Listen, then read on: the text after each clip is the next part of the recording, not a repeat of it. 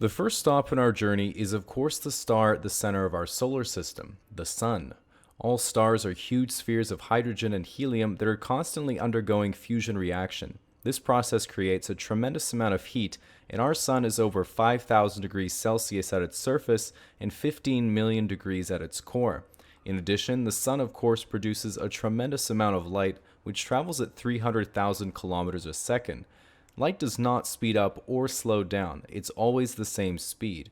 The reason for this is that light itself has no mass, which is why it's called light. Going outward, the closest planet to the Sun is Mercury. Named after the Greek god of the same name, it isn't the most interesting planet. We've often thought about giving it a bit of a nudge. Moving on, the second planet is Venus. Venus is better known as Earth's sister planet as it's almost identical in shape and size, but is way hotter. Earth is, of course, the third from the Sun and our home planet. It's the only planet that we know of that supports life, although it doesn't actively encourage it. Astronauts have never ventured far beyond our orbit, and today our flagship station is located just 400 kilometers above Earth's surface. Known as the International Space Station, this is the farthest into space that humans are permanently established. Astronauts are typically situated here for up to a year at a time, where they're allowed to perform cool experiments until their bones disintegrate and they must return home.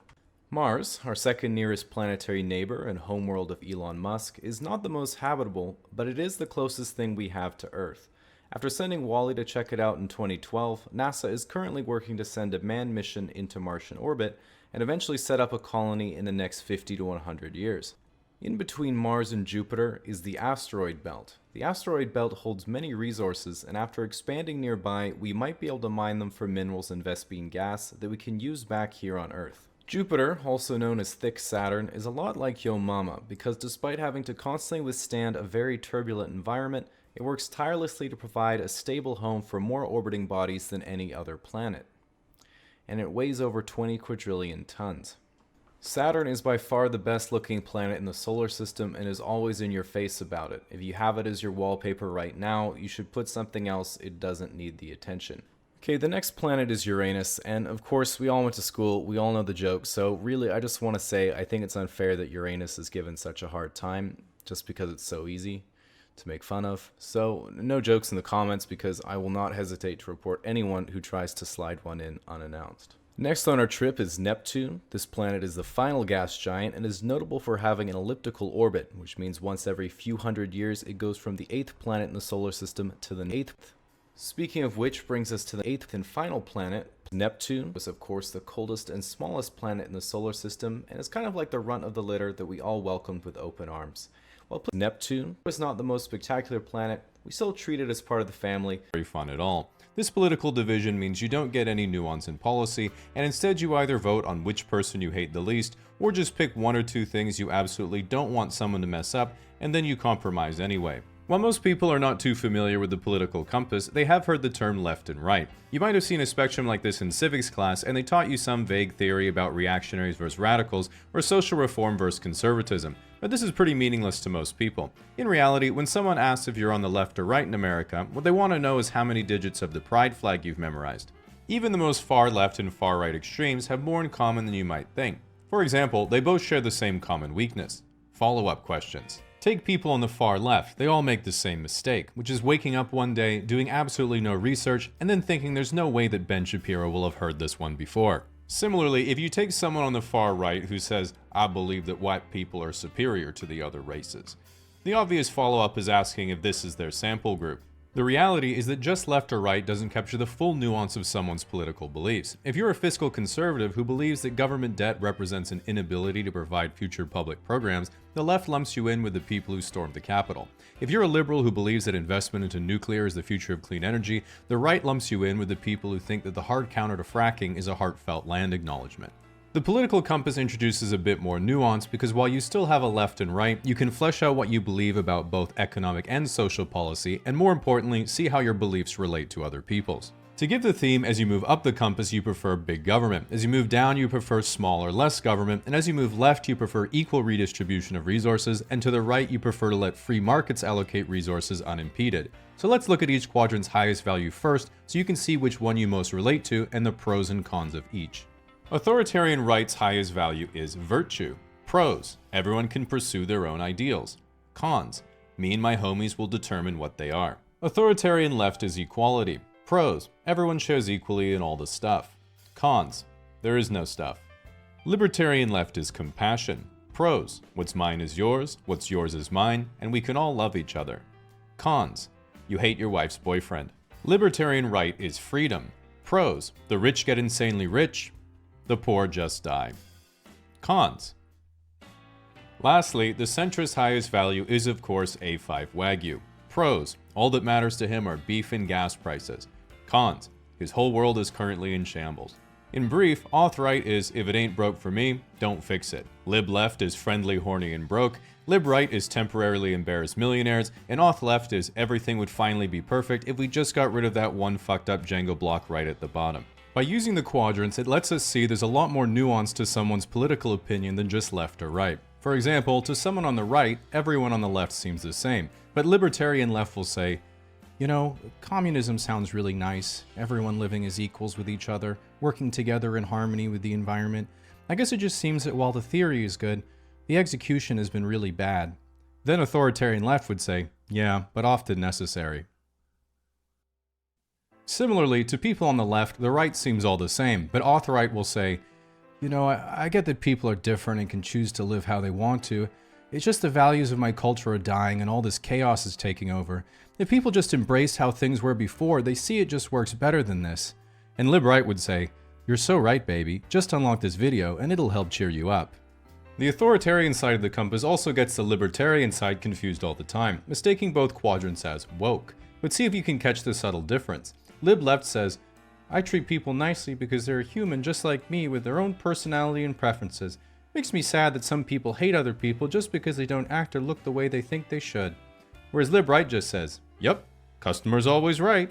The libertarian side also confuses the authoritarian side. Both want to have top-down control of how things are run and how people behave, but auth-right is much more straightforward. If they don't like what you're doing, they're going to hit you with a stick. If auth-left doesn't like what you're doing, they're going to convince everyone else that you have a stick. In contrast, if lib-left's life isn't going so well, they just adapt, complain, download Hinge, and wait for an inheritance. Whereas if lib-right's life isn't going so well, they say, no, there is a way to fight the system. Which is of course the nasal strip, buying an online marketing course, and becoming a men's motivational speaker. Because an individual's beliefs radically shape how they relate to other people, another way of understanding the compass is through how each views their ideal romantic relationship compared to how their relationships actually play out in reality. Auth-right's ideal relationship is the classic nuclear family. Nice house just outside of town, stay-at-home wife, good job, couple of kids, and a dog.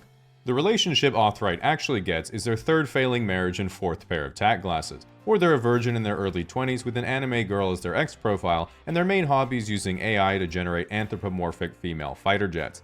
In either case, they plan to fix their life with a one-way plane ticket to Thailand and become each other's customer. Auth-left's ideal relationship is with Hassan Piker. The relationship auth-left actually gets is with Hassan Piker's chair. Lib-left's ideal relationship is an open marriage in a humble off-grid cottage near a scenic mountainside where they grow their own food and make their own clothes for a small, like-minded community. This doesn't happen because Lib-left doesn't have the millions of dollars it requires for a Hollywood aesthetic hobby farm. Lib-right's ideal relationship is being an 85-year-old billionaire with an harem of Instagram baddies on his mega yacht in Dubai. Haters will criticize such a transactional relationship, but while Lib-right knows that girls only like him for his money, he knows they love him for his terminal heart condition. The next thing you might be wondering is what about the intersections between the quadrants? This is pretty simple because it's usually where the rubber actually meets the road in real life. In Western countries, lib-left cares about the environment, while auth-left likes federal laws forcing you to care about the environment. Center-left is what happens when you're on your third wadded-up paper straw at the movie theater, and you realize that maybe some sea turtles need to die so you can live. While you might be thinking, okay, I'm sort of getting this compass thing, we are of course just scratching the surface, because a two-dimensional compass isn't enough to capture the full nuance of a quadrant's views, and you have to introduce the third dimension, which is if you're technologically progressive or regressive. For example, the bottom center on the compass is classically libertarian, believes in self-reliance, saving money, hard currency, survivalism, and only trusts non-mainstream media like Joe Rogan and the Kremlin. If you take this political view and make it technologically progressive, you end up with anarcho-transhumanism, the belief that man will merge with machine and transcend to a higher form of life. Exactly, this is the Japanese trying to cope. If you take the same intersection and make it technologically regressive, you get anarcho-primitivism, or return to monk, which is the sentiment, humans just aren't living how we're supposed to, man.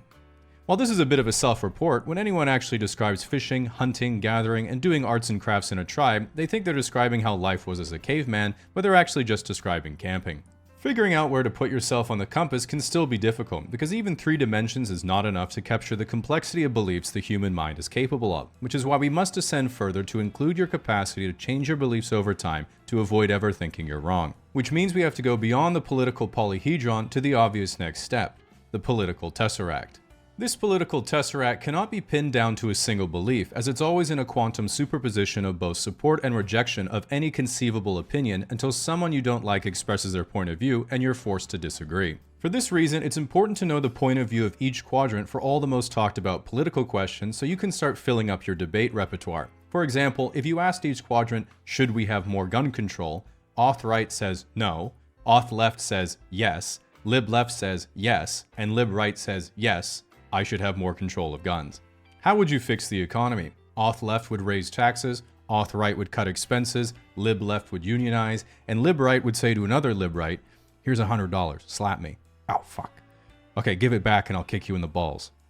And everyone else would be like, holy shit, they just increased GDP by $200. Pro-choice or pro-life? Auth right says pro-life, lib left says pro-choice, lib right says on-site, and auth left is checking their quotas. When should someone be able to do hormone replacement therapy? Auth left. Anyone with approval from a medical authority can go on hormone replacement therapy at any time. Auth right. Kids shouldn't be allowed to do HRT. Lib left. I just don't want kids going through puberty knowing they wanted the body of a different gender. Lib right. I just don't want kids going through puberty.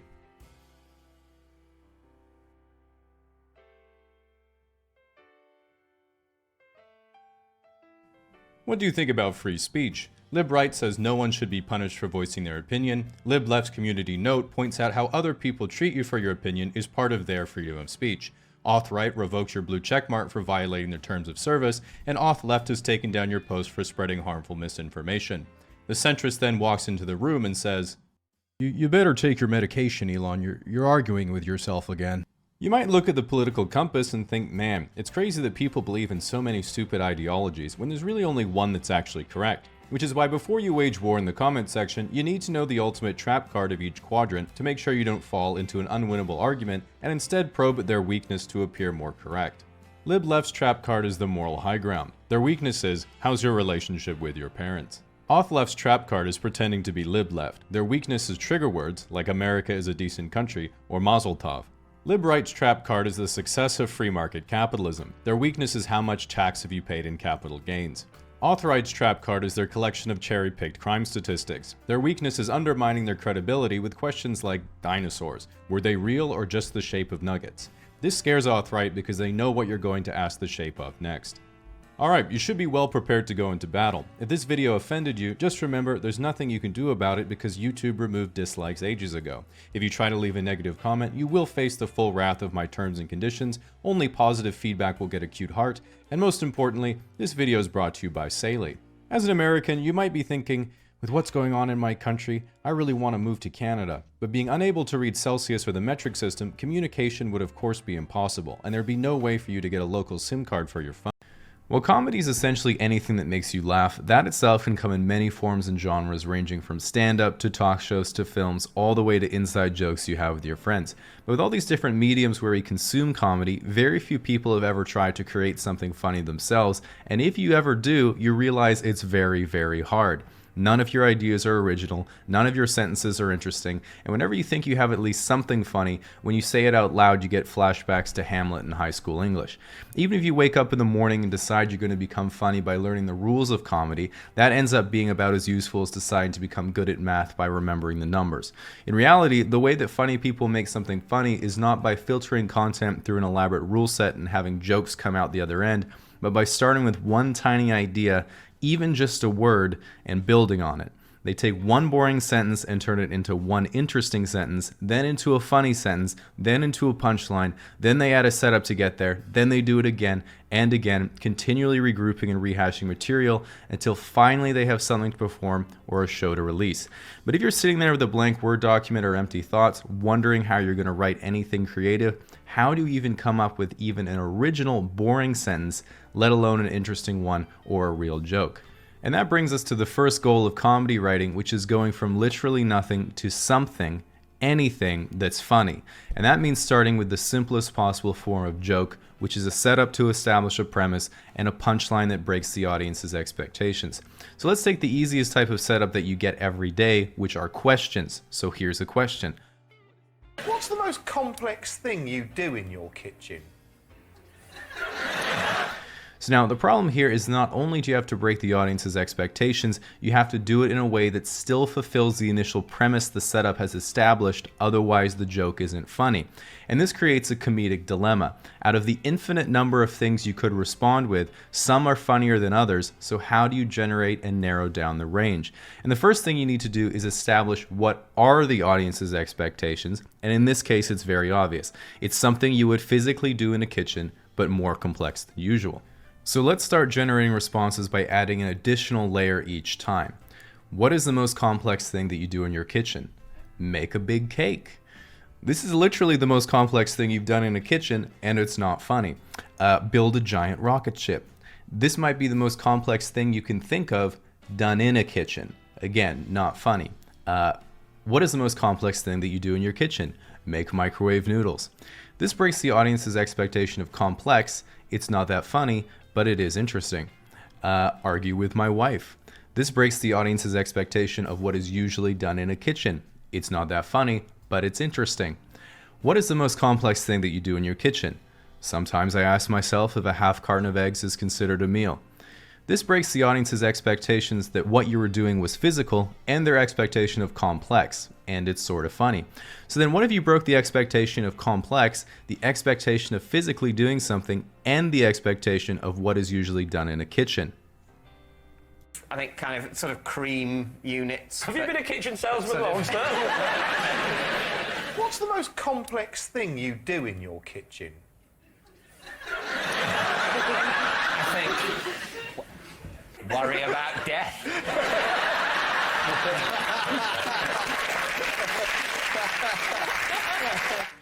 So after generating a joke, the next step in building something comedic is one of the most important, which is delivery, or how you tell the joke. The reason this is so important is because no matter how well a song is written, if you can't sing, the song is going to be complete garbage.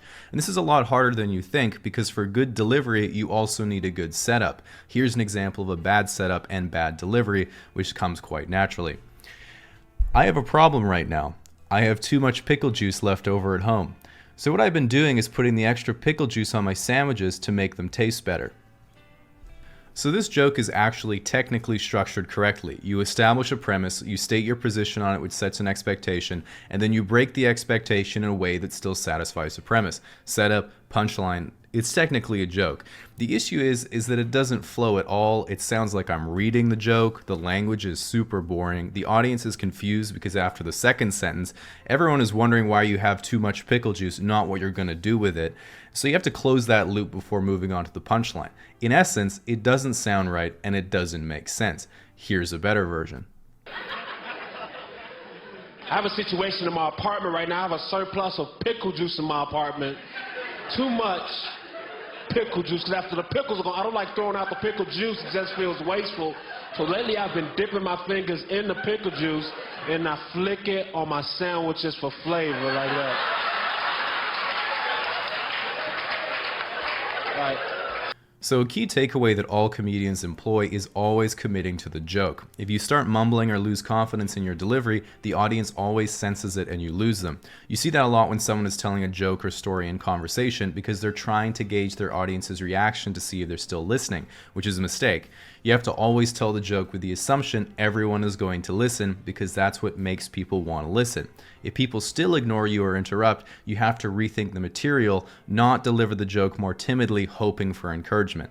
Here's a segment of one of Louis C.K.'s bits where the delivery is the crux of the joke. The most important part being his use of complete silence that most people would be scared to use out of fear they'd get interrupted. I'll give you an example. Okay, like of course, children who have nut allergies need to be protected. Of course. We have to segregate their food from nuts. have their medication available at all times. And anybody who manufactures or serves food needs to be aware of deadly nut allergies. Of course. But maybe if touching a nut kills you, you're supposed to die.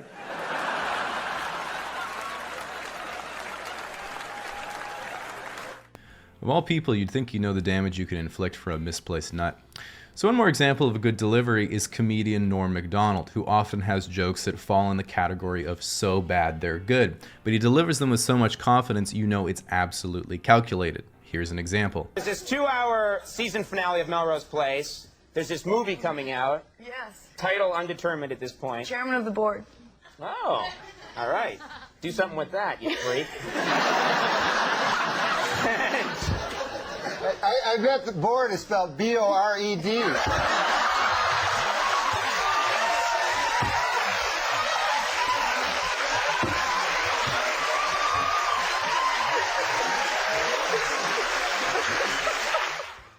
So once you have a setup and a punchline and you can deliver it well and get a laugh, you have to be able to revise the joke. One of the most important techniques that you can use to improve your comedic writing and speech is increasing your specificity. For example, saying, "There I was in my car, hoping it was powerful enough to make it up the hill," isn't nearly as funny as, "There I was in my four-door Fiesta, hoping the gradient wouldn't crack 15 degrees." Or saying, "That's the saddest thing I've ever seen," is not nearly as funny as "sadder than a club-thumbed girl who loves pistachios." A little bit niche there, but you get the idea. For another example, if someone asks if I love football, I could say, "Yeah, one of the higher-ups in the NFL could kick a kid with his shoes on and I'd still watch the game on the weekend." Which isn't very funny, it's actually kind of mean, but when you're a lot more specific... What they would have to do to get me to stop watching. You know, Because like, you love football. You watch football. The commissioner could literally punt a baby across his office with his wingtips on. I'm still going to watch on Sunday. And what you might notice there is the language Bill Burr uses is actually far more brutal than what I used, but it's somehow way funnier. And what you'll find is that in refining a joke and adding specificity to make the punchline hit harder, you run the risk of offending the audience. As an example, if you replace the word punt with kill in the previous example, it is absolutely not funny at all, even though you would literally accomplish the same thing. Which brings us to one of the most useful rules of thumb in comedy, which is no subject is off limits as long as your joke is funnier than it is offensive and Pepsi doesn't pay your bills. The theme being you can't laugh and be offended at the same time. So in addition to specificity, the next element that is essential to good delivery is the cadence of the joke. This is an area where literary skills are actually useful because to me, cadence is just as much about how you write the words as it is about how you say the words. And there's really no way of teaching this because what you're aiming for is the precision of writing with the fluency of speech. And this is why most stand-up comedians improvise their setups and have their punchlines memorized to the word. Ultimately, you just have to practice a lot, read a lot, listen a lot, and you get better because it's fundamentally a matter of taste. The same way an experienced decorator sees colors and shapes go together, you're trying to do the same thing with words. One of my favorite exercises is taking common feelings that are difficult to express and then shortening them down to be brief and punchy, which is what a lot of the wordier British comedians do. An example is, instead of saying feeling sad in hindsight, you could use debilitating retrospection or sadness when I remember. Instead of not bad, you can use repressing melancholy. These are the techniques that got us internet cliches for always sad, like crippling depression and constant despair, which are now all common parlance in the British and Canadian lifestyle. So I think with that, anyone could get started building something funny. It might only be enough to write one line that's worth a laugh, but that's where you start. Literally, that's where you start. One day you'll find yourself with 4 or 5, and then you can use the same techniques to tie them together into something bigger. Eventually, you might get to the point where you need to learn further skills to realize a bigger goal, like how comedians such as Bo Burnham went from singing funny songs on YouTube to an entire hour-long musical performance, and then to directing his own movie. Or how The Simpsons started as shorts that weren't even that funny, and then went on to be the most celebrated cartoon ever made. And really, for myself, the thing that I love the most about comedy compared to most visual or literary arts hurts is that you can't fake it. You can write bad fiction, make uninteresting paintings, or take cliche photos. Because art is subjective, you can shelter your ego from criticism and even think you're profound because no one could or cares to prove you wrong. But when it comes to comedy, if you're not good, no one laughs. No one has a good time. No one says, well, at least I think you're talented. And you realize it's not the world that doesn't get it, it's you. And what I think the pursuit of being funny does best is show that it isn't about giving up or trying again. This video is brought to you by Dollar Shave Club, the product I would use if I could grow a beard but didn't want to. Now, YouTube is the world's largest website behind only its parent company, Google.com, and has been around since 2005. Personally, I've been using YouTube since it came out, and times have really changed since then. The videos were square, you rated things with stars, and every gameplay video started with Let the Bodies Hit the Floor, and later Dreamscape by Sound System. At the time, the most popular videos were misheard lyrics, stick fight animations, keyboard cat, and videos someone actually emailed to you. One of my favorite parts was that it was still the wild, wild west of internet video, so no one really understood the rules. People would take songs right off LimeWire, upload them to YouTube with a few anime clips, and then when the bands would tell their lawyers someone stole their song, those lawyers would be like, okay, check the description, did they get permission?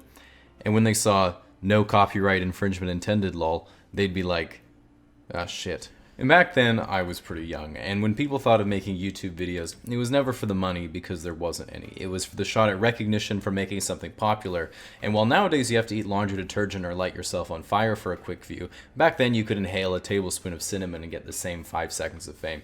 And even for the people making real content, it wasn't that much more complicated. One of the most popular formats was just a 4 or 5 minute vlog where you're just talking to the camera. I remember one of the first videos I made was when I was about 11, and I lived in Australia at the time, but was about to move to Canada. And so I had this bit right. This is the first joke that I actually made myself, and it went like this. Don't get your hopes up. So you might have heard they have milk in a bag in Canada, and I was really excited when I first heard that. So last time I was there, I went to the grocery store to get some milk. I go to the counter and say, hi, can I have some milk? And they said, okay, would you like that in a bag? And I said, well, yeah, sure. And then they took the carton, put it in a bag, and that was it. That's not what I fucking asked for. So that was it. That was my first joke. And my favorite part about that bit is that I've never actually bought my own groceries, so I thought you had to order the milk from the guy working the cash register. Like I said to myself, I wonder where you find the milk. Oh yeah, I know, next to the cigarettes. Anyway, long story short, that's why I don't make videos in front of the camera anymore. Or yet. So as time marched on, something happened that would change YouTube forever, and that thing was HD. Suddenly, production shifted from whimsical home videos and goofy moments caught on film to capitalizing on the emerging novelty of production value and being hot. We saw people start vlogging seriously, making short films, let's plays, and then as time went on and those genres became saturated, we saw the emergence of complete novelty channels, and while artistic animation died off a bit, it was replaced with vlog animation, or in the case of those less talented, an artisanal PowerPoint. And so here we are in today's YouTube, and while there's more people, channels, and content than ever before, I find myself with mixed feelings as both a creator and as a consumer of content. On the creator front, and as a relatively new YouTube channel, I have to say it's only been good things for me. Like back in the day, you couldn't make money on YouTube, but nowadays the hope is there. I also got sent a nice 100k subscriber plaque. It was for the wrong person, but the thought was nice. And as someone who loves looking at data, YouTube's analytics are right up there with Cambridge, so no complaints from me. But with that said, I do know some YouTubers who are hit hard when, in order to get advertisers back to their site after a few scandals, YouTube deployed an automated algorithm to demonetize videos that were potentially not advertiser friendly. The problem being that most would say it's been far too aggressive in its flagging, and to me, the reason why it's so lame is not that companies are scared of advertising on a mildly controversial video, they're scared of potentially harmful brand association in the event that Sally Capslock at the Wall Street Journal voluntarily clicks on a video about ISIS, voluntarily watches a clip of terrorists blowing something up, and then leaves thinking, man, fuck vitamin water, when no rational person actually cares, even though it is a pretty weak product. On the consumer end, besides YouTube being a bit out of touch with its fellow kids, I think the amount of good content being made is higher than ever before.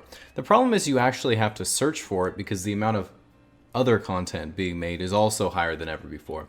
And one of the reasons why we see a strong polarization of content and weak discovery features is because YouTube's primary metric for promoting videos is watch time and viewer retention, which might imply you're maximizing for content that makes people want to stay, but you're actually maximizing for content that stops people from leaving. And that extends to how YouTube delivers content to individuals as well.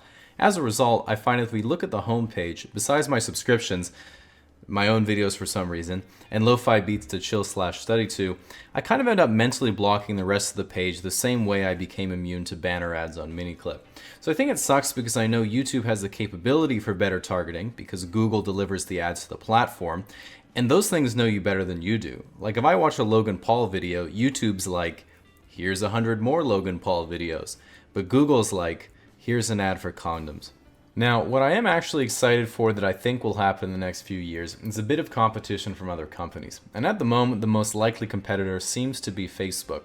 They're currently testing out video ads with the same revenue share as YouTube, and they're one hypothetical move away from telling their biggest Instagram celebrities, Facebook owns Instagram, that they can get paid to post on Facebook video and all their followers will be notified.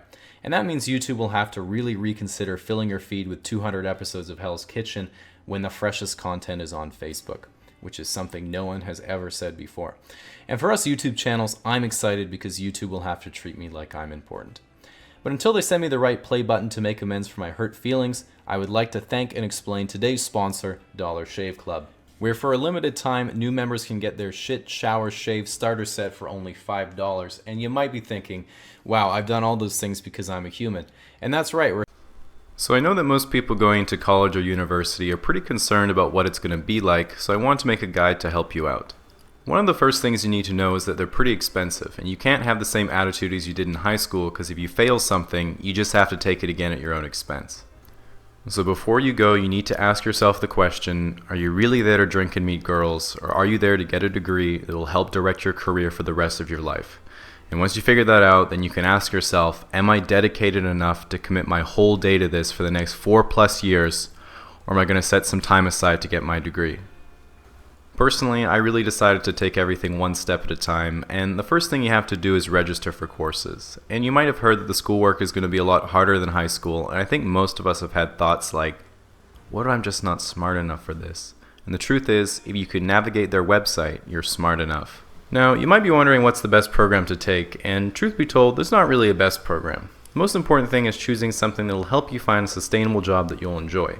Now, you might be thinking, wait a minute, how do I try to get the job I'll enjoy if I don't know what I'll enjoy because I've never had the job? And that's a good question that I'll avoid by suggesting you use the following rule of thumb. So when you're picking a program, imagine a slider that goes from fun to how much money you'll make. And that's the spectrum you're sort of dealing with.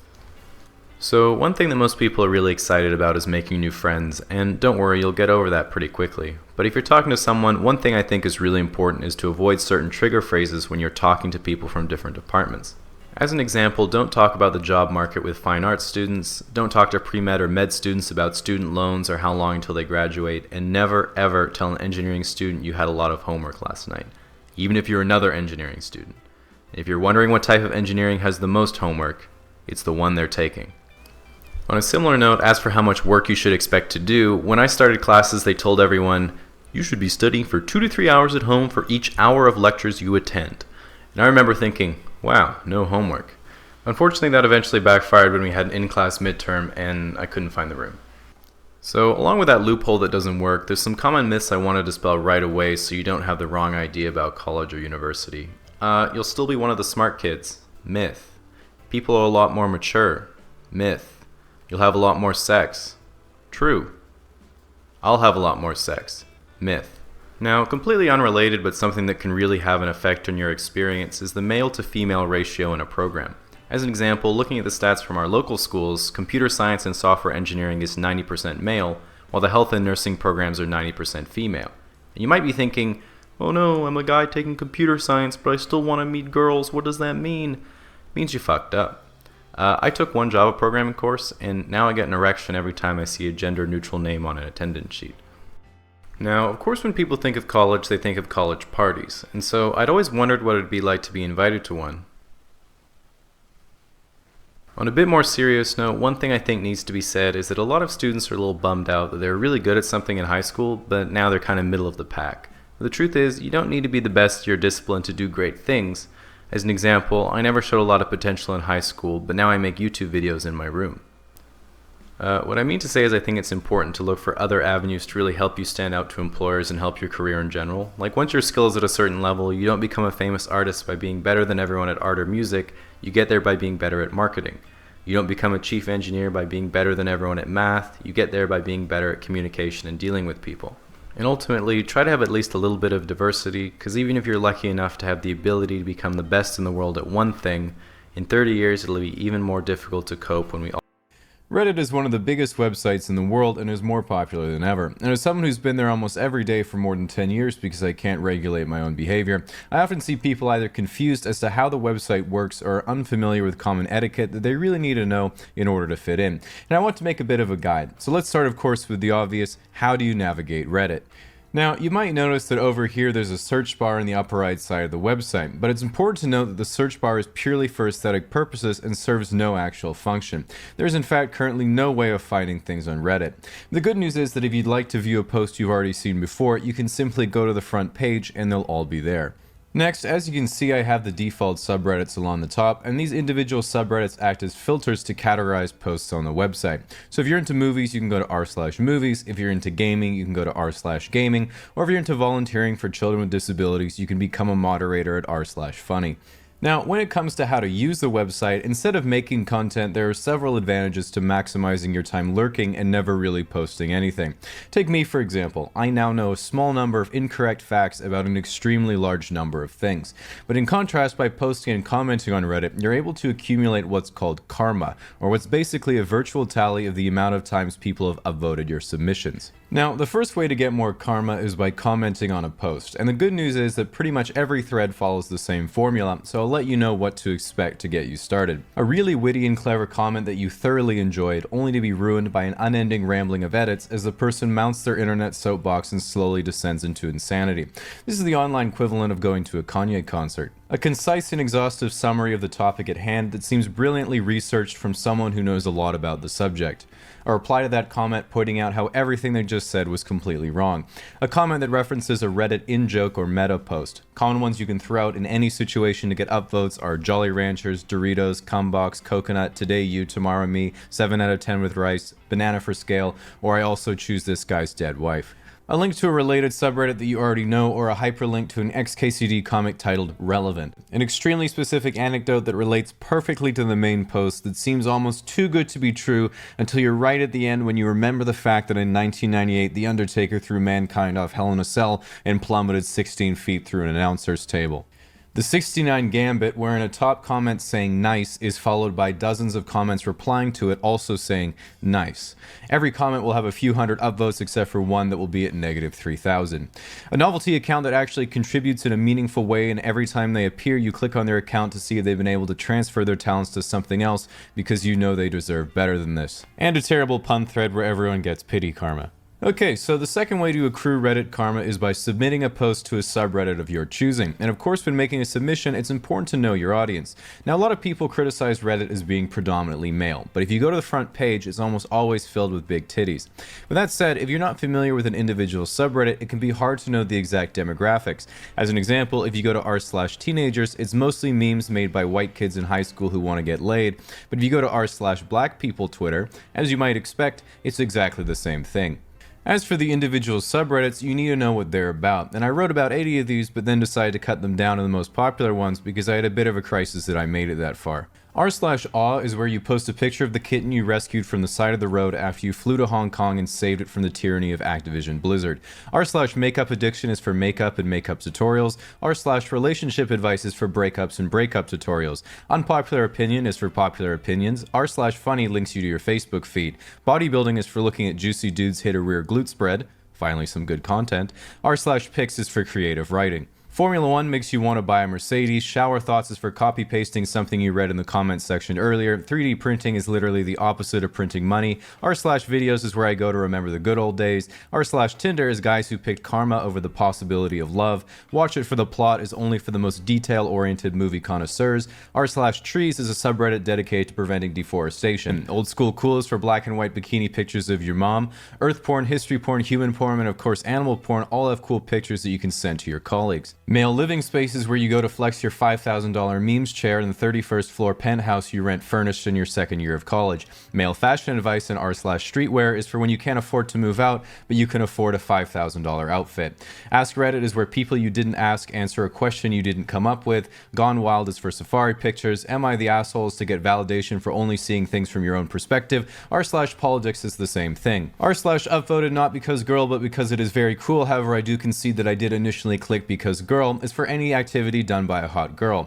Futurology is for things Elon Musk said he'll do. Today I learned is for things you'll forget tomorrow. R/movies is for Disney, Sony, and Universal's marketing department. Explain Like I'm 5 is for massively underestimating how dumb 5-year-olds are. Ask Science is for left bracket, removed right bracket. R/seduction is if you want to become an Omega pussy slayer right before college starts. And R/anime IRL is for people with the same intentions. Life pro tips is for little known real life pro gamer strategies like go to class and drink water. R/music is for posting songs by lesser known artists such as Arctic Monkeys, Daft Punk, Queen, Tame Impala, and Gorillaz. Mildly interesting actually completely delivers. And again, that's just the main subreddits. There's thousands more, but they're pretty much all Instagram memes. So at this point, it's pretty natural to ask, alright, I've been here for years, posting every day and commenting on thousands of pieces of content, just like you said. What can I do with all my Reddit karma? And that's a great question. Now, once you've had your fill on Reddit, you might say to yourself, okay, I'd like to go now, but unfortunately, one of the worst parts of going on Reddit is that you can't get off. Not figuratively, of course, half the website is porn, but in the literal sense, because even if you close the browser window and pick up your phone, muscle memory will cause you to immediately reopen the app. And once you've reached this point, I'm afraid it's too late. You've been assimilated. You'll start to notice that you're indifferent to everything before Super Nintendo and hate everything after Bakugan. You're nostalgic for Yu-Gi-Oh!, Dragon Ball Z, and any of the Pokemon up to Ruby and Sapphire, and nothing makes you angrier than Fortnite, TikTok, and rich people. You work in IT and do development on the side, as in you built your own computer once. You have anxiety and mild depression, but haven't tried fixing it, and you're in love with Keanu Reeves and Henry Cavill until a month from now when they make a small mistake. Now all your real-life conversations start with, so I was reading this article, but you really mean you skimmed the headline and read the comments section. You'd rather give out your social security number than your username, and despite your best efforts to resist it, every time you see the next global calamity gracing the world news, you hang your head in shame, clench your fist, and whisper, "We did it, Reddit." ChatGPT and Midjourney, we're all finally starting to learn that science fiction has really just been science prediction all along, and nothing is more at the center of that than the advancement of artificial intelligence. So I thought we could look at the levels of AI, starting from basic code all the way up to its potential and perhaps frightening future. Level 1. Clippy. At the lowest level of artificial intelligence, we have Clippy. This little guy is a rules-based system, or what we're familiar with as basic computer script. Scripts are essentially commands that say if this happens, do that. If that happens, do this. If you're not familiar with Clippy, good for you, because don't let his cute little magic carpet fool you, he's actually deranged. If Clippy were a person, he'd walk up to you unannounced and say, "You look like you're trying to be pretty. You'd be prettier if you smiled more." Then regardless of your response, his next line in the script was always, "You're welcome. Would you like more tips?" This level of artificial intelligence is of course not scary at all. It in fact makes you stupider for having interacted with it. Level 2. A bit smarter than Clippy, but still at a low level of artificial intelligence, we have Reddit top comments. While Reddit top comments are made by humans, comments that get upvoted are not upvoted because they're correct, but because they sound correct. If you don't know about a certain subject, you'll be reading top comments all day thinking you're learning a lot, until you click their profile and realize you're taking legal advice from a 17-year-old Minecraft streamer. This phenomenon is caused by how Reddit highlights posts and articles, which is based on the second stage of artificial intelligence, algorithms. While algorithms are still forms of rules-based systems, many are very powerful, and long before man feared artificial intelligence, he blamed algorithms for his failures. If you lost money on Bitcoin, algorithms. No YouTube views, algorithms. Can't solve a Rubik's Cube, algorithms. Trash teammates in Counter-Strike, also algorithms. While most women would look at a guy and say, "You weren't defeated by an algorithm, you're just not very good at your hobby." The reality is, if a guy's been defeated by an algorithm, a woman wouldn't be looking at him in the first place.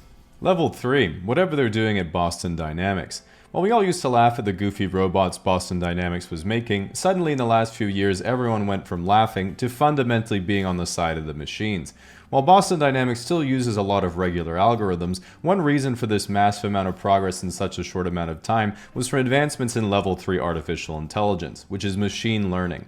This means that instead of always getting the same output from a given input, the output is remembered, integrated into the software, and a new, more efficient outcome occurs next time. Level 4. Generative AI.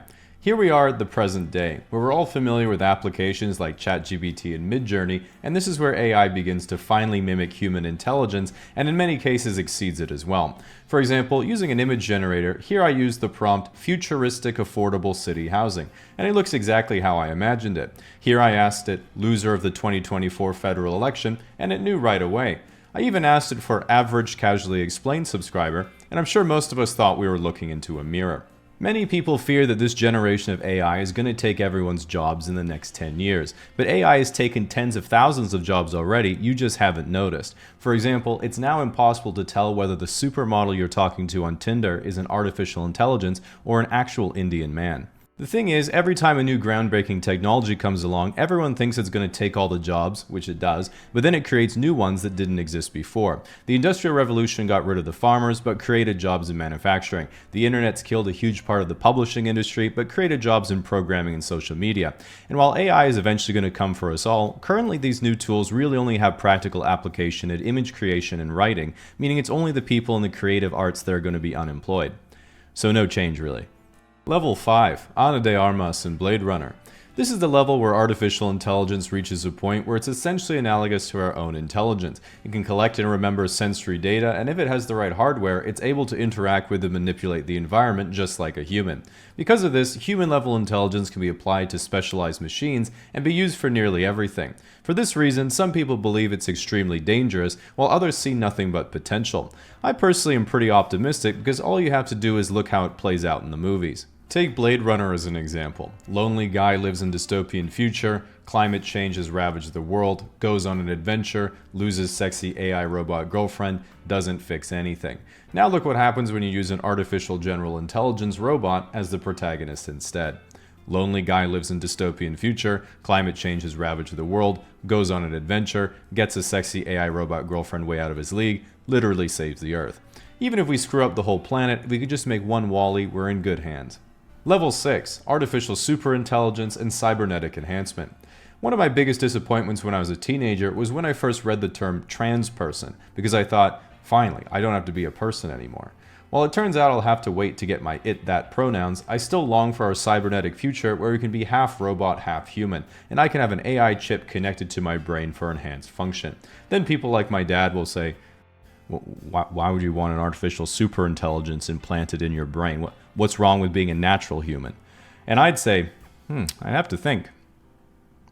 If you didn't get that one, it's a sign you need the implant. Level 7. The Singularity. The highest level of AI in the ultimate event horizon is known as the singularity, which is when an artificial superintelligence is able to iteratively improve upon itself at a runaway exponential rate, and what happens next is completely beyond our own speculation. The example that scientists have given to describe the singularity is to think of a gorilla trying to figure out what it would be like to be a human. Ask a gorilla what it thinks about, and it would say, all I think about is sex and what food I'm going to eat next. Whereas a human can also have anxiety.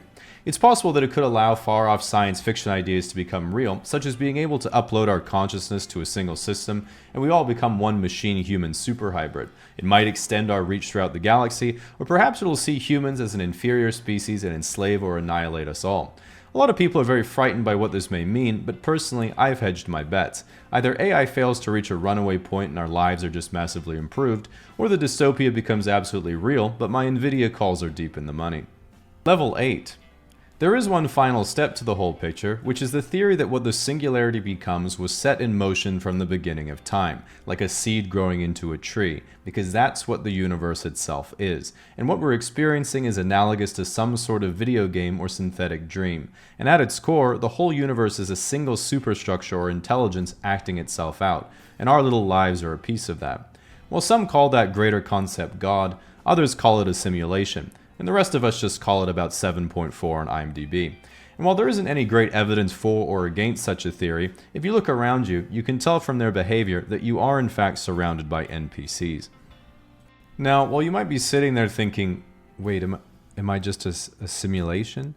You don't need to worry, because you're the only real one. It's the rest of us who are part of the hologram and want you to reveal your secrets, which is why you should consider today's sponsor Incogni, which acts on your behalf to request your personal data, including things like your address and phone number, be removed from data brokers who've acquired your personal information through your internet and subscription use, but will remove it upon request. The problem is this will likely take dozens, if not hundreds of hours for you to do manually, and since the last time I talked about Incogni on this channel, it's performed the equivalent of 21 hours of work requesting the removal of my data, despite the fact that I'm Canadian. So sadly, no one really wants to track me in the first place, even though that hurts my feelings. While this means that sadly there won't be any little cyborg Jamie clones running around in the near future, it does mean I far more rarely get spam callers, scammers, and risk. The 2016 presidential primaries continue to be led by Trump and Clinton.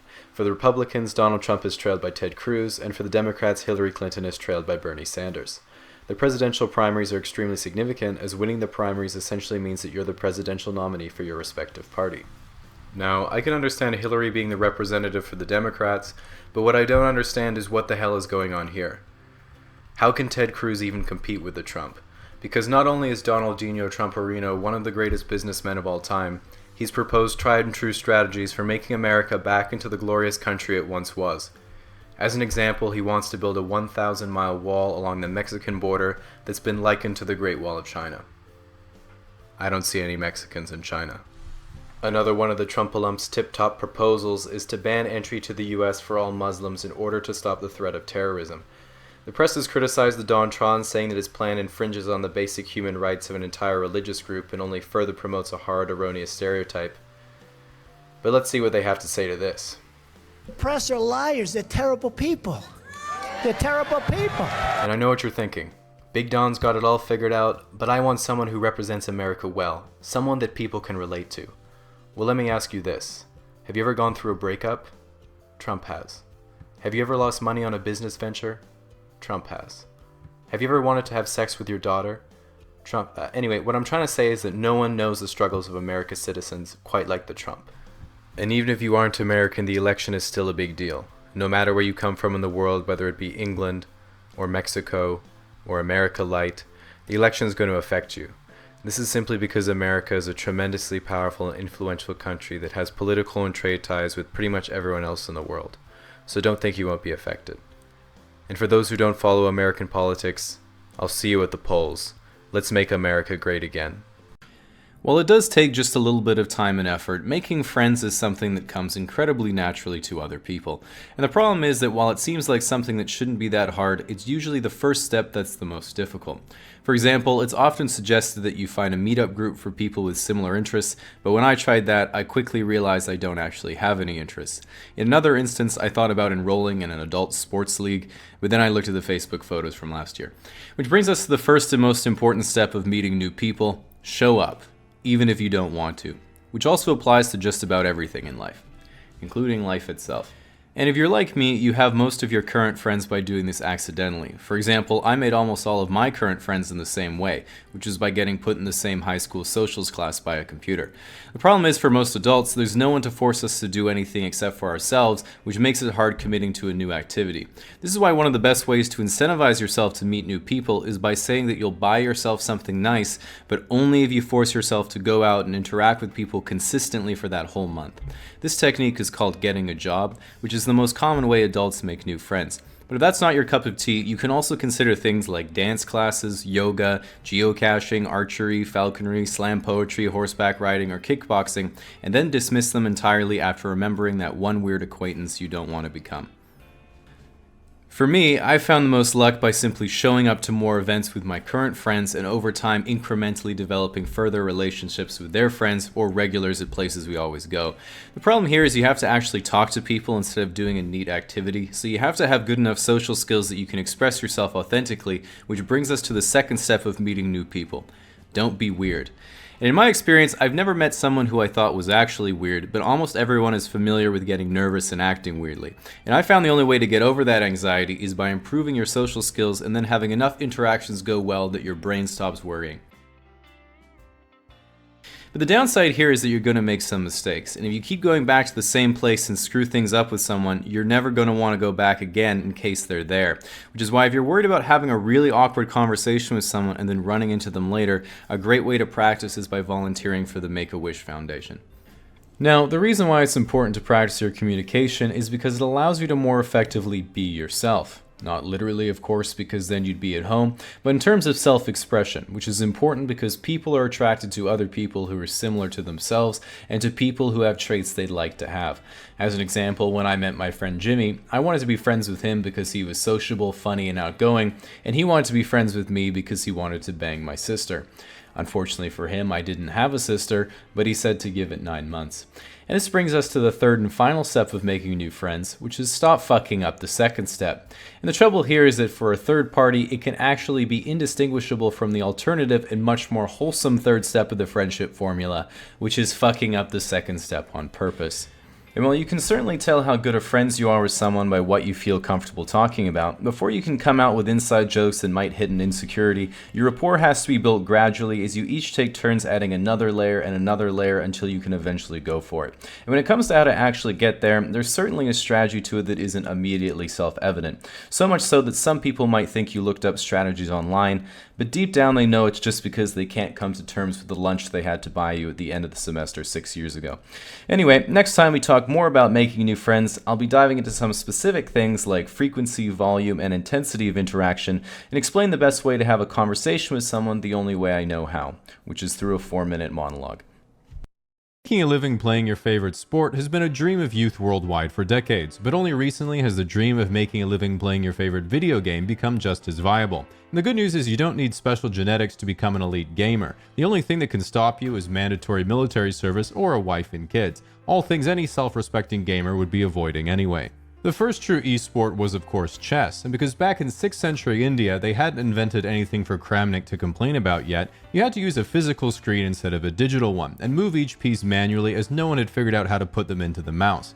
After your opponent took their turn, you had to update the position electronically in your brain in order to generate the next move, clearly wasting everyone's time. Noticing this, chess was also the first esport to receive a balance patch when someone during the Renaissance castled their king. While everyone thought this was a bit suspicious, he then showed that he was legit by saying, en passant, and took someone's pawn illegally. From that point on, everyone was so tempted to make a suboptimal move in order to show that they knew something other people didn't, the balance patch became the new norm. Since chess becoming the first esport, no one invented a new one for about 1400 years, until arcades started to become popular in the late 1970s and everyone started to care about what really mattered, making money playing video games, and the prize pools have only gone up since then.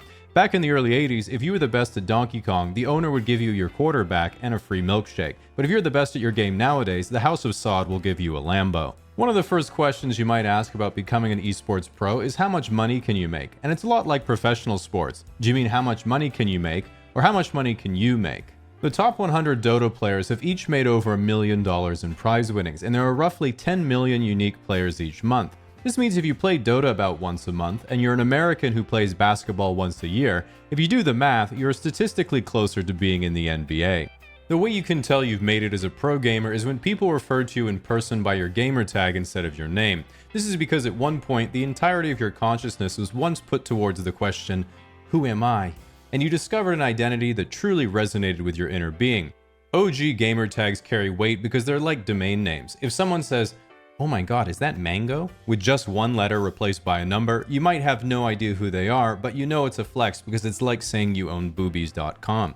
One of the dangers of becoming good at a game, especially early on, is that the single most impactful event that can occur to a competitive game is the developers just fucking changing it. Take the competitive Fortnite scene. At its peak, Epic detested the competitive meta of the game because all the tryhards were actually building forts, making it hard for 6-year-olds to shoot them. So after doing everything they could to prevent this exploit, like putting in a giant sword in planes, Epic finally patched the forts out and put in Ariana Grande, which solved the problem. Because matchmaking pairs you with evenly ranked players, getting bopped by someone better than you is essentially unavoidable in any competitive games unless you're literally one of the best in the world. For this reason, some people start looking for something supplemental to the game to help their performance, and inevitably exploits are found that ruin the competitive scene and give you a huge advantage. In RTS games, it's map hacks, in FPS, it's aimbot, in fighters, it's controller mods, and in Hearthstone, it's mom's credit card. Companies, of course, know that people cheating in their game causes other players to stop playing, so they don't take too kindly to it. But what do companies themselves think about their games becoming esports? A company like Valve thinks, awesome, we'll help fund some tournaments to grow the scene. Pretty much every other company thinks, awesome, we'll help fund some tournaments to grow the scene until it's no longer in shareholder interest and then immediately drop support. And Nintendo says, go fuck yourself. Because of the difficulty of achieving greatness, the question that any young person who enjoys video games asks themselves is, do I have what it takes to be a pro gamer? And the question every single adult male asks themselves is it too late? Just in general. The problem is, if you're 14, no way you can compete with adults who've been playing for years. But if you're an adult, obviously you can't compete with 14-year-olds who are playing all day. Because of this, we all know there's no way to hurt a guy's feelings faster than saying, you play that game all the time. You must be really good by now. Which is why if you're a girl, there's some hard to swallow pills you have to understand as to why we still haven't got a Lambo or a free milkshake. If it's Counter-Strike or Valorant, it's because of work he's forced to use a trash setup that's ruining his gameplay. If it's StarCraft 1, it's because he plays Terran. If it's StarCraft 2, you need to educate yourself on the Zerg Cabal. If it's League or Dota, he probably has social anxiety when not speaking in Russian, Portuguese, or above 110 decibels. If it's Street Fighter, you need to know that Cammy and Chun-Li are actually very low-tier characters. No need to fact-check this information. If it's Bullet Chess, it's because fiber internet is actually very commonplace in India. If it's Hearthstone, it's because Jerome Powell won't lower interest rates. If it's Rocket League, not even joking, this game might actually be easier with real cars. Nevertheless, at the end of the day, as we've already established, the best thing you can do for your boyfriend's esports career is to leave him. Just remember, it's not him, it's you. Helping him. If you're the one trying to rise through the ranks, however, just remember that video games are meant to be fun, not a competition, which is my preferred coping mechanism when I enter a tournament and lose to a Korean child. Nevertheless, as someone who's been to a few before, you can always go to a video game tournament just for the experience. You get to enjoy not just the show, the competition, the fragrance, but you also get to meet the community in real life instead of just online and see what people are really like. You may regret this part. At least that's what their body language said to me. If you are thinking of signing up for even a local tournament, just remember that the worst that can happen is they ask for your Xbox Live gamer tag, which you can't risk falling into the hands of your enemies, along with your associated email, old YouTube, DeviantArt, and possibly Snapchat. Bloop. Sponsored by ExpressVPN. Now, the whole point of high school is pretty simple. It's 4 years of exposure therapy for your host of teenage insecurities, mixed in with a few facts about cell division. During this time, you're trying to answer the important mortal questions in life, like, who am I? Who are my true friends? What do I want to contribute to the world? What does a boob feel like? All questions you'll likely never find the answer to. So, one thing everyone tells you in high school is to be yourself. But the problem is when you're 16, pretty much the only thing you care about is trying to be like everyone else. Nevertheless, what they really mean is you should go out and pursue the things that you enjoy so you can figure yourself out. The problem is that during high school, other kids can be harsh and judgmental and make you feel like the hobbies and activities you enjoy make you lame and uncool. Fortunately, this completely changes when you're an adult because people are lonely and keep their thoughts to themselves. When you're in high school, your mind is young and impressionable, and therefore incapable of nuance. If someone laughs at your joke, now you're the class clown. If your crush gets a boyfriend, now you're alone forever. And if some kid makes fun of your sketchers, time to start writing the manifesto. As a teenager, this is the first time you really start to build a personal identity for yourself, and in high school, this is pretty low resolution. Athlete, jock, stud, gamer, whatever you prefer to call yourself. As you probably know, a lot of adults tell you that high school doesn't really matter, so you should just enjoy it. And that's true in the sense that there are hundreds of people you're never going to see again, so you do get a hard reset on the time you said orgasm instead of organism, or when you're in geography class and mispronounced Niger. But what that doesn't mean is that you shouldn't care about high school, because unresolved experiences and insecurities from your youth can affect you for your entire life. For example, one time I got rejected by a girl, and now I have 200,000 Reddit karma. Now, a lot of teenagers think they're invincible, but I personally didn't get that at all. I remember kids were doing drugs, getting girls pregnant, and fucking up the rest of their lives while I was at home studying videos of how to order at Subway. It is true, though, that no matter what, you are going to do a lot of stupid stuff in high school, and this is because your brain hasn't fully developed yet. In fact, science has shown it isn't until the age of 25 that your brain finally starts to develop. Until then, it's just empty space inside your skull where stolen mannerisms and personality traits bounce around aimlessly until they randomly pop out during conversation in response to anxiety. Of course, during high school, you mostly finish going through puberty, which means you unfortunately stop growing in both height and length. Through the process of puberty, your body becomes fully biologically capable of reproducing. Just in case. Now, one of the most important things in high school is dating, because for most people, that's when you have your first relationship. The thing is, it can be really scary asking someone out because you've never done it before, but it's really a pretty straightforward process. All you have to do is glance at your crush during class every now and then, make eye contact at some point, and then you just fantasize about your relationship for the next 3 years until they start dating someone else. The good news is that by the end of high school, you've been around your classmates for nearly a quarter of your whole life, so everyone has already made their mind up if they like you or not. So the fear of getting rejected really doesn't make any sense in this context, because if you ask someone out and they say, ew, no, it's not like they just decided that the moment you asked them out. They've been thinking that for years. In general, dating is difficult in high school because when you're a teenager, you don't really have any life experience, so there's not much to talk about. And you might be thinking, well, what if we go on a date, but they don't like me for who I am? Like, bruh, when you're 16, you don't either, so just leave it to your mutual fear of dying alone. One of the best parts of high school is graduating, because you think to yourself, damn, I was really stupid those last 4 years. Glad I finally get it now. And yeah, that's going to keep happening, so I highly recommend you keep that in mind literally all the time. Now, one of the worst experiences you'll get after you graduate is looking back at missed opportunities. You'll run into a girl you had a crush on years later, and she'll be like, honestly, I thought you were so cute in high school. And you'll be like, ugh, why didn't you tell me? And she'll be like, well, I am telling you now. And you'll be like, oh, but I needed to know then. As you waddle away sadly. What is genuinely good news about graduation is that you finally finished the tutorial and have begun the rite of passage into adulthood, where your path first splinters and differentiates itself from your classmates. Some of your friends will go into computer science at university because they want to become as charismatic as Mark Zuckerberg.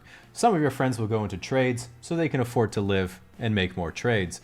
And some of your friends will say, I want to take a gap year and travel, which means I want to have sex with Europeans. So whatever your dream, just know that you have a long life to achieve it, so no need to worry about finding a hot German girlfriend on your first try. And there's just one thing to remember when you leave high school and choose your path into the future. It's that student loans follow you forever and are legally unforgivable even under the circumstance of death. This video is sponsored by me. One time only, as a crispy new U2's vinyl figure and Chad the Duck plushie. These bad boys are only available for a very limited time, then they're actually gone forever. Get them now before more tariffs. Link in the description. Now, when we're young, one of the first things we care about is what's in our room, because it's the first time you can represent your personality externally where others might see it, making it the perfect practice run before you're forced to wear your personality as clothing in middle school and get bullied into conformity. Much like clothes, the natural preference of everyone is different, especially between guys and girls, and so if you ever date or live with the opposite gender, you'll learn the stark differences in thought process right away. As an example, when girls see a twin mattress on an ugly bed frame, they say, maybe if I just paint it up a bit, then I'll just throw a few blankets and cute pillows on there, I'll put some plants to fill up some more space, and then I'll put Squishy the elephant on the bedside table, and then I can put a big mirror over there for me and to make the space look bigger, I'll put my desk over here, and I just need a rug to tie it all together. Whereas guys look at a twin mattress on an ugly bed frame and think, yeah, I better get rid of that. Girls might look at our perfectly functional lifestyle setup and say, are you gonna get literally any furniture? Which is really pretty ignorant. They clearly didn't see the gaming computer. In order to actually make your place look nice, you have to know about interior decorating and design. But it's important to draw the distinction between interior decorator and interior designer, because if you're an interior decorator but call yourself an interior designer, this makes the interior designer very mad because you don't know anything about architectural drawings or structural modifications. Similarly, if you're an interior designer but call yourself an architect, this makes architects very mad because you aren't licensed to actually design and submit building plans. Similarly, if you're an architect but call yourself a civil engineer, this makes civil engineers very mad because other people might think you had more homework than them in university. Much like fashion, interior design trends are deeply cyclical. As an example, if you're my age and I showed you an apartment like this, you might be like, Oh yeah, it looks nice. That's like mid-century modern or something, right? Nope, millennial gray. If you feel personally attacked, hold on to your ankle socks because no one's culture is safe in the world of interior design, especially interior designers, because after creating the most beautiful, elegant, and magical home that you've dreamt about for years, you get to say, well, hope you like it, before going back to your 450 square foot apartment and scrolling Facebook Marketplace for plant pots. As we all know, the most important thing about fashion is being ahead of the curve, but not too ahead of the curve that people think you're behind the curve. This means you not only have to be ahead of old trends, be on top of current trends, but predict exactly what upcoming trends will be, so you can do that first, and everyone's like, oh, that guy must have come up with it, so he's probably pretty smart and cool. Now, in order to give you some inspiration, I want to catch you up on the most popular design trends of the last 10 years and how we got where we are today. Because kind of like how millennials wore skinny jeans and Gen Z was like, hell no, then hard pivoted to baggy clothing, pretty much all interior design trends work the same way. So imagine the year is 2015, you're a peak millennial and about to move out on your own. What's in style? Industrial. I'm getting this out of the way because this isn't a style, it's just what your life must become when you're stuck with a brick wall or exposed ducting in your apartment. We've all seen the meme, but the only thing that was really wrong with a place like this is it caused you to grow a man bun, make burgers that are too tall, worship the truffle fry, and develop a mental illness that causes you to think you can make better house ketchup than Heinz. Minimalism. Circa 2015, this was a guy's ideal apartment when he was single. Modern bohemian. This was a girl's ideal apartment when she was single. From here, girls were like, your place is too empty, and guys were like, your place is too girly. So then we got farmhouse chic. Fixer-upper infiltrated the female psyche and caused them to start buying vintage wood furniture from Craigslist, learning only in hindsight that painting something properly requires way more than one step, and is therefore best left to Chinese factory workers.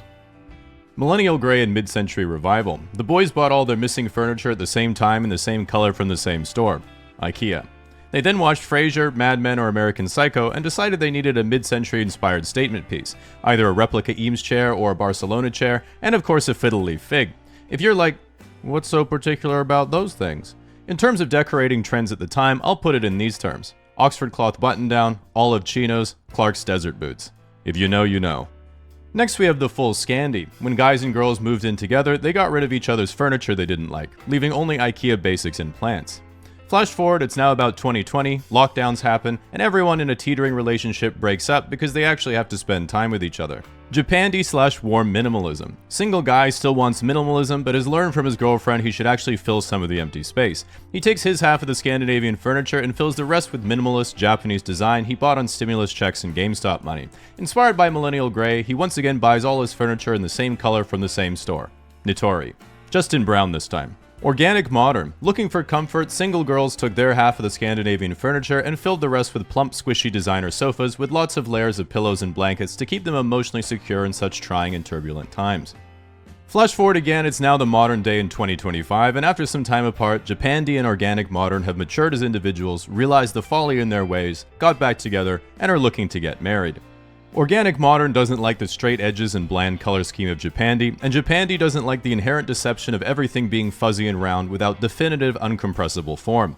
By looking at the development of the last 10 years of interior design, we see the way that each major trend has been influenced by the last, and through repeating inspiration and collaboration, breakups and makeups, you arrive at the dominant trend of today, the combination of organic modern and warm minimalism. This contemporary design incorporates not round, not straight, but sculpted flowing shapes. It decides to skip raw wood and plush fabric in favor of textured wood paneling and tactile layers. Even the most designer of chubby sofas and Scandi mid-century sectionals are out in favor of soft flowing geometry, aka the croissant. If you ever feel down on your creative abilities, just know that the most popular sofa design trend of 2025 is a hot dog that's split on the grill curling up on another hot dog. In reaction to excessive tonal layering, an attempt has been made to hard counter by making sure the whole house isn't monochromatic, but has a main theme accented with a bold single color, or is drenched entirely with exactly this shade of green. Well, these are more trends than styles, and a true modern aesthetic is still developing. Where do we go from here? Well, you just have to take emerging trends and continue the story.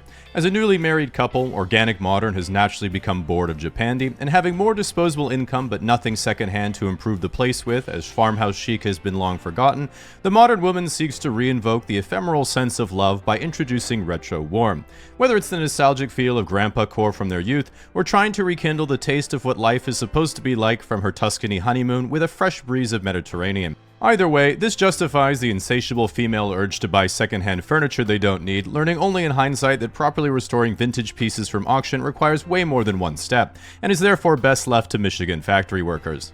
How about the boys? The truth is, while we have remained silent our whole lives, the modern man has always known exactly what we've always wanted. It wasn't minimalism, we just couldn't afford anything. It wasn't millennial gray, we just didn't want to go to more than one store more than one time. It wasn't even warm minimalism, that's just millennial gray in the Dune universe, which we are all very excited about. What is actually occurring in the modern man's brain is he's trying to formulate and express the thought, "Dear wife, I see your fuzzy curvy furniture and nostalgic chairs you found on Marketplace. You can override my minimalism and straight edges and do what you wish, but I have one request. You must incorporate the one true love of all men, the Chrysler Building."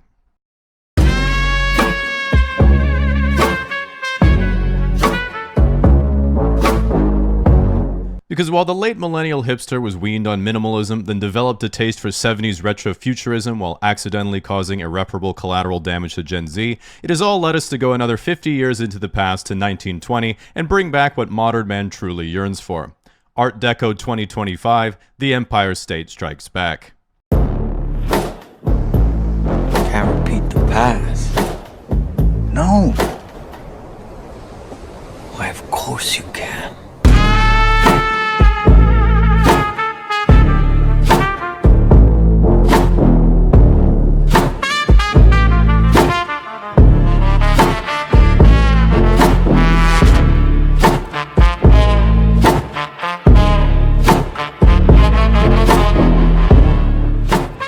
So where are we going from here? First, sculpted furniture is a cope and impractical. Only hotels and rich people want impressive furniture you can't sit on.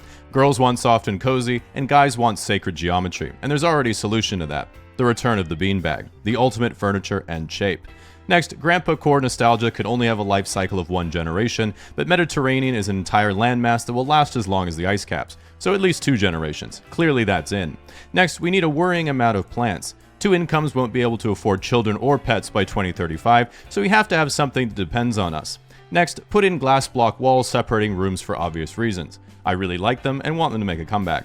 Lastly, no one under 65 can afford an actual house in any city, so we're all planning to abscond from society and elope in a rural Hollywood aesthetic hobby farm, using the money from when our 14-leg NBA over-under finally hits. Putting it all together, what is the final form of our generation's design philosophy? I present Neo-Deco Cottage Escape. Let's take a look.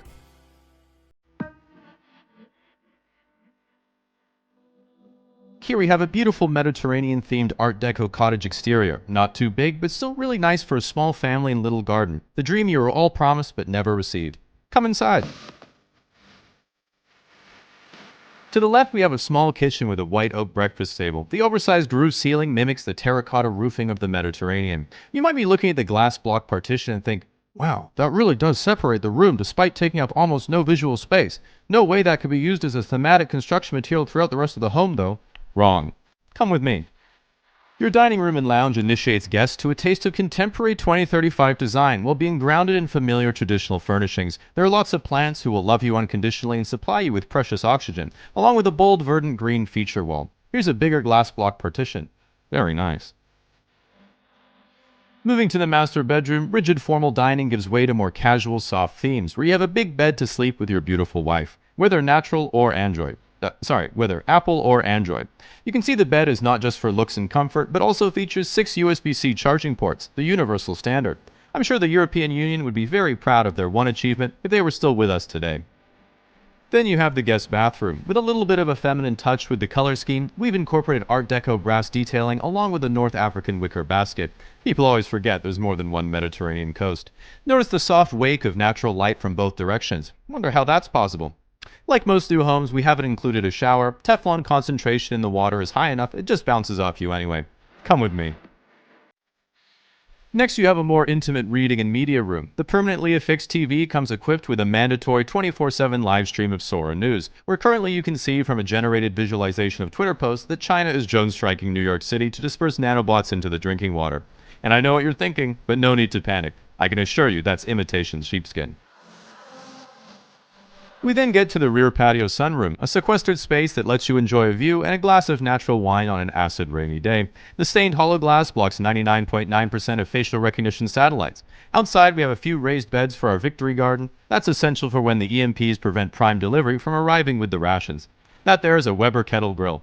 Can't beat a classic. Leaving the best till last, going down to the basement, we have our show-stopping relax and refuge room, which is not just an elegant place to compose yourself, but features a beautiful expansive view of the French Riviera. Courtesy of Huawei 16K OLED V-Light display. With a subscription of just 35 seconds of generation tokens per month, only skippable ads will be shown. The walls are 70-inch reinforced blast-resistant concrete with a beautiful Himalayan salt slab finish, which of course wouldn't be complete without not one, but two glass block partitions. Let me take you back to the front. Concluding our 2035 home tour, we're asking just $59,999 universal basic labor. Hey, do you mind watering the garden? Dad, it's literally raining. Oh, my bad. Easy mistake for me to make, because, back in my day we didn't have rain. You definitely did have rain. What are you talking about? Nope, only hail the size of my fist. And you walked uphill both ways to get to school, right? Sure did, 20 miles. I remember it like a warm summer day. Which we didn't have either. Only nuclear winter. Dad, I feel like you're exaggerating a bit. I definitely am not. One time I was with my pal Bob Tucker and Dad, why is everything black and white? 'Cause color hadn't been invented yet. Are you kidding me? I'm trying to reminisce. Do not diminish my childhood, please. Okay, sorry. So anyway, I was with my pal Bob Tucker on our way to school, and we were about to make the last turn of our usual route, and I'll be damned if there wasn't a 10-ton Tyrannosaur staring us right in the face. Dad, there was not a 10-ton Tyrannosaurus staring you right in the face. Are you trying to say that my story might not have happened exactly as I am recollecting it? Yes, that is what I'm saying. Well, I'm gonna go tell someone else who will appreciate my story. Hey Ruby, wanna hear a story? So back in my day, I was with my pal Bob Tucker on our way to school when we were about to make the last turn of our usual route, and I'll be damned if there wasn't 10,000 Mongolian... Ruby? Dagnabbit. How'd it go, Dad? Shut up. I'm gonna tell your brother. He'll appreciate my story. Hey Sean, wanna hear a story? Yeah, sure, Dad. So anyway, back in my day, I was with my pal Bob Tucker on our way to school, and we decided to make our usual stop at the candy store. And well, back in my day, you could buy a bag of candy for 1/8 of a penny. Wow, that's a really good deal, Dad. Yeah, it sure was. Also, the government was less corrupt and beer tasted better. So we're about to make the last turn of our usual route, and I'll be damned if the earth didn't split in half right in front of our very eyes. Oh no, what'd you do, Dad? Well, it wasn't easy, seeing as gravity was about 10 times what it is now and there was far less oxygen in the atmosphere, but we were mighty tough back then, and let me tell you, we weren't about to give up. Were there dinosaurs, Dad? Not just dinosaurs. With that abyss opening up, there was a whole swarm of lava sharks out to stop us from getting our education. Did you wrangle them up, Dad? You're darn right I did, son. I jumped in there and fought them on their own turf until they swam back down to the core and sealed up that big hole. Is that why you can take the bread out of the toaster without hurting yourself? You're goddamn right, and after that whole thing was over, I never got a word of thank you. What do you think of that story? Sounds like you're full of shit, Dad. Alcohol is one of the most socially widespread drugs, and it's been part of human culture for thousands of years. And this is for pretty evident reasons. For anyone who's tried it before, you'll notice that alcohol quickly makes you better at many things, including temporarily talking to girls and thinking you can jump down more stairs than you actually can.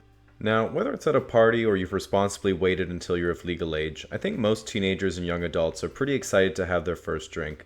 But if there's anything you'll find out soon enough, it's that your first drunk experience is always one of the least memorable. Also keep in mind that many people have bad formative experiences with a certain alcohol and say things like, "I'm never drinking vodka again." While you think you mean it, this decision is made by your logical brain and has no bearing on the future actions of your drunk brain. Of course, many new drinkers worry that they're drinking too much and don't want to develop bad habits. My friend thought she might have a problem because her family always buys her liquor store gift cards, but you don't need to worry when people buy you gift cards for the liquor store, you need to worry when they stop buying you gift cards for the liquor store. Now, a downside of alcohol is how expensive it is. Another downside is that one of the effects of alcohol is making you not care about what things cost. Fortunately though, one of the upsides is that one of the effects of alcohol is making you forget to pay for things. So you have to take your wins with your losses. So when you're consuming alcohol, you need to be aware of your level of intoxication, which someone might ask you for to gauge where you or the group is at. 3 out of 10 is a small buzz and you can definitely feel something happening. 6 to 7.5 is the Goldilocks zone, where you feel charismatic, energized, and excited to do things. Past 8 out of 10, no one will ask because they can already tell, and you start saying things like, "Why are your eyes so far apart?" to someone's boobs. And 11 out of 10, where everything goes black, time no longer exists, and you teleport to new locations. With that in mind, the effect of alcohol can be different for different individuals, and from my experience, there are fundamentally 3 types of drunk people. People who are their usual selves but better, people who seem exactly the same but can't walk properly, and people who immediately find a reason to say they love you, fight someone, try to have sex with someone, or cry. So one thing you'll have to deal with eventually, whether you drink or not, is your friend passing out. When this happens, you'll notice that everyone else will do one of 2 things: help them, or draw a dick on their forehead. This is a good way to check your social circle for whether or not you have good friends, depending on what they did first and the size of the dick. Now, at the end of the night, remember that alcohol dehydrates you, so it's really important to drink lots of water. A good strategy is to know what you usually weigh in the morning and drink enough water to bring yourself up to that weight at night. In practice, I find I don't always have the clarity of mind to do that, so you can also sit under the shower head with your mouth open, wondering where you went wrong. So the next morning, depending on your age and hydration, you might experience a hangover. A hangover is your body telling you you're an idiot and shouldn't be doing this anymore, and the only thing that can make it go away is hash browns. So with that said, always consume responsibly, and hit up Costco if you don't have any in your freezer. First dates are very exciting, but also stressful for everyone involved. For guys, for girls, and for any nosy bystanders who can't mind their own business. And as one of those people, I wanted to create this as a bit of a primer for first dates, whether you've never been on a date before and want to know what to expect, or if you're a veteran of the dating scene and just want to figure out what's wrong with you. So of course, before you even go on a first date, you have to ask someone out. And there's a million ways to do that. In person, over the internet, that's pretty much it really. But you either get a yes or a no, and it's as simple as that. And the good news is that if you do get a yes, you're already ahead of the game because the other person is saying they like you, or at the very least you're passably better than a vacant time slot. Now, the first consideration is of course where you're going to go and what you're going to do. And in my opinion, you should really choose a date activity that reflects how well you know the other person. Like if you met by limp-wristedly flicking your index finger across a cracked iPhone, then there's nothing wrong with ice cream and a walk in the park because we all know you're there to see how they eat soft serve.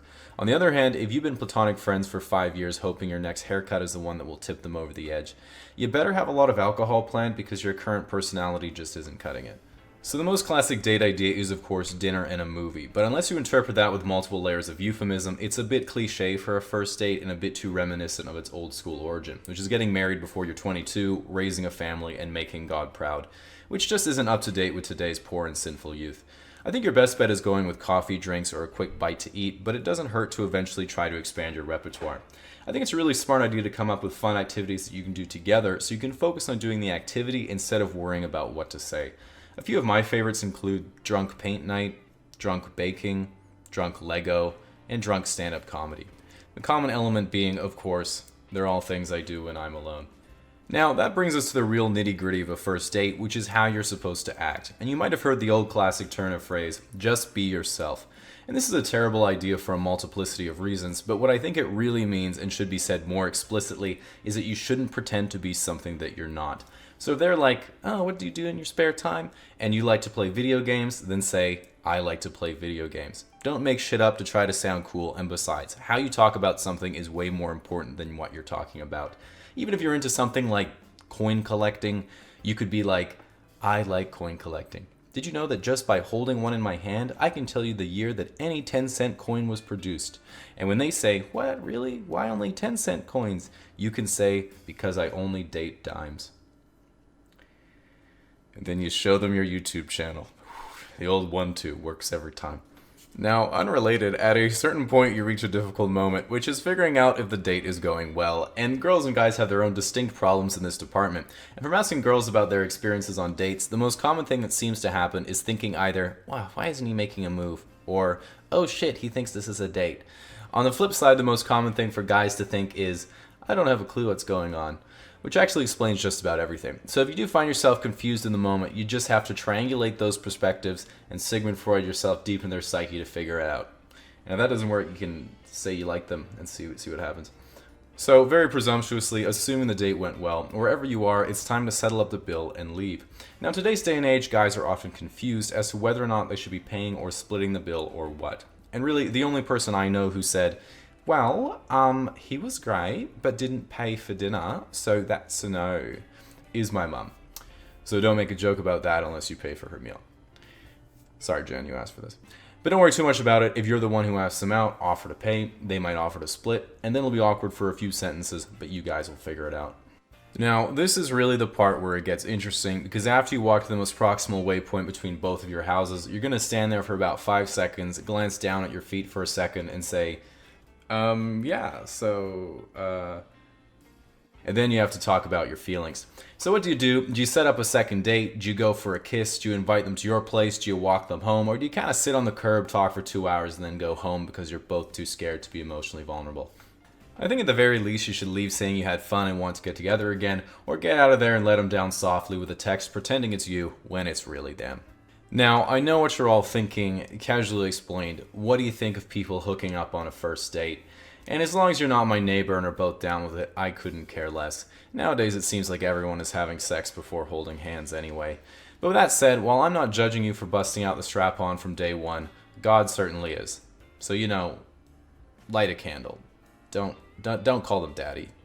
Call them father. Don't finish with hallelujah, finish with a condom. Just the obvious, really. You'll be fine.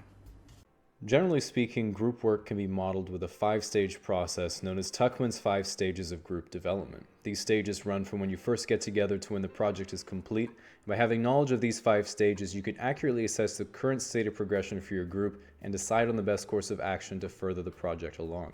Now, once you've been assigned teams and you're meeting your partners for the first time, you've arrived at the first stage, figuring out how many people speak English.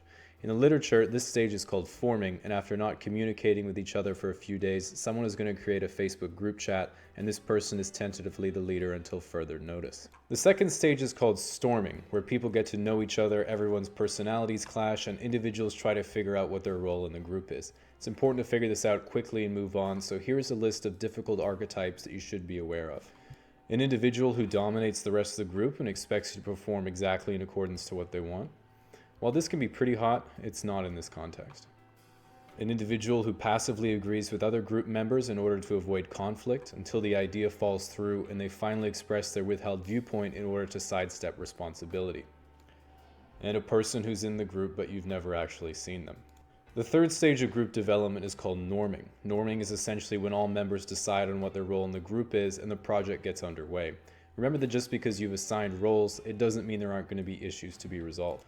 As a personal example, in university I once worked with a guy named Peter who always tried to tell our group what to do even though he didn't really ever show up or do any work himself. So about halfway through our time as team members, I decided to go meet with him to discuss our assignment.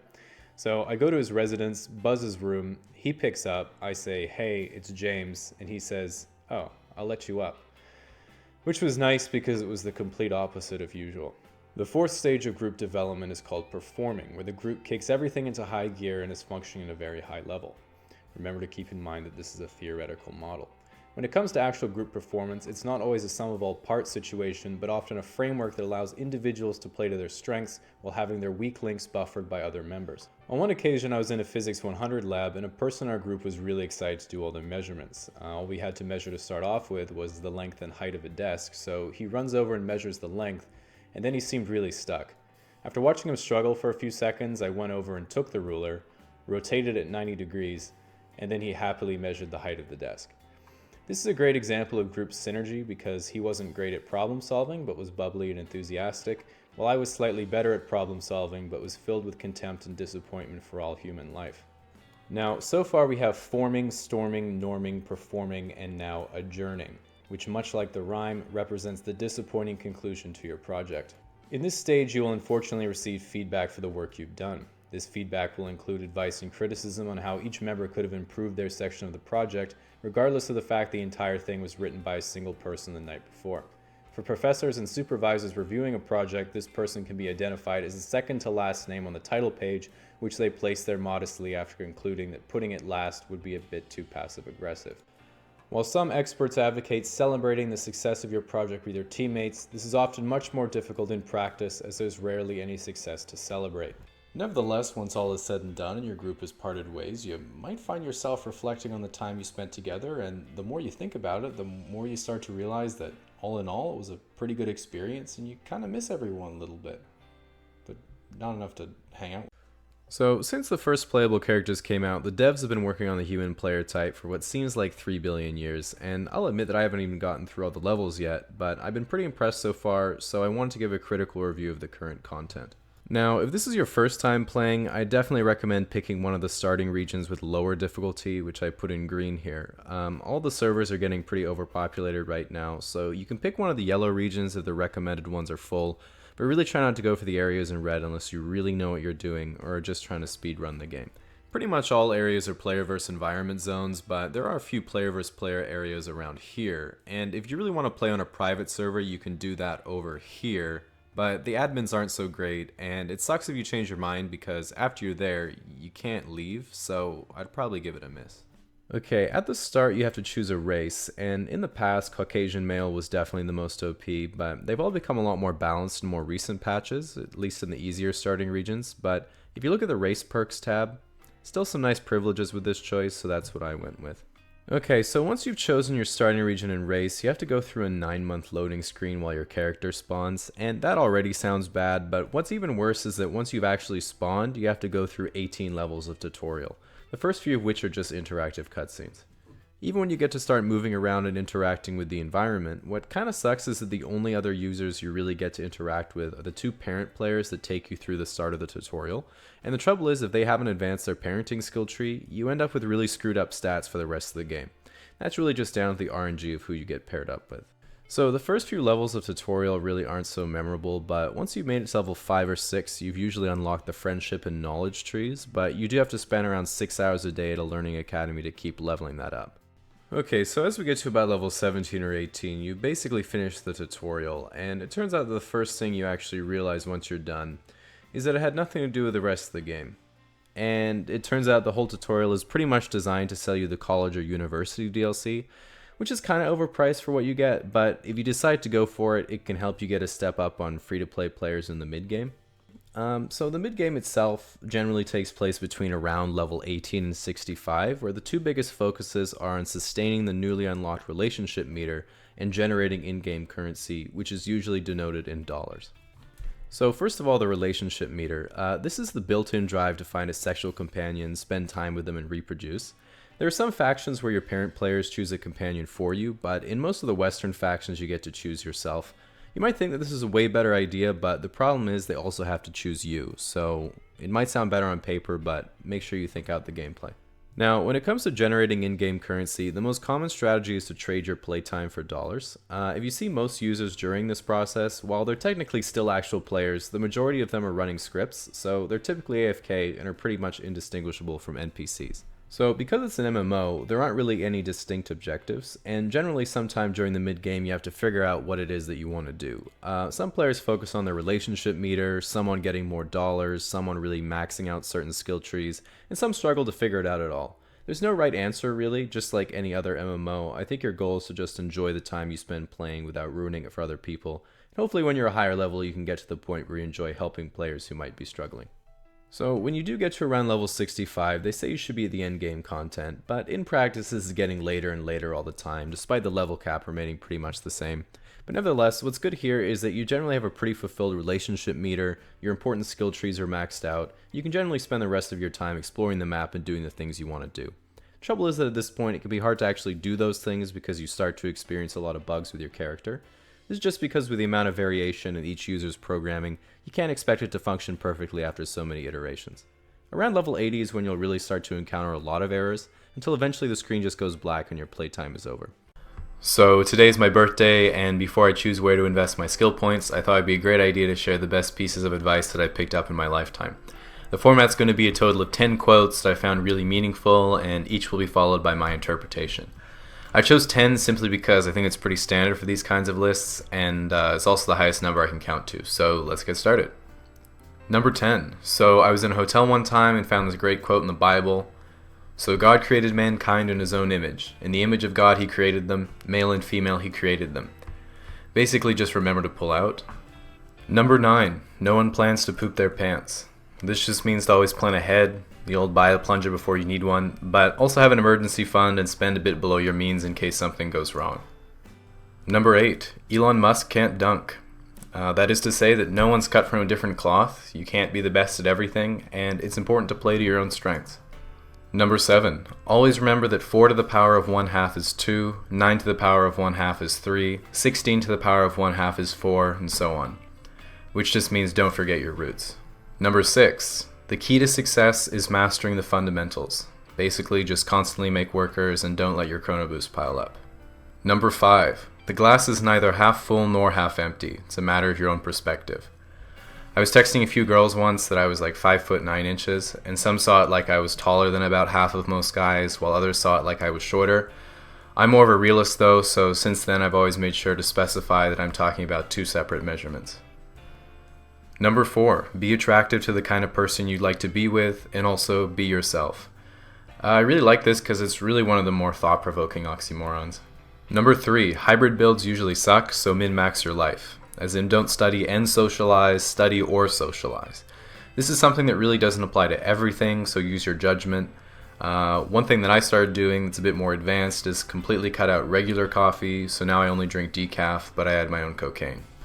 Number 2, be like science, which just means that everyone's happier when you just say you're wrong or that you don't know. So next time you realize you aren't on the right track in the middle of an argument, you can just try my usual line, which is, hey, I never really thought about it that way before. Thanks for showing me another perspective. Cunt. And finally, my number 1 piece of advice is no matter how old you are, if you feel lost in your life and don't know what to do, just realize that you're not alone. No one has a clue what they're doing, and no one's path is a straight line trajectory from start to finish. Oftentimes it seems like there's a million things you could be doing, but nothing that's just right. But you have to get started before you know exactly where you're going, and the goals that you set aren't always destinations, but they are directions. And you can never know what you'll find if you're only looking from where you are right now. If anything, try something new, if only to prove that it's not the right choice, and you'll be amazed at the people you meet, the way your perspectives change, and ultimately what your ambitions and dreams become. And really, this is the best advice I could possibly give, and it's something I'm really going to incorporate into my own life. Like right after I get off Reddit. So, I'm not gonna lie to you, the other day I was doing my usual thing on the computer, minding my own business, when suddenly...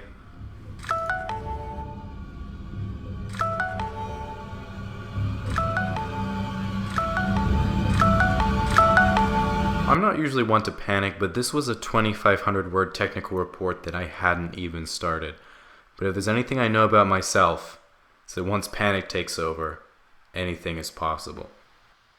In the first 15 minutes, tabs are flying open. I'm looking at 6 sources at once, 200 words per minute with one hand. No problem. I've done this before, and there's not a doubt in my mind that this time will be any different. 30 minutes in, I'm about halfway through. My senses have evolved to absorb everything in my surroundings, every pixel on the screen, every sign of life, and every creak of the door. But I don't know if I can keep it up. I'm getting tired. My hands begin to cramp. I start slowing down, but I keep pace by making each stroke more deliberate than the last. A bead of sweat runs down my forehead and my eyes start to glaze over, but I know I'm getting close. But after 45 minutes, I start to feel weak. My hands are almost completely numb, and I realize I haven't blinked once. Looking at what's in front of me, I can't help but wonder how I let myself get here in the first place. I close my eyes. What's wrong with me? How could I ever amount to anything if I keep doing this? I get a grip on myself, but my legs are still shaking. I reopen my eyes and suddenly, I'm overcome with an incredible feeling. I've made it. I had the final touch. I finished. I look at the clock and I still have 5 minutes. I take a breath. Alright, so having been a dev for a good minute or two, I thought I'd make a tutorial to help you guys create the most basic simulation, which is of course known as Hello Universe. This program obviously isn't too complex, but it's got everything you need to be able to integrate yourself and play through on the planet Earth as the human player type. Okay, so I'm going to be using Google's online development simulator for most of the project because it has a user interface and Google pretty much owns me, but feel free to use your simulator of choice. Okay, so go to New File and we'll name it Hello Universe, and it'll ask us for the game speed. It's just how quickly players experience the passage of time in your simulation. I'm going to base this on the speed of light. Doesn't really matter what you choose, I just usually prefer to code in C. So the first thing we have to do is import all our planets, stars, galaxies, and all the characters, so make sure you've downloaded the asset library. Most of the universe is going to be empty, so storage won't be a problem. That's why we call it space. So most things in the universe are procedurally generated by the computer over millions of years, but when someone integrates into your simulation, you have to designate who they're going to play as. Some devs like to make the playable characters in their own image, but if you saw what most developers look like, you know how bad of an idea that is. Instead, I like to design a joke character that players might like, but nature would of course never allow. Yeah, just import that. Now, when you do more complex simulations, you can enable life for as many planets as you want, but for Hello Universe, Earth is the only planet with life on it. The players will probably never find out, so don't worry about that. There are also some other settings you can change for Earth individually. Number of players. For Hello Universe, the only real player is you. All the other players are simulated. Difficulty. This is just how hard it is for you to get through the day. Yeah. Okay, now keep in mind that simulations tend to run pretty processor heavy. You might have heard the programming quip, you need more than one thread to make the fabric of space and time. Like most niche interest jokes, I don't find it funny, but I at least understand it. Simulations use fewer resources the longer they go on for, but if you have a lot of them running simultaneously, you can free up some resources by deleting some of the older players. Okay, so next are the universe settings, and we have map size. It's how big you want the observable simulation to be when players go in. The bigger you make this, the harder it'll be for them to find your mistakes. Number of perceivable dimensions, just leave this at 4. Not much point in doing a tutorial on 5-dimensional simulations because you'd already know what that looks like. And bitrate 300,000 kilometers a second. Okay, so that's the primary programming done, so go ahead and compile that. Alright, no errors. That's unusual. At any rate, we're good to launch, but before we do, it's critical that you scrub through the timeline and check for bugs before publishing. A lot of new devs have a hard time telling the difference between a bug and poor design, so I thought I'd go through a few of the most frequently asked questions I get. My stars are collapsing after billions of years. Yeah, this is a bug and we don't have a solution, so we just make them invisible and call it a feature. What happens if the players discover the source code? This almost never happens, but I don't worry about it because most of my code is almost completely unintelligible anyway. What happens when the simulation is over? You get a screen to choose your payment method and you can see the high scores. Okay, so let's get back to our program. Go ahead and hit run, and it's as easy as that. Just remember, you can't patch the simulation once it's started, so no interaction is possible from outside the program. But you can always integrate yourself and go through as a player. Keep in mind that millions of years of game time are processed in just a few seconds, so if you choose a later point in time to integrate yourself, you can actually build another simulation inside that simulation, and another sim inside that one, and so on and so on. I think that's called inscription, or encryption, or recursion, or might just be a nested loop. It's not really my field. Anyway, that's more than you need to worry about right now, so congratulations on creating the Hello Universe simulation. Give yourself a pat on the back, and feel free to take a hard-earned day of rest.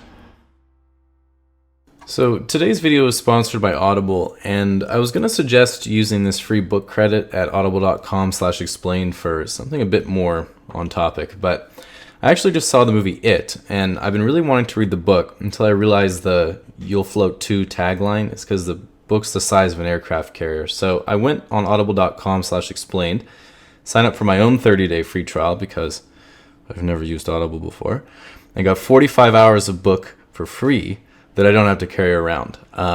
So now I can mathematically survive up to 2-day road trips, and I can walk anywhere or ride the bus without having to talk to someone.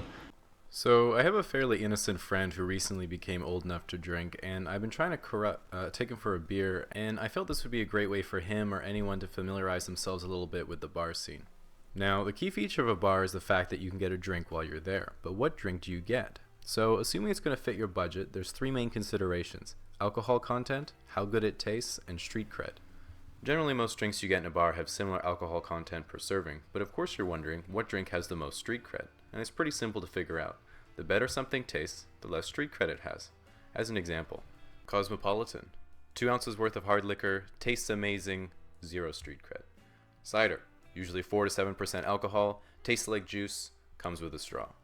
Light beer, mostly water, tastes like beer, the most popular drink in North America. Now, honestly, light beer gets a bad rap, and it isn't the worst thing ever. In fact, one of the ways you can get more street cred is by seeing which one of your friends can drink the most of it. This is of course kind of dangerous because I found that no matter how fast you can drink, you can't outpace the self-loathing. And if you're wondering about other cocktails and mixed drinks, it's really just a matter of what glass it comes in. Just quickly, I'd like to emphasize how important it is to not make a joke about the bartender's ice hammer. I thought I was being really clever with my jokes about unwanted customers, courtrooms, and Norse gods, but I wasn't. And you can tell your joke isn't very good when after you tell the punchline, your friend says, "Please subscribe." Shit. Okay, so really you can order whatever you want, but if you have friends that are girls, it can be a real advantage, because not only does it mean you can steal a sip of their delicious drinks, it also means you have friends that are girls. And to be frank, if you're at the bar trying to pick someone up, the best wingmen are usually other women because there's no conflict of interest and you have that extra social validation. Now, at this point, you can try one of my favorite strategies. So, if I'm there with a friend and I see a girl I'm into, I get my friend to go to their table and say to the girl, "Hey, do you know him?" while pointing to me, and she's naturally going to turn and look in my direction, which gives me just enough time to imagine our lives together. Alright, one thing that might be pretty intimidating is the bar slang that everyone seems to know. On the rocks, neat, up, with a twist, with a water back, all things that come with experience. The good news is if you don't know the bar terminology, just say what you want or ask the bartender to recommend something. You might think he's judging you for your lack of knowledge, and he is, but he'd better stay in line if he wants that 5% tip. I also dislike when you pay by card and it gives you 3 tip options of 15, 20, and 25%. I just think it's insensitive they put the probability of your card getting declined right on the machine. I still think it's a good idea to pay by credit card though, because it lets you keep track of your habits. As an example, one time I got my credit card stolen, but Visa was able to block it for suspicious activity when the guy tried going to the same bar I go to and only bought 1 drink. I think when it comes to dating, guys are often looking for the perfect thing to say to a girl and completely miss out on the importance of body language. And being able to read how a person feels is really key in developing a successful social relationship. So I want to go through the 3-stage body language checklist that you can use on your own. Of course, stage 1 is the first encounter, and the first way someone will show interest is usually eye contact, and a few things can happen afterwards. A shy girl might look flustered and look away quickly, while a confident girl will hold eye contact and smile or maybe even wink. And the best course of action here is to live off that high for the rest of the week. After that, you have to watch out for proximity. Once someone knows about you and likes you, they'll try to be around you as much as possible. This might sound kind of creepy, but it's pretty normal, and particularly guys are notorious for doing this. One of the best ways to make sure you're being romantic instead of creepy is to be above a 7. Now, at this point, hopefully you've gathered that there might be some chemistry and you guys have started chatting a little bit. This is stage 2, building rapport, and it's where most dating takes place. You want to pay attention to any subtle physical contact. A good indicator of interest during conversation is if the girl touches you lightly on the arm or dick to emphasize a point. You might occasionally meet someone who likes to break the physical touch barrier with a high 5. It can be hard to tell if she's doing it to congratulate you or because she wants to touch your hand, so I like to remove ambiguity by making sure all my accomplishments are particularly underwhelming. Along with that, you want to pay attention to her posture. People tend to cover their wrists and neck when they're uncomfortable, so if she is comfortable being around you, she might let her hands rest on the table or show more of her neck by tilting her head to the side. Keep in mind it could just be Lou Gehrig's. Okay, so this one you can experiment with. If someone wants to feel closer to you, they'll try to remove any barriers like a cup or bag from between your personal spaces. Sometimes if I feel a girl thinks I'm alright, I'll try to see what she does if I put something between us that stops her from talking to me.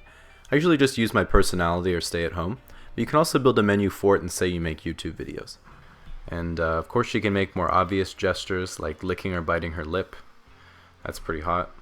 So if all the boxes are checked so far, hopefully you're thinking, hey, we're having a great conversation, lots of laughing, physical contact, everything is going well, and you're ready for stage 3, fucking it up. Really this stage is pretty intuitive, but can take anywhere from 30 seconds to 10 or 15 years, so remember to be patient.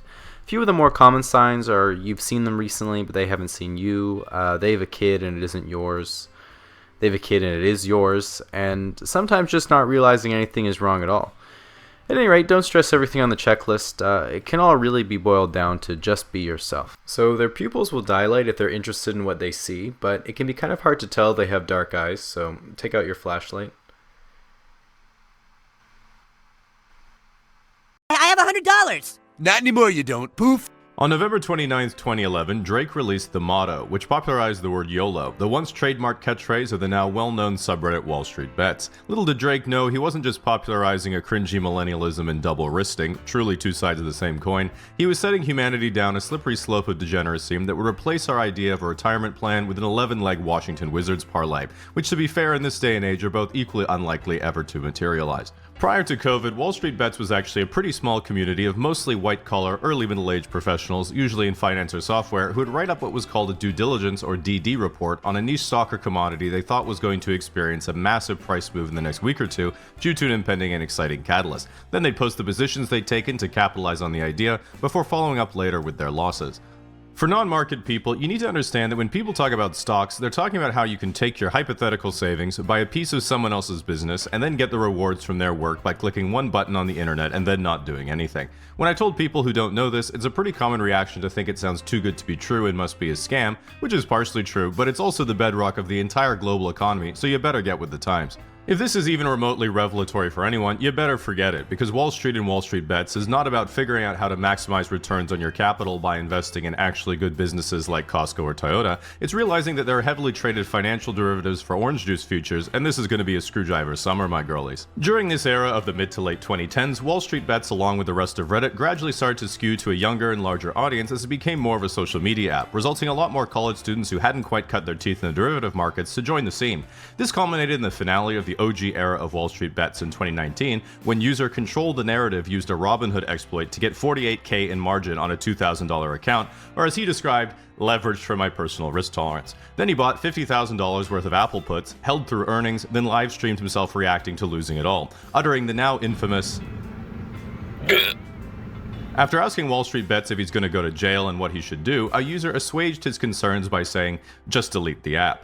This, however, would quickly be forgotten, as literally at the same time, China was welding people into their apartment buildings for catching what was seemingly just a bad case of pangolin fever, which caused many people to say, oh, classic China, as they arrogantly enjoyed their Western freedoms and abundance of toilet paper.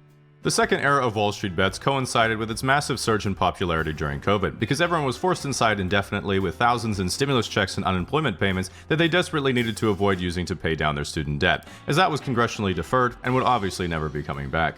The COVID era was one of the best Wall Street Bets ever had, because most people getting involved with markets for the first time were just panicked that the entire global economy was going to collapse and we'd all die. Meaning it wasn't so much about making money or coming up with a dumb circle jerk DD, it was about Wall Street Bets becoming a front page subreddit where the best and brightest 20-year-olds could try to educate the masses. Then I could not understand anything they said and just make fun of them with a meme and get 10 times as many upvotes. It really made you feel that if we're all going to die, at least we'd die together. And it wasn't like you were losing money, it felt like we were losing money. Which everyone was, because actual Wall Street was siphoning as many extra stimulus checks as possible from the peasants to the wealthy, which at least brought back a sense of normalcy to the middle class. To me, the absolute peak of this era, other than the memes, was that because everyone in the community was so green, all the trends were just a random internet guy making up a nonsensical but easy to follow narrative, and then everyone would just pile into a trade. This included such classics as, we'll buy liquor stocks because everyone's at home drinking, which was only derailed because the author did not take into account that one of the biggest customers of the alcohol industry was restaurants and bars, which were in fact closed. There was also, we'll buy Activision because Call of Duty Warzone would massively beat revenue estimates because everyone's at home playing it,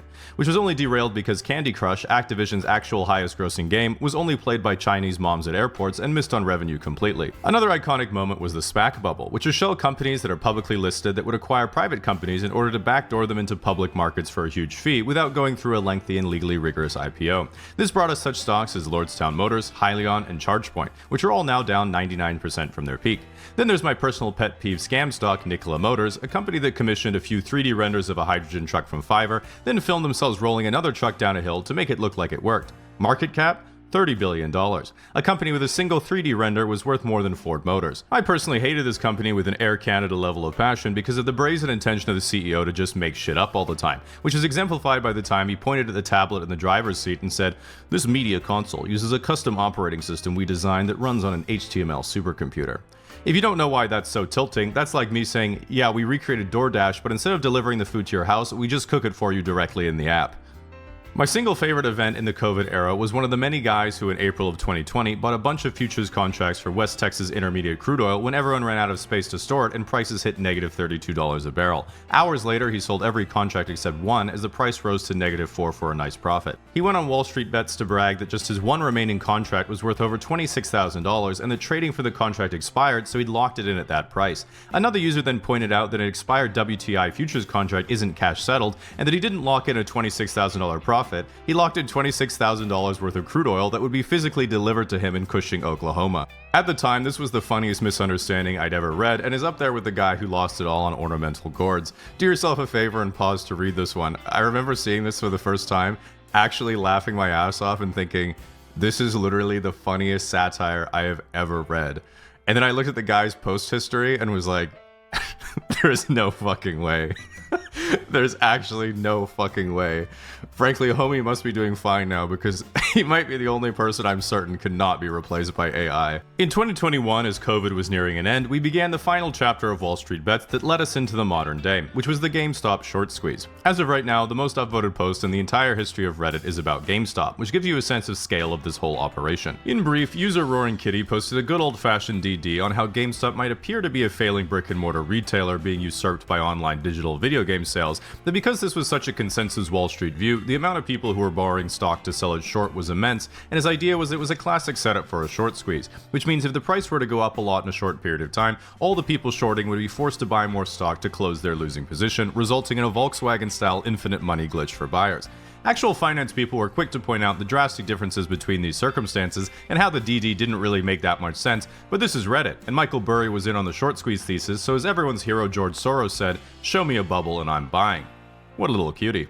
I don't want to get too deep on the lore because to this day almost every white-collar guy I've met in real life over 30 has a defense mechanism for the money they lost on this trade. But in short, what was originally a novel trade idea with a moderate return potential turned into a global meme where every 20 to 55-year-old male on planet Earth bought GameStop stock or options and the price went absolutely vertical.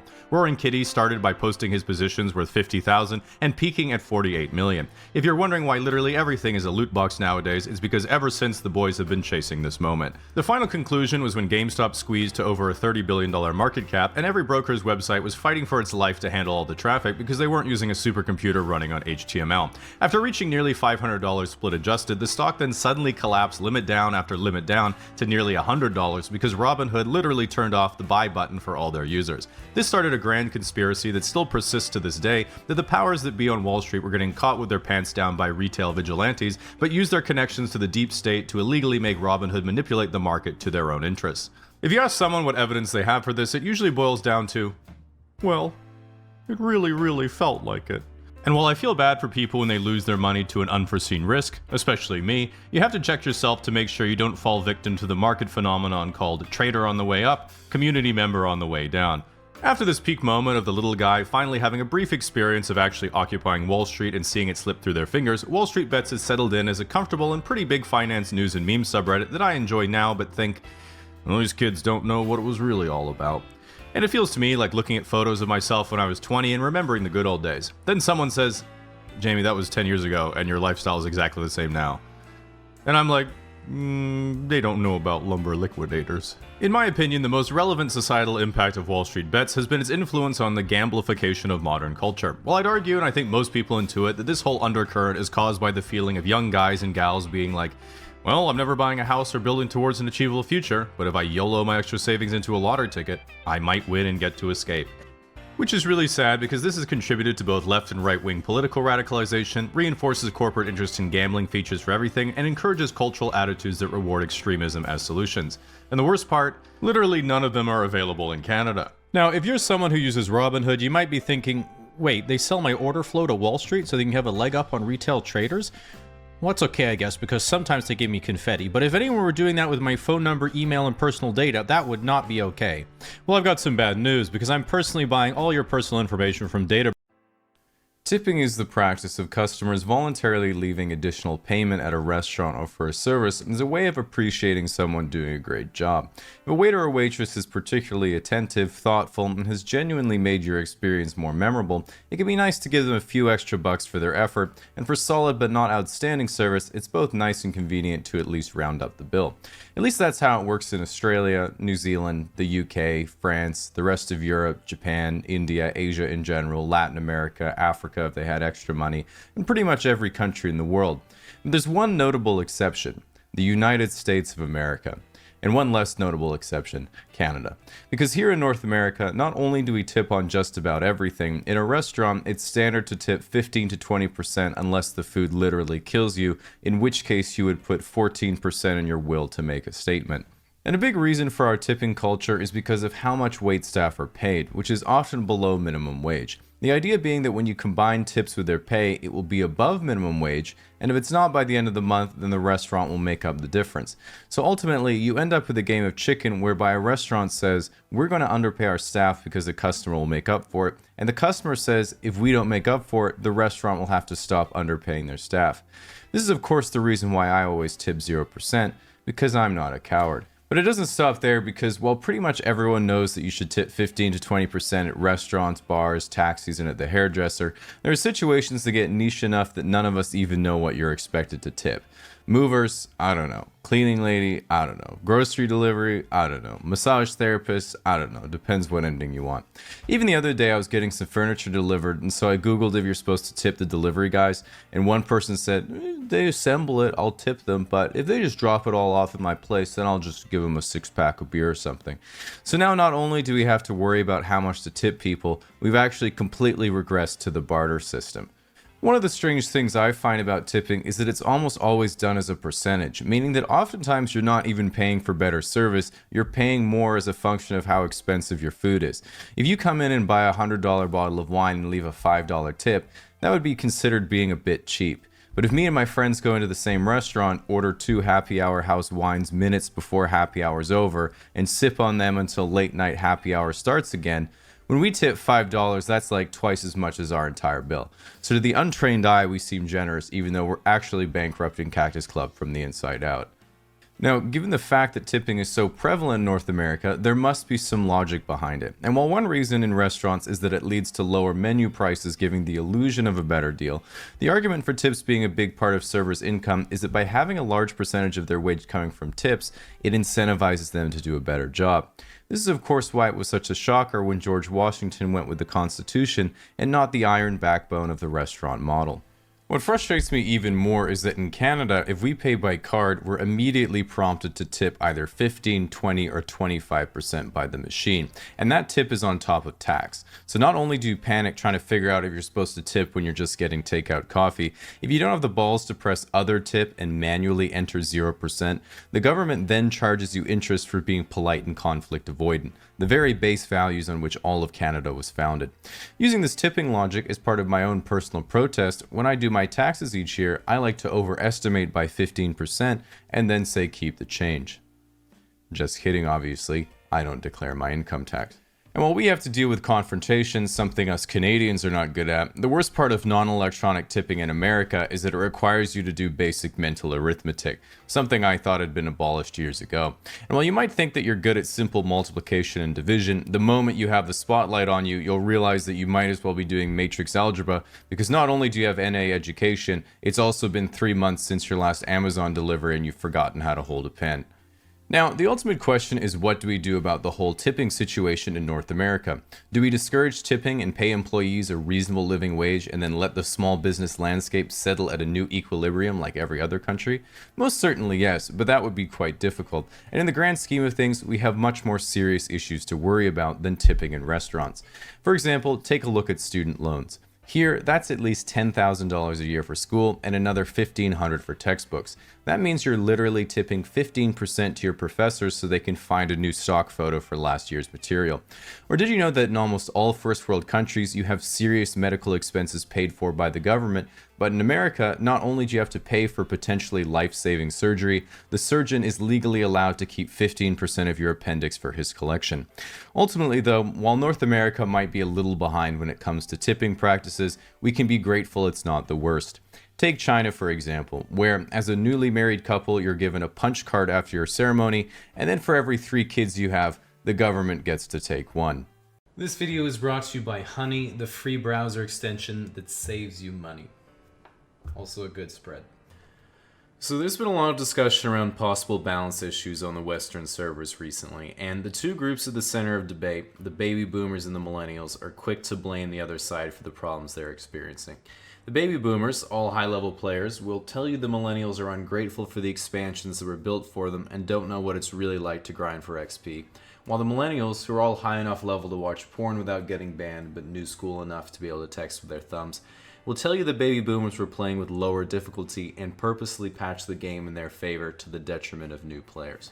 As a millennial player myself, I wanted to take an objective look at the advantages and disadvantages of each generation and see what balance updates could be implemented to improve the game. So of course we have to start with the tutorial levels 1 through 18, and it looks to me like the advantage goes to the millennials because during the tutorial as a baby boomer, if you don't do what the mods tell you to do, you take damage. If you don't do what your hosts tell you to do, you take damage.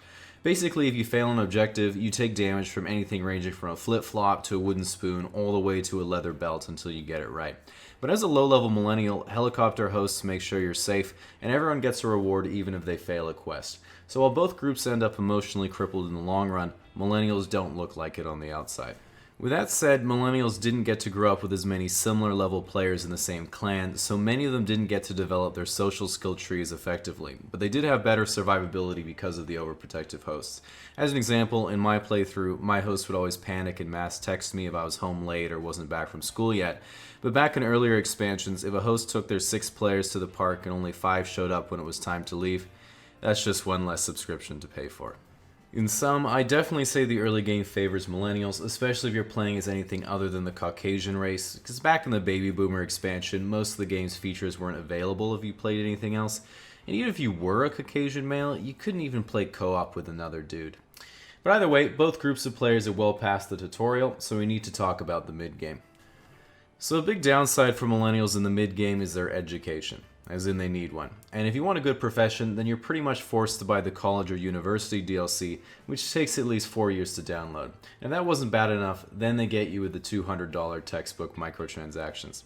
On the other hand, for baby boomers, after you finish the tutorial levels, you would either immediately go into a well-paying profession for the rest of your game time, or you got to playtest the Vietnam map pack.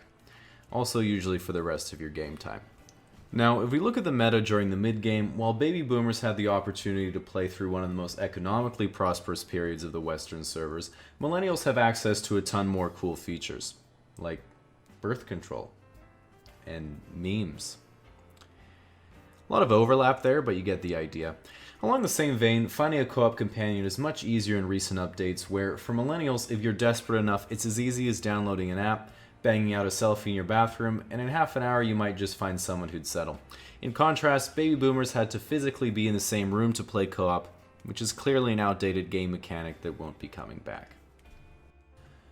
Another difficulty for millennial players is that while the game has way more features than ever before, the monthly fees are higher than ever. In fact, it's not uncommon for groups of 2 to 4 millennials to party up in order to pay for their subscription, which leads me to believe that baby boomer players had a marginal advantage going into the endgame.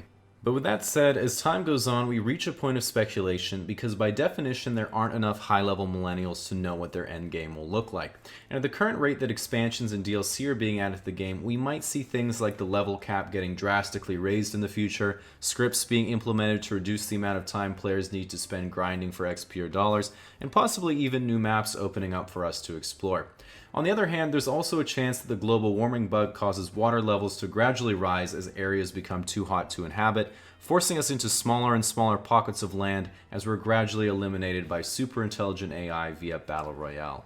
In contrast, the baby boomer late game is much more consistent and predictable. And despite a plethora of content being added to the game in the last 10 years, most of these players have only just now latched onto Netflix, and just some of them have learned how to text, albeit with the stylings of a stranded sailor whose last dying breath was "OK Google."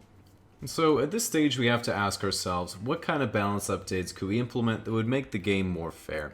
Some players have talked about a buff to the minimum amount of dollars you can earn for an hour of your game time, allowing millennial players to afford their subscriptions more easily before they're replaced by bots. Other players have suggested increasing the subscription fee for well-equipped high-level players and using some of those dollars to pay for lower-level players' DLC. And some players just want weed. It's a complicated situation, so like all balanced discussions, we need players to voice their opinions, and I think the best way to do that is by continuing to share personal anecdotes on anonymous online forums with other unrated players, and looking for ways to make our playthrough just a bit more manageable. Not to brag, but I've been eating food my whole life, and I thought I'd make a video going over all the types of food in the world I can think of with a brief description. If your country isn't mentioned, don't feel bad, you just should have invented sushi or pizza. French. Interestingly, while highly acclaimed for their restaurants, it's a well-known fact that French people themselves don't actually eat anything, surviving solely on tiny cups of espresso and the feeling of superiority. You can identify if you're eating French food when you literally can't enjoy the meal because your brain is always doing the calculus of whether it was worth the money. Japanese. I love Japanese, and admittedly, I think sushi in particular is the perfect date food. Light, delicious, and I can demonstrate my high-quality hunter-gatherer genes through adroit chopstick handling and being able to swallow a whole nigiri with zero gag reflex. Another excellent Japanese food is ramen, which is the ultimate min-max dish. It's either 2 days of cooking chicken, pork, and fish in perfect balance and temperature, 3 days making a cured egg, a lifetime of mastering the oils and toppings ratio, and then pairing it with the ideal noodle texture. Or it's opening the package and eating the spicy brick. Mexican food, as it's known by us pigmentally challenged folk, is when you fry anything and serve it with chipotle mayo on a flour tortilla. I also know the word salsa, which is the Mexican word for homemade ketchup. Italian. There are currently 3 known Italian foods: pasta, pizza, and gelato. We hope that one day science may discover more. Spanish. Spanish food is basically the circus version of other food. Chorizo is a spicy hot dog, churro is a deconstructed chocolate donut, sangria is party wine, paella is fried rice jumbo shrimp edition, and gazpacho is what the try-hard kid in your home ec class comes up with when you ask for Mexican ketchup. Greek. When I think of Greek food, I think of small amounts of tasty things being baked in thin pastry and then cut into geometric shapes. Spanakopita, bugatsa, bunch of things I can't pronounce, and baklava, which are tasty honey nut diamonds. And you might be thinking, excuse me, baklava is actually Turkish, but that doesn't fit the thin pastry narrative, so here we are. American. American food is often known in the United States as food, and it's characterized by extremely large portion sizes, both in the food you're being served and in the guy barbecuing it. All American food is designed to be eaten with 2 hands, but real patriots do it with 1. Hot dog, hamburger, rack of ribs, crawfish broil, BLT, turkey leg, lobster po' boy, chicken wings, Philly cheesesteak, Chicago deep dish. If a nice black lady calls you sweetie and you're suddenly wearing Crocs and a bowling shirt, it's definitely American food. Canadian. You've heard of potatoes and gravy, you've heard of cheesy potatoes, but here comes the remix. And that's what we've contributed in the last 150 years. You're welcome, ladies and gentlemen. British. British cuisine is modeled after the food your 8-year-old nephew comes up with when he asks if he can cook you dinner. Black pudding, beans on toast, toast sandwich, toad in the hole, mushy peas, jellied eels, peanut butter and jelly sandwich, but he ran out of bread and used clotted cream instead of peanut butter. Luckily for my nephew, he's a member of the Commonwealth. You know I'd do anything for the Queen. German. One of my favorite German foods is a good old lager beer, which they serve in great excess at Oktoberfest, a famous festival that Germany holds every, you guessed it, September. Other classic German foods involve taking delicious classics and making them a weird shape. Take, for example, wide chicken, beef Rollington, and of course, twisty bagel. Chinese. Chinese food actually has no proper name in English and can only be communicated through the number next to it on the menu. Thankfully, Chinese food has thrived in Western countries despite everyone thinking it was bad to eat MSG and raw pangolin for literally no reason. Indian. Indian cuisine is rich in heritage and incredibly diverse. Most Indian restaurants have such expansive menus, it can take minutes to find and order the butter chicken. Another Indian staple is naan, or what Westerners call, puffy tortilla. To be honest, I don't actually know the difference. Middle Eastern. When I think of Middle Eastern food, I think of shawarma, which I do often because there are literally no kebab places in my whole city. For those unfamiliar, kebab is the international cuisine of it's 3 a.m. and the clubs are closed. While I'm not sure how authentic it is when the guy puts french fries in it, you know I'm not complaining. There's also other great Middle Eastern bangers like tzatziki and hummus that are also best eaten drunk and alone with a spoon. Now you might be saying, excuse me, tzatziki is actually Greek. Well, okay, buddy, if you think you can claim this one too, then your ego's more inflated than Turkey's currency, so quit bickering or else no one gets tzatziki. Scandinavian, Nordic. Frankly, the only Scandinavian restaurant I've ever heard of is IKEA, and while the Swedish meatballs are pretty good, I'm also not so sure about the authenticity, because like, if you look at the recipe, it says beef, pork, breadcrumbs, a couple egg yolks, and you're like, that sounds like a regular meatball. So after that, I was like, okay, so what is Scandinavian food? So I looked it up, and I got steak and mushrooms, pancakes, and that was pretty sus, so I decided to really go in, and then I found stuff like ragmunk and tombarora, which, like, I'm not gonna lie, I'd eat a hot dog in any form, but if you guys want to go international, you might want to consider some rebranding. Like, just imagining, like at the United Nations meeting, it's lunchtime, and the Italian guy takes out a slice of pizza, the German guy takes out a beer and a pretzel, and then the Swedish guy takes out his lunch bag and thinks to himself, they're going to be so jealous. Eastern European. When I think of Eastern European cuisine, I think of three words: babushka, potatoes, and poverty. And as someone with Irish ancestry, that definitely comes off as a hard flex. Thankfully, instead of grandmas and potatoes, at least I get capitalism and cultural appropriation. Exactly how I like it. Australian. Australian cuisine is the most white bread food in the world. Breakfast, Vegemite on white bread. Lunch, sausage on white bread. Dinner, meat pie. Dessert, hundreds and thousands on white bread. They do admittedly have absolutely fantastic fish and chips, because they can walk 100 meters to the beach, scoop Dory up from the barrier reef, and flash fire right in front of her family that's already forgotten about her. I also give a shout out to pavlova, which might possibly be from New Zealand, but my mum makes it, and she likes it when I put her in the videos. Vietnamese. Vietnamese food can be identified by the restaurant being named after some type of pun involving the word pho. Pho sure, pho ever, pho true, pho you, etc. But in reality, the word is actually pronounced pho, as in farted. Guys, I waited 4 years for that one. Sorry. Latin American. Latin American food is great because so much of it is fried. Empanada, fried hot pocket. Plantains? No, you fool, it's not a banana, it's a potato in disguise, and you fry this bad boy twice. Regular banana, also fried.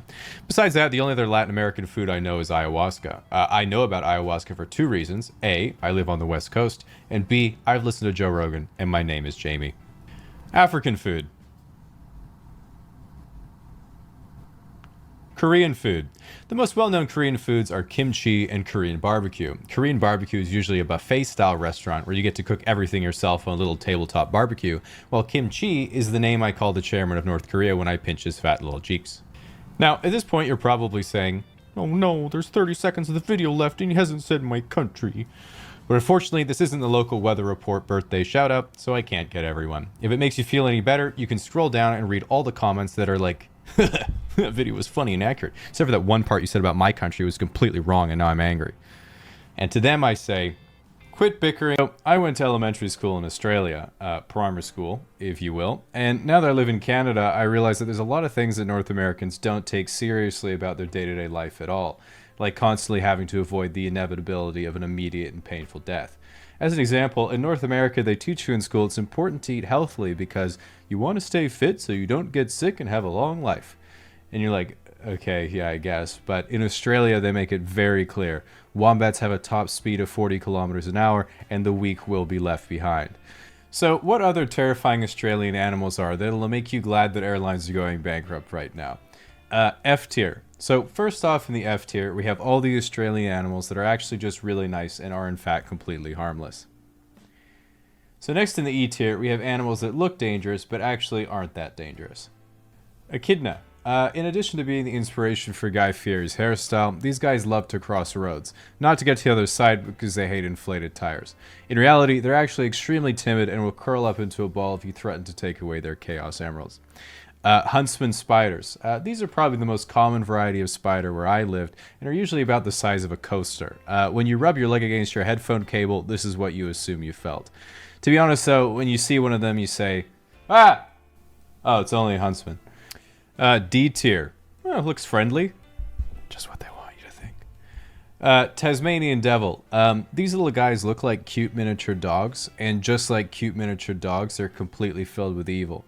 For their size, they have the strongest bite force of any mammal on the planet, and half of them have contagious mouth tumors. They spend their day walking the perimeter of their territory, looking for other Tasmanian devils to dispute property boundaries with. Koalas.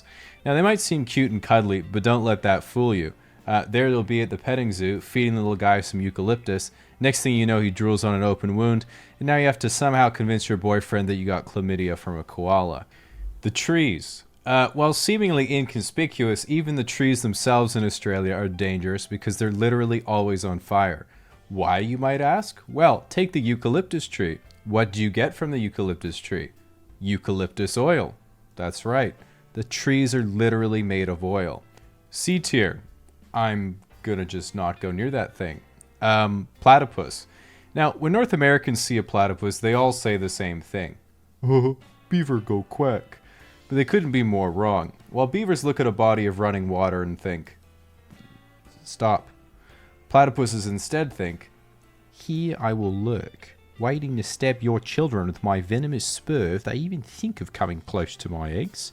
Well, no, because I have electromagnetic sensors in my big-ass duckbill. I'm not even joking about that. So anyway, great white sharks. Well, these things can kill you easily. Almost every instance of one attacking someone has been a huge misunderstanding, and the shark has been very apologetic. Basically, every time, it's a great white thinking, a seal. I'm gonna eat that. And then when they go and take a bite, they realize it was some dude paddling on a surfboard, and they feel really guilty for worsening their already poor public relations, so they quickly swim back to the depths, hoping they won't get turned into soup.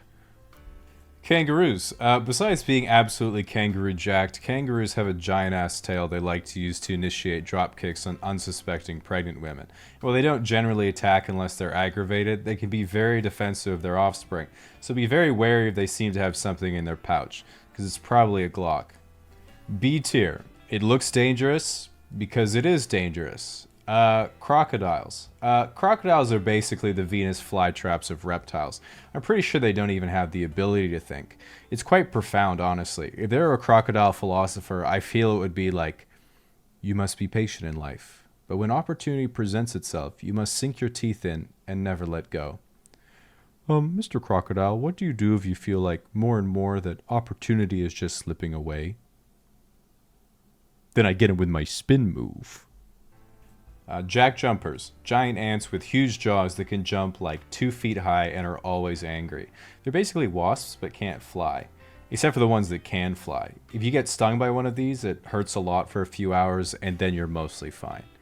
3% of people are allergic though, and they're absolutely not fine.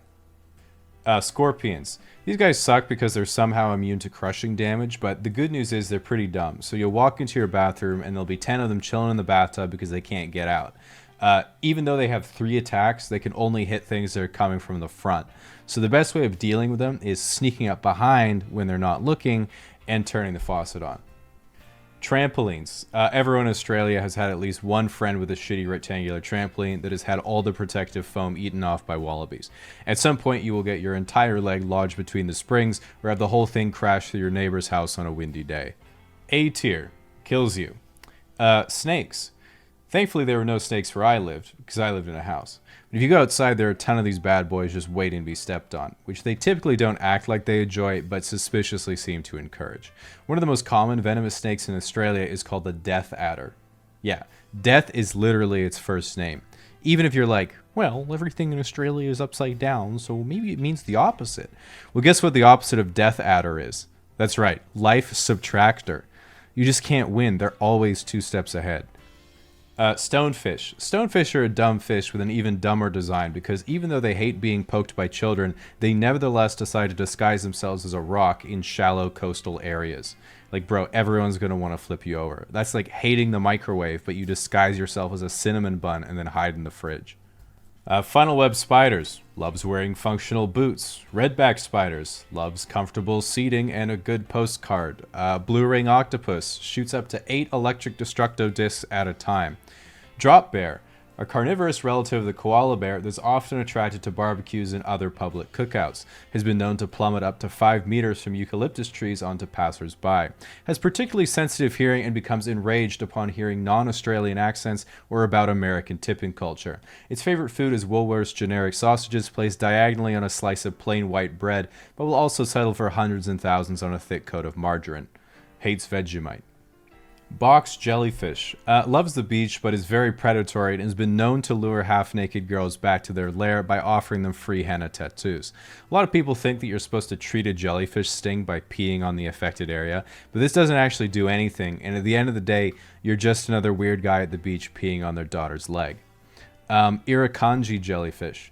Along with being very painful, if one of these stings you, you can develop such a severe sense of impending doom that people beg their doctor to just end their suffering.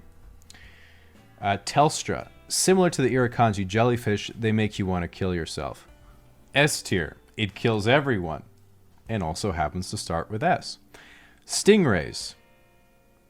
See, I haven't even said anything about them yet, and you're already sad. S tier. For sad. The sun. As a Tasmanian, I spent a lot of time looking at the sun growing up, and I remember getting more and more freckles every year until I moved to Canada, and then it just stopped. Which made me think, oh no, I was dying. The good news is, I've heard that girls think freckles are pretty cute, and I'm sure this is because girls love bad boys, and when they see a guy with freckles, they think, damn, that guy's tougher than the sun. So yeah, S tier. For sunscreen. So, seeing as we're all currently quarantining ourselves and are therefore naturally protected from both girls and the sun. So I'm going to walk you through the steps that I would use to sketch a graph of a polynomial function. These might seem daunting at first because it's not always intuitive what the graph's going to look like, but what we can actually do is take each term and type them into Wolfram alpha. Well, it's pretty common knowledge that certain foods are healthy and others aren't so much. It's pretty rare that you ever get an explanation as to why. And one thing that bothers me quite a bit is when someone says to eat something because it's good for you or it's a superfood. And almost universally what that really translates to is it grows in nature. Ironically, half the time it only grows in nature because we've selectively bred it over thousands of years to be that way. And when half of our leading sources of nutrition advice are Pinterest recipes, a lot of what we consider common knowledge is actually completely made up. As an example, one of the most common terms you'll see online with regards to healthy food is that something gets rid of toxins in your body, which really doesn't make any sense. If your body is filled with toxins and certain foods remove them, then that means we could have brought back Steve Irwin with a blueberry smoothie. In reality, almost all supplements or foods that get rid of toxins are really just laxatives or diuretics, so it makes you feel like they're somehow flushing something away, when in reality you could have just put 3 shots of vodka in your latte like a regular person. The next thing you'll often run into are online recipes for anything made overnight in a mason jar telling you you're not getting enough antioxidants. And one of the ways you can tell if you're not getting enough antioxidants is by looking at your skin and seeing if it's starting to rust. And while they do play a role in your body, the problem with suggesting that you should consume more is that it's fundamentally like saying the more oil you have in your car, the less likely it is to break down, which is not true, because too much actually makes things worse. The good news is that you do have too much oil in your car, you can add the excess to your overnight oats because motor oil is also high in antioxidants. Another common idea that's recently started to shift is that you should never skip breakfast, which there is absolutely no scientific basis for except that breakfast food is my favorite.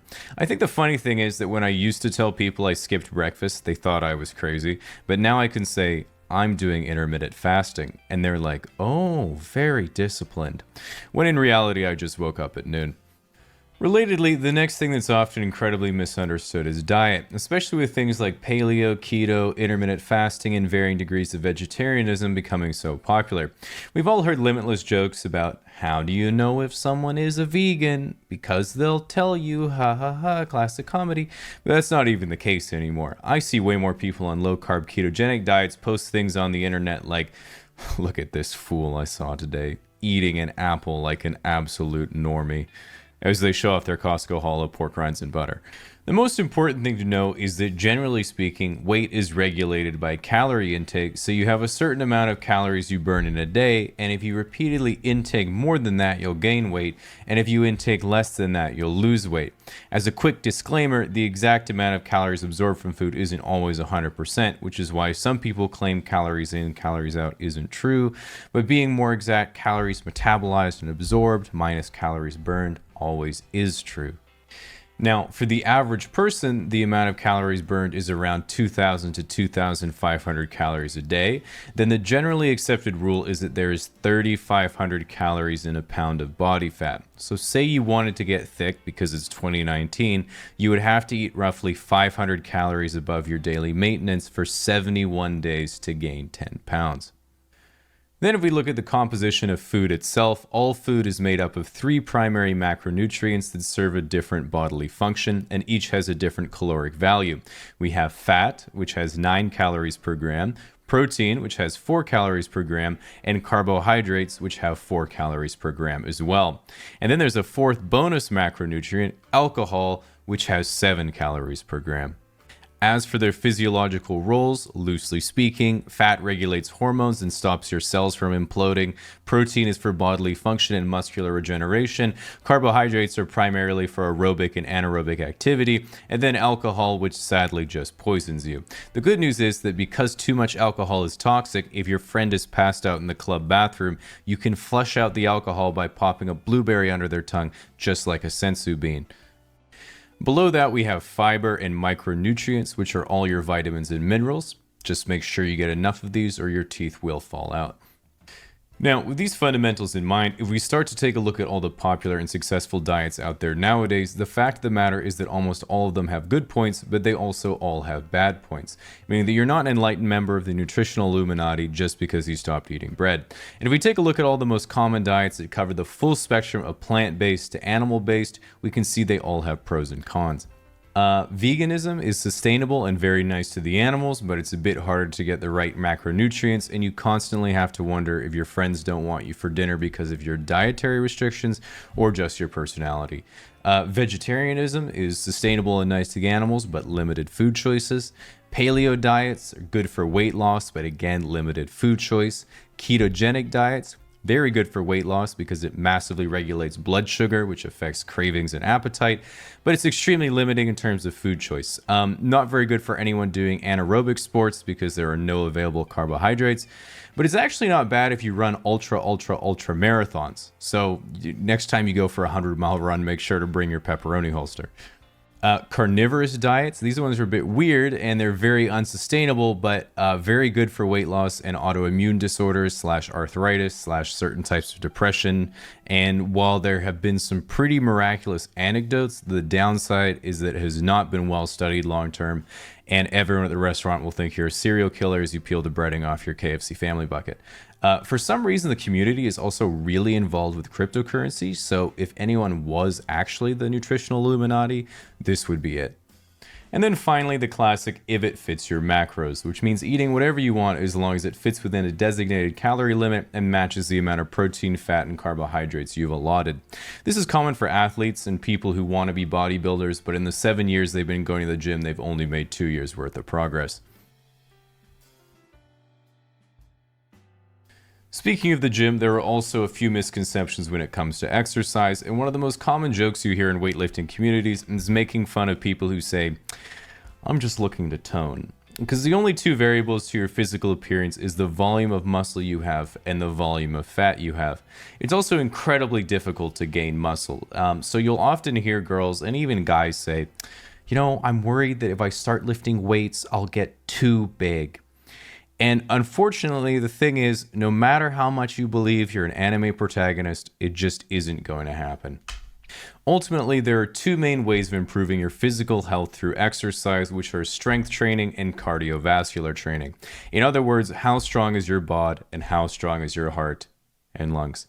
And while even 30 minutes to an hour of walking a day is enough to make sure everything keeps working, further training at the gym is not only a good idea, it's a lifestyle where you can lift a heavy thing now so you can be in pain for a while and then lift a slightly heavier thing later, or ski on the elliptical until exhaustion so that once your heart eventually recovers, you'll have more love to give.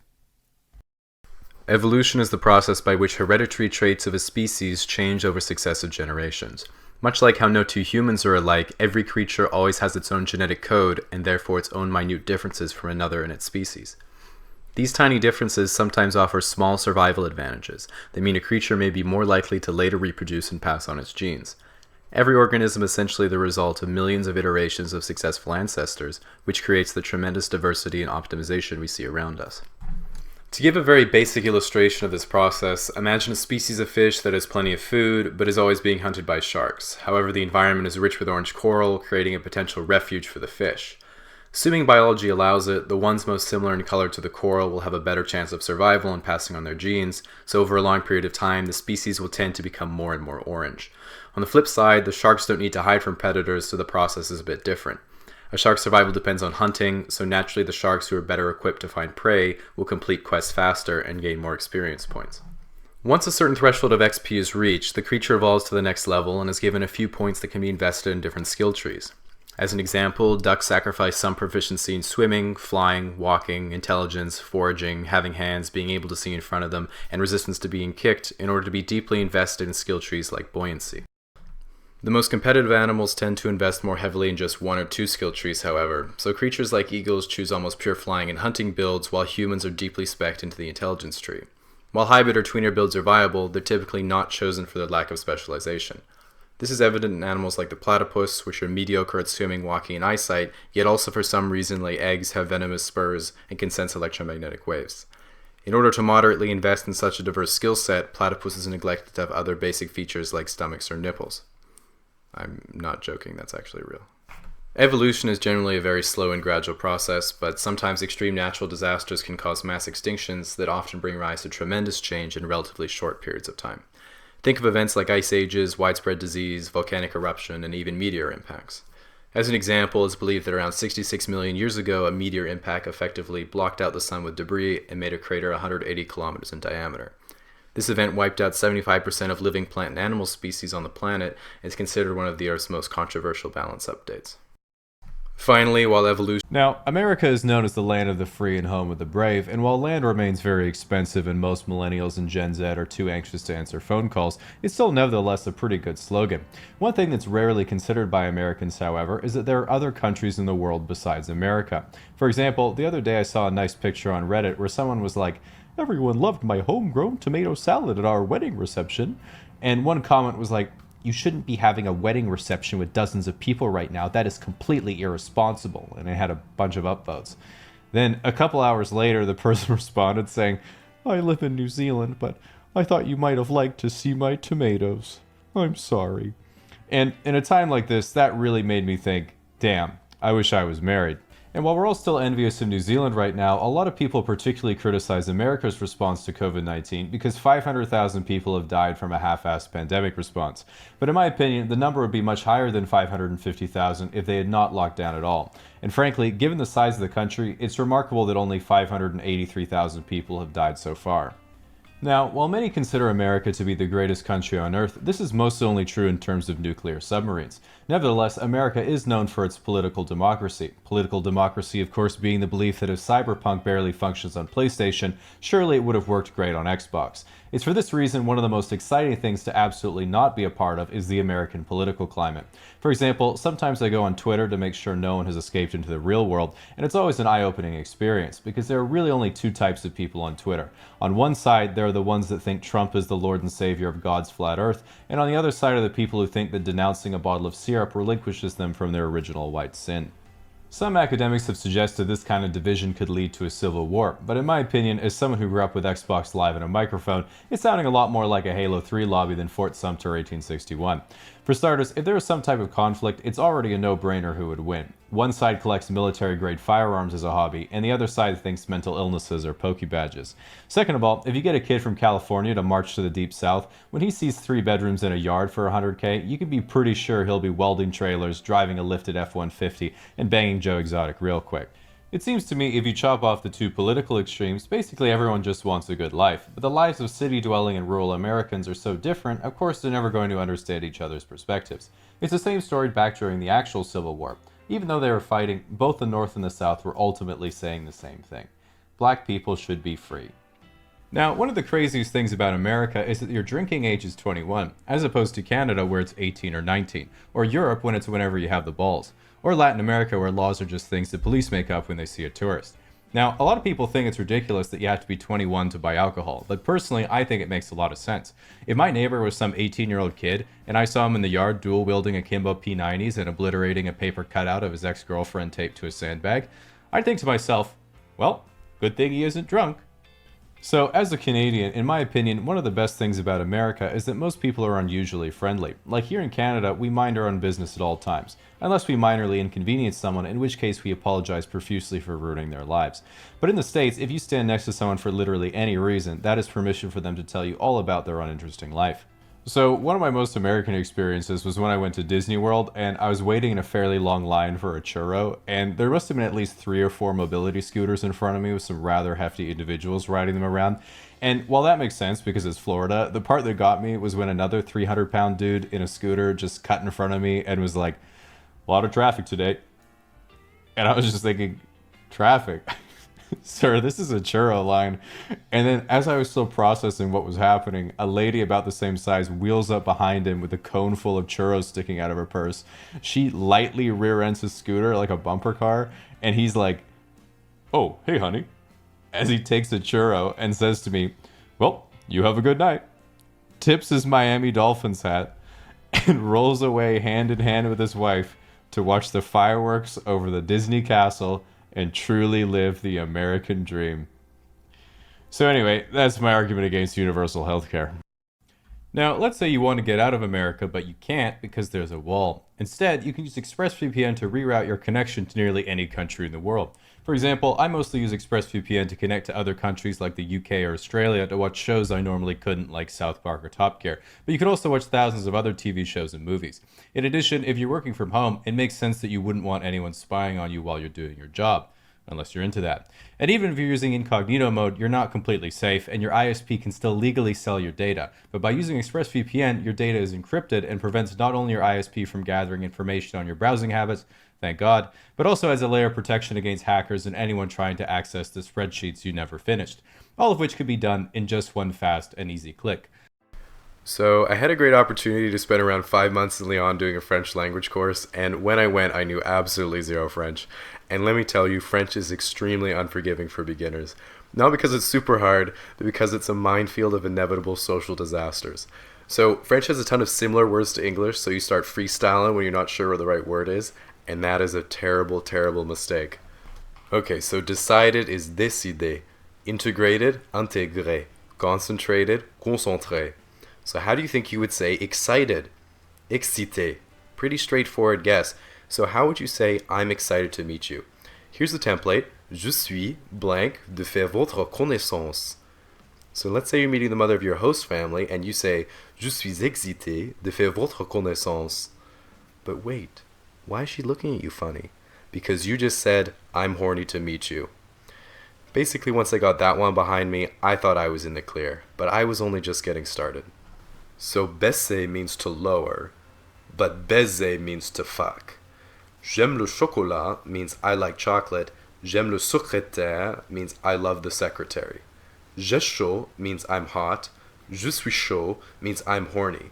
If you're talking about an apple, elle est bonne means it is good. If you're talking about a girl, elle est bonne means she's good for sex. And une amie m'a introduit doesn't mean a friend introduced to me, it means a friend inserted into me.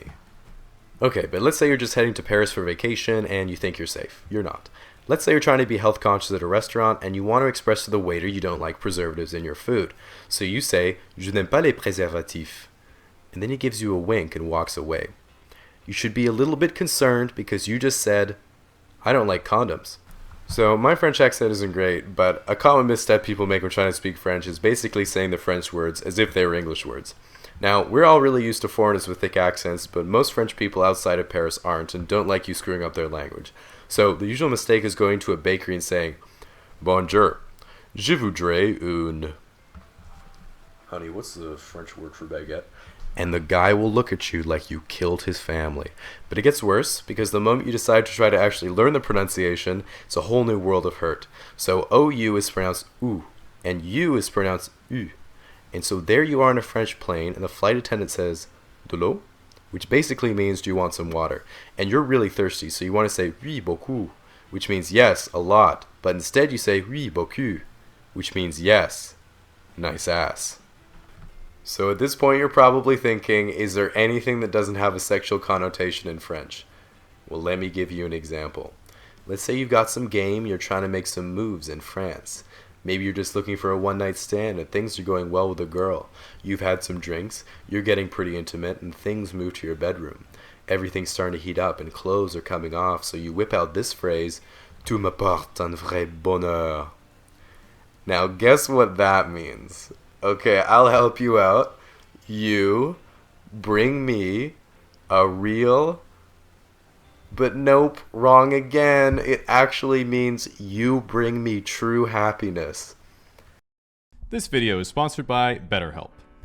Socrates apparently once said, "It's a shame for a man to grow old without seeing the beauty and strength of which his body is capable," which is why it's such a shame he died 2,300 years before Greece was ruled by Kyriakos Grizzly.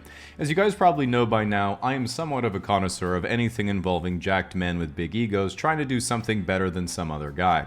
And while hosting a podcast is a topic for another day, today we're talking about bodybuilding. Now, the vast majority of people who are into bodybuilding just like the idea of getting jacked rather than trying to actually compete, which is a much better objective because you probably won't ever accomplish either. One of the most common reasons guys get into bodybuilding is because they want to get girls, and while you get over that phase quickly, a big reason for this is because many wannabe bodybuilders started their gym journey from the humble and insecure teenage Google search, "What body type do girls like in a guy?"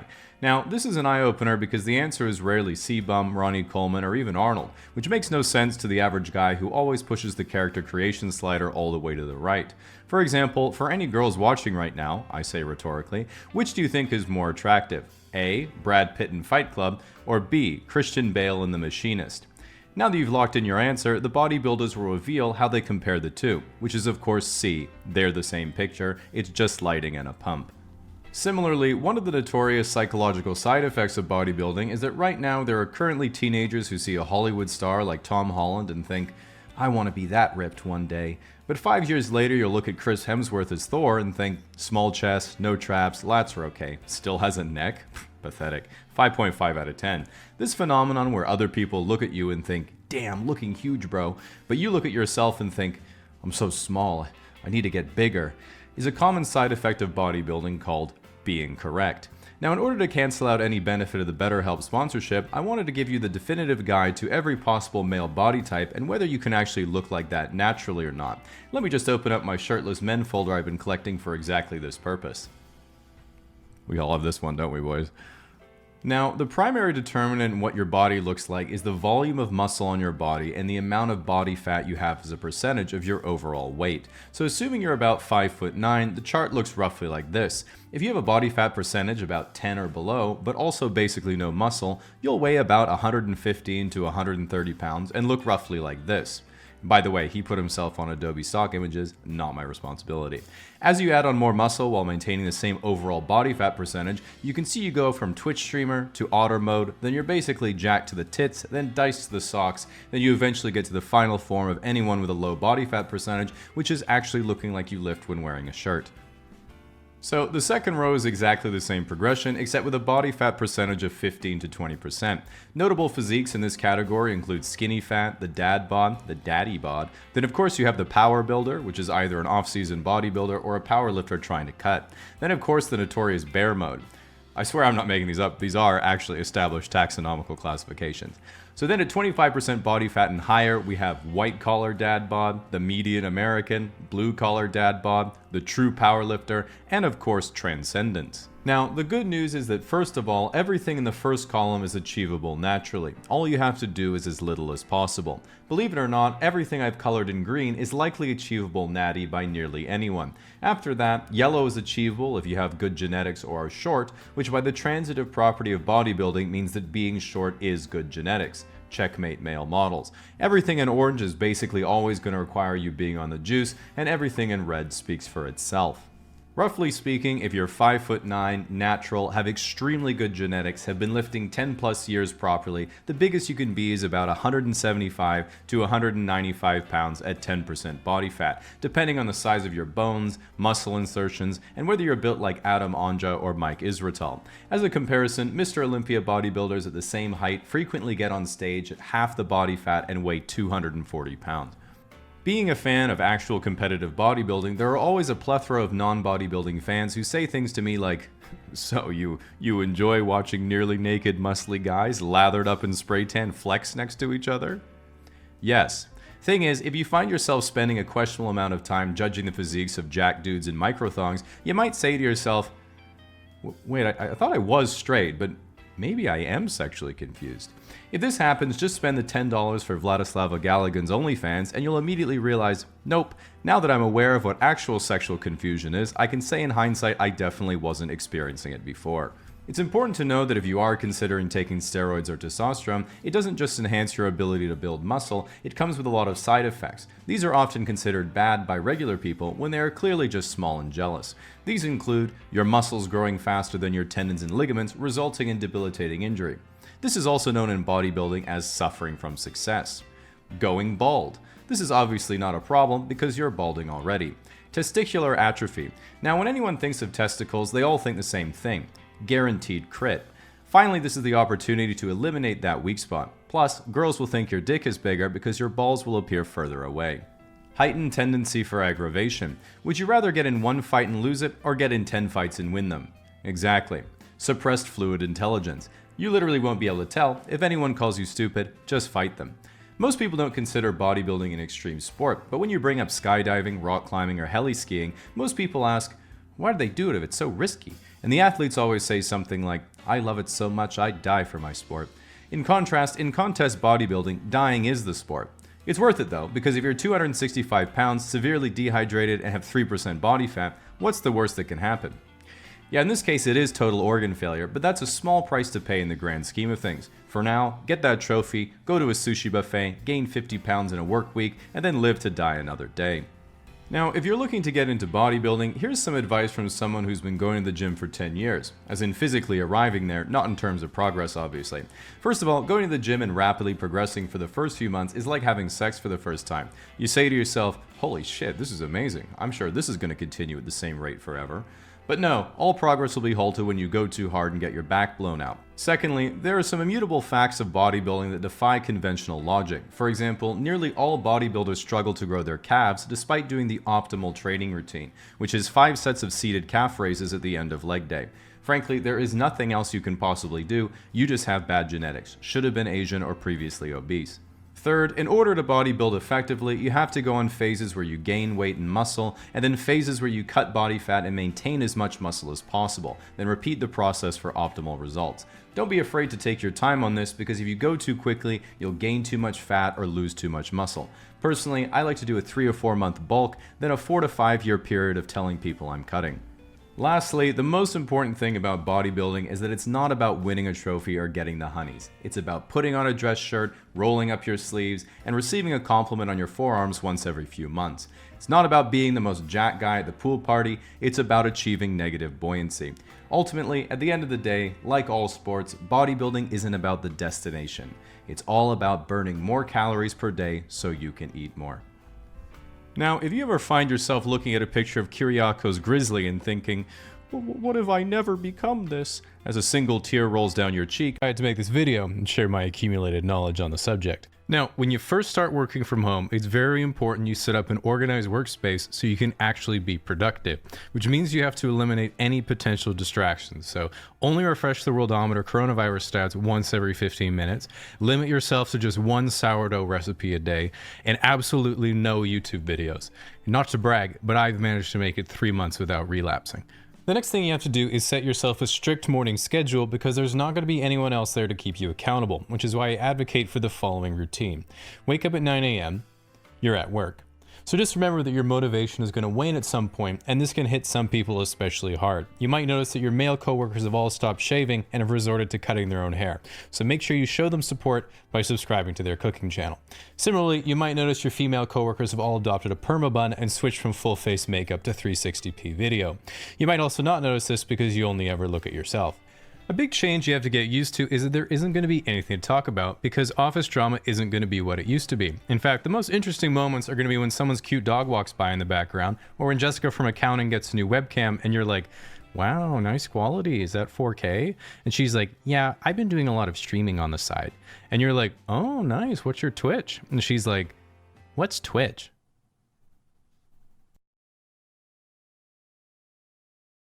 Now, with everyone being cooped up at home and with so little going on, it can be easy to lose purpose and fall into a downward spiral. This is why it's important to balance the tedium of working from home with a fulfilling hobby. I remember getting frustrated reading the news the other day and thinking, these lockdown protesters are idiots. They could save tens of thousands of lives if they just stayed inside.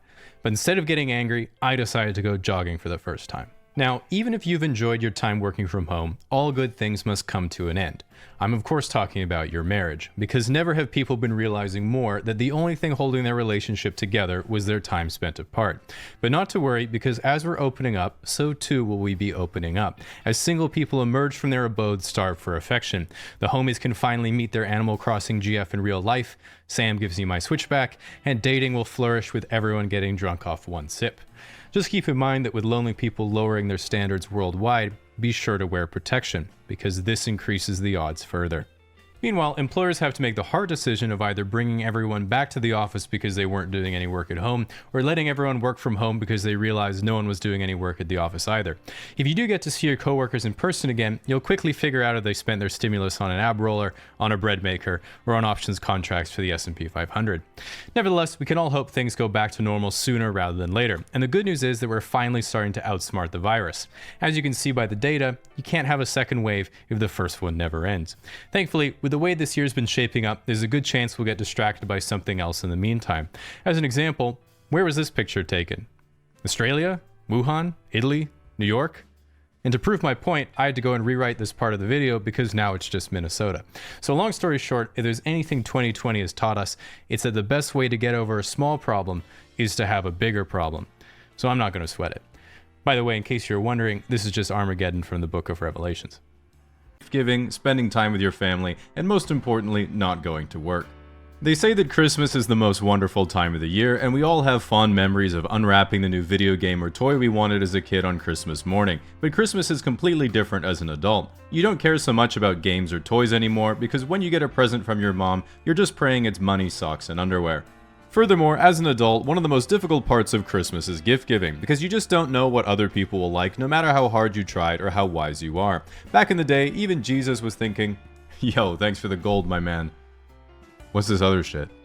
Even though most children around the world look forward each year to St. Nicholas coming down their ducting to give them presents, it's actually the case that despite what people tell you, Santa Claus is a notorious asshole. Not only does he put coal in the stockings of children who misbehave, he also refuses to give poor kids a PS5. As we're all aware, the most traumatic time of year as an everyday consumer citizen is every department store's 24-hour transition from Halloween to Christmas on November 1st. You might think that going from scary and gloomy to frosty and joyous might seem like a great improvement, but if it were a person doing it, you'd be thinking they're about to release the best album ever and then overdose. Nevertheless, once November comes around, there are a lot of people who are critical of how it's spooky, scary skeletons one day, then Frosty the Snowman the next, and inevitably someone will be standing next to me at the grocery store deli and say, they just keep putting the decorations out earlier and earlier every year, don't they? That's consumerism for you. Which annoys me way more than the decorations, so I usually respond by saying, then tell me, why have you come? Like, imagine being a 19-year-old who's paid $15 an hour to try to decorate an entire warehouse, and then some middle-aged guy comes in and says, oh, I can't believe Big Grocery is trying to scam me into buying Ferrero Rocher. Like, homie, we get it. Your life's a void and the joy of others deepens the hole. This is why you only get to see the kids every second weekend.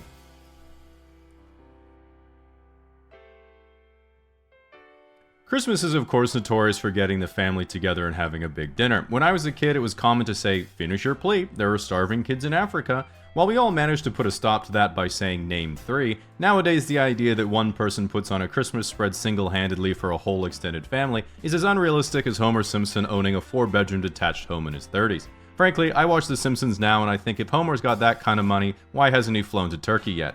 At any rate, if you go to the grocery store today, the only good news is they usually sell the turkey and ham at a loss to get you in the door, then make profit on everything else. This strategy is dubious at best because my shopping cart is literally turkeys, hams, and 8 cartons of eggnog.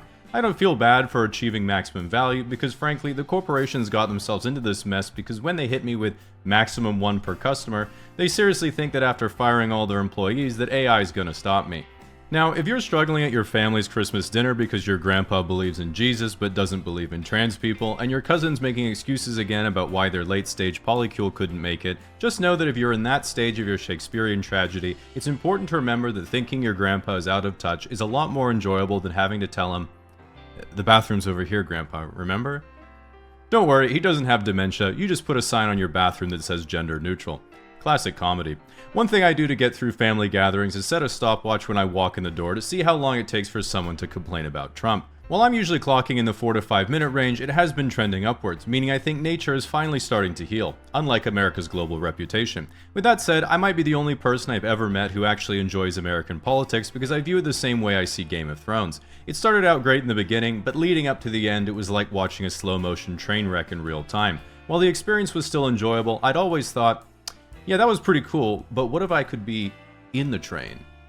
One of the unique characteristics of Christmas is that you can tell someone's political alignment by their attitude towards the holiday. All you have to do is look at them and then ask yourself the question, how does this person feel about the Christmas industrial complex? If you're like, nah, that dude looks like he hates the decorations, hates shopping, and women, constantly says Christmas is about the birth of the Lord, none of this other shit, never gets the gifts he wanted, and is on his 3rd maxed out credit card buying knockoff Nerf guns for his 5 kids, 100% MAGA Republican. If you're like, yeah, this person got every video game console they wanted growing up, loves decorations, worships women, constantly says Christmas is about people richer than them exploiting people poorer than them, has no kids, and has never given their friends a non-performative present in their life, 100% gulag communist Reddit mod.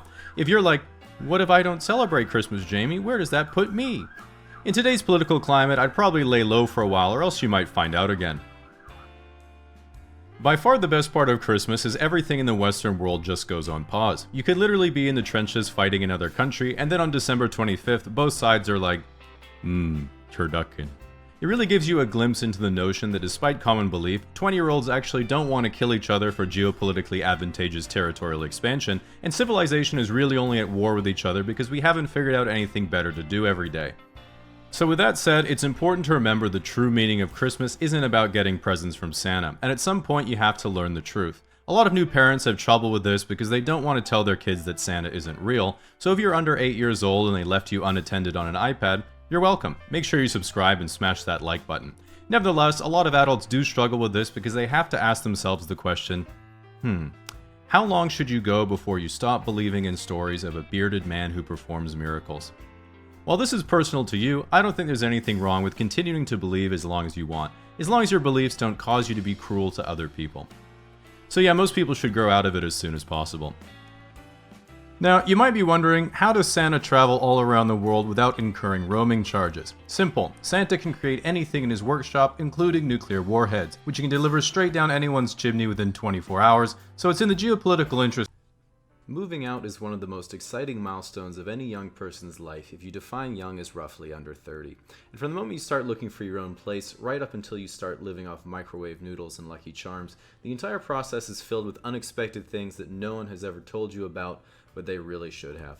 So the first thing that happens obviously is deciding to move out, because in this day and age, if your parents decide to kick you out, it's honestly like throwing a baby bird out of the nest when it's still an egg, or like releasing a domestic rabbit straight into the wok of a Chinese restaurant. So then, assuming you're personally ready to take the leap, the next thing you say to yourself is, alright, do I want a roommate or not? And of course you don't, but check with your savings account because it's the one that calls all the shots in this relationship. Now once you deal with that hurdle, we start getting to the exciting part, which is looking at places to move to. So open up Craigslist, and using their interactive map that shows you nearby listings, you can start looking at places in the most expensive parts of town, and then gradually lower your standards as you come to grips with reality.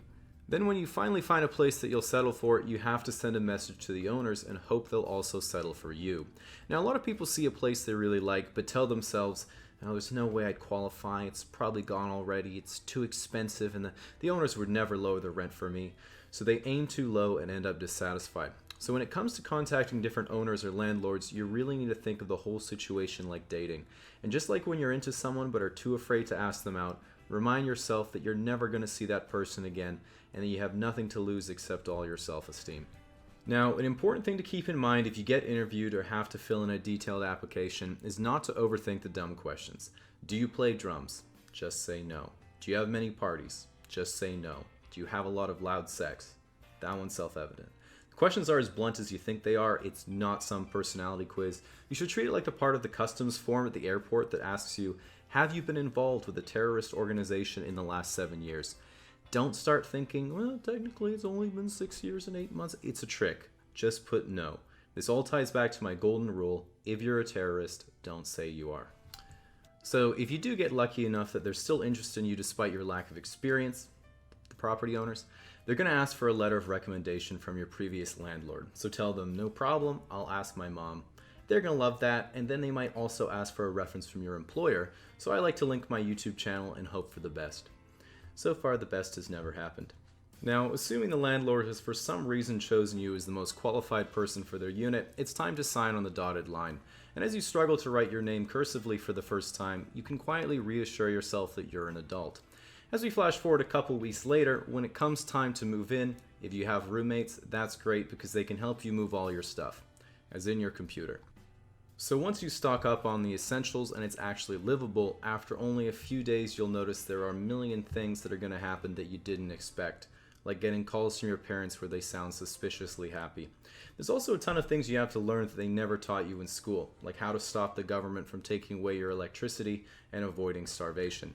If you live with a roommate, you have to constantly deal with their shit. Them not doing the dishes, not putting away their clothes, internet usage spikes at 1 a.m. or whenever they take a shower for some reason you pretend to not understand. And of course having to deal with neighbors who get way more sex than you. But on the other hand, if you live by yourself, you have to constantly deal with your own self-sabotage because no one can hold you accountable for anything. Like when you first move in, you're thinking, oh man, I'm going to keep this place spick and span, have my friends over every weekend, host a cocktail night for my family, learn to cook, take an hour every evening before bed to read and relax. But 3 months later, you'll be lying on an uncovered mattress at 3 a.m., listening to your neighbors try to save their marriage, and wondering how long it would take for someone to notice if you didn't wake up. Finally, a month or two later, you'll get hit with your first bills. Water, heat, electricity, internet, phone, Netflix, and more rent.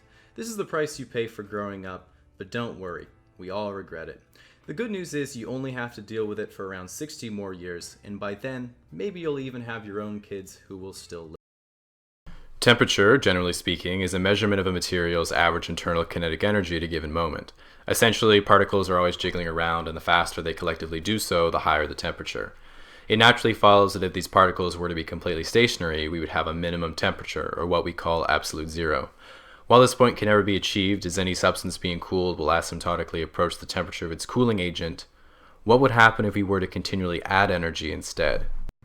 At 0.01 degrees, we have the triple point of water, where it can exist as a gas, liquid, or a solid. At 20 to 25, we have typical room temperature, and then at very slightly under 100 degrees, we have the boiling point of water.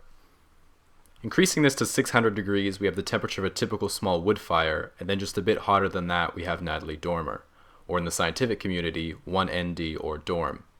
At around 10 dorms, we have the temperature of the Earth's core, which is quite similar to the surface of the sun, and then around 24 kilodorms, we have the center of the sun.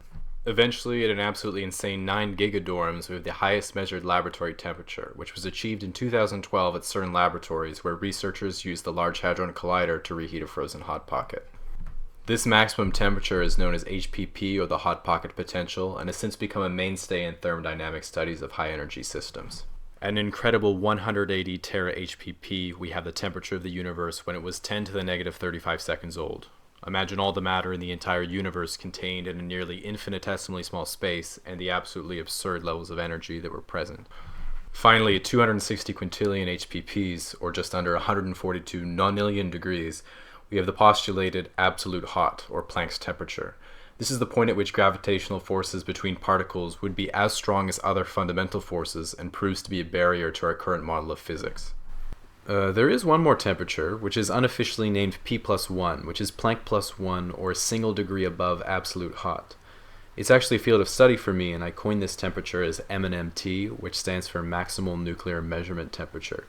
But the acronym proved difficult to publish, so I eventually shortened it to simply My New Mixtape. Social media isn't just a great way to keep up to date with people you don't like. It's also fantastic for sharing ideas and interacting with other users. But the most important characteristic of a successful social media site is having a way to quantitatively compare your self-worth to other people. Different sites call it different things, but it's usually along the lines of subscribers, followers, friends, likes, or karma. And it's pretty simple really. The more you have, the more important you think you are. On YouTube, for example, there are some people who have less than 10,000 subscribers, and they think they're the bee's knees. So it's really important to keep your ego in check. So what I like to do is watch this Thomas the Tank Engine music video that has 65 times as many views as all my videos put together.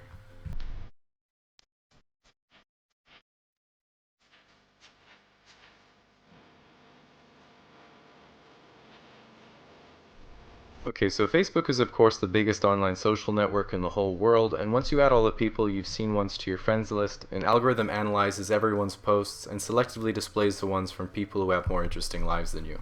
At the same time, it's kind of interesting because there's a lot of people who seem completely different online than they are in real life. As an example, I have a friend on Facebook. Another site I've really gotten into is Instagram, which is where I post all my good content. You can only post pictures or really short videos, so if you want to get a lot of followers, a good trick you can do is be really good looking. A lot of people have been asking why I don't post more often though, and the simple reason is I'm too scared of using the app because I might accidentally double tap a girl's picture instead of scrolling. I don't know what would happen if I did, but I definitely can't take that risk. I do think Twitter's alright though. It's kind of similar because it imposes a limit on how much you can write per post at around 35 words. So you're welcome to follow me over there if you'd like to hear some of my more complex thoughts. Okay, so I'm just going to take a break for a second because our prof told us that if you're doing a presentation, you're supposed to have some kind of audience interaction. So take a minute to pause the video and write a comment. Positive feedback only, please. If you have a suggestion for a casually explained video, please feel free to let me know, and if I use it, I'll be sure to take all the credit myself. On a similar note, another one of my favorite sites is Reddit. There's all sorts of fun subreddits like Ask Science for science questions, World News for world news, Today I Fucked Up for made up stories, and Gone Wild for safari pictures. And if you check out r/videos, sometimes mine get posted there, but I'm pretty self-conscious about it though, because I still feel like I don't know what I'm doing. I remember just a couple months ago, my friends would watch my videos and say, yeah, I don't know man, I thought that one was kind of shit. But now they think they're all, actually, I don't know where I was going with that one. But that pretty much covers most of the main social media sites. I'm of course going to continue to focus mainly on my favorite video sharing website, Pornhub. But thanks to the new social network integration, if you guys follow me on Facebook or Twitter, I'll be sure to update you with all my favorite BBW videos. Time and energy to their exact will. This is why when you see Messi, Tiger, or Michael Jordan do something crazy with a ball, you think, could it be? What makes the popularity of sports so interesting is that it's an incredible insight into the human psyche, which is that deep down, almost no one actually cares about getting human life to Mars or curing cancer. We only really care about doing pointless fun activities with our friends. The activity, of course, being the defeat of other people who we think are not our friends, and the imaginary devastation we experience when we are instead defeated. So let's take a look at the most popular sports to see exactly what makes them so successful. Ice hockey. Hockey is a fantastic sport because there's tons of action, lots of Canadians, and it incorporates the best part of good video game design, which is slidey ice levels. Apparently this is a hot take after looking it up, but once again as a Canadian, it sounds more like a skill issue. The only critical error in hockey is that the puck is way too fucking small to see if you're in an arena, so really you're just watching a bunch of guys skating one direction really fast, then all of a sudden turning around and skating the other direction really fast. This does, however, keep you entertained sufficiently as you wait for them to finally start punching each other. Rock climbing. Rock climbing is one of the most visceral human activities, which is not just our ape-like instinct to climb trees, but an evolved human instinct to just see what the most extreme pointless shit we can accomplish without dying. If you think about it, the moon landing was really just extreme rock climbing. If you never rock climbed before, it's easy to think it's a pretty stupid and pointless activity, but once you do it a few times, you'll realize there's a reason that the #1 most sold item in grocery stores is the humble banana. Golf. Golf is an absolute heater of a sport, and its only downside is being way too expensive and far away from where you live. A lot of people who've never played golf assume it's really just mini golf but bigger and more difficult. This is completely wrong. Hitting a ball into a hole is the meaningless part of golf. The sport is actually being able to drink and drive, and you only have to try to hit the ball into the hole so you can gamble on it. When you realize that golf isn't an upper crust gentleman's game, but just peak debauchery with the boys, then you understand why people want to get rich in the first place. Tennis. Being a 1v1 sport, I'm of course a big tennis fan, but the popularity of tennis has unfortunately been cannibalized recently by the bane of all tennis players' existence, recreational pickleball. The best way of summarizing the feud between pickleball and tennis is that pickleball players think, well, just because you have to run around all the time and hit the ball really hard doesn't mean you're better than us. And tennis players think, yes it does. The pickleball players then convert every public tennis court into pickleball courts by demanding the city council, aka themselves, do what the people want. If you know a tennis player, just be aware that they are societally down very bad and can't find a public court to play on. So make sure you reassure them that their two-handed backhand is actually very sexy, and then buy them some pen tennis balls for Christmas to cheer them up. Gymnastics. I think gymnastics is dope because it's not only a solo strength sport in the Olympics, my two favorite things, but it's one of the only sports where guys and girls compete in different activities, and everyone agrees each sex is actually better at their respective events, making it the first and only sport in the world where the average male and female internet commenter is almost tricked into admitting they actually like each other. Boxing. When I watch boxing, the only thing I think is, how in the fuck is each person getting paid like $300 million for one fight? This coincidentally is what every professional fighter in the UFC is also thinking. MMA. MMA in the UFC was a great experiment because it made everyone realize what was mostly just acrobatics or performative art, and what was really made for messing people up. At this point, it turns out that no one martial art does it all, and if you want to build the perfect fighter, you kinda just have to be an elite wrestler so you're built and conditioned like a Cold War lab experiment, then do jiu-jitsu, Muay Thai, and boxing. Then send them 2-3 years Dagestan and forget. Nevertheless, it's pretty common for both men and women to say, well, that sounds like way too much work. What should I train if I only care about self-defense? That's actually a much easier question to answer. 100-meter sprint, Glock 19. Ping pong. I think everyone can agree that table tennis is the Rubik's cubing and cup stacking of sports. It might be one of the only sports that you can watch at a high level, and without any further context you say, yeah, to be perfectly frank, I have not been diagnosed with the potential to do that. Just to be clear, I'm not making fun of anyone. This was in fact my entire childhood repertoire. Basketball. I admittedly don't know anything about basketball. I just get highlights of Jokic in my feed making crazy plays while looking incredibly unathletic and bored, then watch a related video of him with his racehorse looking really happy. That made me think that for every kid that wants to grow up to be an astronaut only to find out they're too dumb, there's also a 6'11", 100-millionaire basketball player that always wanted to be a jockey. Skiing and snowboarding. The problem with skiing and snowboarding is if you go as a kid and make a day trip, then you have to get up stupidly early and drive for 4 hours, making it a completely terrible day. Or you stay for a weekend, but there is no point in doing that because after one day you're so sore from using muscles you've never used before, you're bedbound anyway. This admittedly does change when you're an adult, because you can go to Whistler for a weekend, fall off the T-bar and break your tailbone a few times, be way too sore the next day, but now you're thankfully old enough to go to the clubs, get drunk, then get chlamydia from an Australian before coming home and filing for bankruptcy. Skateboarding. Skateboarding culture has always been cool and rebellious, and it hasn't just shaped other areas of society like fashion and street culture, but it also gives you deep psychological insights you might have not had otherwise. For example, I get annoyed when retired baby boomers with 4 properties can't figure out why they don't have grandchildren yet, until my friend Jimmy is meeting up with me so we can bankrupt Cactus Club during happy hour, and on the way over he thinks banging his skateboard into a fire hydrant is a trick. This causes me to immediately want to move my tax residence to Dubai, accept Western democracy as a failed state, and firmly lecture everyone on exactly what will and what will not be tolerated in my backyard if they want me to give them even a single penny. Baseball. To me, baseball is the EVE Online of sports, because the main highlight of baseball is whenever someone is up to bat, they announce the player's auto-generated Midwestern name, then show their stat card, which is what every baseball enthusiast and EVE Online player is waiting for so they can cross-check they have it right in their Excel spreadsheet. Cricket. While not very popular in most places, it's actually the second most popular sport in the world. This is because, like being a MAGA Republican, most of its base is in India and Bangladesh. Nevertheless, it's an awesome game to watch. Only the highlights of because it takes fucking ages. As someone who grew up in Australia and loves playing cricket but not watching it, you could unironically read the entirety of War and Peace in the same time instead. Formula 1. As a casual F1 enjoyer, I'll be making a whole video for F1. Just have to wait until Ferrari finally has a good season. NASCAR. A lot of people make fun of NASCAR for basically just being a bunch of fast cars turning left for 4 hours. This is another bad take. Imagine it was a regular Saturday and I said, yo dude, you want a day drink and have a barbecue? You might say, yeah, that sounds fucking awesome, but is there some way to add even more stimulation to this fun weekend activity? Suddenly NASCAR makes complete sense. Soccer, as us North Americans call it, is straight up the most popular sport in the world for a reason. Almost no downtime, lots of action, and even children in Africa or the Middle East can play without expensive equipment as they sweep for landmines. Even from a fan perspective, the constant criticism of players diving for penalties never matters that much because it's overridden by everyone's hatred of FIFA, the Call of Duty of sports games, which is only overridden by everyone's hatred of FIFA, the Venezuela of sporting organizations. American football. While American football and the Super Bowl is probably the sport most of us associate with American identity, very unlike the American identity, football is really an intellectual turn-based strategy game, where ChatGPT tells a team of data analysts who tell the coach, who tells the quarterback, who tells the team what build order to do. Then they make the play for 3 seconds, then take a break. Anyone who isn't American or Canadian might watch American football and say, wait, so it's called football, but the objective of the game is to hold the ball with your hands and run with it to the other side of the field? And that's completely wrong. The objective of American football isn't to run the ball to the other side of the field. The objective of American football is to show the audience as many ads as possible. Believe it or not, in the usual broadcast time of 3 hours, there's only 11 minutes of live action and 75 minutes of commercials in a game of American football. If you're from literally any other continent besides North America, you might say, I don't get it. Why do you tolerate so many ads?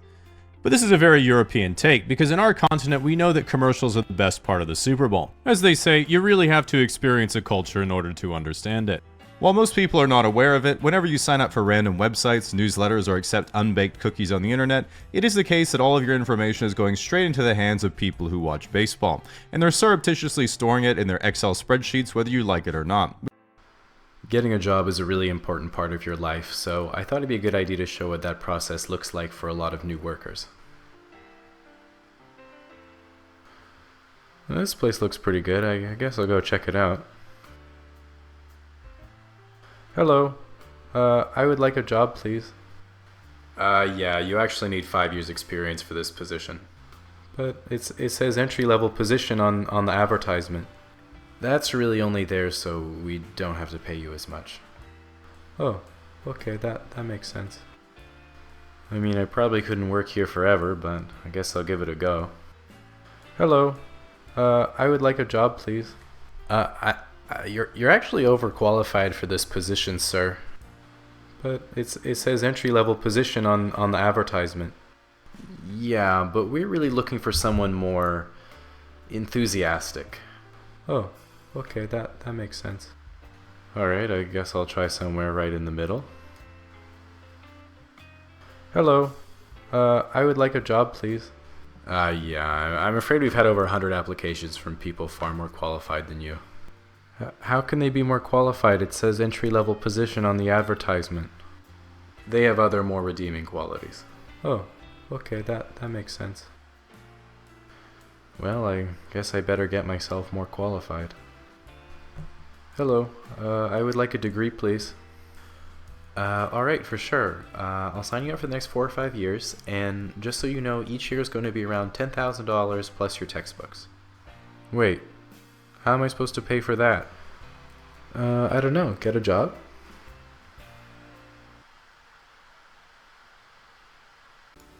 In dating and relationships, a red flag is a small thing you notice in someone else's behavior that's symptomatic of a bigger problem. The trouble is that oftentimes a red flag can be hard to pick up on because red flags aren't only what someone does, they can also be what they don't do. And some red flags are certainly worse than others, so I want to start with the more mild ones and move up from there. Assuming you start with a blank white flag, at the lowest level we have red and white flags, which are just small quirks or inconsistencies that aren't bad, just kind of weird. Things like they don't lick the yogurt off the lid, they use Internet Explorer, they hold the door open for you as soon as they see you park your car, or they're apologetic even if something is your fault. Basically, if it can be explained with, oh, Canadian, then it's probably in this category. So let's get started on the serious stuff. Low-tier red flags. A low-tier red flag is something that's probably bad, but not necessarily a complete deal breaker. They don't laugh at your jokes. I thought this was just normal, but they say if a girl doesn't laugh at your jokes, she probably isn't very compatible with you. If a girl is really into you though, she'll likely laugh at all your jokes, even if they're not very good. They have a secretive past. This depends a lot on how communicative the person is. They might just be anxious about sharing personal details, but if they have no problem talking about anything and everything except their past, it's either something they don't want you to know, which is pretty bad, or they're a Russian spy, which is pretty hot. Putting you on a pedestal, that is to say they think you're way out of their league. This one's obviously more common for guys to do to girls, but it can go the other way around too. Imagine I was in bed with a girl. Just gonna let that sink in. Imagine I was in bed with a girl and she whispered, "Oh my god, casually explained, tell me again about how many subscribers you have." Of course, that would be a huge turn on and I have dreams about that, but it's probably going to be a pretty one-sided relationship. Think of how celebrities almost always date each other even though they could be with any fan they wanted. They have the same last name as you. That's a bad sign. In most places. Alright, mid-tier red flags. These are a bit more serious and are usually harder to overcome or talk about. Tread very carefully if you notice any of these. They're a stripper. On paper it might sound well and good, but when it inevitably doesn't work out, you'll realize that from now on you can only pay for things by card. Worth it. They don't have any independence. That is to say, if they have no interests or hobbies or ambitions in their life, it's likely they'll try to involve themselves in every moment of yours, which will eventually weigh you down and get in the way of your goals. Kind of like Reddit. They trash talk their ex a lot early in the relationship. This is usually an indicator they're still emotionally invested in their previous partner, and it can be very difficult to build a new relationship from the rubble of an old one. Got that from Tumblr. Using ultimatums. These are saying things like, you have to do X or I'm going to do Y. You have to watch out though, because that's like me saying, if you don't subscribe, I'm not going to be your friend, which I would never say. Only think. Alright, next is high tier red flags. These are the ones that are complete deal breakers and are pretty much always non-negotiable. They're married, unless you're into that. They're already pregnant, unless you're into that. They're under 18. This isn't just a red flag, it's a felony, but if you do find yourself attracted to girls who are still in high school, a great way to get over that is to talk to one of them. They treat waitstaff poorly. I think being mean to other people in general is a good sign of how they're going to treat you in the future, and I know that'd be hard to deal with because my self-esteem is based on what other people think of me. If you don't like their friends, people tend to be friends with people similar to them, and if someone surrounds themselves with unsavory individuals, it tells you a lot about that person. Now, after a long time, eventually you might find that after going on date after date or going through relationship after relationship, even just after meeting a lot of new people, you start to think, it really seems like pretty much everyone I meet has something wrong with them. They don't get me, they always have problems that they don't think are problems, I can't connect with them at all, and why can't I find someone who's not such a disaster? This is the maximum tier red flag. It's actually just you. This might sound pretty bad, but in a way, realizing that you might be a bit more responsible than you previously thought is the first step to becoming a more wholesome person and having better relationships with other people. And if you have a friend who shared this video with you, now is the moment where you reflect on whether they thought you'd find it funny and interesting, or if they're... Most people know Elon Musk as the CEO of SpaceX and Tesla Inc., where he stands out from other business leaders for his bold risk-taking, work ethic, vision for the future of humanity, and smoking weed on Joe Rogan's podcast. And being the leader of two companies means he has one of the most demanding schedules in the business world, spending at least 40 hours a week at SpaceX and 40 hours a week at Tesla. That means on any given day he spends 16 hours working, 2 hours on his daily routines and meals, and if there's 24 hours in a day, that means he only has 6 hours a night left to shitpost on Twitter. For those unfamiliar with his companies, the most notable achievements of Tesla Inc. have been designing innovative electric cars that actually look good, and more recently the Tesla Roadster 2020, which is not only electric but has the fastest acceleration out of any supercar ever made, can park and change lanes by itself, and while you might think it could be unsafe due to the lack of side view mirrors, it actually has the highest safety rating ever achieved on account of the fact there is currently no way to enter the vehicle. Meanwhile, at SpaceX, while they make money through contracts with organizations like NASA and privately launching satellites, the entire mission directive of the company is to establish a space colony on Mars in the next half century. And while this might seem ambitious, one of the ways you know Elon's ideas are so good is because his speeches aren't. In fact, every time he's on stage, it's almost indistinguishable from a kindergartner doing show and tell with their favorite Hot Wheel. The only difference is instead of an aluminum matchbox car powered by falling, it's an actual car piloted by a dummy in a spacesuit that he's literally blasted to the International Space Station for the meme. Even when he's describing the future of humanity as an extraterrestrial species, it's once again indistinguishable from the back of the StarCraft box. Besides his companies, Elon Musk is just as interesting as a person. He was born in Pretoria near Johannesburg, making him the world's richest African American. At the start of college, he asked himself what were going to be the most important things for humanity in his lifetime, which he decided were the internet, sustainable energy, and space exploration. Then instead of being distracted by girls in college and giving up on his dream like a normal person, he was distracted by girls in college and still did it anyway.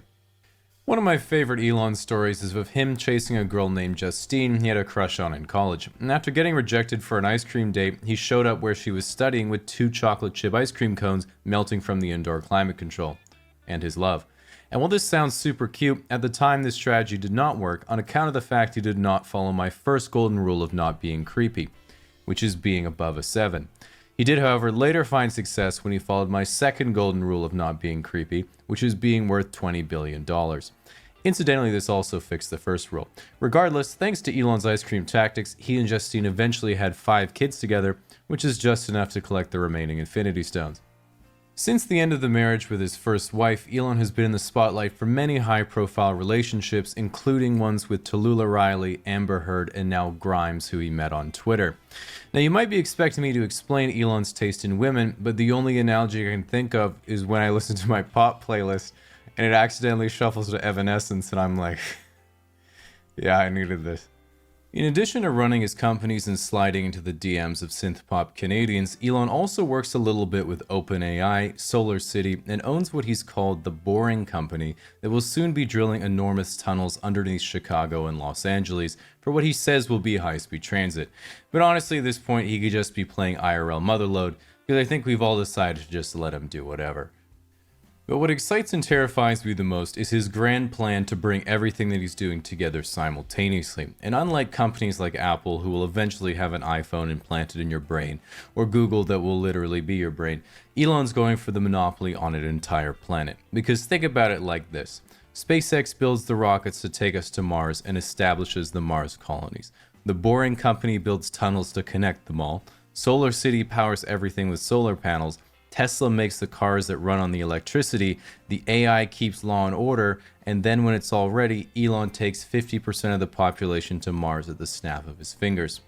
And while I'm sure some people don't like the idea of one company controlling a whole planet, at least when you visit Earth, you'll be able to tell everyone that you're on a trip to Disney World.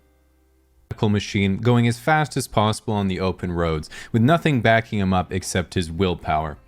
50 personnel, and a dozen teammates who are there to hard carry right until the end so he can win. But road racing and Grand Tour riding isn't the topic for today, because we're here to talk about cycling, which isn't the same thing.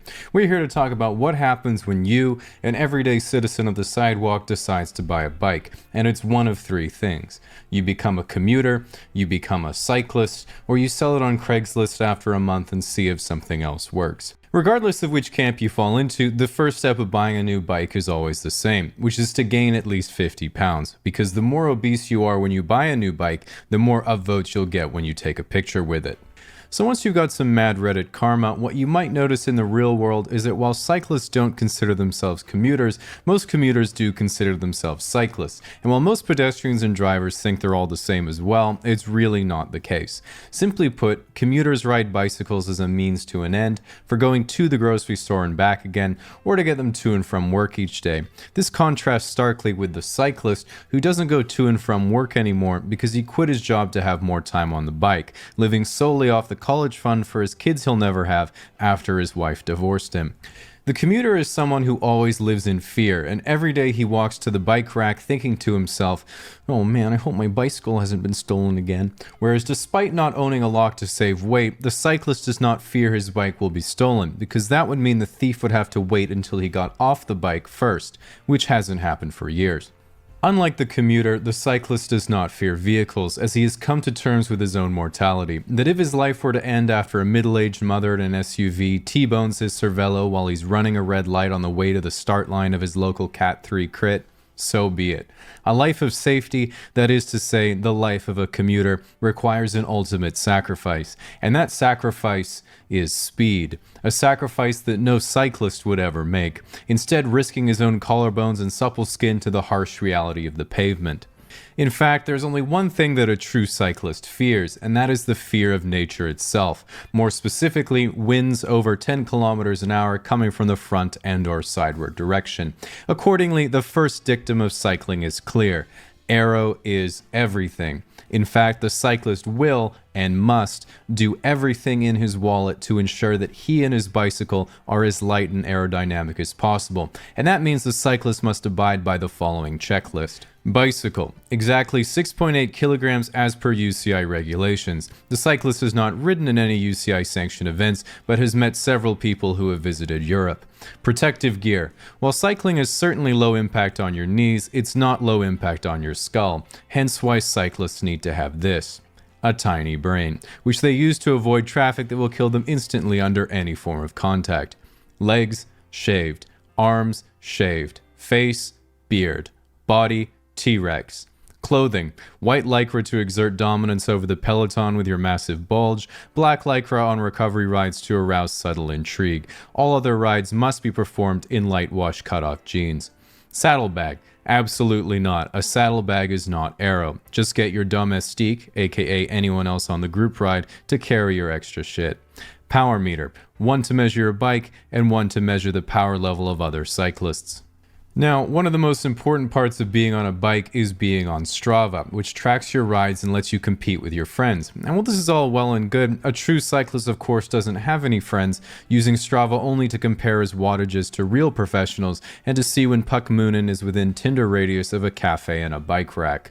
Now, if you're not a cyclist, at this point you might be thinking, oh my god, my husband recently bought a bike off Craigslist, but I thought we were a good couple. I just want to have a life together, to have kids together. Is he just going to be away all the time as I raise the children by myself? Their only memory of their father being the weekend he came home to teach them to ride a bike without training wheels? And no, you're getting way ahead of yourself, because once again, a cyclist would never have kids in the first place, as pregnant women are not aero. And while becoming a cyclist is something we can all aspire to achieve, it is important to point out that if you're still young, don't try to rush it. Most true cyclists are in fact well into their 40s or even 50s. And you might be thinking, wait, isn't that well past my physical prime? And yes, it certainly is. But being a cyclist isn't about athletic ability. Being a cyclist is about being at an age where you can quit your dental practice and still have the money to fly to Alpe d'Huez with your lightweight climbing bike, so you can take a helicopter to the top and only do the descents. Leave the Tour de France and Olympic track cycling to the kids, who ride their bike purely as a means of self-suffering, hoping they may one day get to keep one of the $15,000 custom bikes their sponsors force them to ride. Alas, they will not, because those bikes have a weight limit of about 270 pounds, and you wouldn't be a real cyclist if you didn't take up every ounce. Unfortunately, while the sport of tour riding is still tainted by the drug scandal of Lance Armstrong and competitors are monitored more closely than ever before, such is not the case for the cyclist, who lives a life of freedom, ordering as many over-the-counter steroids from Egypt as he pleases, writing it off as a business expense, and doping his blood until it's indistinguishable from his Aunt Jemima energy gel. Because unlike his peers, the cyclist is a risk taker, a visionary, an achiever, and knows that he must do whatever it takes to finish middle of the pack at the annual charity 60 miler. Many of his videos are presented in a deadpan style with little change in expression or tone, and while not considered to be terribly intellectual, he dryly reminded us the only test he ever failed was the Turing. While seemingly introverted, he models a personality that isn't hesitant to keep trying without giving up, no matter how much he probably should. A sentiment reinforced by his few close friends who have stated, one time he almost choked on cotton candy, and pretty sure he shits facing the tank and wipes back to front. Furthermore, he loves cats but is allergic to them, and as a child he suffered a traumatic experience at a birthday party when he was the one who let the balloon touch the floor. He was later found in the bathroom practicing. When an interviewer asked him if he's ever gotten laid off YouTube, he nervously replied, "Not yet," while asynchronously blinking. Chronologically, YouTube was not his first pursuit. As a teenager, he initially found success as a StarCraft player before briefly transitioning into online poker.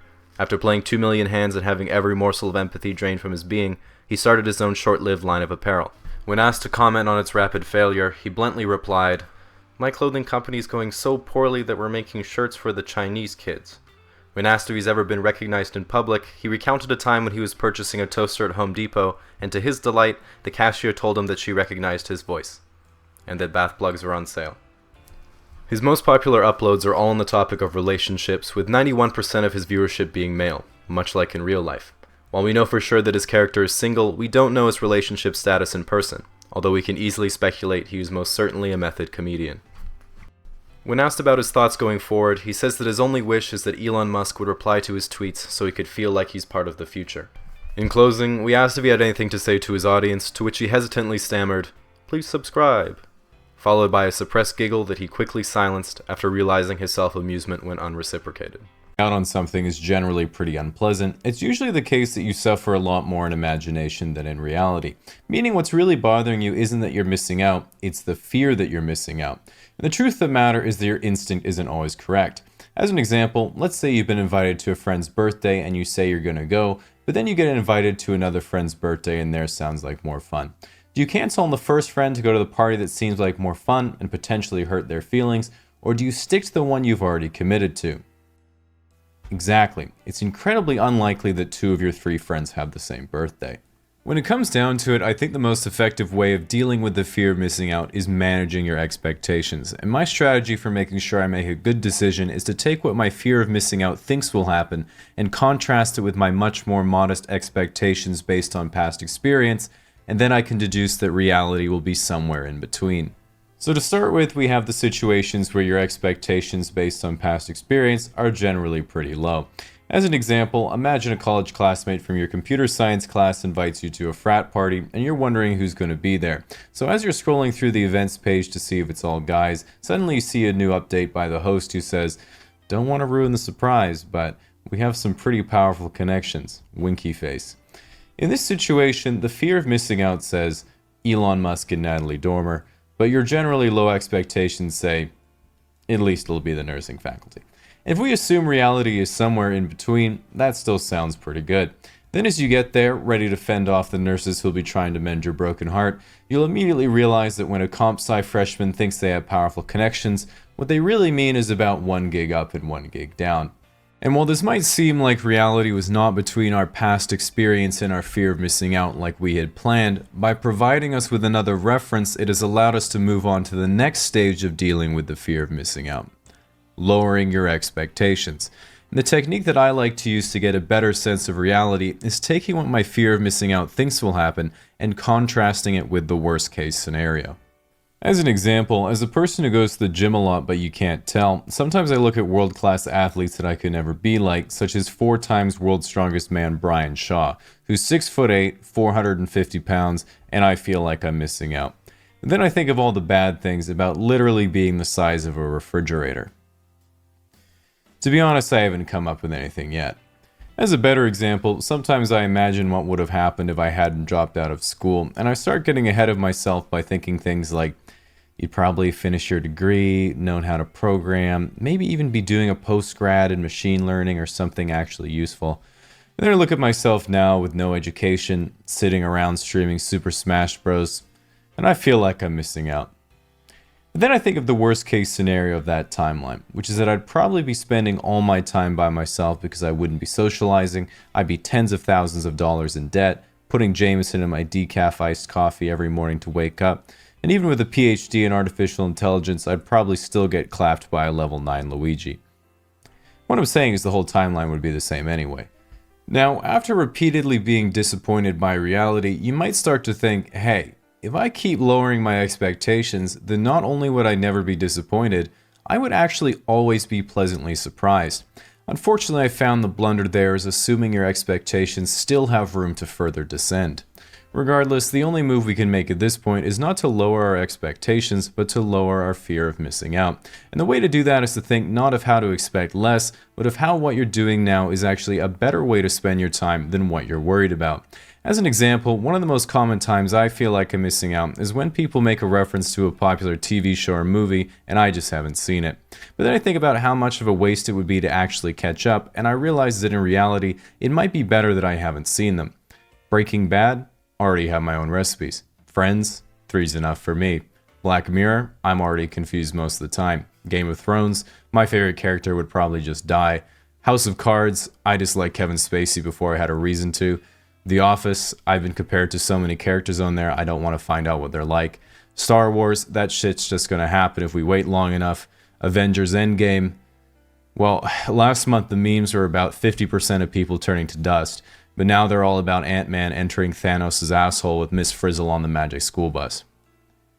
So yeah, I'll probably see that one. Now, by using this technique to lower your fear of missing out, at this point things should start feeling pretty good. Your fear of missing out should be approaching zero as you realize there's more important ways to spend your time. You have no expectations of yourself or others, so the world is looking brighter than ever. You feel a social burden being lifted from your shoulders, and at this point, right when your mind and body are becoming whole, something unbelievable happens. But not to you, because you're not there. Your friends run into Drake in a Toronto nightclub, you're not there. All the drinks at your local bar are free because Mr. Beast needs new content, you're not there. The hot German exchange student from high school is visiting and comes to your friend's party, she's out of your league. Which finally brings us to the paradox of missing out. You're not missing out on anything if you go, but you miss out on everything if you don't. And after telling my friend my profound realization, they said to me, so in other words, you're able to stop cool things from happening by being there. I still like my version better, but if they have the nerve to invite me to advice, if you're the hottest person in the room, you should go outside. The problem is nowadays that guys have realized that women don't really like you coming up and talking to them in public unless you're above an 8, so if you want to get rejected by a girl, it's way easier to use an app. Nevertheless, whether you like it or not, sometimes it's necessary to venture into the real world and do an activity, and I thought I could share what to look for and what dangers you might encounter if you face your social anxiety head on with alcohol and then go out for a night. Starting location. The starting location is always someone's apartment where you can pre-drink, or pre-game as the Americans say because they clearly don't take it seriously enough. This is the most important stage of going out because it's where you and your friends have a few drinks to loosen up and come up with a game plan for the rest of the night. The game plan is the same this time as it always is, which is getting progressively more drunk and making it up as you go along. Once you and your friends have come up with concepts of a plan, it's time to set out on your hero's journey into the harsh, debilitating environment, where you must trek forth for several steps until you get to the Uber. If you live in the north, you'll befriend a nice Indian man who will simply ask you to rate 5-star, and if you're anywhere below the 37th parallel, your driver will say, "No inglés," and then quietly play Spanish news radio. Objectives of leaving the starting location: be 2 drinks in. Dangers: everyone is really strict with ID these days, so make sure no one left their identification at home. The first encounter. Option 1, happy hour or anything. A lot of really nice restaurants actually have great happy hours because they're hoping you'll come, have a few happy hour drinks and appetizers, create a nice pre-dinner buzz, and then a few people decide to stay for dinner and a $60 bottle of wine. Unfortunately, this isn't a Las Vegas casino, and your deception is powerless against me. I will have 5 glasses of sparkling wine and 2 dozen oysters for $35, then I'll dip immediately at 5:59 p.m. Even the Jerry Springer of finance would be begging me to spend more money. So prepare to tank the losses on your corporate taxes because I've won before, I've won today, and I will be back to win again. Objectives: have some food and more drinks to prepare you for the arduous journey ahead. Dangers: many of these restaurants employ attractive waitresses who try to manipulate you for more money with lustful incantations like, "How was your day?" or "Is everything tasting okay?" Do not fall for their siren song and always be the change you want to see. Remember, tipping is a social construct. First encounter option 2, dive bar. Dive bars are pretty much the cheapest option you have for going out, usually on the edge of town and not that busy, but you probably won't find your life partner here unless you're looking to donate one of your kidneys to them real soon. Objectives: cheap drinks and guaranteed free seats. Dangers: you get a glimpse into your future for when your life completely falls apart. Also, if you lose a bar fight and are allergic to peanuts, you will die. The second location. The second location is the last moment you can still turn back and abandon the plan, which is seeing if it's going to be an actual night out, or if someone says something cowardly like, "I have work tomorrow," or "I have a wife and kids and need to spend time with them." This is why the second location has to be where you spend the most on drinks and potentially meet random strangers that will join your party and reinvigorate lost morale into the group. Craft Brew Pub. Now, as someone who's been drinking IPAs for 10 years, you might say, Jamie, I just tried my first IPA and it was terrible. How long until they start tasting good? In my experience, at least 11 years. Type of party member you might recruit, 30-year-old mustachioed indoor rock climber. He likes music festivals and planning summer road trips in his Kia Sedona, a chill addition to your party but no special party buff. Chance of success, high. Option 2, cocktail bar. Cocktail bars aren't the best for group outings because they have limited seatings and are usually really busy, but they are a classic date idea for a reason, which is that most girls don't actually know what food is and so typically live off of iced matcha lattes and small processed bags of carbohydrates they have stashed in strategic locations to forget about and then rediscover throughout the day.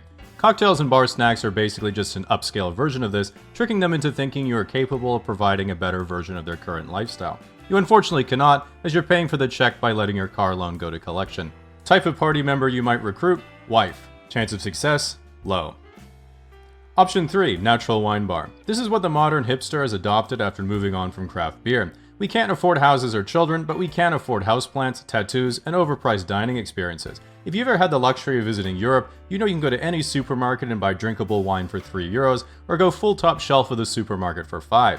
If you go to Korea or Japan, you can buy a bottle of soju or sake for $1.50, but in North America, you can go to a natural wine bar and spend $90 on fortified kombucha that has a living organism growing inside of it. You might think this is a scam until you see the bottle has a quirky label on it you can post on Instagram for clout, and then you also realize the bar is filled with hot millennials.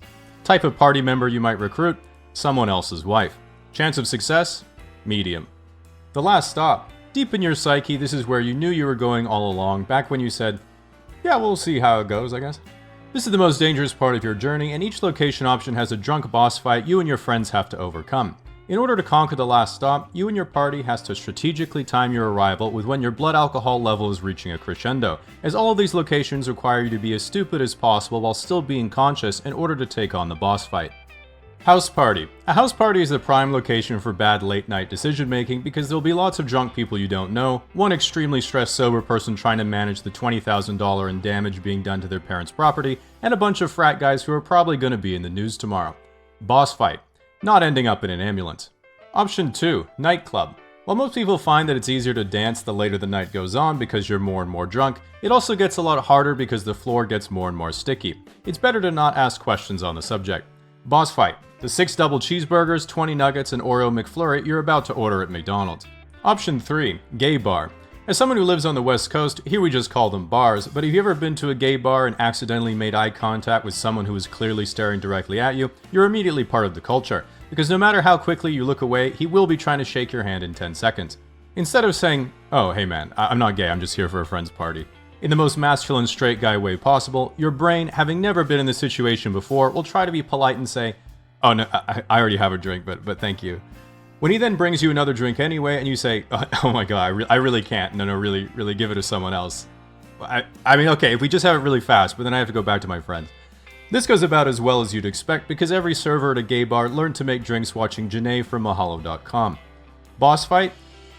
Making sure 50 Cent doesn't get the footage. The final boss. The return home. The final challenge once you have survived another boss fight is to use all of your remaining brain cell to find your bed.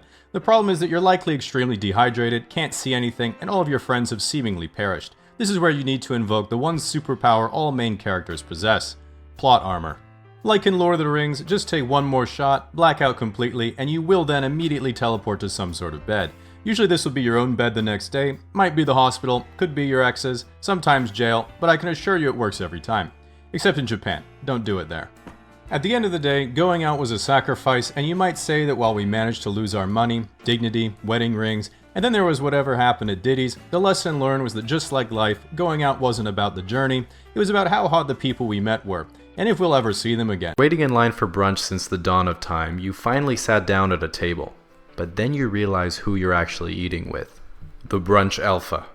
It's been 45 seconds and the food isn't here yet. Waiter! I don't know, this seat seems pretty close to the door. Waiter! Your water is over 55 degrees. Wait. Okay, they're not even on our table. Of course there's the social media guru. I don't know how she knows that the food is good before she tries it, but it's nice she lets everyone know on Instagram. Twitter, Facebook, Snapchat, Pinterest, Flickr, Tumblr, Vine, Reddit, Google+, LinkedIn, DeviantArt, and Yahoo Answers before she gives it a taste. The die-hard vegan. You'll know. The guy who spends too much on mimosas after passing up bottomless drinks. $35 for bottomless drinks? What a ripoff. Who would get more than one or two anyway? Okay, that one was me. The post-workout guy. He knows he was at the gym. You know he was at the gym. Everyone knows he was at the gym. Hey guys, sorry I'm late. Just got back from gymming it up at the gym. Hey, do they do protein shakes here? And even if you get the courage to go to brunch all by yourself, there's always the worst guest of all. Other people's children. Mom, why is that guy all alone? Does he have no friends? Whoops.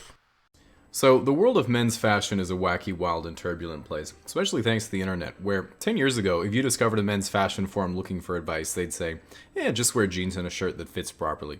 And you'd be leagues ahead of your average dad just by doing that. Nowadays, while they already existed to some degree, those fashions and forums have diverged and then grown into huge subcultures that include things like your mainstream business attire, high fashion, casual wear, streetwear, and all sorts of subgroups under that, including things like your sneakerheads, tech wear, skate wear, pale wave, avant-garde, and then everything Kanye has been in the same room as.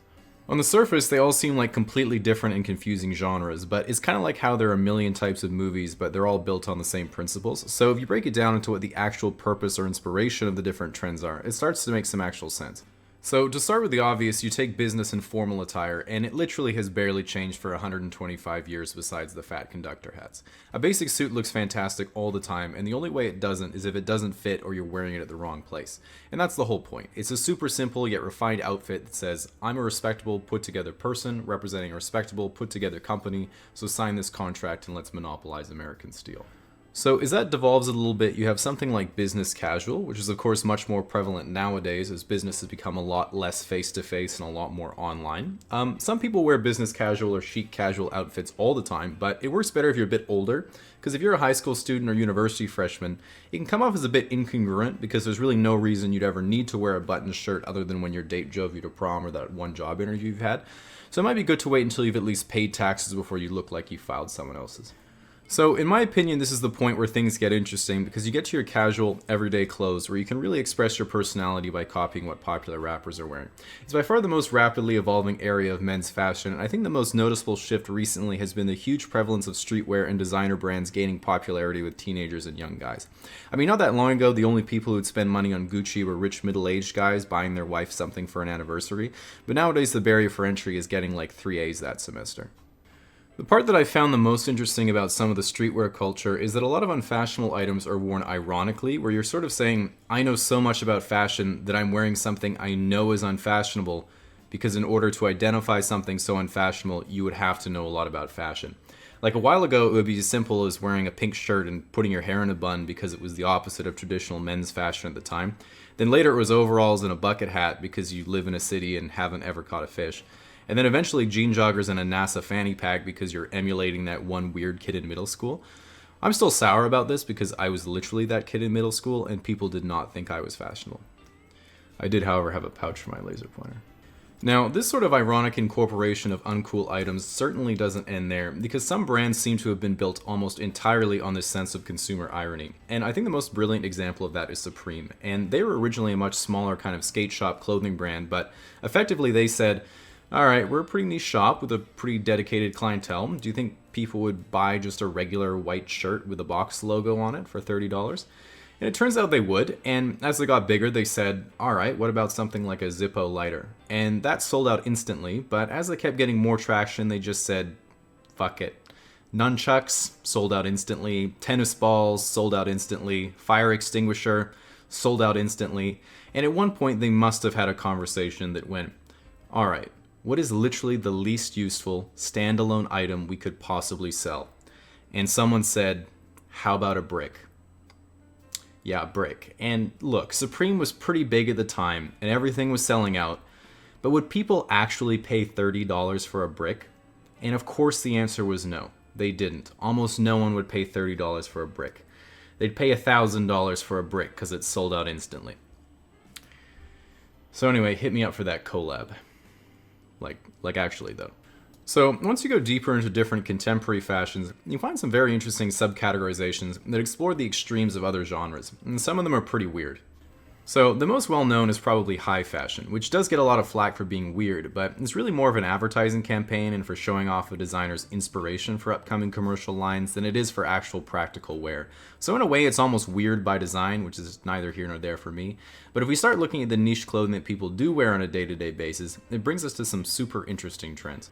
So of course, a massive group that's permeated all casual wear are your sneakerheads, and these are the people you might have heard of who would camp overnight to cop a fresh pair of Jordans, but they only really wear them once for Instagram, and then they resell them the next day at 5 times the price to rich Asian exchange students. Something like normcore is wearing literally your entire outfit ironically, effectively dressing as blandly as possible on purpose. Pale wave is a sort of minimalism that centers around a lack of detail and subtle pastel color palettes. I quite enjoy this look because if people come over to my apartment, I blend in nicely with my IKEA furniture.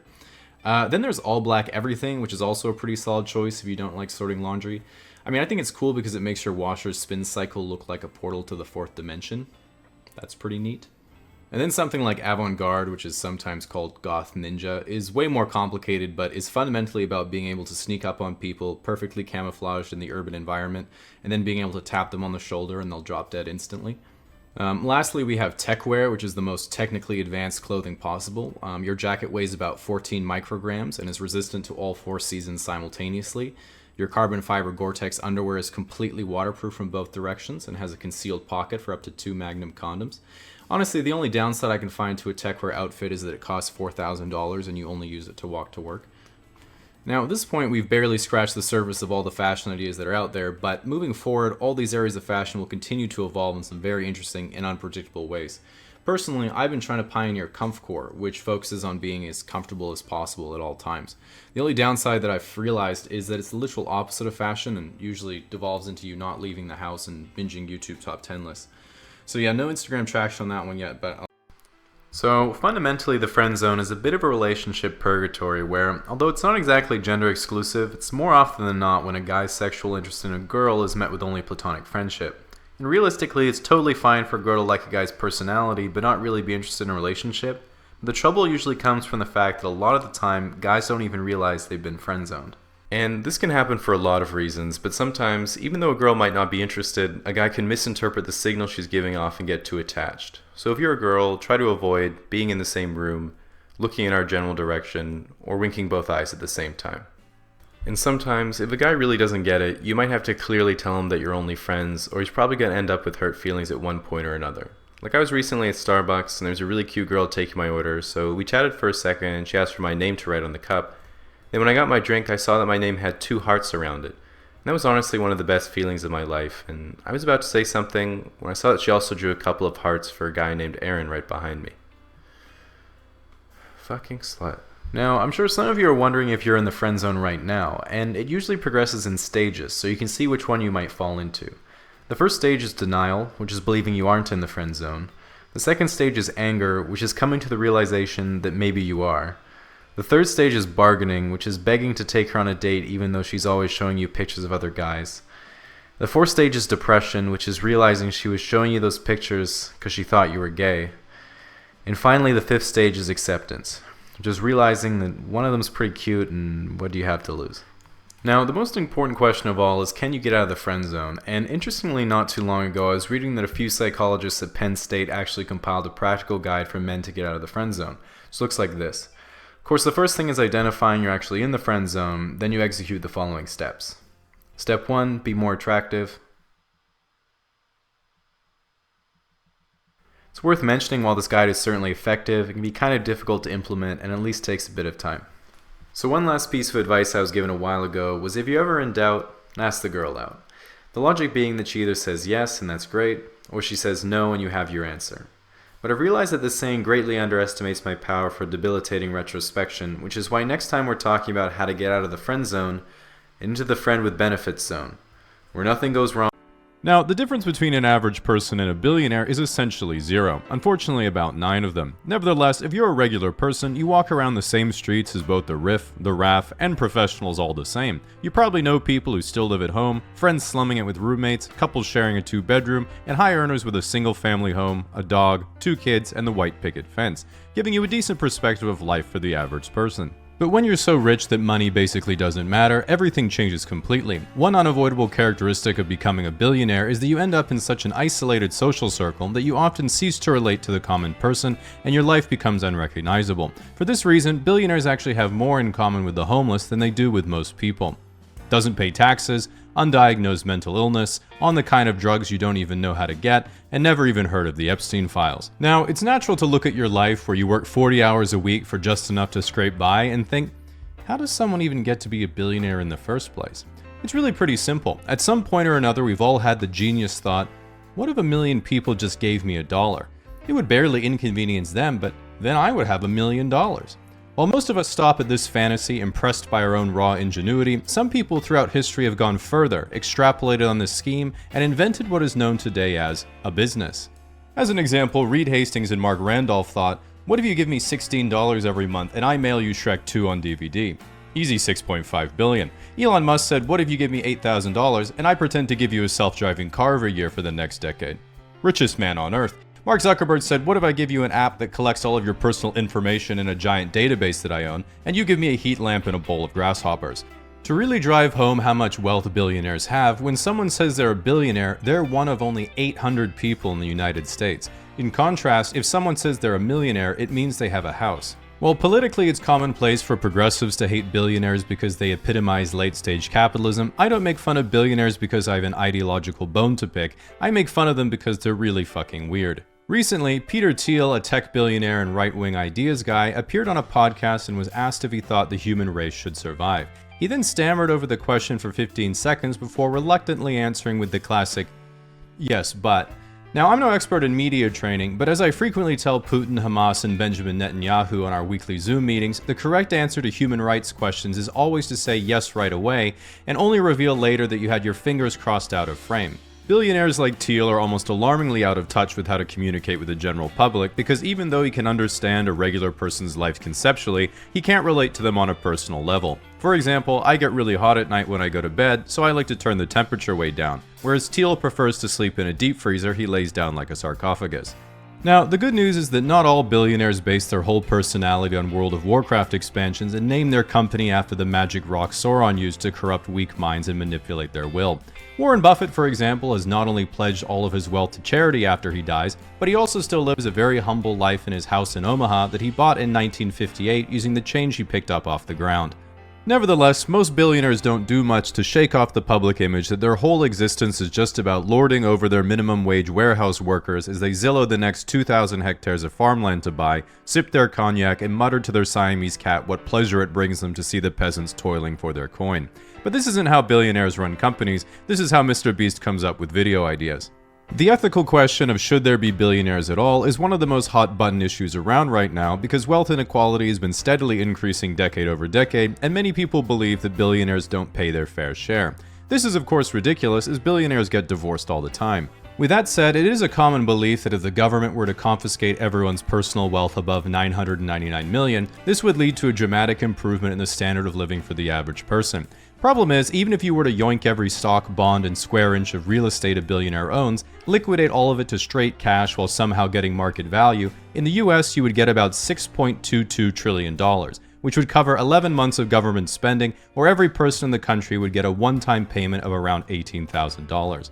While this is nothing to scoff at, if you're one of the people who says we should eat the rich, it's important to consider that the average inheritance in the US is $46,000, meaning you would make more money if you ate just one of your parents.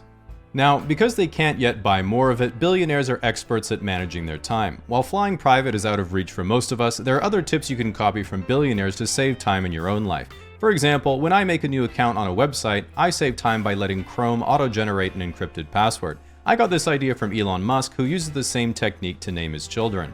When you basically reach level 99 in capitalism, you might ask yourself, what do I do now? Not to worry, once you've reached the level cap, there's still plenty of side quests for you to do. While most regular people spend their time playing video games, doing arts and crafts, or playing a sport, billionaires can choose more exotic things like getting bullied on Twitter, criticizing the Chinese government exactly one time, paying pro athletes to make you feel talented, leaving the planet in search of any novelty that will make the emptiness go away, paying to boost your Path of Exile account, then streaming it to prove to anyone who doubted your multidisciplinary genius that they were in fact correct, exploring the bottom of the ocean to uncover its lost secrets, and of course exploring the bottom of the ocean and then dying instantly. In reality, when you're worth even hundreds of millions of dollars, an ultimately rookie amount, you can pretty much have anything you want. Penthouses, luxury cars, private chef, private plane, giant house, and another giant house in a poor country that kinda sucks but has good weather, and you're not sure if purchasing power parity means the gardeners are getting paid well by their standards, or if you just own slaves. With this in mind, if you are a billionaire, it's actually pretty hard to think of a way to flex on multimillionaires, meaning the 23-year-olds on Raya who look like they're 35 aren't going to message you back. That is, of course, until you remember what separates the centimillionaires from the billionaires. Big boat. Ask a girl if she'd rather be stuck in the middle of a forest with a random bear or a random man, and she picks the bear every time. Ask a girl if she'd rather be stuck in the middle of the ocean with a random shark or stuck in the middle of the ocean with a random Saudi man, and she picks Muhammad every time. This is because men in the forest are broke, meaning they'll try to touch your boob, whereas men on yachts are rich, meaning they have grown weary of material desires and flew you out business class for your quirky personality. While no one has tried to sex traffic me yet, the closest I've been able to get so far was when I was on a holiday in France several years ago and made a day trip to Monaco. Now, for people not in the know, Monaco is a tiny sovereign nation basically inside France and is like a Vatican City tax haven for the ultra wealthy. They have a little garden you can look at near the Monte Carlo casino, which was the only thing I could afford. And as you walk through, you're like, oh, look, a little building. Hopefully this one's a bathroom. Nope, just another Audemars Piguet watch kiosk. Then you pee on it anyway because you're in Europe. Other than this neat oceanographic museum, what I thought was the coolest part of Monaco was the port, which was divided into sections based on how important people in Monaco thought you were. In the very inner part of the harbor, you have the literal wage slave section, which is basically all the yachts that I would see back home. Then there's Worthless, which had the biggest yachts I have ever seen in real life prior to this. After that, you have Starter Yacht, which are like floating New York City penthouses. Then the last section in the harbor is, finally, a real yacht, which is one giant pier for the 2 or 3 mega yachts that rule the Monaco postcard photo and cost at least $100 million each. Obviously you don't stop there because these things are a dime a dozen, so then you go out in the ocean and you get, what is this, a harbor for ants? Now you might be thinking what I was thinking at the time, which was, even if you were a billionaire, why on earth would you want a mega yacht so big you can't even park it in the harbor? Exactly, to store your other yachts in, brokey, get with the program. At this point, I too was wondering how I could acquire a Russian nesting yacht until I was like, speaking of, what's that? And maybe a few kilometers farther out from the shore was this thing, which is the world's largest sailing yacht and in the top 5 most expensive yachts ever built. It's owned by Andrei Melnichenko and designed by the guy who made this cool lemon squeezer that my mom just bought. Even though I had forgotten the oligarch class yacht existed, this guy claims he doesn't even have ties to the Russian state, making him just a regular unimportant billionaire. This argument, of course, didn't work on the Italian government after Russia invaded Ukraine because they saw the yacht parked outside their shoreline and said, yoink, which brings us to the true top of the hierarchy, which isn't who owns the biggest yacht, it's who owns the biggest ocean. And you know what that means. While animals come in many different shapes and sizes, there are definitely some that are more intelligent than others. While you can't directly compare between species, I tried to put them in an approximate order. At the bottom of the spectrum we have extremely basic creatures like jellyfish and worms. While some have simple organ systems, none of them are capable of complex thought and quite linearly respond to external stimuli, a bit like little robots. A bit above there we have animals like small reptiles. These creatures have the fight or flight response that helps them eat things or avoid getting eaten. In humans, this is the same physiological response that ruins my PowerPoint presentations. Farther along the spectrum we have small mammals like mice or rats, both capable of learning new behavior and can be trained to some degree. Often used in drug trials as a human analog because of their similar biology and accessibility. So moving on from there we have some large mammals like elephants. I knew that historically they could be trained as war animals and for circuses and stuff, but I didn't really know to what degree. But I was watching an IMAX documentary recently and they actually said, some elephants are thought to be as intelligent as an 8-year-old child. So pretty stupid. A couple of the most intelligent animals are dolphins and gorillas. If you watch a video of dolphins playing around, they're almost eerily human-like, and gorillas are one of the only non-human animals to have been observed to use tools. And let me tell you, if you thought dropping your kid in the dolphin enclosure was fun, just a thought. Now, of course we have humans, but because humans have higher absolute intelligence, the difference between individuals can be quite substantial. So near the bottom of that spectrum, we have people who tell you they're really smart. I briefly knew a girl who prefaced her opinions with, "I am actually very intelligent and read a lot."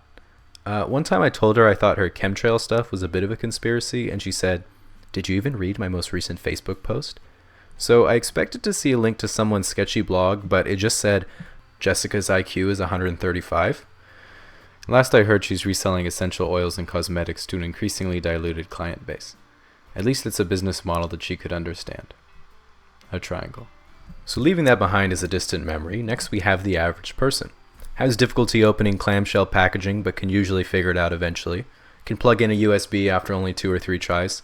Doesn't quite get standing back at airport baggage claims or subway terminals, but knows how to Google something before giving up. After that, we get to gifted individuals. These are people who are capable of more advanced social and logical feats that may seem impossible for the average person, such as intense and prolonged concentration, deep understanding of other people and their emotions, and being able to request a haircut without rehearsing beforehand. So beyond that, we have everyone on the internet between 15 and 21. Now, unfortunately, in order to be a more notable genius, you have to not only be very intelligent, but highly dedicated. They say that hard work beats talent when talent doesn't work hard, but I found one of the best ways to give up on your dreams is to type them into the YouTube search bar, then add, "done by a 5-year-old Chinese girl." Lastly, people say that intelligence mostly comes down to genetics, but hard work comes down to willpower and dedication, which mostly comes down to motivation and ability to create actionable plans, which is a big part of intelligence. But always remember, no matter how notable or intelligent someone else is, you're always smarter or better than them in some way. They say Mozart could rewrite any song after only hearing it once. I have Spotify. Stephen Hawking advanced our understanding of the universe, fucking smoked him in the 100 meters. Jesus could turn water into wine. I'm not a Jew. So I think as a guy, it's really easy to see a girl you want to talk to, but you're too scared to actually go and do it. So I want to take a few situations you might find yourself in, and by asking yourself, what's the worst that could happen? I think it could really help make it easier to figure out whether you should make a move or not. Okay, so let's say you finished another unproductive work day and are walking down the street, and all of a sudden you see your favorite celebrity of the moment being escorted by a couple bodyguards. They seem to be in a rush, so before you make an approach, ask yourself, what's the worst that could happen?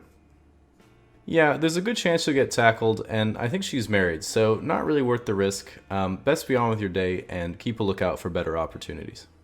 Okay, so let's say you're standing in line at the coffee shop waiting for the caffeine to bring you happiness, and after noticing the cute barista, you've been staring at her for a few minutes, and you're pretty sure she's looked back at you a few times, but it could just be to see if you've stopped.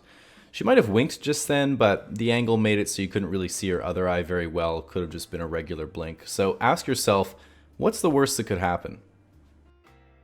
Yeah, it's her job to be nice to customers, so you'll probably embarrass yourself in front of the whole cafe. Times are tough, and she was probably just trying to get that 16% tip. Wouldn't be the end of the world, but best wait for a better opportunity and never go back to that coffee shop again. Alright, so let's say you're sitting in the bar with your friend, wondering if people think you're gay, and all of a sudden a pretty girl runs in and says, "Hey, I saw you from outside. I thought you were really attractive and seem exactly like my type. I just had to come over and give you my number." Ask yourself, what's the worst that could happen? Yeah, some guys might miss the obvious here, but don't be an idiot. There's clearly a hidden camera somewhere. Don't want to make a fool of yourself, so best be on with your day and wait for a better opportunity. So as the day is coming to an end, you're walking home through the park, and all of a sudden you see a little golden retriever puppy playing in the daffodils. And when you look around to see who it belongs to, you see a girl sitting alone on a picnic blanket. She's reading your favorite book, wearing a yellow sundress with glasses that are a bit too big, so she has to keep pushing them back up as she's concentrating. Has those little dimples on her cheek from smiling all the time, and probably has a really subtle Scandinavian accent that you'd only notice with certain words.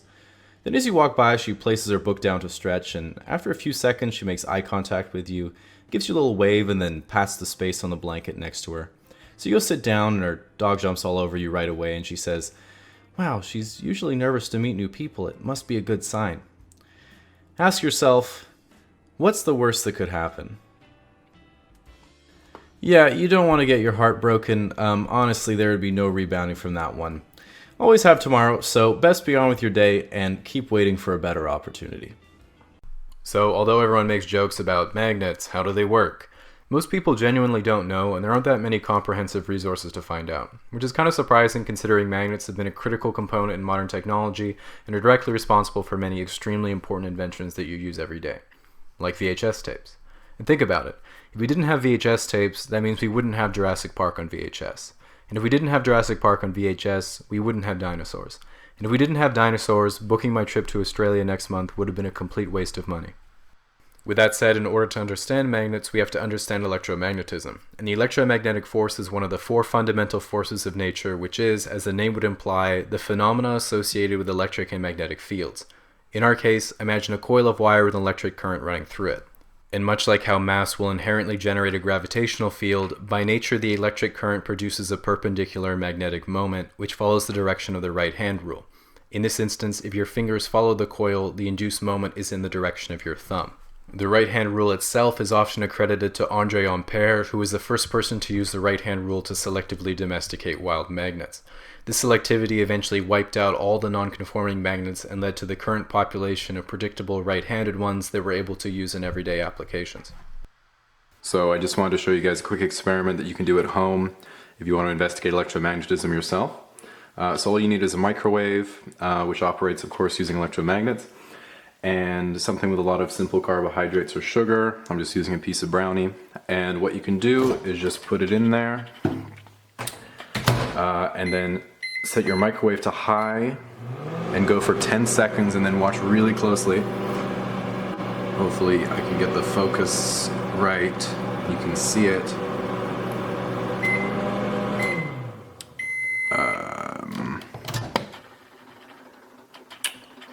Okay. Oh yeah, that's really good. Your brain runs pretty much exclusively off of glucose, so it's really important to have a brownie break every half hour if you're doing a lot of thinking. Okay, so now that we know the basics of electromagnetism, imagine an atom. Or if you're like me and have great eyesight, you can just look at something really closely. In this case, we're making it simple by just considering one electron that's orbiting around a nucleus. The orbit of the electron itself is like a current traveling through a coil, so a small magnetic moment is generated, and the electron itself also has its own up or down spin. Now, it's called spin, but it's not actually spinning, or at least we can't see it doing anything on the outside, but it is trying as hard as it can on the inside. And this slightly sad and relatable force is what physicists call intrinsic angular momentum. And this creates a magnetic moment as well.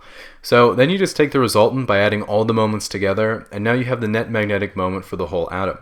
It's important to remember that in reality, orbitals are filled up by pairs of electrons with opposite spins that sort of cancel out. So in practice, only some of the transition metals, which have partially filled 3D orbitals, are really magnetic, and the rare earth metals have some interesting magnetic properties, but generally have to be put in alloys to function at room temperature.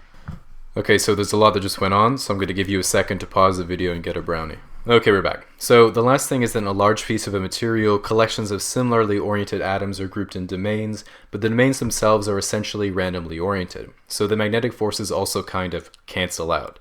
But if you can get all the magnetic domains to align by putting them in another magnetic field, for example, you can get all the forces acting together, which creates a very powerful magnet. The magnet itself generates a magnetic field that runs from its north to south pole, and that magnetic field can align the domains of certain materials, which causes attraction or repulsion. And that's really all there is to it. A fun project you can do to occupy your kids is asking them to prove the Earth is a big magnet by getting them to dig until they hit the Earth's iron core.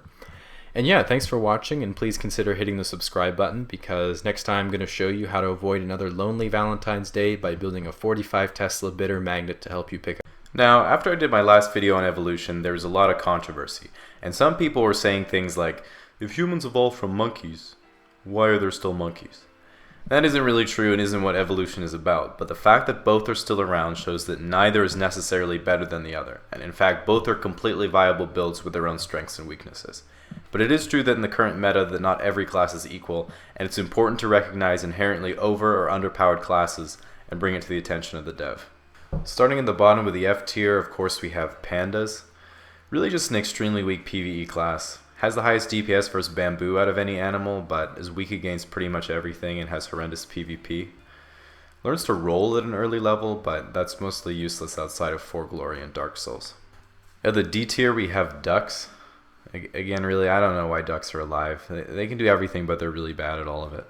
At the C tier, we have rhinos and elephants. They both seem like great choices, too big to be eaten, and both have strong PvE and PvP, but they've really taken a hit from the newer poaching quests and are still getting hard countered by being turned into medicine that doesn't work. So the B tier, we have sharks. 100 years ago, sharks would be an S tier choice, no natural predators, tons of food to eat, and a proven track record of millions of years. But with the new global warming balance update, they're kind of struggling, but maybe with future nerfs to the soup-making profession, we can see them make a comeback. Also at the B tier, we have eagles. Top of the food chain, flying, majestic, symbol of freedom, balding. At the A tier, we have dogs. Really increased in viability since the introduction of the domestication perk. High investments in the happiness, friendliness, and tail wagging tree, and the only real shortcoming is a sadly short lifespan. Of course, we also have cats, basically a more disinterested and self-centered dog that can survive higher drops and only wants to be around you when it wants to be pet or you have food. Also pretty viable. So for the S tier, we have mosquitoes, really powerful PvP, high respawn rate, flying perk, but also extremely low HP. Weaknesses include spiders, candles, and making friends, but again, really solid track record. We have ants, also from the insect race like mosquitoes, but one of the more ingenious varieties. While each member is of very low intelligence, like Redditors, they work collectively to assume a single body of thought that's then carried out by each individual without further consideration.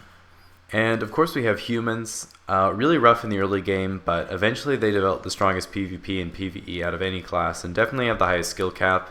Their only real weaknesses are cancer, disease, and prolonged introspection. One of the more interesting human mechanics is the ability to exchange playtime for in-game currency. Popular strategy is trying to accumulate as much money as possible for endgame so you can afford to do things you can't do anymore. But long story short, as long as you pick one of the stronger starting regions on this list, there's really no way you can go wrong. So that's pretty much how it stands at the moment. The list isn't complete, as you can obviously tell, but if you're wondering about any particular classes, you can leave a comment and I'll try to get back to you. And definitely watch out for some of the higher level human players like Elon Musk who are trying to find novel glitches to get out of the game world. And lastly, be sure to stay up to date with the upcoming global warming patch. Rumor says that penguins are still getting screwed in that one, but there should be buffs for Canada. One of the reasons I love the stock market is because it really gets down to the core of what I think life is all about. Making as much money as humanly possible with complete disregard to everything else. Now, while I'm sure philosophers might eventually be able to come up with a reason why this could be bad, one reason why it's good is because it rewards business models that work, punishes ones that fail, and encourages competition within an industry, which often leads itself to innovation and getting customers better products. As an example, take a look at the craft beverage industry. It used to just be big companies like Nestle selling tap water at a huge markup, but now we have Belle Delphine. So, while the stock market either goes up or it goes down, the ways you can lose money on it are nearly endless. So you'll notice that different types of people like to trade in different ways depending on how they are in real life. First of all, we of course have the investor. This is your classic older guy who knows a thing or two about the stock market.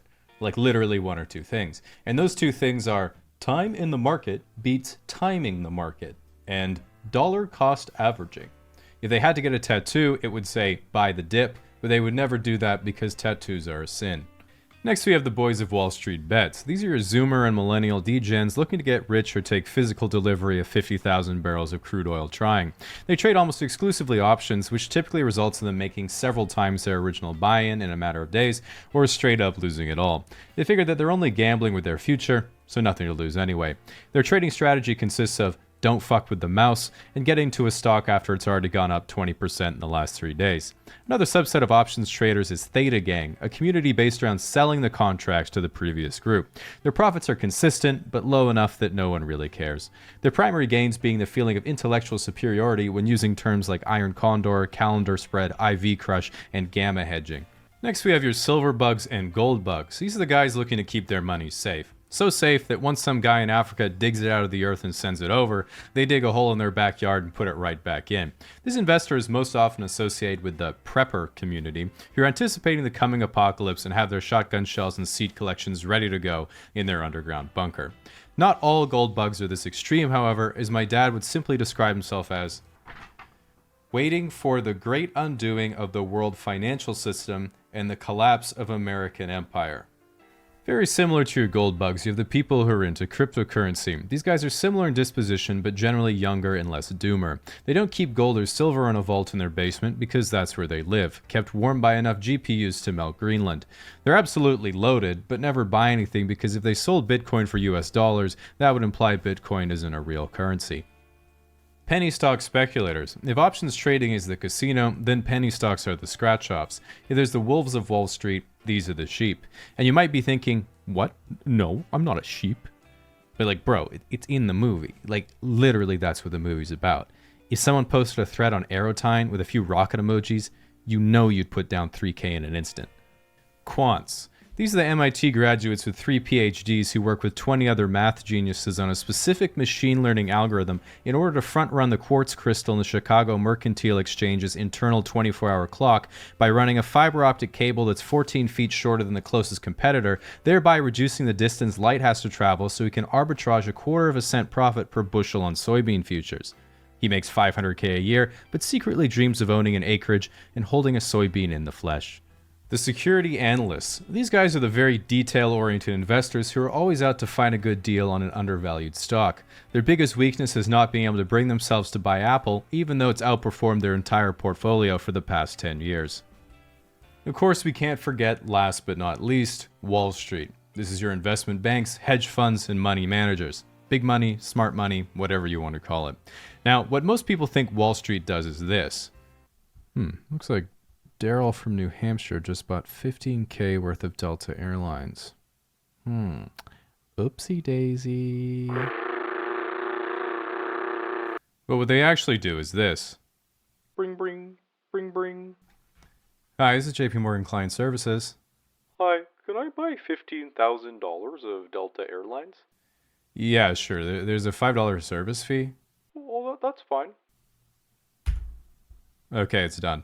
Thank you.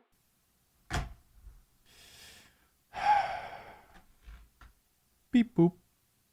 Hello? Hey, Lehman. Yeah? Want to write one too many zeros on a piece of paper? Sounds fucking lit, bro. Arm wrestling is my favorite niche sport, and is perhaps one of the most misunderstood. If you ask a random person on the street, arm wrestling conjures up ideas of drunk idiots at a bar with fragile egos trying to out-macho each other. But that's not the case at all. Travis Bajent's actually really good.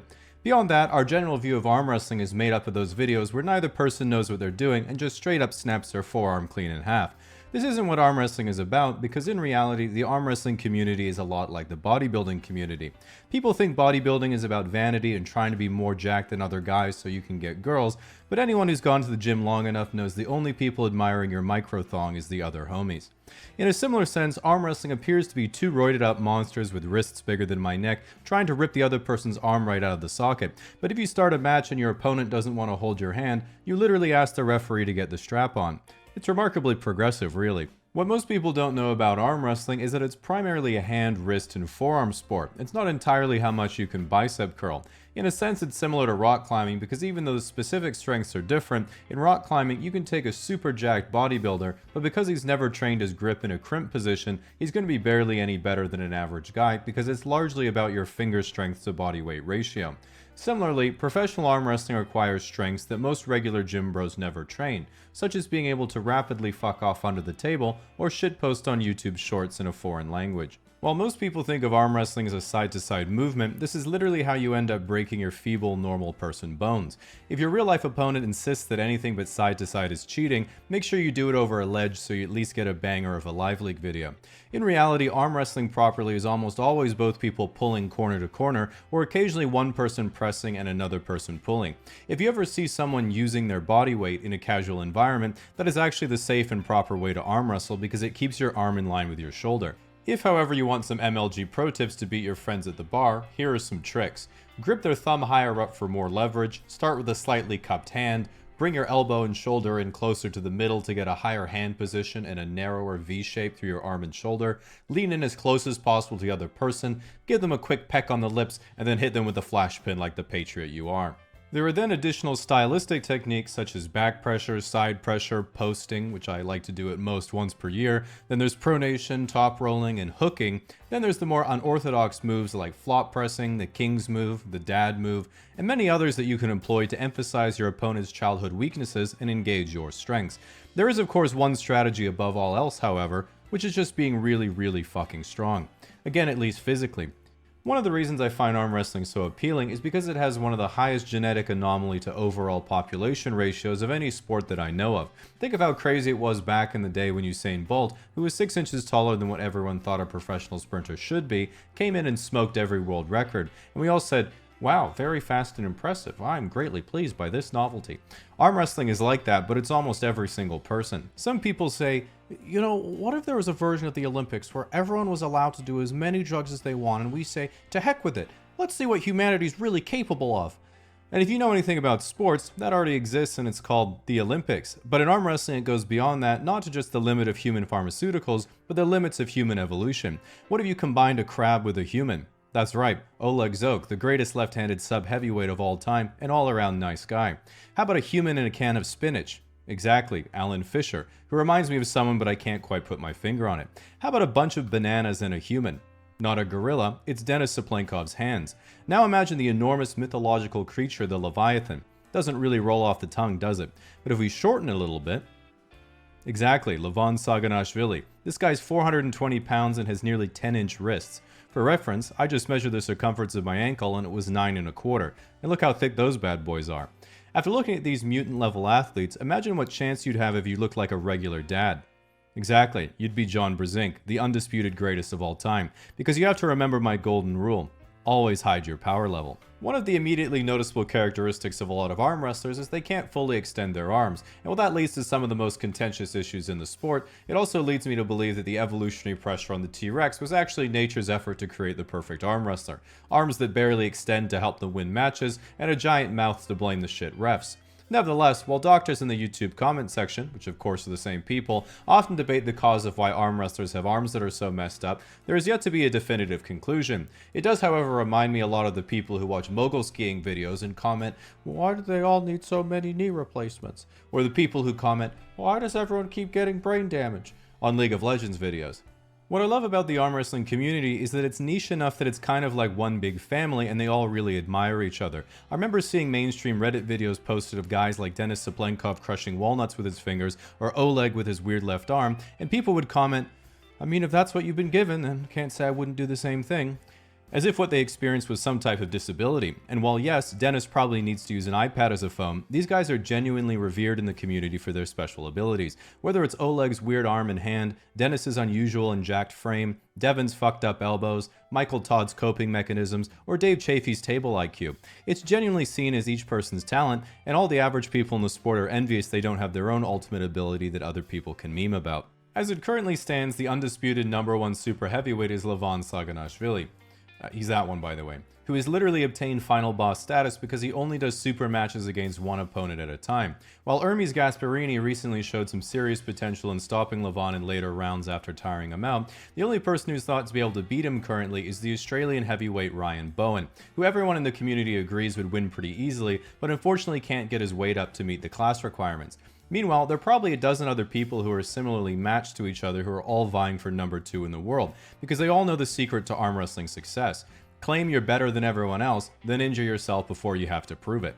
One of the most popular arm wrestlers is Devin No Limits Larratt, who's not only world champion in multiple divisions and an ex-Canadian Special Forces member, but also one of the most charismatic ambassadors of the sport. When I was first researching arm wrestling a while back, I thought, hey, maybe I should try this. Let me see who the best arm wrestlers from my small city are. Perhaps one day it could be me. And then I was like, oh, it's Devin Larratt. Never mind. Anyway, joke's on him, there's no arm wrestling clubs here, so I'm still literally undefeated. Devin is a lot like if Goku and Wolverine were one person, and that he always ignores his injuries, rises to the challenge of new opponents, and then breaks his previous limit to defeat a stronger enemy. And he looks like a homeless Wolverine. While he was destroyed by Prime Dennis in 2018, this brought rise to the notorious Pancake Devin, who bulked up his 6.5-foot frame and easily defeated Michael Todd for the heavyweight title in 2021. Similarly, in order to challenge Levon, Devin surpassed even his pancake form to contend with the Georgian, but despite his efforts, maple syrup intake, and high IQ match preparation, Levon had a special strategy prepared, which was turning completely invisible. Interviewed later, Levon said that at the time, Pancakes with Syrup Devin was probably the second strongest arm wrestler on the planet, validating the moniker Devin, Levon is the limit, Larratt, which I'm sure he will not be pleased with me saying out loud in this video. Since then, other characters have emerged, such as Hermes' no-fat, only-quality Gasparini, who, after learning English to sell merch, is now clearly the main number 2 contender. There's also Zaur, 10 to 12 minute breaks between sets but still gets injured anyway, Paizalayev, another less tested number 2 contender, and Dennis, never show any emotion because then they'll know your power level Saplenkov, who is staging his comeback. As I'm sure you can tell, I absolutely nailed the native pronunciation of all those names. Dennis, who I'm referring to on a first-name basis because I like to imagine we're best friends, unfortunately fell ill in 2018, but was previously considered the strongest arm wrestler ever before Levon, and is considered by some to be the only person in the weight class who could potentially match him on a strength basis, given not only his past dominance, but being pretty much the only person to have stronger gym lifts in multiple exercises, having an enormous amount of table experience, insane hand strength, and having possibly the most unbendy arms in the game. He's the only person who, after his illness, looked like this and people said, "Oh, he looks so small and frail. I hope he recovers soon." And then you step back a second and think, well, wait a minute, he's curling my bench press. This guy's massive. And you're forced to diagnose yourself with someone else's body dysmorphia.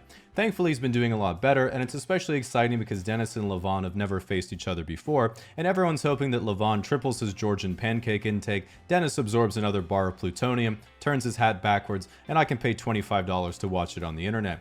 Similarly, with the internet, it's the first time ever that teenagers around the world with giant hands, forearms, and literally no lower body have finally found their calling. I mean, I think we're currently in the golden age of arm wrestling, so I highly recommend you get involved by getting a bag of chips, leaning back in your gaming chair, and watching hours of arm wrestling YouTube videos back to back without ever participating like me. Regardless of whether you're playing on PC, console, or handheld, there are a million different types of video games that are out there, and while technically there are more genres than you can count, they all tend to fall under the umbrella of around half a dozen main categories, and those are the ones I wanted to look at today. To start with one that is of course reminiscent of real life, we have sports games. These ones are really simple because to make the most popular sports games, you just make a video game that most accurately recreates the real life sport. But the thing with games like Madden, NBA 2K, FIFA, and NHL is that the developers have to change the game every year to reflect the updates to the sport, meaning you have to buy the game again. If you just follow sports casually, you might not think that something like soccer changes much each year, but as an example, if we look at FIFA 2018 and compare it to this year's version, you can see that they completely changed the number.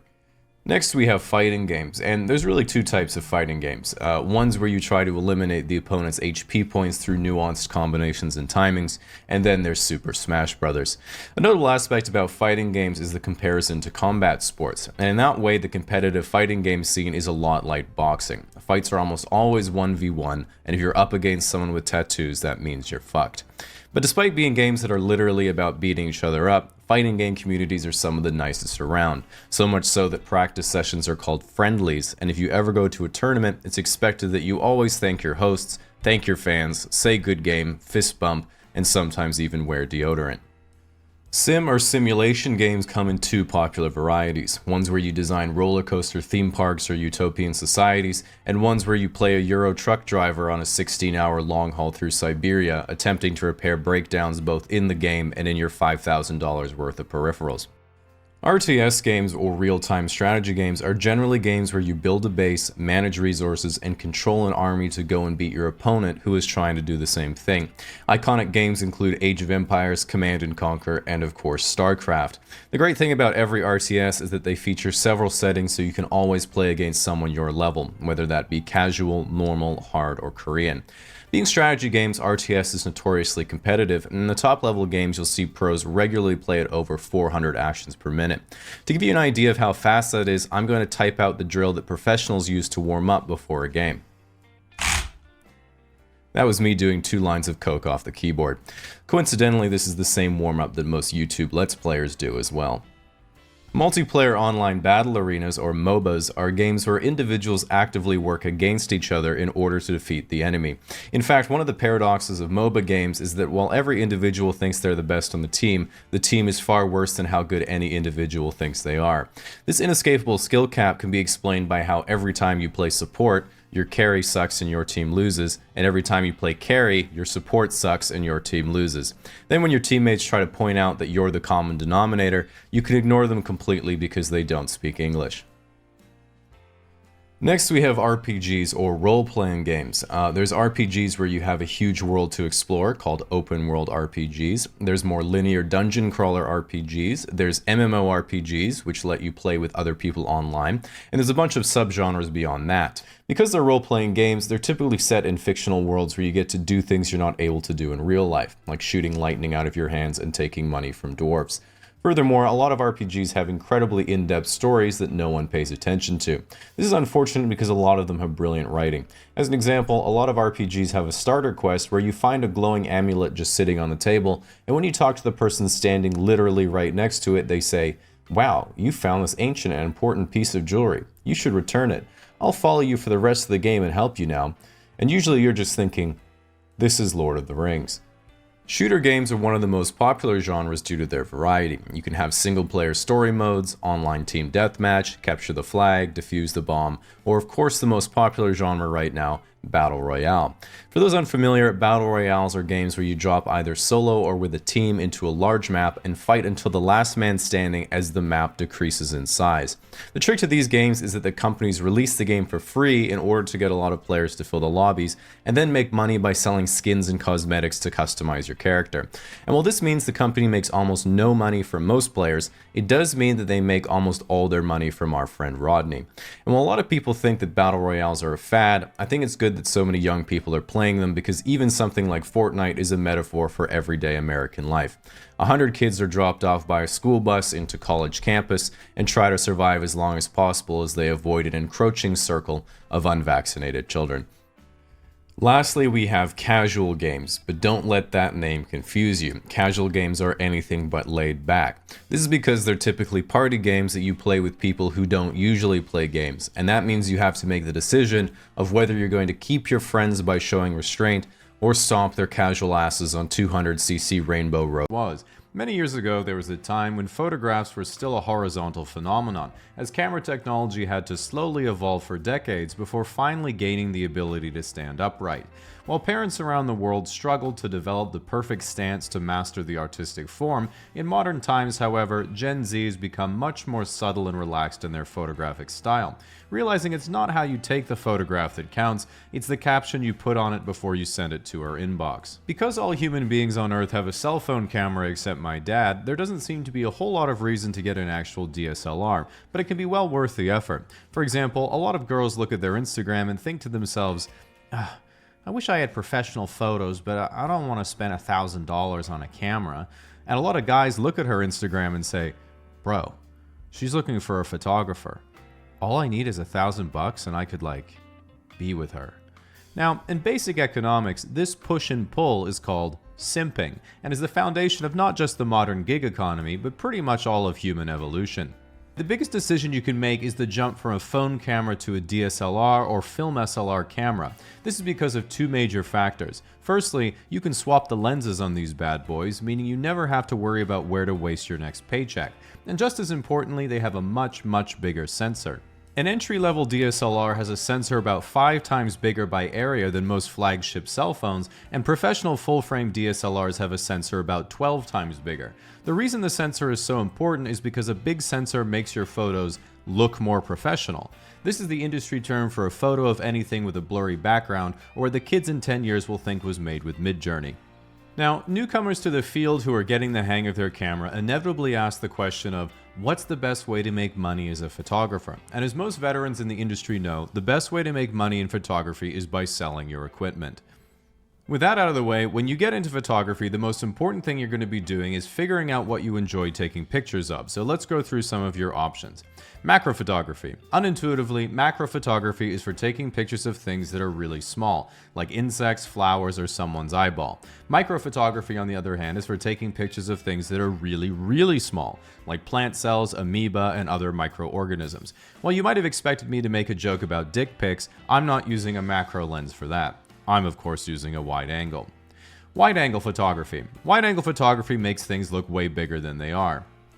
Tilt shift photography. Tilt shifts is when the lens angle is altered from parallel and you get this neat miniaturizing effect. If you want to know what the experience is like, it reminds me of those videos where people try a $500 Japanese strawberry and are like, oh my god, this is amazing. Then 5 seconds later they're like, well, I guess that was it. Wildlife photography. Wildlife photographers are some of the real OG photographers. I wanted to be a National Geographic photographer when I was a kid, so I studied all the equipment and all the creative ideas that won all the photo competitions. And while the judges of the Nat Geo photo competitions clearly never do that, I did discover that every pro wildlife photographer definitely did. And what made them stand out wasn't technical ability, it was that they were willing to camp in a 5-square-foot acrylic cage in the Arctic for a week to take a photo of a polar bear trying to eat them.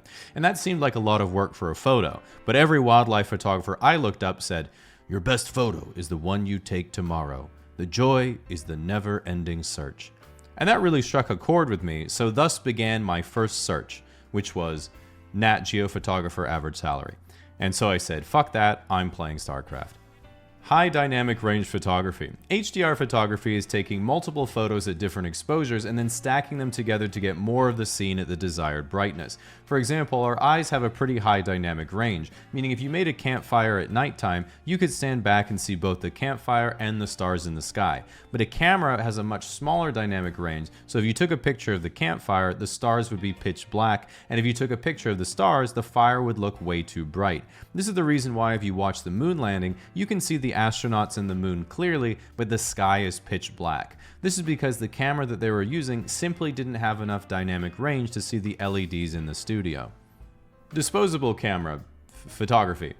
Even though the very hipster color palette is caused by the horrendous lens, flash, and camera quality, film is nevertheless a full-size 35mm sensor, meaning you're technically using pro-level equipment. One of the downsides of a disposable camera is that it's fun, which is in strict contrast to real professional photography, which must always be stressful or else you go to photography jail.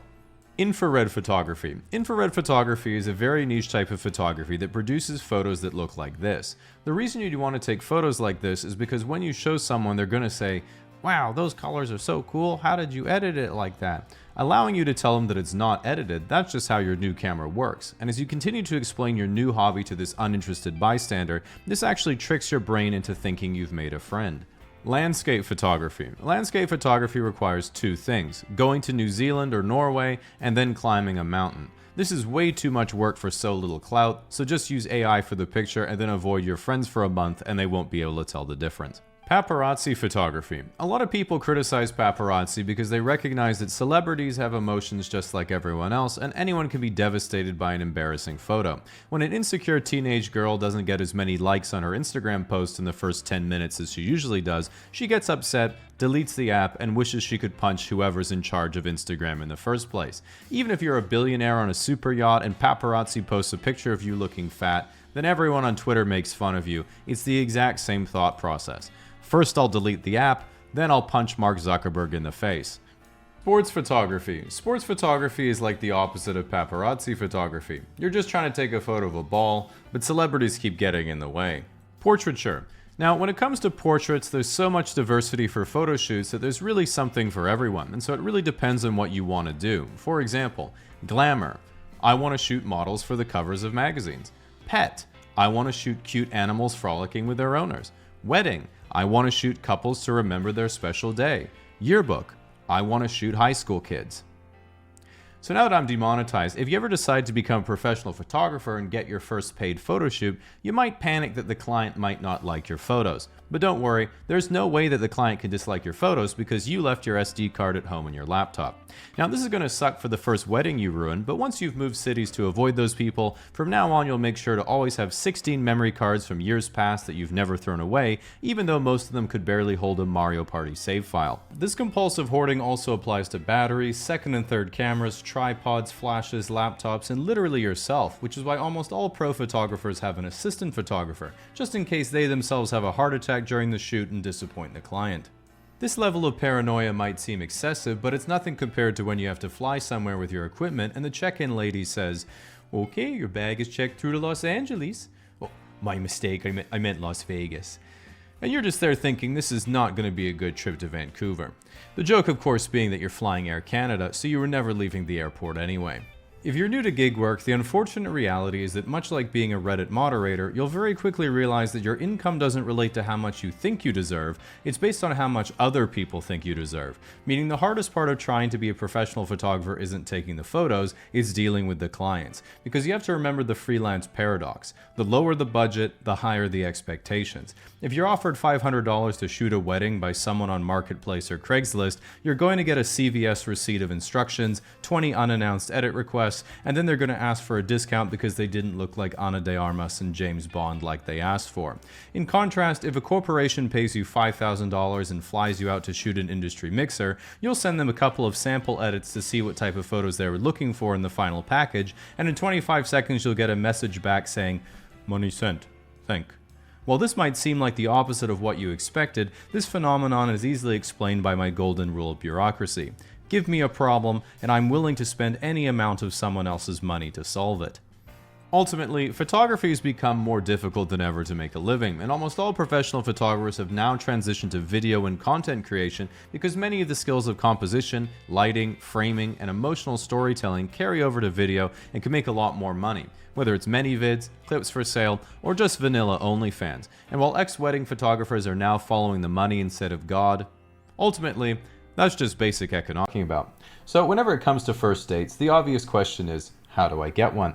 And I'm no pickup artist, I say, hoping you would have thought otherwise, but there's no magic words you can use to convince someone to go on a date with you. And if there was, the closest we have is writing, "You have beautiful eyes," in the Pornhub comment section. In reality, getting a date in this day and age is pretty straightforward. Convey that you're an attractive enough person in both looks and personality, and then wait for your step-parents to go on a cruise. Now, the obvious way most people nowadays are getting first dates is dating apps like Tinder and Bumble, and in my experience, a lot of people feel like they aren't getting what they want. Guys say things like, "Oh, I never get any matches, it's a waste of time unless you're like a male model." And then their profile is a blurry photo of them in cargo shorts holding a foot-long Chinook salmon. Now, I hate to break it to you, but if you expect to match with a Victoria's Secret model, you're going to have to get up to at least a 3-foot halibut. Similarly, a lot of attractive women say things like, "There's just no good guys on here. It's like, why do I even try?" And then their bio is like, "Sophie, 25, love to meet new friends and have fun, winky face."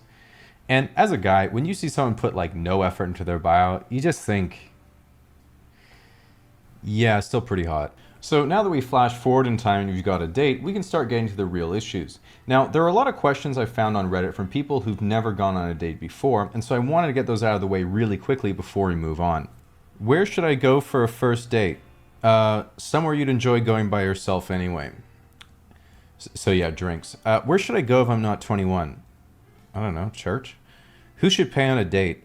This depends on if you made a YouTube video that month or not. So yeah, usually her. Is it bad to have sex on the first date? Well, I'm afraid it's 2021, so the question isn't whether you had sex, it's whether you held hands. Should you tell her your sexual fetishes on the first date? No. That's why we have Twitch. Okay, so let's get down to the biggest first date mistakes. Making the fact that you're on a date ambiguous. One of the most common feels bad man scenarios is going on a date with someone to somewhere fairly platonic like a cafe, and halfway through your coffee they start talking about their boyfriend, and you're like, "Oh no, hey, I don't know what you thought this was, and I probably didn't communicate this properly, but like, I'm down to experiment, dude." Leading with money. A lot of guys think that girls like men with a lot of money. This is false. Girls like cool men with a lot of money. So unfortunately, she's not going to be impressed that you bought GameStop and AMC at the top, even though you're sure it's going to squeeze any time now. Slow texting. A lot of new daters feel they have to artificially stagger their texting to seem busy or unavailable. This is stupid because you are available. Instead, you should artificially stagger your texting because you're overthinking every word of your response. Bragging. Bragging is probably one of the worst things you can do on a date because you convey to the other person that you're insecure about your social value unless you leverage your one unrelated source of measurable significance. Worrying about what to say. Most people get really nervous on dates, filter themselves too much, and awkwardly run out of things to say. The common advice that you'll find is that it's not what you say that matters, it's how you say it, which is mostly true, but that's like saying, "Don't be nervous and just be cool, you idiot."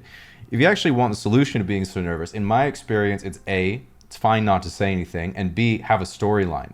If you know the topics and stories you really want to share, then you can just completely improvise. If this first section is your trip to Coco Bongo in Cancun, it might be a 5-minute story, but the conversation will inevitably splinter into her trip to Mexico, clubbing, regrettable experiences, and getting kidnapped by the cartel. Then when those topics run out, you just say, anyway, and go back to the main storyline. If you then run out of storyline entirely and the date gets really awkward, just grab your emergency kit, roofie yourself, and wake up the next day embarrassment-free. Doing something that doesn't match your personality. If you're chatty and personable, go for drinks. If you're more subdued and aren't good at talking, do an activity like hiking or pool or board games and allow her to absorb your personality by destroying her. Bullet chess. Play to your strengths and your lifestyle. If you're an attractive guy, use Tinder. If you're really charismatic, get yourself into more social circles. If you're neither, like honestly, cheers. Oh, God. So, one-night stands are essentially when you hook up with someone and never see them again, or at least never sleep with them again. And at one point, I remember thinking, wow, that sounds so shallow and meaningless. It's just two people giving into raw sexual attraction with no chemistry or romance whatsoever. And then someone said, have you tried it? That hurt my feelings, but they had a point, and I think that if two people want to hook up and are responsible about it, it could be a good experience for both of them. So, first things first, you should be prepared at all times, but if you're like me and all your condoms are expired, it can be hard to decide if it's worth preemptively investing. In my opinion, you should always have at least a couple on your bedside table to keep the hope alive, and on the flip side, if you're a guy who gets around, don't try to save money or cut corners. I've heard some pretty ridiculous stories, and my friend told me that she heard of a guy who washed out a condom to reuse. That's being really stupid.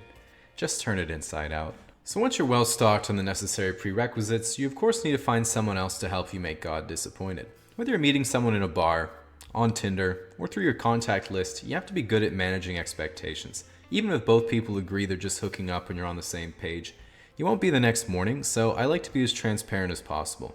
If she says, I don't really do this kind of thing that often, what should I expect?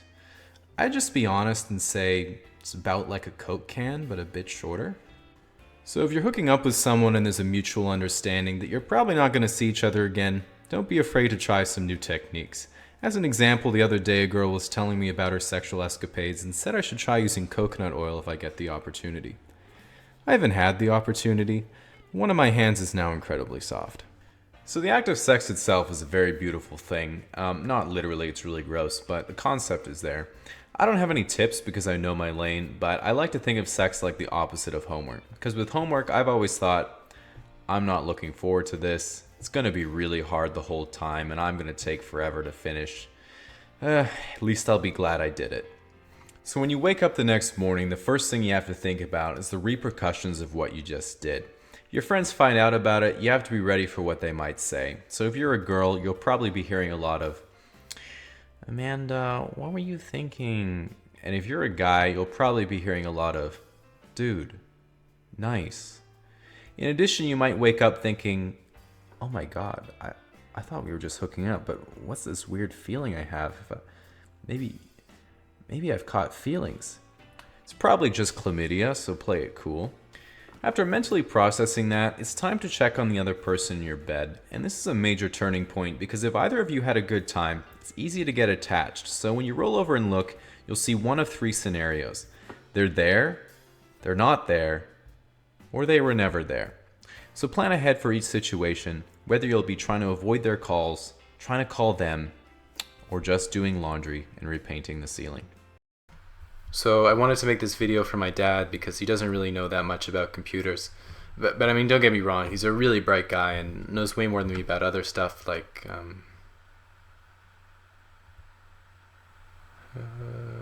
So the backbone of the computer is really the motherboard, which connects all the other pieces of hardware together and allows them to communicate with each other. One of the essential components is the processor, which does most of the calculations and executes the commands that you give a program or operating system. Now, you might be wondering, how does a computer process such complicated information that I'm inputting on the screen? And the reality is that your inputs aren't registered as complex actions because computers obviously can't interpret that, but instead your inputs are compiled by the computer and turned into bleeps and bloops. Okay, so as far as storage goes, you can get a regular hard disk drive on the cheap, but really should be strongly considering a solid state drive.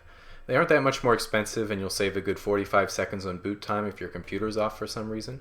Now, you might be wondering what size of hard drive to get, and the best way to check is to figure out your net worth plus the limit on your credit card, then divide by the average cost per terabyte of all the games on Steam. Moving on from the hard drive, we have RAM, and the RAM itself is really just temporary memory that's much faster to access than your hard drive. The reason it's capitalized is because it's supposed to be yelled, and if you're wondering how much to get, just remember that RAM is like a girl. 4 jiggly bits is all you need, and 8 is definitely enough.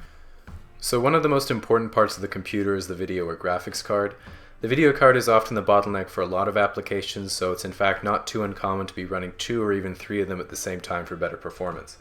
This setup is called SLI for NVIDIA and Crossfire for AMD, so in regular use you would say, for example, that 3 NVIDIA cards is 3-way SLI, 2 NVIDIA cards is 2-way SLI, and a single NVIDIA card is being a filthy casual. As for the power supply, you have a number of choices. I'm personally into getting the best performance possible, so I use nuclear. The whole setup runs pretty hot, so I set up a ventilation grill on the top of the tower so I can cook hot dogs if I get hungry. As far as peripherals are concerned, you just need a good wired mouse and any keyboard you want, as long as it's mechanical and lights up. As for monitors, just sit comfortably in your desk chair and mark 4 points on the edge of your peripheral vision, and then just fill that area with screens. And now that you finally finished your setup, all your components are obsolete. Knowing how to interact with a stranger doesn't always come naturally, which is why I thought it would be a good idea to talk about how to have a normal conversation in the only way I know how, which is through a 7-minute monologue. Reason being is pretty much whenever I go out in the real world, I say to myself, you know, today is the day that a nice stranger might come up and have a conversation with me, and that's simply not a risk I'm willing to take. But despite my best efforts to look like this guy, I've realized that no matter how much you try to look like someone who just wants to go about their own business, the earbuds in, no eye contact strategy can only take you so far. As an example, I was in the elevator the other day taking my bicycle out, and this guy was like, "Nice bike. Is it fast?" And I was like, "Yeah, man, pretty fast." And then he said, "Probably not as fast as my car." And then he waddled out of the elevator on the wrong floor. And I was just standing there thinking, first of all, my legs are fucking massive, so check yourself. But second of all, what bothered me wasn't that what he said made no sense. It was that he didn't realize it made no sense. Like, that guy left the interaction thinking his smoldering Ryan Gosling impression left me trembling at his raw masculinity. When in reality, I left the interaction by going right back up to my apartment to Google small talk tutorials because he was so confident that I figured it must have been me who was missing something. And what I learned from that experience in the subsequent WikiHow articles is that when I talk to a stranger, I usually see it as a chance to screw things up. So I don't do it. And the guy talking to me in the elevator usually sees talking to a stranger as a chance to succeed and make everyone's day better. Chance, of course, being the operative word. Fortunately for me, what's made me feel a lot better is thinking, you know, I remember all of my own blunders, but I never remember anyone else's. That means they probably remember their blunders and don't remember any of mine. And what really confirmed that theory was talking to a friend one time. I said, you know, dude, I just can't stop worrying about what other people think of me. And he said, don't worry, man. No one thinks about you.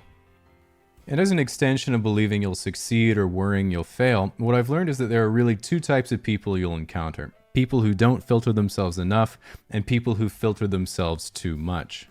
And first of all, there's really only one type of person who has absolutely no filter, and society only tolerates them because we've all been there at one point or another. They can't walk in a straight line, they can't speak a coherent sentence, and they don't even remember any of it because their brain is so impaired.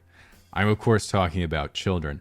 And while the solution of dealing with a child is of course alcohol, it is unfortunately the cause as well, so you have to be careful. Beyond that, in all other circumstances where someone still has no filter and just says whatever dumb shit comes to their mind no matter what, it's best just to say, thanks for the Twitch Prime, and move on. So the next scenario is when someone over-filters what they say and rarely talks. And most people think that what you're supposed to do here is ask the person questions to get them talking.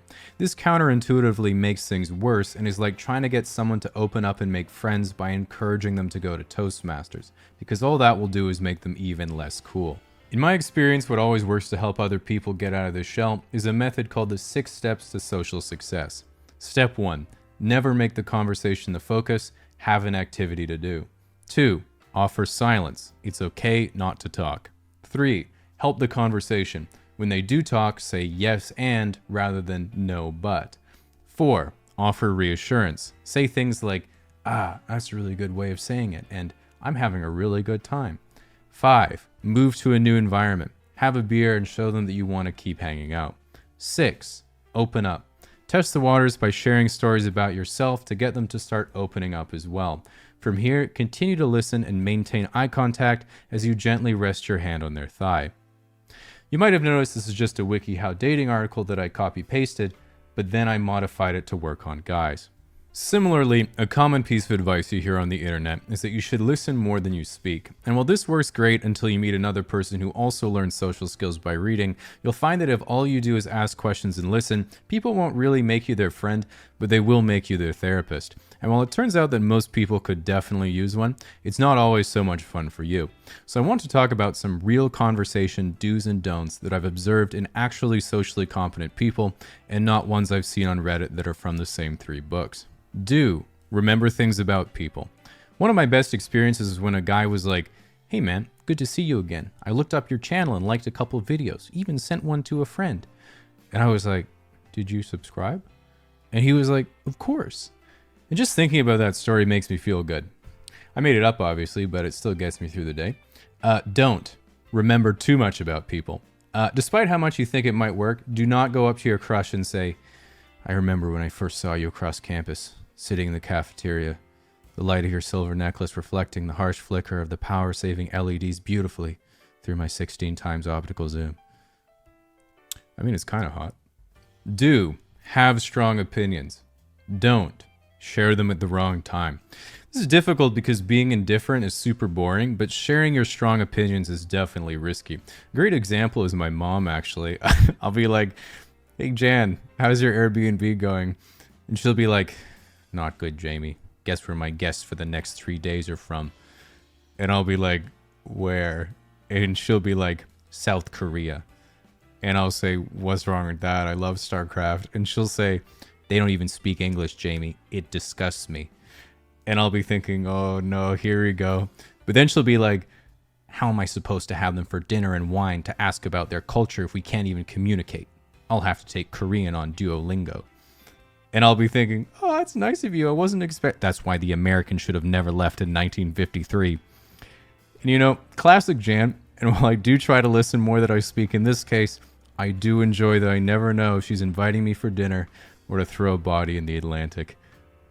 Do amuse yourself. This one is pretty important because it means that no matter how lame everyone else is, at the very least you're going to be entertained by yourself. And with the exception of the guy in the elevator, it's almost always the case that when someone is self-amused, other people find them interesting as well. Take kids as an example. They're off in their own little world, minding their own business as the adults talk.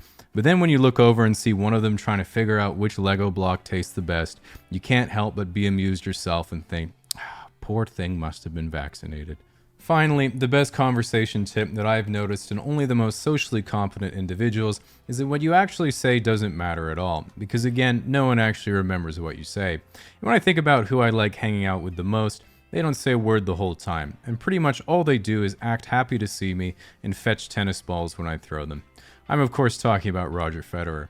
But actually though, it made me realize, who gets the girls at parties? This guy. Who gets the guys at parties? This guy. Who makes friends every time they leave the house? This guy. Who remembers you? This guy. Who has strong opinions on the Korean War but knows when to share them? This guy. Who amuses themselves? This guy. And ultimately, who would you prefer to see in an elevator rather than Subaru Forester guy? That's right. Pretty. So, the world of men's fashion is a wacky, wild, and turbulent place, especially thanks to the internet, where 10 years ago, if you discovered a men's fashion forum looking for advice, they'd say, "Yeah, just wear jeans and a shirt that fits properly."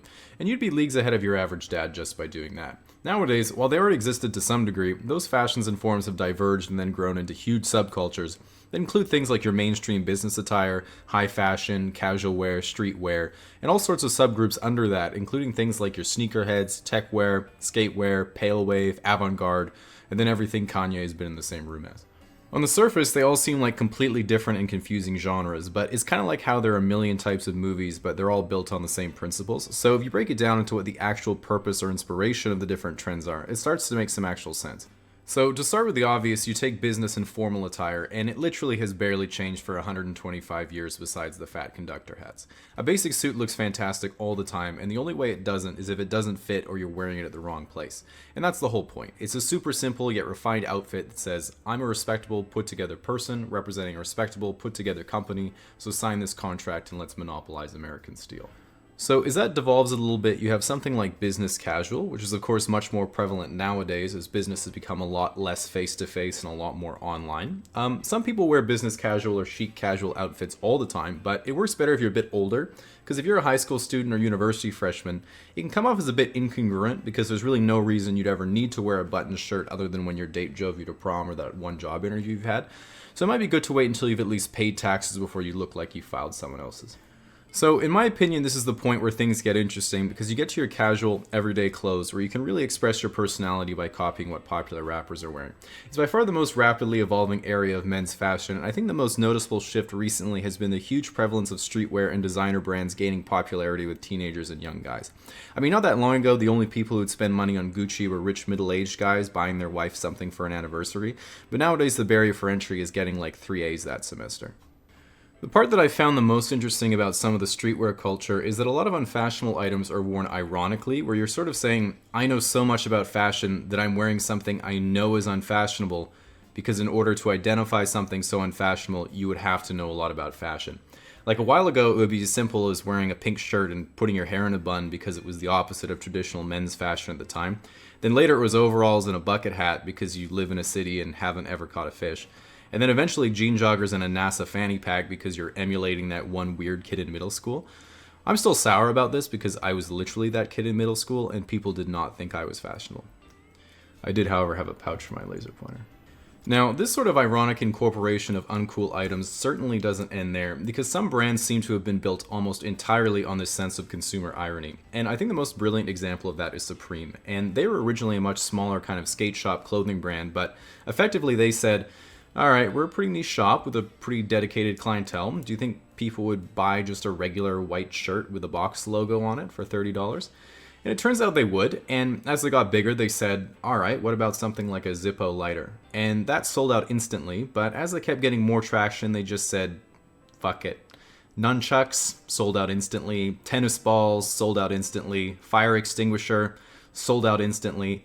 And at one point, they must have had a conversation that went, alright, what is literally the least useful standalone item we could possibly sell? And someone said, how about a brick? Yeah, a brick. And look, Supreme was pretty big at the time, and everything was selling out, but would people actually pay $30 for a brick? And of course the answer was no, they didn't. Almost no one would pay $30 for a brick. They'd pay $1,000 for a brick because it sold out instantly. So anyway, hit me up for that collab. Like actually though. So once you go deeper into different contemporary fashions, you find some very interesting subcategorizations that explore the extremes of other genres, and some of them are pretty weird. So the most well known is probably high fashion, which does get a lot of flack for being weird, but it's really more of an advertising campaign and for showing off a designer's inspiration for upcoming commercial lines than it is for actual practical wear. So in a way it's almost weird by design, which is neither here nor there for me. But if we start looking at the niche clothing that people do wear on a day-to-day basis, it brings us to some super interesting trends. So of course a massive group that's permeated all casual wear are your sneakerheads, and these are the people you might have heard of who would camp overnight to cop a fresh pair of Jordans, but they only really wear them once for Instagram and then they resell them the next day at 5 times the price to rich Asian exchange students. Something like normcore is wearing literally your entire outfit ironically, effectively dressing as blandly as possible on purpose. Pale wave is a sort of minimalism that centers around a lack of detail and subtle pastel color palettes. I quite enjoy this look because if people come over to my apartment, I blend in nicely with my IKEA furniture. Then there's all black everything, which is also a pretty solid choice if you don't like sorting laundry. I mean, I think it's cool because it makes your washer's spin cycle look like a portal to the 4th dimension. That's pretty neat. And then something like avant-garde, which is sometimes called goth ninja, is way more complicated, but is fundamentally about being able to sneak up on people perfectly camouflaged in the urban environment, and then being able to tap them on the shoulder and they'll drop dead instantly. Lastly, we have techwear, which is the most technically advanced clothing possible. Your jacket weighs about 14 micrograms and is resistant to all 4 seasons simultaneously.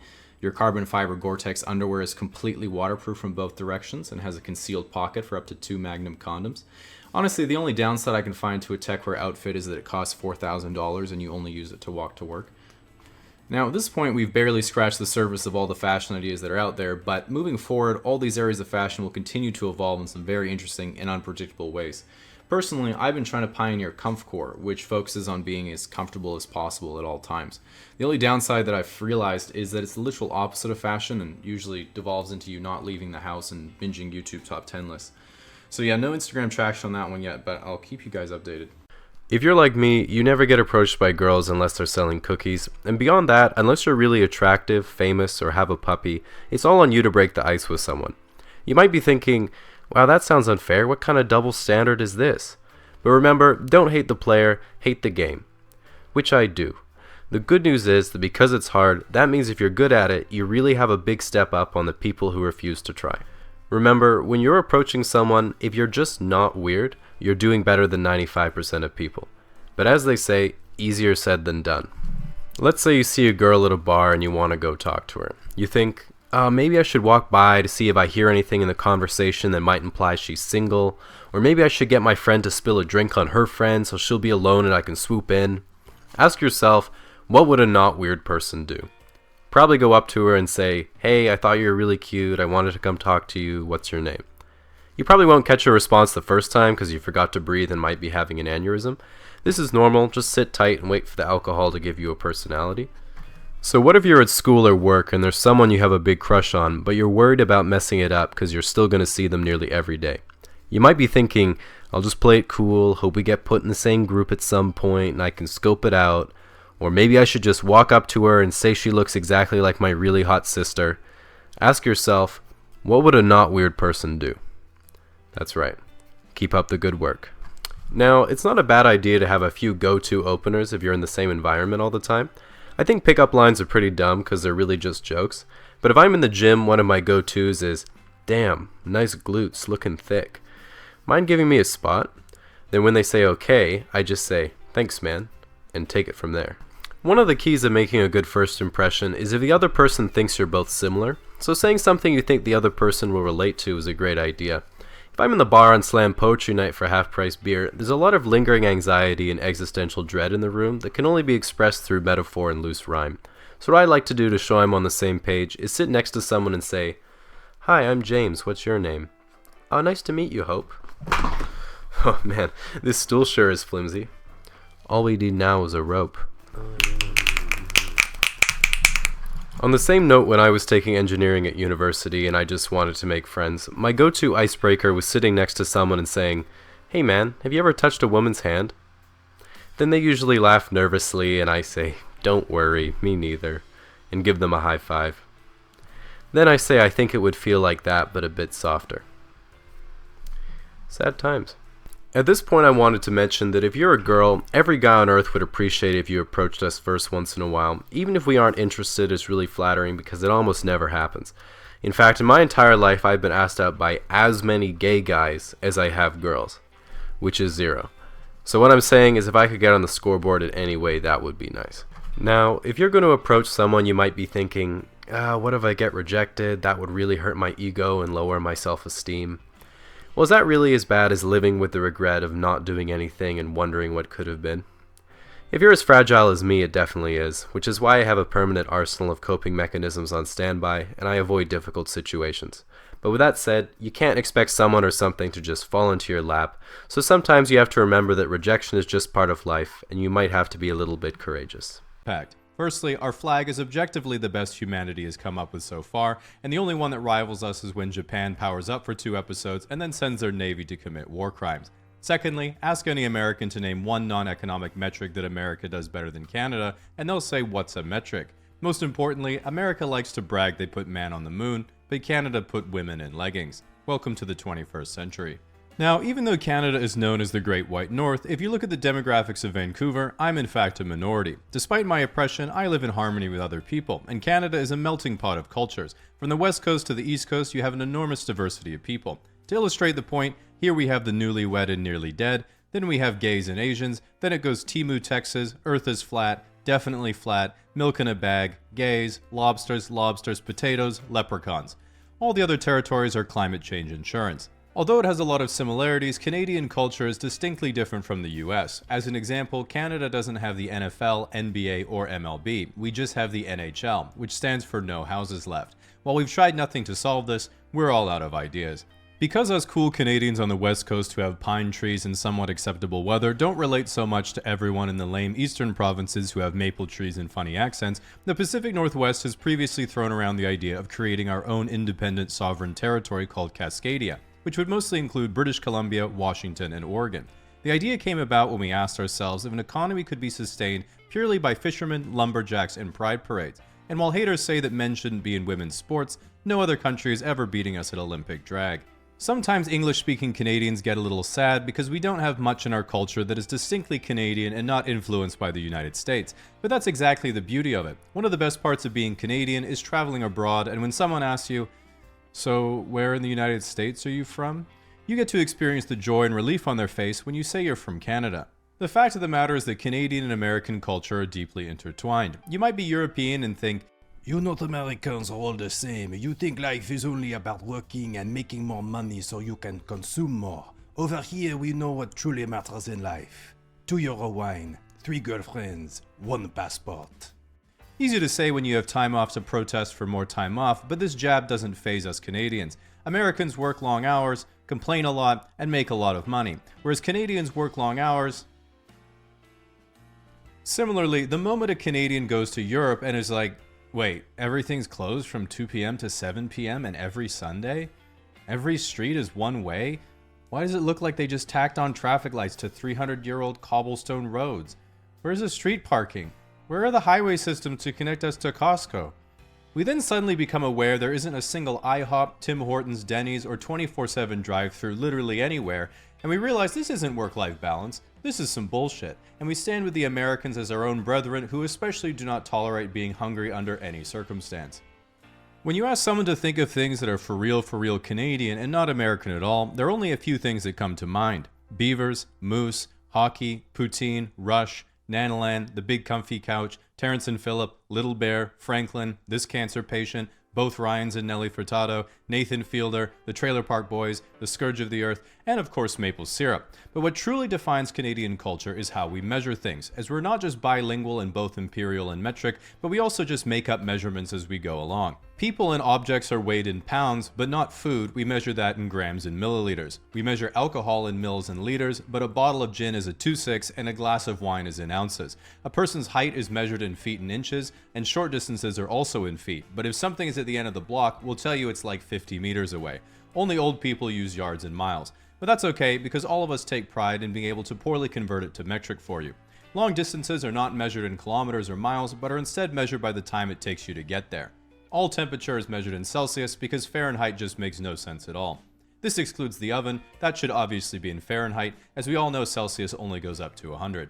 A major difference between Canada and the US is our slang. For example, what do you call this? We call this pop, while you guys call it soda. You call this a beanie, and we call it a toque. We would say this is a washroom, you would call this a restroom. We would call this an ambulance, while you call it filing for bankruptcy. We like to say, that went from 0 to 100 real quick, while you say 32 to 212. While Canadians are known for saying sorry a lot, it's not because we're apologizing at all. We use it for every situation an American would say, excuse me, pardon me, huh, or oops. Trying to move past someone in the way, that's a sorry. Bumped someone accidentally, that's a sorry. What did you say? That's a sorry. Spilled your own drink? That's a sorry. Wait, that was your land? That's a sorry. For some reason, Americans find our words for things cute and endearing, while we're annoyed because that's just how we talk. I thought Americans were just giving us the big brother treatment until one time an American came into the souvenir store I worked at when I was 18 and was like, "Help me out with your Monopoly money, I can't make sense of it." And while people still say that all the time about our fabulous and indestructible bills, he instead dropped a handful of coins onto the table and then was like, "Okay, this one's a nickel, this one's a dime, and this one's a quarter. We have the same sort of thing back home, but what on earth are these things?" Okay, so that one's a loony? A what? Oh my gosh, wow, what's that worth? a dollar. It's got a loon on it. It's like a duck sort of thing. That's why we call it a loon. Oh, I haven't seen that before. You Canadians really are something, aren't you? Okay, then what's this one worth? $2? What do you call this one? A double loony? And I was like, I don't want to tell you anymore. Anyway, before you ask, yes, we do throw them at strippers, and yes, they do die sometimes. If you've ever wondered why your girlfriend always has random bruises on her legs and she says she doesn't know how they got there, now you know. At the end of the day, there's really only one way for Canada to be better than it is, which is if Air Canada were replaced by literally any other airline. Besides that, only a few suggestions have been worth considering, like when Trump threw around the idea of the United States becoming part of Canada. While this would increase the amount of provinces we have to 60, it would require some sacrifices. First of all, the force field we built on the southern border would have been for nothing. Secondly, guns would be everywhere, particularly in my possession, causing a threat to general safety. While Americans would finally get universal healthcare, that would bankrupt us all. And while the little morsel of British education we still have in us would be cancelled out by the American education system, I'd finally be able to get a good brisket. All in all, not a bad trade-off for America to be run by Canadians from here on out. Now, if you're someone who's been threatening to move to Canada every 4 years if the guy you don't like gets in, you're cooked when I get in and there's nowhere to go. At least nowhere that's covered by your cell phone provider's roaming plan at a reasonable price, which is why today's sponsor Saley has you covered. If I were the dictator of Super Canada, I would be advising my inner circle to flee to places like Australia or Japan before my incompetence could take its toll. But that might be annoying because it would cost $10 to $15 in roaming fees per day for most people, making it not worth the effort. Instead, if you just download Saley on your phone, you can quickly and easily download an eSIM and get data packages and cell coverage in over 180 countries, entirely eliminating roaming fees. You can also choose regional or multi-country packages if you think I'm going to hunt you down whatever country you flee to. Other than saving money, you avoid the risk of losing your... So when I think about the future, I try to look at things that I think are going to make a more positive impact. And one thought that's really exciting for me is that there's a lot of things I've never experienced that I'm looking forward to, like medical advancements, driverless cars, artificial intelligence, receiving a compliment, and exploring new planets. It can be really hard to predict exactly when this stuff's going to come about, and a lot of people get a little ahead of themselves in their projections, which is why I've come up with this technique. Check when Elon Musk says it'll happen on Twitter, and it's not that. Now, while it's only a matter of time before Tesla builds a sphere of solar panels around the sun to power Elon's armored exoskeleton, I think it's pretty easy to cop out and make obvious predictions about the future, like we'll be using more renewable energy, our space program will be more advanced, I'll be drawing pictures on your coffee cup wondering how things went wrong, etc., etc. So let's take a look at some more specific predictions that might be coming in the near future. One of the most hyped technologies are autonomous vehicles, and I do think it's reasonable that within 10 years, driverless cars, much like Google Fiber, will be fully implemented and publicly available. But not where you live. Within the next 25 years, we'll hopefully see humans land on Mars for the first time, or at the very least see a return trip around its orbit. I'm excited because if those astronauts watch a Casually Explained video before they leave, the next one might almost be out when they get home. So in the next 50 years, we'll likely see some big changes in consumer electronics. It's really hard to predict that kind of stuff specifically though, because we don't know what breakthroughs are going to be real game changers and what big tech companies even have on their agendas. But I didn't want to be lame, so here are a few of my own predictions. Facebook and Oculus integration is finally completed, allowing you to live your Facebook friends more interesting lives. Apple releases the new iPhone X, a solid block of featureless aluminum, while the newly unveiled Apple interface is simply a MacBook dongle that inserts directly into your brain, and the Google Singularity absorbs all of its employees into a super sentient AI that governs the new world. So in 100 years, our whole world will likely look a lot different. This isn't just because of the new stuff that'll be around, there's also all the stuff that probably won't be around, like landlines, network TV, and Antarctica. Renewables will be our primary source of energy because everything else will be gone, but that's okay because we'll probably have a bustling colony on Mars that you can go and join at any time, if you had more money. Then in 500, 1,000 years, no one really knows. Just think if you told your average person in the 11th century that just 1,000 years from now, you could put hundreds of people inside a giant metal bird and fly them around the Earth. They'd be standing there thinking, you mean across. So in 1,000 years from now, we could be anywhere doing anything, exploring intergalactic space, living inside a simulation, or maybe it won't look a lot different from today. All things considered, I'm really optimistic about the future, and really the only downside to all While most people in the world are forced to learn English if they ever want to leave their country for an international career, English speakers routinely visit other countries for leisure, not learn the language, and then get mad when no one understands them. English is such an influential language, in fact, that most people from English-speaking countries never even consider learning a second language to fluency. If we look at a map of Europe, we can see that the average person in Sweden or Norway knows 2.5 languages, Germany 2, the UK is trailing with 1.6, and America is still figuring out what a kilometer is. One redeeming factoid that I've heard quite frequently from English-speaking people is that English is one of the hardest languages to learn, which isn't true. While I know that they just want to feel good about themselves, they should know by now that no one is allowed to feel good about themselves on my watch, especially myself. In reality, how hard a language is to learn is actually only really related to how similar it is to the language you already know. So for an English speaker, it usually takes about 600 hours of dedicated study and practice to reach conversational fluency in any of the Romance or Scandinavian languages, then around twice as long for Greek, Hebrew, or Slavic languages, then around twice as long as that again for Arabic, Japanese, Korean, Assembly, or Mandarin. So if you're learning English and speak any of those languages, then pretty much the reverse applies. What is true though is that English has quite a few quirks that make it easier to learn than other languages in some ways, and quirks that make it way harder as well. One of the best features of English is that we don't have masculine, feminine, or neutral. We just have the definite article the table, the refrigerator, and there are no regular nouns with gender, making English the ultimate safe space language. The downside, however, is that while I was trying to learn French, I would say j'aime le chocolat, and people would say le chocolat. The North Americans are so stupid. And that would hurt my feelings because I was trying my best. But when anyone is learning English as a second language and they say the chocolate, and then I say the chocolate, and they're like, the chocolate.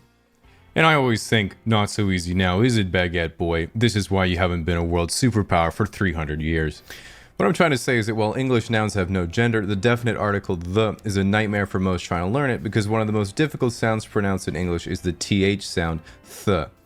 I mean, not for me, I fucking nailed it, but for non-English speaking people, who usually replace it with a Z, D, or an F. And if you've ever talked to someone learning English, you'll notice that one of the hardest words to pronounce is squirrel. Again, not for me, it's really just home run after home run. But if you're really looking to knock someone international down a few pegs, here's a few things that can be extremely hard to say even for English speakers, so when I put it on the screen, we can all try to say it at the same time.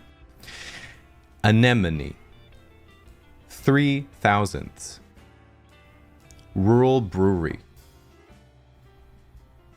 Thanks, guys. I needed that. Additionally, in comparison to Romance languages, pronunciation in English isn't always consistent phonetically. As an example, in French you have bon, son, pon, fon. But if you try that in English, you get hat, rat, chat, wet.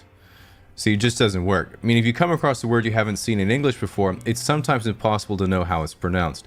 Take these for example. Though, through, thought, tough, cough, plow, and sometimes you even have hiccups. Not me though, obviously, I never choke. Within English, there are also many dialects of the same language. For example, while American English is mostly removing redundancies in spelling and saying eggplant instead of aubergine or niche instead of niche, again, basically anything that takes more power away from the French, British English removes a lot of redundancies from entire words. As an example, in American English you would say, I have to go down the elevator and get a ride so I can go and work out. But in British English you just say, I have to take the lift so I can get a lift so I can go and lift. And then in Australian English, they just completely change entire sentences in the most internationally destructive way possible. As an example, in Australian English you would say, Oi, don't you love it when a good cunt's wearing a hot pair of thongs? And while most North Americans would say, oh my goodness gracious, Rachel, get the Bible, what that actually translates to in American English is, hey, don't you love it when your friend is wearing a cool pair of flip-flops? Ultimately, though, every English accent has its advantages and disadvantages. Jamaicans sound cool, but I can't understand them. South Africans sound cool, but I can't understand them. People from Scotland and Wales sound cool, but I'm pretty sure they aren't speaking English. And then people from America sound less cool the higher their neighborhood GDP. Even for me, I have possibly the most generic Pacific Northwest accent imaginable, meaning that I am never allowed to rap. And while that means I am unable to live up to my true potential, the upside is I can do this. Hey Siri, okay Google. Subscribe to Casually Explained. If that didn't work, you're lucky you're wearing headphones, because next time you have them out for 20 seconds, I'm texting your mom. Critical thinking is the careful and rational analysis of a situation that results in you making good short and long-term decisions. But as we all know, none of us are always making good decisions, and some of us are almost always making bad decisions. So I think the best way to explain it is by looking at the stages of thinking and the thoughts that would characterize each of those levels. So the first level of thinking is basically no thinking at all. It's a straight line from emotion to action without any further consideration. This isn't all bad, as it's responsible for a lot of instinctive functions like crying when you're sad or hitting your desk when you're angry or... regardless, we all think at this level sometimes, but some people seem to be characterized by it. Which means if someone says something like, "Wow, you don't believe they actually landed on the moon, do you?" You should probably stop talking to that person, because really, what kind of idiot still believes in the moon? The second level of thinking is some thinking. You haven't really checked all the facts down to their roots, but you know when things make sense and when they don't. You don't let the headlines tell you what to think, you read the comments section for that. And you don't cite Wikipedia for your essays, you cite the references underneath. When you have a problem, you kind of just treat the symptoms and don't go much further than that. But all in all, your life is very practical. You might be paying $20K a year for school and are worried that you won't get a job. But hey, $20K a year for hope is a fucking bargain. The third level of thinking is critical thinking. You think things through to their logical conclusion and you act accordingly, all the while not deliberating over small details. If you feel sick, you go to the doctor. If you feel sad, you ask your friends and family for support. And if you don't like watching ads on YouTube, you get ad block, because you know if you're watching a popular YouTube channel that people like, they're probably demonetized anyway. You don't drunk text your ex because you've never had a failed relationship. And when you're at a job interview, it goes, "Hey, what's your biggest weakness?" "Oh, I don't really learn from my mistakes." And why is that? Because I don't make any. Nevertheless, despite your perfect existence, your peers might resent you for being flawless in a way that's blindingly superior, and yet somehow still humble. While this might seem like the end-all be-all of critical thought, it certainly isn't, which is why we also have the bonus level of thinking, overthinking. This type of thinking tries to address all your simple problems with disproportionately complex solutions. Your waiter says enjoy your meal, and when you say thanks, you too, he laughs and moves on, and you never go back to that restaurant ever again. If you're on a coffee date and the girl says, "Why don't we get ice cream instead?" you would gently decline because she's deviating from the script. Before you let loose and dance at a party, you have to watch a few hundred tutorials to make sure you're letting loose properly, and if your Instagram post doesn't get enough likes in the first 15 minutes, you delete that shit faster than you delete your history when someone asks to use your phone.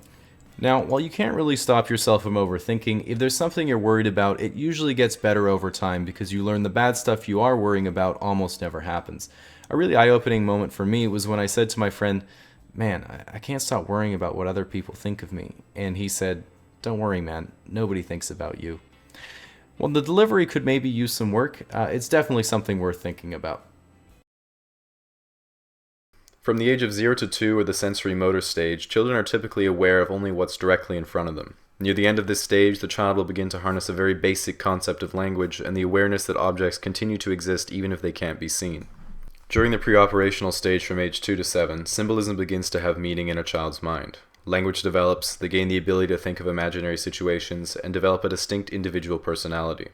Although the child will have a poor grasp of logic, basic intuition allows the child to make simple, self-directed decisions. In the concrete operational stage between the ages of 7 and 12, children demonstrate logical thinking, become more aware of events external to their own experiences, and have a well-established capacity for hypothetical thought. As an example, in my own research, I found that some children could imagine and believe in nonsensical or even completely impossible scenarios, like beating me at Smash. I'm pocket controlling! Forfeit, my nigga! He forfeits! By the age of around 15, adolescents are able to demonstrate true abstract reasoning. While all of the primary cognitive functions have been established, social skills, fashion sense, and the ability to seduce a potential mate are extremely limited. While many express difficulty in developing these skills over the course of their lives, some suffer from an affliction that slowly degrades their sensibilities over time. Usually abbreviated to PE, in Europe it stands for personality erosion, in America it stands for personality ejection, and in Canada it stands for professional engineer. Although it can be hard to diagnose, common symptoms include wearing zip-off cargo pants, extensive pencil collections, and making a lot of money. From the age of 18 to 25, the brain will slowly reach what is generally considered to be its developed state. Anecdotally, many report feelings of having a fully established personality at this age, and most further changes in the brain are generally related to memory, learning, and skill acquisition. At this time, it's not uncommon for individuals to feel a sense of wonder and confusion as they're exposed to life as an adult for the first time. While often doubtful and concerned, most young adults have a strong sense of ambition and eagerness for success in their lives. It's very common to have visions of future accomplishments and tremendous drive to pursue passion, fame, and riches. By the late 20s to mid-30s, they realize it's okay to be a failure.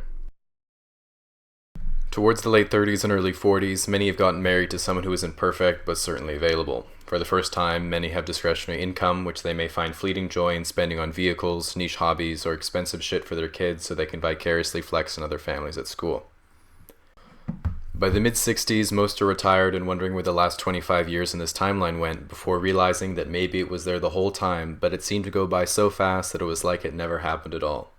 Individuals finally have the time and financial means to try everything they wanted to do in their youth, but are no longer physically capable of doing it. Those who turn 80 consider themselves part of the lucky few who do so. Many of their friends are gone, moving around is difficult, and cognitive degeneration often impacts their ability for basic function. Eventually, people they love stop spending time with them out of desire, but out of obligation. Now, I know most of my audience is guys under 35, so the last couple of slides don't apply to you yet, and hopefully they won't have to, but I think we've all seen something like this in a loved one. My dad's getting close to 70, and he thought he was just how he was, but actually after getting him the right treatment, he said he's felt better than he has in 40 years. Who spend time abroad or travel to see parts of the world they haven't seen before almost universally say that their travel experience shaped them into the more mature and cultured person that they are today. In my personal experience, I went to live and study in France for 5 months after high school, and when I came back, everyone said, "Wow, you really have changed. It's like you're so much more social and confident in who you are." But the truth was that for the first time ever, I actually just had something to talk about. Nevertheless, while there can be a bit of a scary learning curve, getting out of your own country to see somewhere new is almost always going to be worth the struggle. And if you're a first-time traveler who's a little nervous, remember that one of the advantages that we have going for us is speaking English natively, which is massively underrated, because English is the only language that is always spoken in airports and in almost all tourist destinations.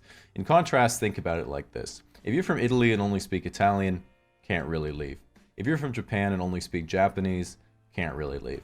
This is why a lot of European countries like Germany have their kids learn English from a very young age. Regardless, some people will still say, well, if you're visiting Germany, you should still try to learn some German out of courtesy. And while I see their point, that certainly didn't work out so well for Anne Frank. So once you've decided that you're going to travel somewhere, you have to figure out where to go based on who and what you want to do. And there's really 3 types of trips you can go on, which are long-term cultural experiences, where you live in a foreign country and start to assimilate into life as a local.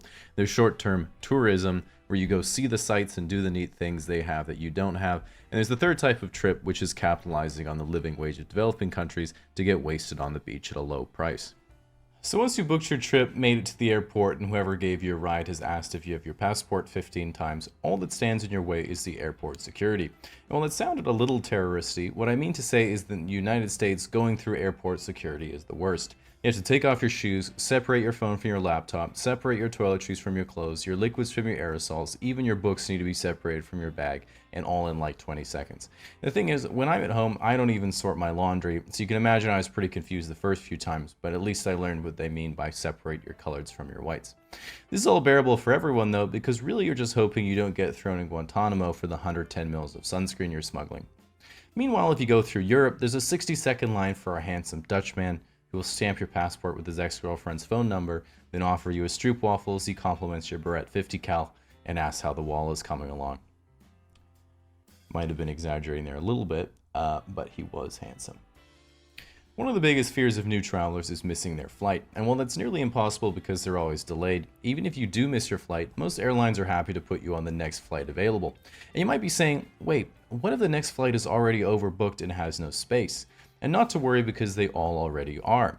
And that might make you think, wait, if that's the case, how can I be assured that the airline won't forcefully kick me off a flight that I rightfully bought a ticket for if there's not enough seats?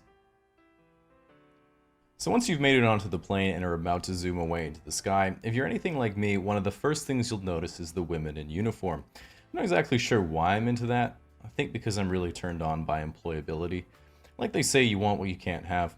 And so every time I'm on a flight and an attractive flight attendant asks if I'd like anything from the menu, I say, "Oh no, I'm fine, thanks." And then I imagine us traveling the world together. And while I don't expect to ever join the Mile High Club or how that would even happen, let's just say I do always sit in the aisle. And the thing I've been thinking too is that I'm pretty sure you're not even allowed to hook up with someone on a commercial aircraft, especially staff. But I was thinking, there's always a chance that like the wings would fall off the plane and we're all gonna die anyway, so then why wouldn't you? Even if we survive and there's an officer to arrest me when we land, what you gonna do? Put me in handcuffs? So once you get to where you're going, especially if you haven't traveled internationally before, the first thing you're going to do is realize you've massively underestimated what the whole thing is going to cost. Even if you thought you were going to get a cheap Airbnb and live like a local, suavely haggling the local markets with level 5 Duolingo, the truth is the moment you walk into the streets and hear a foreign language, fight or flight will kick in and take you straight to the McDonald's touchscreens. Even if you're going somewhere cheap like Mexico, you're going to get overcharged at local markets and not know where to shop, to the point that by the time you're ready to leave, you'll be as poor as the people who live there. And in my opinion, at the end of the day, what you'll really bring back from any trip is a perspective on how other people live throughout the world. I actually had an eye-opening experience when I stopped in Northern Africa for a day, where you can meet people whose entire family of 15 sleeps in the same room as them, they eat porridge out of fired mud bowls, and they have no clean water or electricity. I had the chance to talk to one lady who said that she made $1.75 a day spinning textiles, and her husband made $2 a day farming.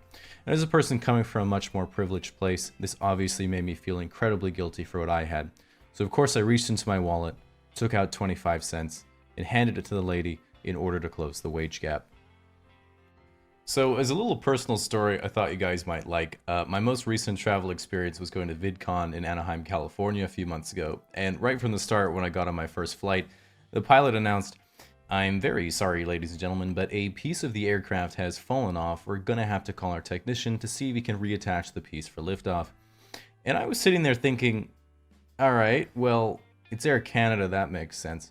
But the most unsettling part of the whole experience was that the pilot was also so nonchalant about it, as if every second flight a piece of the aircraft is falling off and he doesn't even care because he's just waiting to die. And you know, can't blame him really, but at any rate, the pilot said the technician lived 15 minutes away, so he'll be a bit. So an hour later when the guy gets there, the pilot goes over the intercom again and says, "Ladies and gentlemen, the technician is currently working on the aircraft. I'll be sure to keep you updated, and we do apologize for the delay." But the part that weirded me out was he was kind of laughing to himself the whole time, and I was getting nervous because it was kind of like a Sideshow Bob, you're all going down with me type of thing. It turned out, in fact, he was laughing because the mechanic forgot to bring any tools, so he was trying to reattach a 20,000 horsepower turbine with fucking Scotch double-sided. In the end, it all worked out though, because we got put on a flight 5 hours later, and I received not only an expired granola bar, but a $5 Tim Hortons voucher that I could use on any purchase $10 and over. But at the very least, I'm happy to say the next plane didn't fall apart and crash us into the fiery pits of hell. We actually landed there quite smoothly. I get quite a few questions about how to make a YouTube channel, so I want to give a bit of a walkthrough of what that whole process looks like, right from struggling to get your first subscriber all the way up to when you start leveraging your fame for tax-deductible vacations. So first of all, you obviously need to be motivated to make a channel in the first place, and I found that the best way to generate that motivation is to start by watching a lot of YouTube videos. Once I'd done that for around 8 years, there's a distinct moment in my mind when I said to myself, wait a second, I think I could do what this successful person does. Why aren't I just as successful? It was because I never commit to any of my long-term goals for more than a few hours. But nevertheless, in that moment, I said, no, I'm actually gonna do it this time. So I scrolled up to the Create a Channel button, wherever it was at the time, and I started the first step, which is giving Google all of your personal information. Now, before you make the channel, YouTube gives you a tip that is very important to first define your target demographic in order to engage your audience properly. So, my target demographic was females between 18 and 25. But important lesson there, you can't always predict the market. Now, the first real step is choosing a name, and if you're like me, whenever a website asks you to choose a username, you don't just throw out the first thing you think of haphazardly. You need to treat it like you're naming your favorite child. A good rule of thumb is to spend as much time on your channel name as you would on a Tinder bio. And this is because they're both supposed to be congruent to your personality and act as a means of better signaling the people that you want into your direction. Alright, of course you need to figure out what kind of videos you're actually going to make, and I think the most important thing here is to play to your strengths. There's a quote among stand-up comedians where they say, you don't get to be a comedian because you like writing jokes, you get to be a comedian because you're funny. Which is why I like YouTube, because people can't make me stop. But the point remains that you have to find the intersection between what you're good at and what you're going to also enjoy doing. It's also very important to keep in mind that what you enjoy creating doesn't entirely overlap with what an audience will enjoy watching. It's like you're making a sex tape. Even now when I'm making videos, I try to be as authentic as possible, but I know not everyone is going to be interested in really niche things that I might really like, so I try to choose more relatable themes that I think are fun, or at least make my more specific videos something palatable to a general audience. So even if I might not enjoy it as much, I keep the chains in latex for my other channel. So once you've made up your mind and get all the groundwork out of the way, it's time to make some content. And your first video is the most important because it's the first time that your expectations and self-esteem collide with reality. And when you upload a video and then wake up the next morning and see 12 views and 1 dislike, you really have to look deep down inside and ask yourself, am I going to fight through this and try to improve my craft, or am I going to be a wiener and cry about it? I like to think that I'm living proof that you can do both. So now we get to where most of the struggle is, which is getting those viewers. The most common question I get is from people sending me their first few videos and saying, I don't get it, how do I get more subscribers? And I usually give them a simple 2-step formula to increase their audience. Step 1 is make good content, and step 2 is marketing. And they're always like, okay, how do I do marketing? And my response is usually, I don't think you need to worry about that yet. Got him. So truth be told, I think the best way to grow an audience is to post on social media sites, content aggregators like Reddit, or to get your content featured by big blogs, websites, and other channels. At first you're going to have to contact them, but if it goes well, hopefully they'll be waiting for your next video. Once your channel gets going, it's just a matter of making good content on a consistent-ish basis, but keep in mind that there is sometimes a discovery period where channels experience a huge surge of growth for a few months, and it's easy to get overexcited and think it's going to last forever. So you might be tempted to blow all your ad money on a big trip to Vegas, but what you really need to do is spend that extra bit of time and effort to record the whole thing so you can publish it and then write it off as a business expense. Now, shortly after this discovery period, after people are pretty familiar with who you are and what you do, the boom is over, the snowball effect slows down, and you start to plateau a little bit. At this point, it's time to panic and do one or more of the following. Sell out, make vlogs, or do a face and or boob reveal.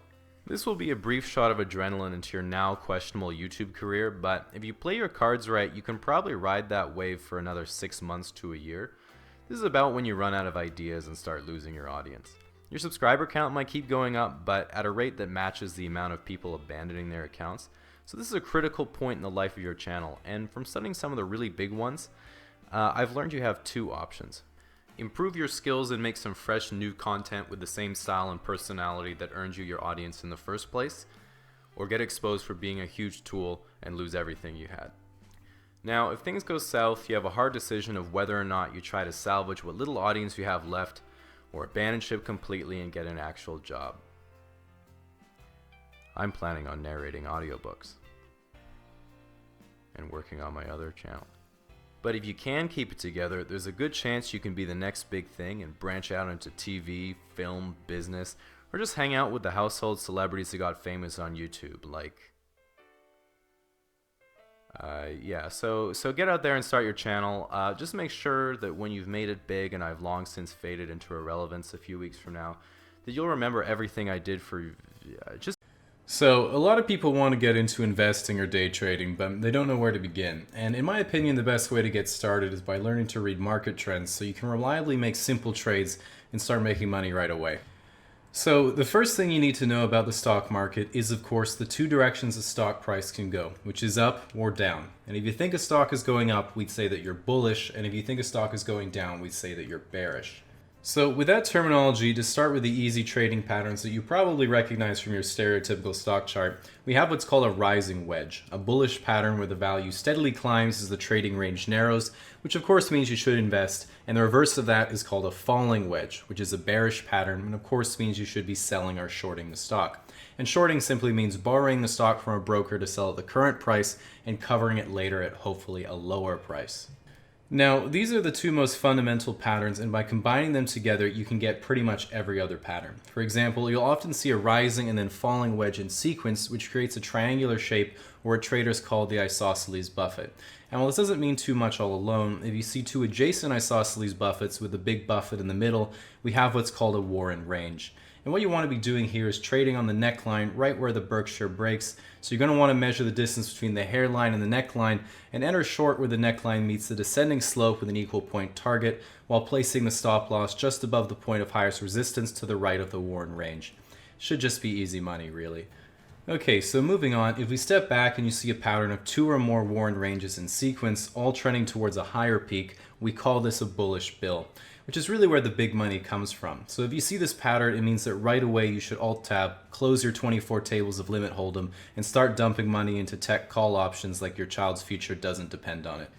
On the flip side, if you see a pattern of 2 or more worn ranges continually trending towards a lower and lower trough, this is what we call cryptocurrency.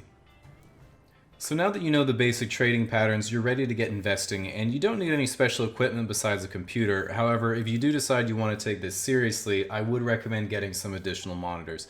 Most traders like to have at least 4 screens running simultaneously, which allows you to lose money on up to 4 trades at once. This is called getting forestocked.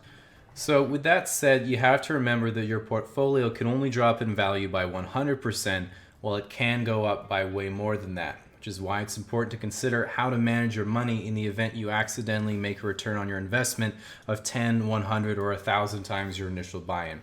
So you have to ask yourself, in the event you massively increase the value of your portfolio in a short amount of time, what's your strategy going to be to reinvest that money? Shoutouts to my future children. I think the best way to introduce Bitcoin is with a quote from Sun Tzu's famous blog post, The Art of War, where he said, "I fear not the man who's read 1,000 crypto white papers, I fear the man who's read one crypto white paper 1,000 times. Because if you go on crypto Twitter, God forbid, there's no more common way to dismiss Bitcoin skeptics than simply saying, do the work." So a few years ago, that led me to set aside a day to really dive into and study the Bitcoin white paper. One morning I sat down, had way too much coffee, which for me is 1, opened the PDF and started reading. After just 5 minutes, I sat back and thought, wow. Because there wasn't any more pages. Not knocking the content, but if anyone tells you they did the work, just know what they meant was they read a pamphlet. In brief, the reason the Bitcoin network was innovative was because in 2008, anonymous chess grandmaster Satoshi Nakamoto proposed a solution to a problem that had been plaguing digital currencies for decades, which is if I want to buy 2 large pizzas from Papa John's, but I have no cash to do it, how do I send the money digitally without a financial institution having to verify the transaction between us? 2 years later, this transaction was successfully performed, although at today's Bitcoin price, those 2 pizzas cost about $615 million. About the same as the entirety of Papa John's market cap at the time. While at first glance it seems like a fairly practical problem to solve, it doesn't really explain why the price has gone up over 500 million% while I didn't have any. Bitcoin maximalists say that Bitcoin has gone up so much because one day it'll become the new global reserve currency, replacing all fiat on Earth and be worth tens of millions a coin. But then there's a whole other group of Bitcoin skeptics that say it's a scam and all going to zero. First of all, it's not possible for Bitcoin to go to zero because a guy on Reddit said he'd buy all 21 million for 1 cent each. There's also no way it can go to tens of millions a coin because that would put its evaluation at about $400 trillion. This doesn't make any sense because the Bitcoin network doesn't even sell AI graphics cards. Now that we know the proper price of Bitcoin is somewhere between 1 cent and $10 million, how do we know which direction it's going to go?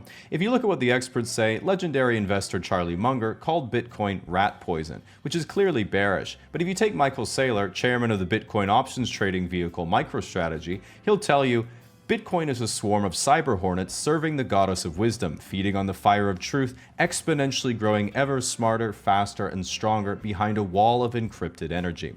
Which I think is bullish, but I might have to ask my shaman. I would also like to add that I didn't edit anything here. This is literally his Twitter profile. The problem I've found is that if you ask anyone who's into crypto why Bitcoin has value, the most common response is, it's digital gold. The obvious follow-up is, why does gold have value? Which then usually devolves into because it's scarce and because people have valued it since the dawn of humanity. And while that's a great explanation for OnlyFans, this is the economic equivalent of saying it's a good store of value because it is. On the other side, people from traditional finance often make the argument that a digital asset isn't real, so you can create an infinite amount of them, and therefore they have no value. This isn't a very good argument because if digital assets have no value, how can the founders of nearly every crypto project rug pull the whole thing to buy yachts? Now, while you shouldn't evaluate the effectiveness of a technology based on the character of people who believe in it, I certainly do anyway, and Bitcoin in particular has a strong bias towards anti-government sentiment and libertarianism. If you're not sure what that means, imagine if the government were to say, Because you didn't pay your fair share, 150 people died today from an underfunded government program. This kind of thing would really rattle a libertarian because they know that their taxes would have helped the government to get at least a dozen more. Even looking at the types of people within traditional finance versus crypto, while there are some who really get it, you get the feeling that most of the people in decentralized finance aren't familiar with how the existing financial system currently works, causing them to often reinvent the wheel and run into the same mistakes that have already happened before. Take Sam Bankman-Fried and the collapse of FTX. Everyone in crypto was like, there was no oversight or transparency. Everyone knew it was possible. They're just making everything up. We just didn't think they'd do that. And that made traditional finance say, what? But what they were doing was illegal. Didn't you learn anything from 2008? And unfortunately not, because they were 12. For this reason, a big threat to the crypto industry has been regulation. Because there isn't any.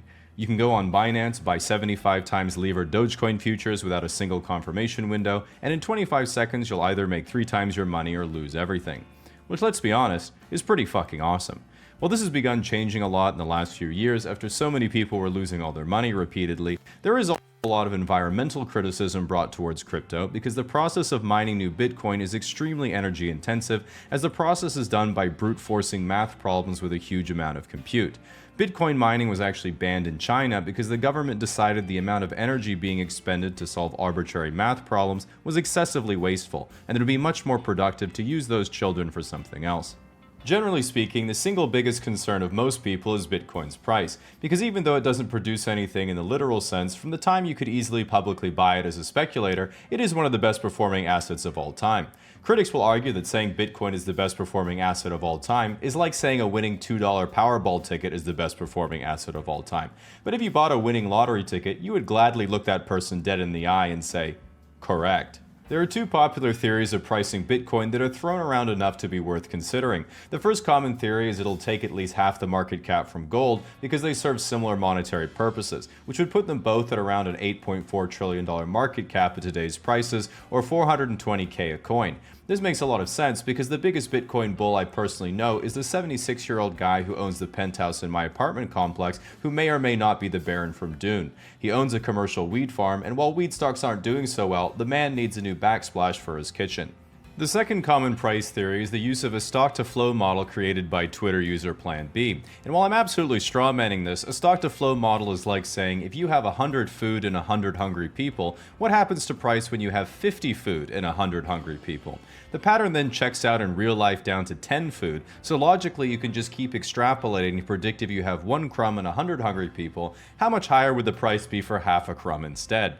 Using this model, it currently predicts the price of Bitcoin in 2030 will be $14 million a coin, which is so far beyond even the AI chip theory that the only explanation is that Cathie Wood is about to bless us with a new saga of her shonen manga. What's interesting at this point is that with the creation of Bitcoin ETFs, regulatory oversight emerging but giving the green light, and so much money from traditional finance pouring into the crypto ecosystem, purists look at their ascending token portfolio with glee, as it seems like it's blue skies ahead for prices to climb even further. But some people have started to point out that as time has marched on, every day their favorite crypto assets trade more and more in lockstep with traditional financial assets, and ownership has become more and more concentrated on centralized exchanges and mainstream financial products. Even 5 years ago, the whole space was about disrupting traditional finance, but now it's about cheering on any product that lets you get exposure to the network without being part of it, in the hope it drives the price higher.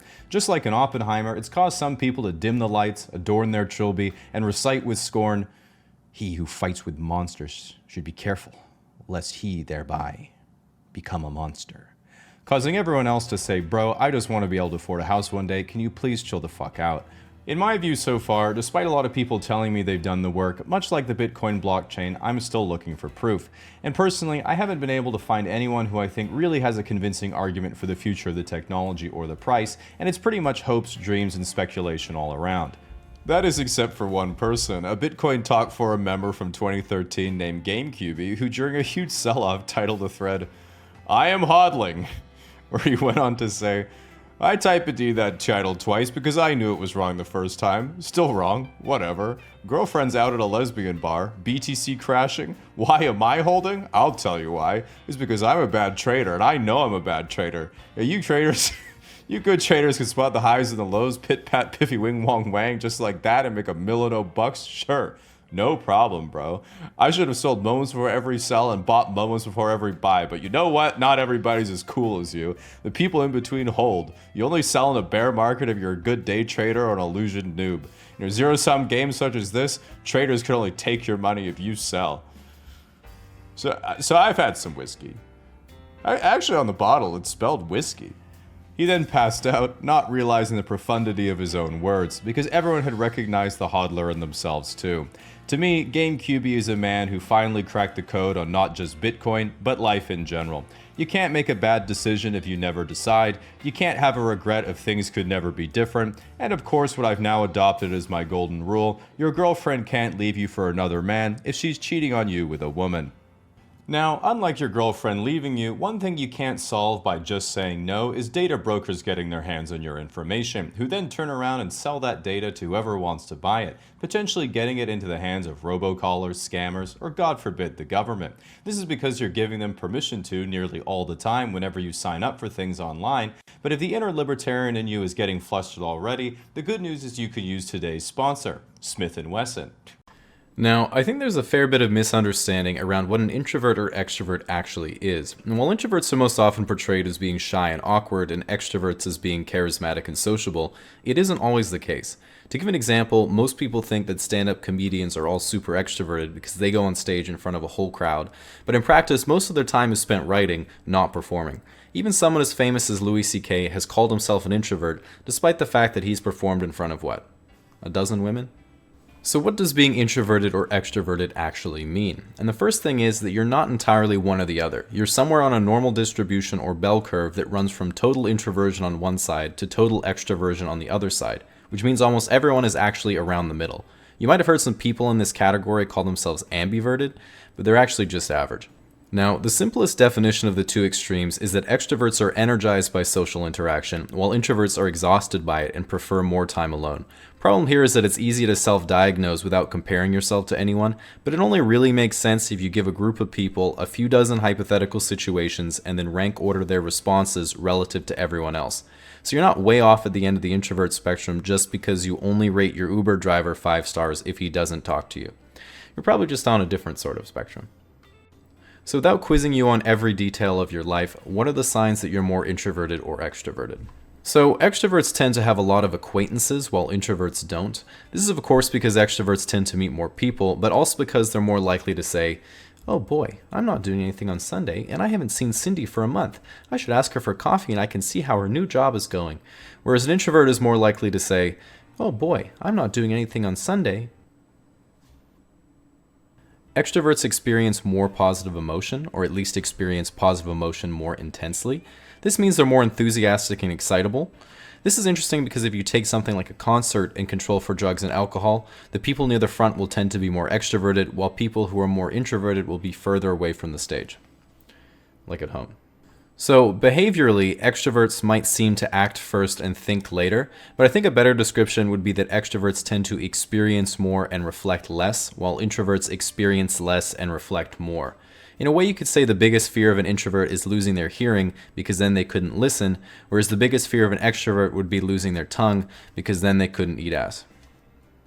Now, you might wonder if your degree of introversion or extroversion changes as you get older, or if you're stuck how you are forever. And for things like how much positive emotion you experience, it doesn't look like that changes much. However, some people make the argument that the things that happen to you during your life can change the way you process emotions.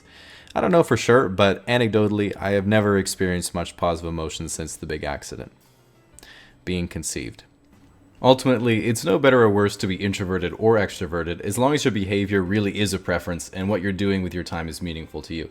With that said, some extroverts might socialize to avoid personal development, and some introverts might like to have more friends than they do but are anxious or lack social skills. So whatever your disposition, you have to spend time with people and you have to spend time alone. So make sure you're not being avoidant or it can lead to some pretty big blind spots. For me, I remember back when Tinder first came out, my friends decided I had to go on at least one date just for the sake of it, because I didn't usually meet many new people. Now the thing is, I didn't have much sexual experience at the time. I mean, I still don't, but I didn't then either. So when I got a match eventually, I asked them out to a movie because I like watching movies and I thought that's what a date was. Now, what I didn't realize was that when you're watching a movie, you don't really see or interact with the other person at all the whole time. So we were just sitting there with each other in complete darkness, not saying a word as we ate from our own bag of popcorn. Then 2.5 hours later, when the movie ended and the house lights came on, we looked at each other and said, "Good movie, huh?" "Yeah, pretty good." And that was the whole date. So yeah, 5 stars. To order the right coffee, the first step is finding the right coffee shop. Some are convenient if you're just in and out, but if you'll stay a while, pick the next closest shop that has a nice environment and you can get to know the regulars after a while. This might sound kind of cliche, but you might even meet the girl of your dreams and she'll ask if you can plug in her laptop charger. When it comes to figuring out what to order, remember that pretty much everything on the menu starts with 1 or 2 espresso shots, and the difference between all the drinks is what else they put in and in what order. Here's a chart you can use for reference. The key here is finding something that you think you'd enjoy, then typing it into Google to hear the audio pronunciation. Remember to drink your coffee how you like it. I was once told by a small cupped aficionado that straight espresso or black Americanos were the only respectable ways to drink coffee. I didn't agree with that at all, but I do always add codeine so the street cred's there and I can rap about it. The great thing about coffee is that the caffeine wakes you up, helps you focus, and enhances dopamine signaling in your brain, which means you feel normal for a few hours. The only downside is you can't sleep, and if you don't have any the next day, it feels like your eyeballs are getting sucked into the back of your head. But don't worry, it's all worth it. So go out there and enjoy your bean water. I want to talk about the behind the scenes of how casually explained videos are made. As with almost any project, it all starts with a first idea. I've been asked before how I go about writing something when I'm having a hard time getting started and I'm not feeling inspired, and it's simply a matter of being contractually obligated and having your livelihood at stake.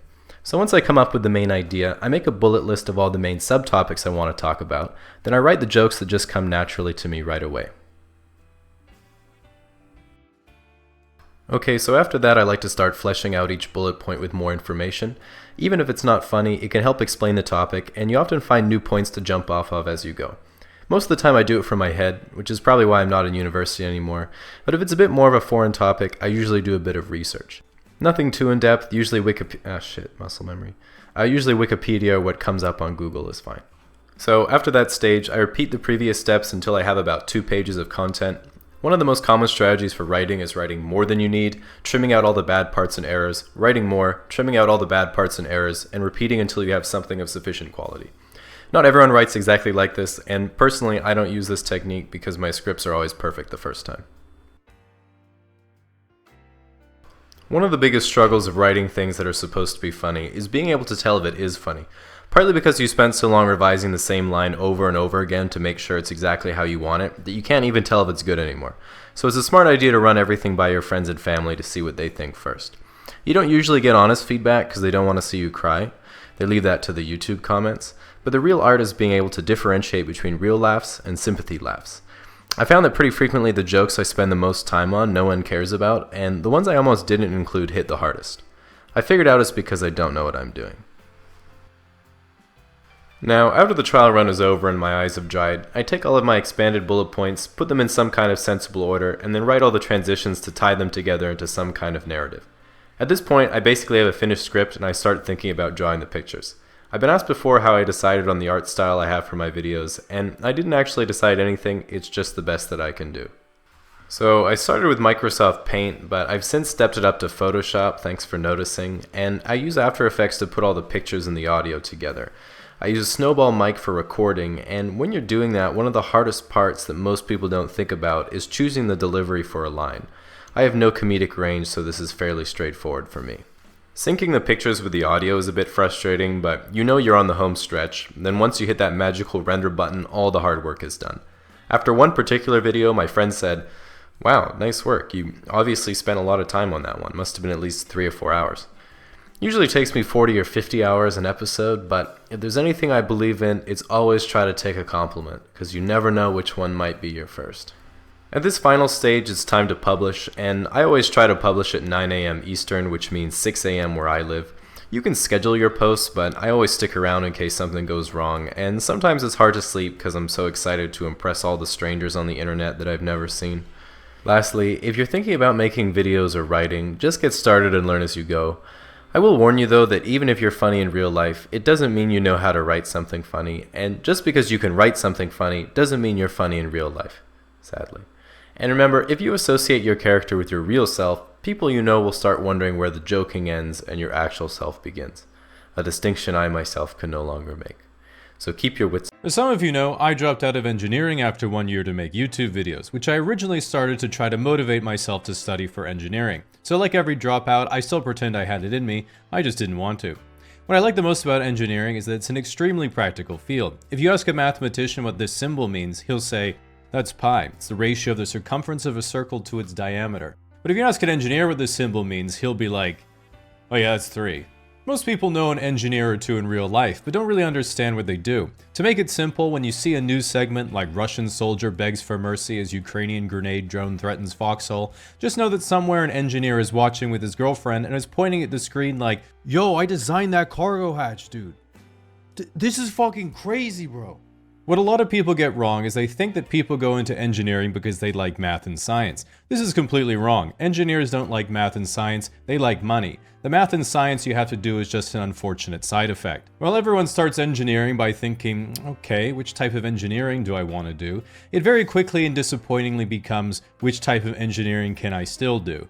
In first year, you just take a bunch of STEM classes, but then at a certain point, everyone has a come to Jesus moment where they have to decide between buckling down, working on their study habits, and accepting no sex life, or if they're going to transfer to business. From there, you'll procedurally experience harder and harder courses until you fail one, traumatizing you into majoring in whatever was the last thing you passed. For example, software engineers scrape by linear algebra, but struggle once things start physically existing. Civil engineers scrape by statics, but struggle if anything moves. Mechanical engineers scrape by thermodynamics, but struggle when things they're working on become alive and the laws of physics suddenly stop working. Chemical and electrical engineers barely scrape by organic chemistry and quantum mechanics, then shake hands with each other and agree that the cream rises to the top. No one goes to grad school because they all have a C average. This is traumatizing because if you hear someone say, yes, I have a PhD, usually everyone is like, oh, very impressive, you must be very smart. But if they say, it's in engineering, everyone thinks you're an idiot. This is because getting an undergraduate degree in engineering is like buds training for the Navy SEALs. No one there actually wants to go and fight a war, everyone knows you just have to do it so you can write a book and go on podcasts.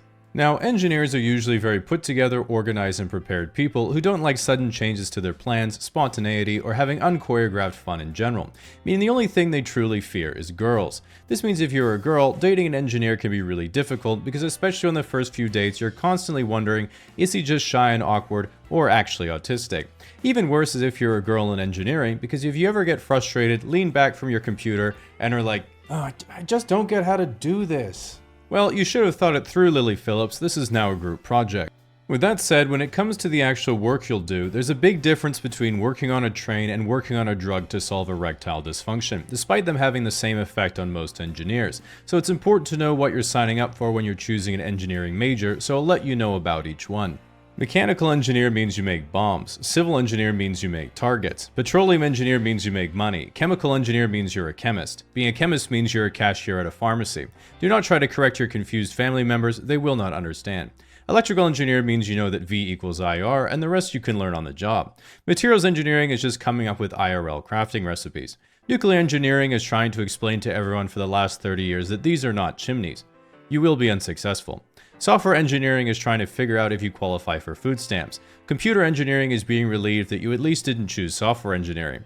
Biomedical engineering is when you just can't take it anymore and you need at least one class with a girl in it. Mechatronics... Oh, I don't know how that got in there, that's not engineering. Now, a lot of people are scared to go into engineering because they've heard it's a lot of work. But the good news is if you found a course really hard, you'll feel a lot better when you tell a senior that you got 52% on your final and they're like, yo, congrats. This might cause people to ask the question, wait, so the people designing rockets and planes might not have even understood what they learned in school? Isn't that a bit worrisome? And not at all. Engineering is about adaptability and problem solving in the real world, not about rote memorization of textbook material. If you're at work and the software says that your design is at risk of structural failure, just double it. That's engineering, baby. Now, the last question you need to ask yourself before going into engineering is the most important one, which is who do you think would win? The combined power of the military-industrial complex, big pharma, the oil industry, and Wall Street all working together, or the English professor who has to teach the engineering ethics class in first year?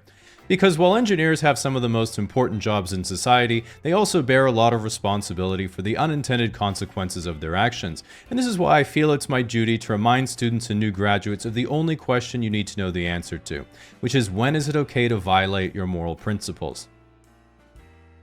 Exactly, it has to be at least 6 figures. Now, as someone who dropped out of software engineering, it means I barely scraped by first-year linear algebra and am deeply scared of things that physically exist, which is why I like. So I'm not the biggest fan of clubs, and if someone invited me to one, I'd usually be pretty hesitant. But there's been a number of times where someone says, "Hey, having a few people over to my place for a chill birthday." And that sounds good, then later someone says, "We should go to a bar downtown." And I guess that sounds alright, so you go along with it, but then you get downtown and you see the name of the bar and it checks all the warning boxes. One word, misspelled. But now it's too late. You've been swindled again. So after waiting in line for the next couple of years, you'll almost be at the front, and inevitably one of your friends forgets their ID. So of course there's a good chance the 6'8", 300-pound bouncer might give them a hard time. Now if I'm in this situation and my pal reaches out to me for help, I feel obligated to live by my golden rule of friendship. Fight your own fights. So the big question is, what's the first thing you do when you get inside? And if you have a jacket, just hide that in a dark corner where you'll definitely remember later. After that, the first thing that I do every time I go to the club is take a note of how loud the music seems, and once you've been enough times, you can actually graph your hearing loss in Excel. Now, although it's easy to get distracted by all the flashing lights, loud music, and people more attractive than you, the club is really all about dancing, so your blood alcohol level should reflect that. That means when you're getting a drink, always try to remember, too much and you'll make a fool of yourself, not enough and you'll remember it. In my opinion, the best approach is moderation, so I always try to pace myself by not having enough money. Sooner or later though, you'll probably have to do some dancing, and I had no idea what I was doing at first, so I asked one of my more experienced friends and he gave me this advice. "Hey Jamie, how do you dance like that?" "Oh, you just listen for the beat and then you sync your moves up with it." I don't even have moves to sync up." "Well, you're in a club to have fun, don't worry about your dancing, just look happy." On the outside. So after you've mastered the two-step and are starting to get the hang of everything, you might have noticed that all your friends have disappeared. This is called club entropy and increases with alcohol consumption. Don't worry about it, this gives you a chance to do your own thing and maybe find someone to dance with. Now if you're at the club with the intention of meeting your future wife, it's probably not going to happen because you're going to be single forever. But the fact of the matter is there are a lot of guys who stand on the periphery and sip on a Corona hoping someone will talk to them. But you can't expect that someone will walk over and add value to your night if you don't try to add something to theirs. And in a club, it's pretty much impossible to communicate verbally, so you need to adapt to the environment. I bring an Etch-a-Sketch. Not only does it keep me occupied, but I can also use it as a tray if there's a big line at the bar and I can't carry all my Coronas. Now, after a few more drinks, whether you like it or not, you'll start to notice that significant periods of time seem to pass instantaneously without you remembering any of it whatsoever. 1 second you're absent-mindedly doodling in the corner, the next you're calling the DJ fam and demanding he play more Drake. 1 second you're questioning your own existence, the next you bought Hennessy for the entire venue. 1 second you're about to pack it up and go home, the next you're doing lines with Elon Musk and inhaling body shots off a Model S. Or at least you think you did, because your camera roll on the club's social media will tell a different story tomorrow. Nevertheless, right at the peak of your night, when you truly believe you are the unstoppable force of nature you've always dreamt of becoming, is when the house lights come on and you have to leave. You'll try to look at Google Maps with your phone, but your battery's dying and so are you. Thankfully, drunk navigation has never let me down. When you get home and try to go to sleep, you might notice that your ears are in significant pain and you're experiencing a relentless ringing sound that seems to be right inside your head. This is called regret. The initial experience will fade quickly, but it always leaves lasting damage that accumulates over time.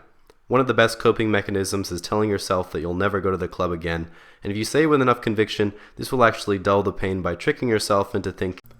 Lifting isn't just a hobby, it's a journey. And that journey often begins with feelings of inadequacy and ends with feelings of inadequacy, but now you can't wear jeans and you sink in pools.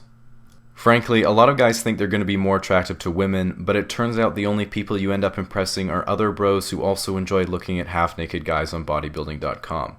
Nevertheless, if you want to get started, it's important to start off right, and I'm going to tell you the 3 steps to success. So the first step is obviously to make an Instagram account. Now, the second step is your actual routine, but before you make one, you need to be aware of the standard rep range guidelines for different goals. If you're going for strength and size, up to 8 reps per set. If you're going for mostly size, 8 to 12 reps per set. And for endurance, go for 14 or more reps per set. Now, you might be wondering, what about 13 reps per set? And this is really the holy grail of lifting and what we call the tone zone. Be careful though, because one time my sister miscounted her reps and accidentally became a 5-time Mr. Olympia champion and governor of California.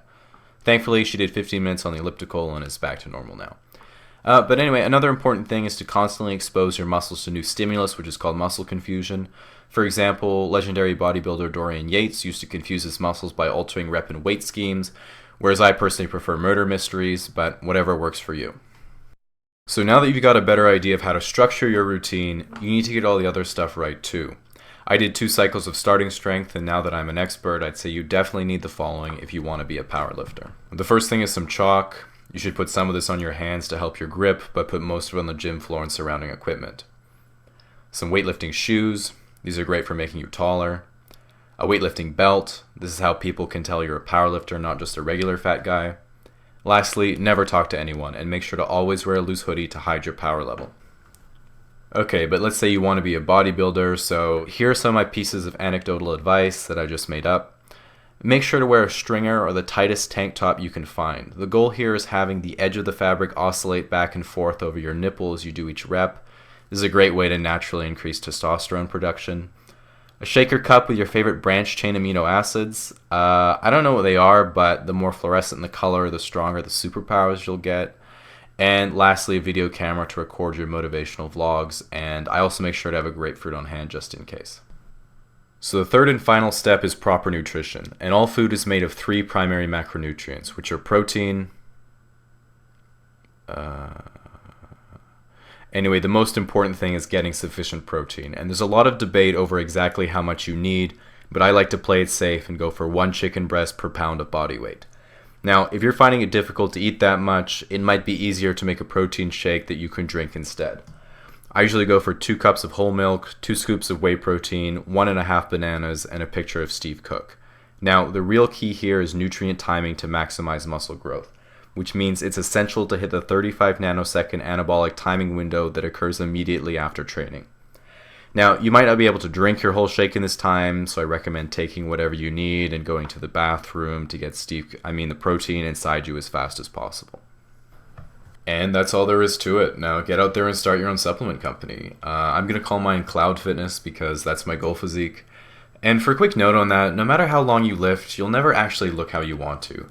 A lot of people start lifting to get back at an ex after a breakup or to look good on the beach, but sooner or later they all realize that those things don't matter, and their only real shortcoming is still being able to fit through doorways. And what's the point? To entertain, to profit? Is the ball jumping through hoops? So am I. But in strongman, the whole idea is crystal clear. I want to be the strongest person to ever exist. You might argue that Tyson in his prime could beat Ali, or that LeBron would have beaten Mike in 1v1, or you think that you have to judge a competitor against the competition of the time. The good news is that in strongman, there's no argument. How big of a rock did your favorite guy lift? Yeah, well, my favorite guy lifted a bigger one, case closed. A problem with other sports is that a lot of them require a lot of skill, but people won't know unless they see you do it. You can be the best skater in the world, but unless you're at the skate park or thrift shop, no one's going to have any idea. But if you're 6'9", 400 pounds, and cause the plane to list to one side on takeoff, people are going to say, hey, is that half Thor Bjornsson? And your lifetime of struggle will have been worth it for that moment of validation. Even the names of the world's strongest men sound powerful. Hafthor Bjornsson, Zydrunas Savickas, Alexei Novikov, Magnus Vermagnusson, Martins Licis, Mateusz Kielikowski, and of course Brian, which I pronounce perfectly on account of my English language abilities. The great thing about strongman is you don't even need a reference point to understand how good these athletes are. Every guy watching MMA or boxing always thinks they could land a punch or two on Floyd Mayweather, or maybe even knock him out with their lucky haymaker. But when you watch strongman, you have to say, admittedly, I probably couldn't do that one, as you nervously glance at your wife to make sure she's not leaving you. Strongman competitions have their roots in many historical tests of strength, from Scottish Highland Games to feats of strength by circus strongmen, and even going back to ancient Greek mythology when Sisyphus was punished by Zeus to endlessly push a boulder up a hill, only to watch it roll back down as he reached the top. The story goes that every morning he would wake up, inhale 2 scoops of creatine, huff some ammonia, watch a Larry Wheels video, and get ready to smash a new PR, bringing joy and meaning to his otherwise tedious and wasteful life. Similarly, one of the hallmarks of strongman are the Atlas stones, named after the Greek titan Atlas, who is often depicted holding up the heavens and earth on his shoulders. While we now know it's actually just turtles all the way down, at the time the concept was quite inspirational. The 80s were when strongman first became popular as an actual sport, creating legends like Bill Kazmaier, John Paul Sigmarsson, and a host of iconic strongmen that caused many to consider this the first golden age of the sport. Prior to this, strongman featured a ragtag group of strength sports athletes competing on the side of their main gigs, and the World's Strongest Man organizers still thought it would be a good idea that instead of using weights, they put a couple girls in cages, attach them to a bar, and have an event called the Girl Lift. While culture has moved on since then, it's only with hindsight we're now able to realize how fucked up it was to ask a girl what she weighs.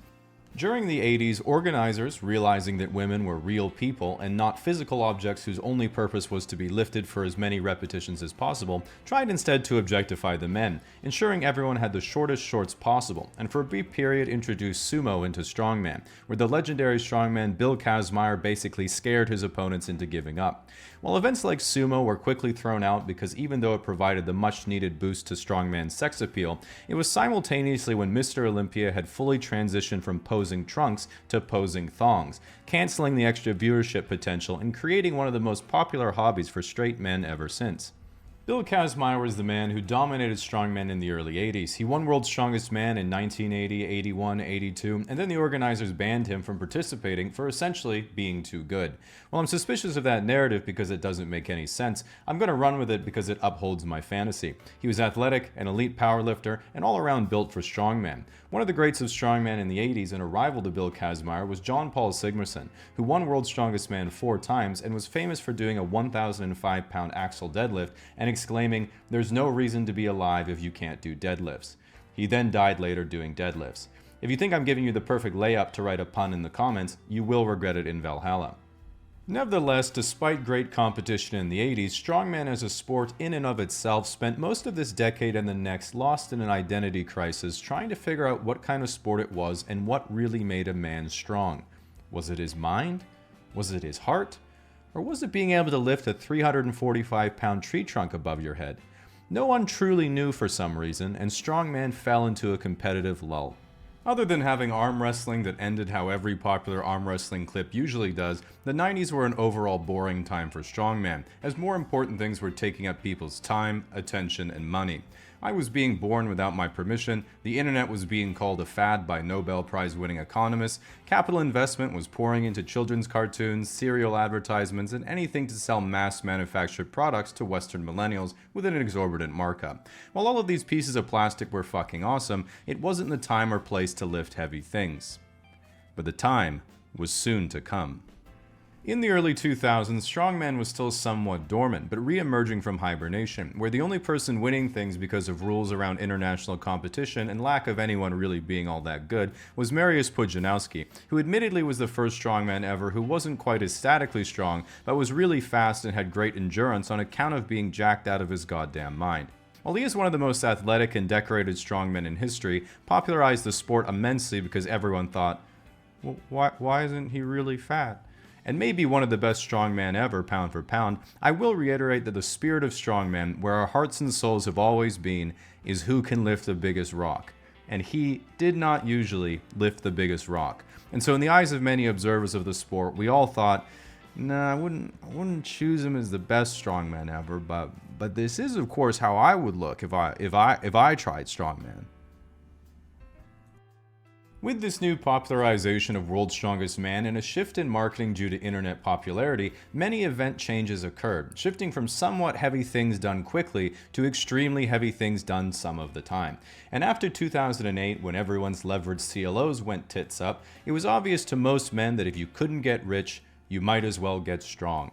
And we had a well-rounded and dynamic international competition where Zydrunas Savickas established himself as arguably the greatest strongman of all time. He was immensely statically strong, known particularly for his overhead press, but more importantly, he ultimately cemented an image in our collective brain cells of what a strongman looks like. A regular tall fat guy, but with a weightlifting belt. As Big Z moved towards retirement in the mid-2010s, he ushered in the peak of what has been called the era of the Giants, where the likes of Brian Shaw and Hafthor Bjornsson, 6'8" and 6'9" respectively, became the focus of the sport, along with Eddie Hall, who is instead about 6'8" in circumference.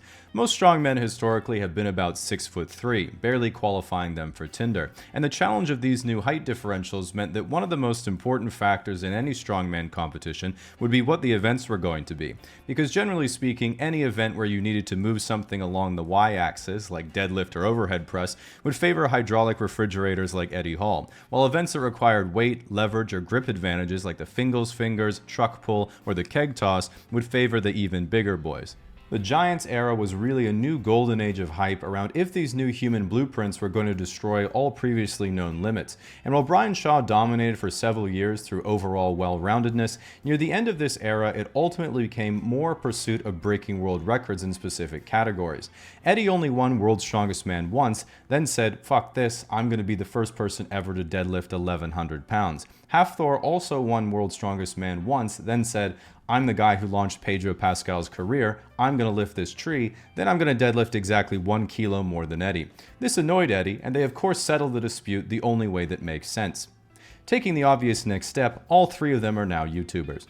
Since the end of their rivalry in the late 2010s, we began the modern era of strongman, which seems to be the age of specialization. While everyone wants the title of World's Strongest Man, especially me, focusing on individual records is much more practical. Guys like Tom Stoltman, who is himself 6'8", has mastered the art of lifting the biggest rock over a bar. Mateusz Kielikowski has mastered the art of lifting the biggest rock onto your shoulder, and Eddie Hall has mastered lifting the biggest rock for the most ad revenue. Guys like Martins Licis seems to just be doing his own thing. Despite there still being healthy competition, the biggest debate in strongman is the direction the sport is going in. While the last World's Strongest Man was won by my fellow Canadian and time traveler Mitchell Hooper, event selection still is the determining factor in most strongman contests. I think that a good way to address biased event selection is create events where the weight and what you're supposed to do with it is standardized, but the shape of the weight is not revealed until the day of the event. This allows athletes to prepare for the event, but not specialize specifically for the task. For example, you could have the small rock, the big rock, medium rock for reps, rock toss, rock pull. Really, the options are endless. Thanks for coming to my TED Talk. Now, while you may not be able to be a strong man, you might be interested in being a safe man with today's sponsor, Incogni. As someone who doesn't get many calls, nor would I answer them if I did, my voicemail is almost entirely spam. Whether it's telemarketers, robocalls, my dad, or scam people both contemporary and historical that do art for a living, or at least are self-employed and can dictate their own schedules. Painters, musicians, writers, comedians, prostitutes, etc. Because I remember not that long ago, I used to struggle to figure out what to do during summer break without my parents' help. And when I look at myself now, my daily routine, if I had to write it down, would look like this. 7 a.m., wake up, and I've usually fucked it up by then. So because of this, I've always looked at other people's routines for guidance, and I really made me understand a lot of these guys more. Like when most people think of an artist, they immediately think of creative geniuses like Mozart or Michelangelo, and start thinking that their brain exploded with ideas and it was this endless pool of inspiration that flowed out of their fingertips. But in reality, for a guy like Mozart, it was a lot more like playing a couple chords after each other and thinking, yeah, these are some chill classical chords to compose/study to. Or Michelangelo staring at a blank canvas and thinking, yeah, I better start painting this naked boy before someone walks in. And at least in my amateur experience, making YouTube videos, not painting naked boys, the creative process is pretty ugly. And while everyone's had these moments of inspiration where you come up with something you think is brilliant in an hour or two, you can't rely on that if you want it to be your job. One of the best quotes that describes the process is from a guy named William Faulkner, who apparently said, "I only write when inspiration strikes. Fortunately, it strikes at 9 every morning." With that said, I honestly had no idea who he was before I read that, so it shows how good his process was. But I do relate to the idea. I think in my entire YouTube experience, I've only been inspired to make a whole video once, and every other time it was only when I sat down with the premium box wine did it start coming to me. While researching creative people, what I've learned is, besides doing a lot of drugs obviously, is that almost all of them eventually fell into some type of daily routine that was surprisingly consistent and well-rounded. But what did surprise me is the most well-established artists were actually remarkably unproductive in their creative output. I forget who I was reading, again probably the boxed wine, but they described themselves something like this. And then, from 9 a.m. to 6 p.m., I would work in a flurry, barely taking a second off the typewriter except for a brief reprise at 1 p.m. sharp for tea and toast. But then, enraptured by the call of my imagination, I would return promptly to the task, working uninterruptedly until exhaustion. On some days, I would finish 2 or even 3,000 words before slipping into a 2-day slumber. And I remember thinking, wait a second, 2 or 3,000 words in 9 hours? This guy made it sound like he had a typewriter for each hand in his massive writer's dong, but homie was out here barely hitting 5 words per minute on a good day. And while I've forgotten who that guy was, probably George R. R. Martin's more productive cousin, the irony is that 2,000 words in a day was actually way on the high end of professional writers that I researched, which for context is a bit under 3 pages on a Word document. In fact, most novelists would average 500 to 1,000 words, about 1 page, and those that did more tended to work fewer days or take breaks after a book was done. Painters might get half a painting done unless it was Bob Ross, and SoundCloud rappers would only record 2 or 3 albums. As another example, the most prolific stand-up comedians will do about an hour's worth of material every year. Many take about 5 years to completely refresh a set, which is the equivalent of writing 2 seconds worth of jokes a day, and then most amateurs or hobbyists never even write more than 15 minutes of material, period.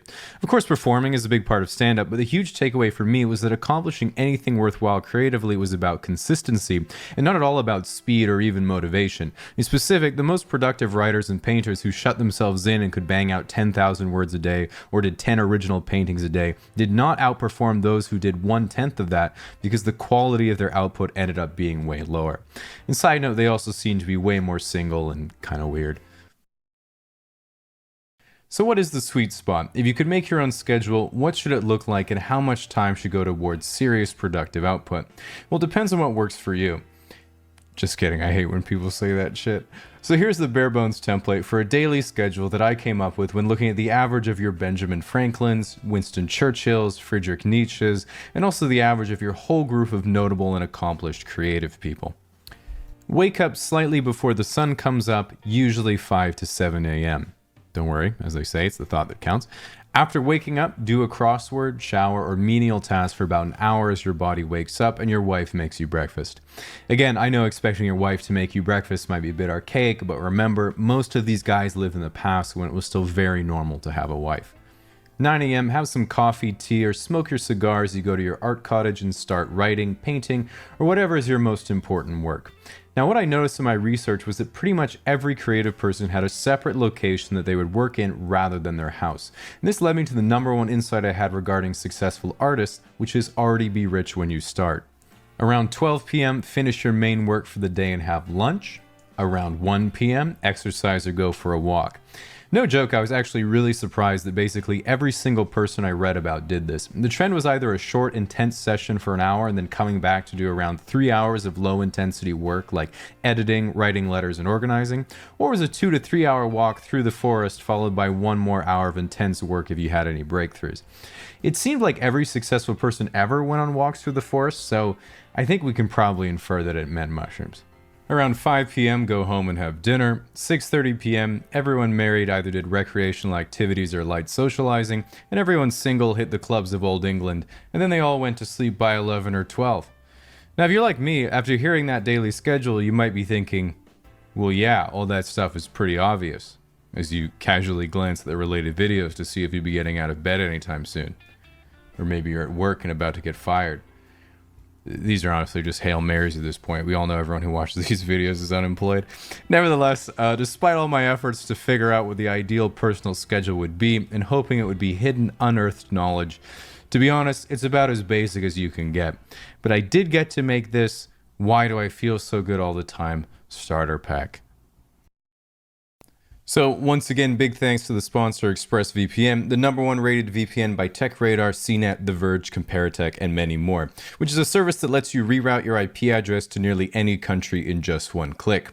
I actually have a recent VPN experience where I was in Germany for a StarCraft tournament and my credit card didn't work. because my credit rating immediately went to 0 when I told my bank I was going to a StarCraft tournament. Anyway, I couldn't pay the utilities at the place I was staying, so they billed me online, but when I got home, I couldn't pay it because I wasn't in Germany anymore. So long story short, ExpressVPN saved the day by fooling them into thinking I was still in Germany, but technically ended up costing me €24.50 in utilities when I think about it. Nevertheless, I know my credit card is safe because ExpressVPN servers can't store logs of any customers. Additionally, by using ExpressVPN, all your data is encrypted, meaning you can be sure that if you're ever using public Wi-Fi at a cafe, library, or airport, your data can't be accessed by other people. You can also use it for watching YouTube or Netflix in whatever country you choose. As an example, here's Saturday Night Live in Canada, and here it is in America. So if you'd like to give it When someone says they were born in the year 2002, I automatically think, damn, this is the oldest looking 6-year-old I've ever seen. Well, I won't be using that one when they ask me about the island. I was born in 1996, making me just barely a millennial, meaning I'm somewhat of an expert on my older cohort who thinks doggo, pupper, adulting, and having an actual wedding to a real person they love is still a thing, while also being able to tell Gen Z that making fun of us for skinny jeans doesn't do anything. We inherited housing prices and 3 financial crises from the baby boomers. You will not even remotely psychologically affect us. You will not even remotely psychologically affect most of us. The first thing we have to do is obviously define the generations, which in the textbook is 1981 to 1996 for millennials and 1997 to 2012 for Gen Z.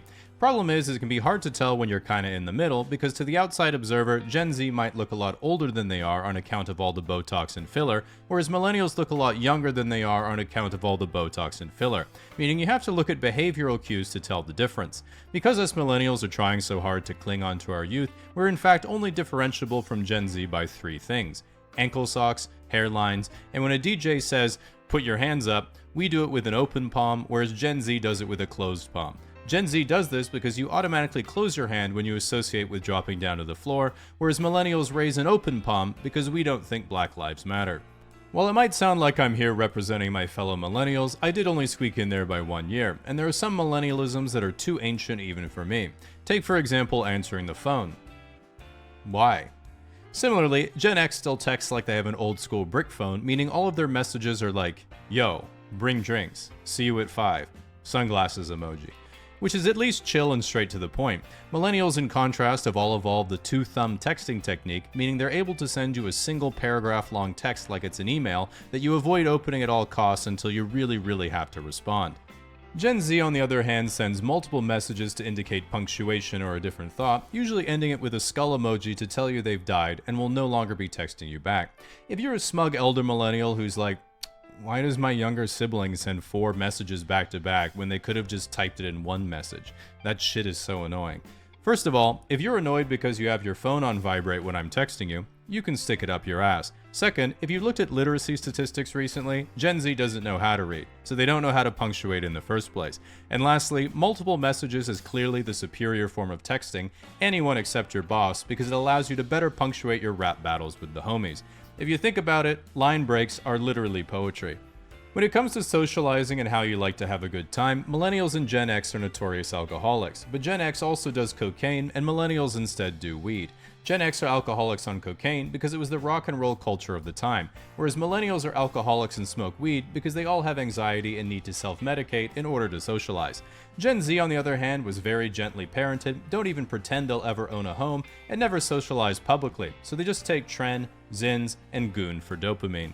One thing that Gen Z clearly outdid the millennials on is their slang, because just like high school, millennials also blundered the language on more than one occasion, coining such terrible turns of phrase as doggo, adulting, epic win, on fleek, it's lit fam, swag, I can't even, I did a thing, and calling any type of knowledge hacks.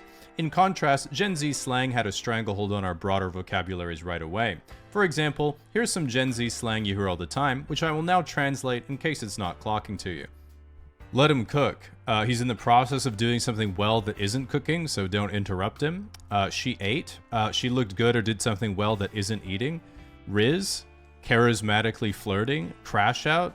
Mental breakdown. Shit slaps. It's really good. Fire.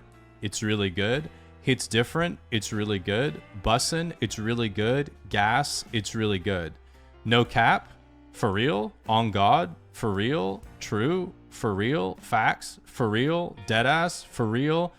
For real, for real, for real. One thing that older millennials have a terrible take on is that Gen Z has bad fashion. Gen Z has great fashion, especially compared to us millennials at the same age. Besides, when most millennials were teenagers, social media hadn't been invented yet, so instead of growing up trying to imitate the most liked Instagram trend, we had peace, contentment, and mixed and matched our clothing like a hand-me-down buffet exactly to our own taste. We didn't dress to impress, we dressed to express our deep cultural anxiety and fear of bothering our parents in case the baby boomers got mad at us, which they pretty much always were.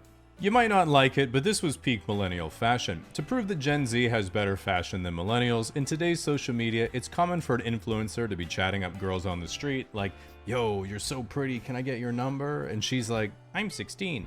And the guy's like, "Oh my god, you can't be 16. What? I gotta get out of here, chat." Back in my day, you'd already know they were 16 because we were all ugly. Furthermore, Gen Alpha now thinks that point-and-shoot digital cameras give a cool vintage look, meaning guess what? Low-rise bedazzled jeans are getting thrifted, and American Apparel hoodies are right around the corner. We are so back, baby. At the end of the day, ask most millennials, and we sort of feel we grew up in the best era to be kids, but the worst era to be adults. Gen Z, on the other hand, just thinks, wait, things were actually good?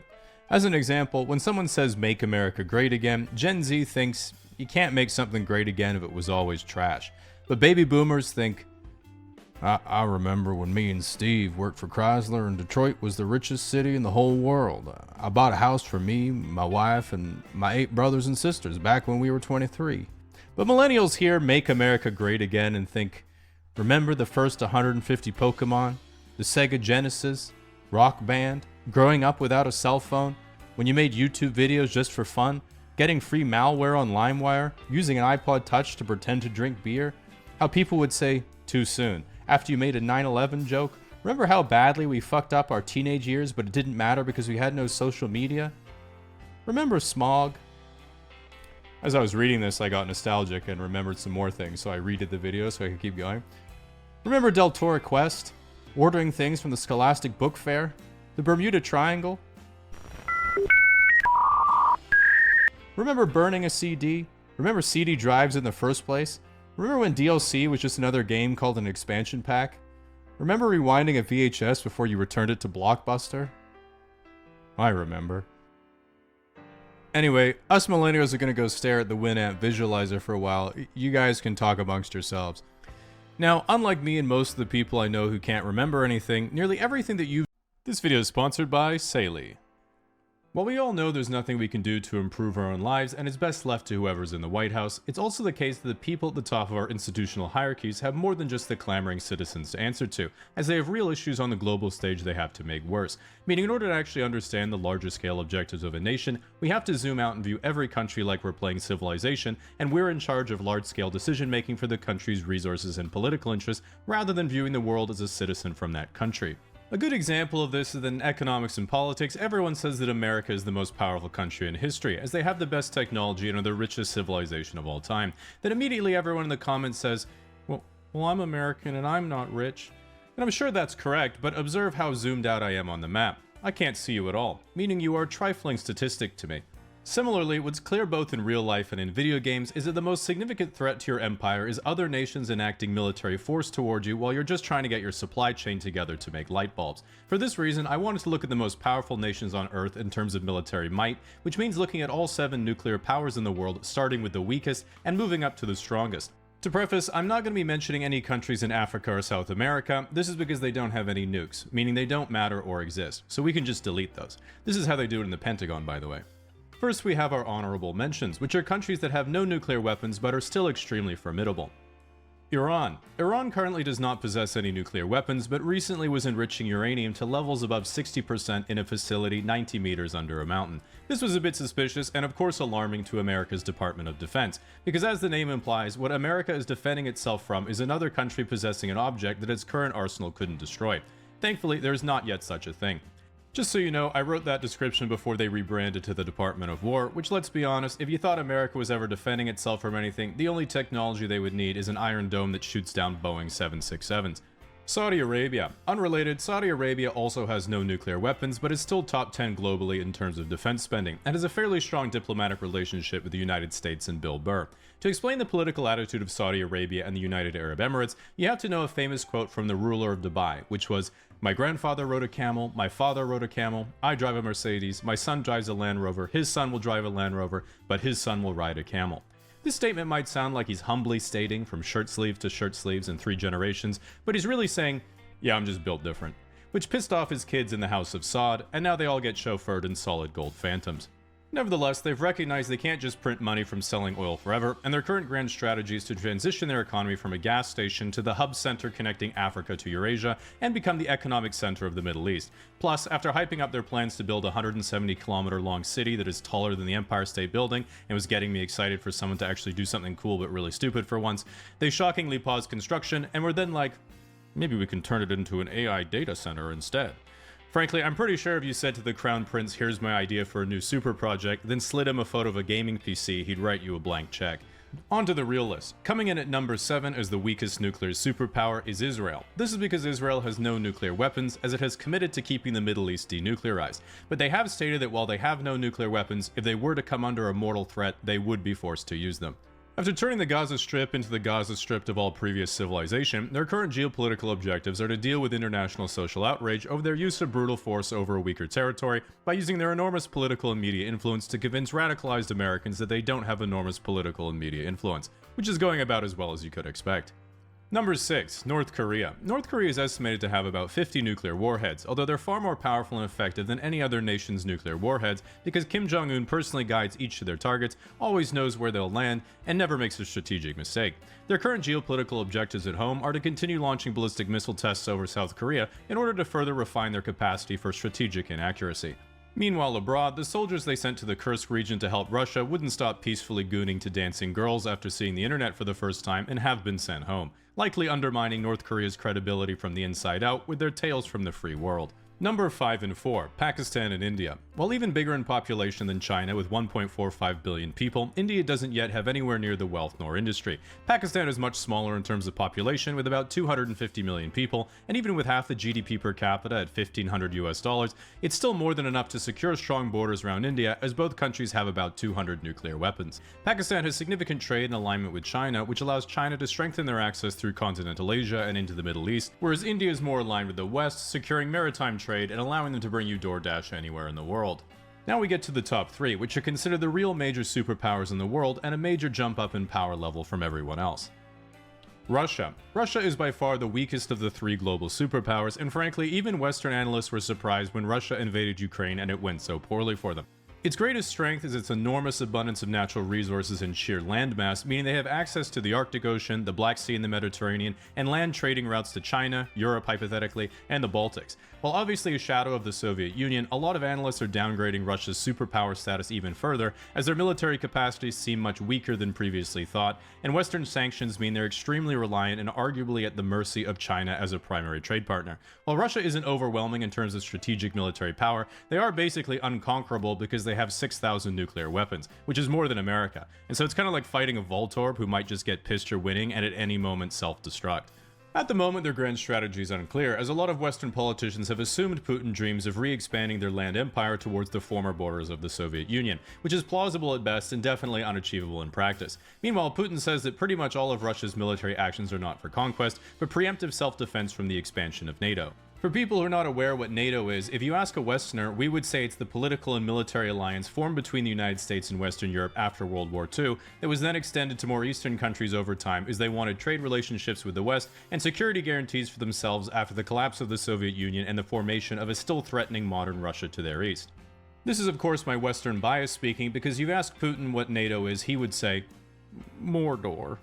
At any rate, it seems unlikely any further land conquest is going to occur after Ukraine, because what was supposed to be a quick little pro-gamer move that everyone was going to ignore ended up looking like this on the live conflict map in January 2023, and this is what it looks like 3 years later, so you can make up your own mind what that means. Number 2, China. China's biggest strength is turning their country from what was essentially an agrarian peasant society getting conquered by the Japanese during one of their many angry phases in the 1930s into the largest industrial economy in the world and second largest GDP in quite literally 40 years. They have a population of 1.4 billion and a GDP per capita of $13,000, which is absolutely absurd given its size and where they started. A common sentiment you'll hear online is that China actually only has a population of 800 million, but then you ask for evidence and they're like, Well, some Japanese scientists measured their annual salt consumption and it was lower than expected. Which is complete nonsense because my grandma's Japanese, and if you said, yeah, Chinese salt consumption's about 2/3 of what we expected, what do you make of that? She would have said, make a lot of sense, Jamie. Chinese don't know how to cook properly. Nevertheless, what makes China frightening is that because of their export economy, they have a massive industrial capacity. They have similar numbers of tanks and warships to the US, albeit smaller ones, and their air force and overall systems technology are far worse. But in terms of shipbuilding, China has a gross tonnage capacity of over 230 times the US and produced over 1,000 commercial ships last year, and America made about 8. Not 1,000, the number 8. And in case you think that isn't a problem, it's Chinese commercial shipyards that also make the destroyers. Currently, China's next big move is most likely the annexation, aka reunification with Taiwan, because to be frank, it's literally right there. And when China was like, hey, can we buy the really good computer chips from you? America was like, well, obviously not, that wouldn't benefit us at all. But like, imagine if Vancouver Island was its own country and had the best oil reserves in the world, and America was like, hey, can I buy some? And Vancouver Island was like, no, we use Chinese wellheads, so we only sell them the good stuff, but you can have the shitty oil we sell to everyone else. If that happened, I can assure you that I would be getting bombarded with freedom and democracy against my will well within 24 hours. So while I'm rooting for Taiwan, if you add on the fact that there are American military bases in Japan and South Korea, and they have access to bases in the Philippines, China's only way of securing clear access to the Pacific Ocean is Taiwan. Meaning it's not looking so great for the little guy right now. Number 1. The West. And partners. You already knew we were number 1 because I don't want to become the 51st state. The Western alliance of NATO and its homies post-World War II is essentially what everyone watching this video will have grown up and experienced and is likely currently living within. Our greatest strength is by far our enormous wealth and prosperity gained from free trade and cooperation. This came about because post-World War II, once everyone basically agreed to get along with each other instead of making world wars an every 2-decade tradition, this allowed the proliferation of the American global banking system called the Eurodollar, which was kind of like a banking telecom network throughout the world, allowing the proliferation and trade of the US dollar in Europe, Japan, and then basically everywhere else. Because of the West's perception as a liberal, rules-based democracy centered around free and fair trade, everyone trusted the currency and began using it, then saving it to use later as a reserve, resulting in what people call the US dollar reserve currency system. Even today, 58% of all global reserves are in dollars, 50% of all trade is done in US dollars, and 90% of all foreign exchange is in dollars as well, which allows immense privilege in terms of global influence. You can sort of think of it like how the global language of business is English. Europeans speak to Europeans in English, except Italians. Educated Chinese students learn English, and if you want to have a successful international career, you essentially must learn English. That means for people born into it, you don't have to do any work, and you get all the rewards. If your hopes and dreams are to be successful in music, film, tech, finance, business, or professional political streaming, you have access to the largest markets right away.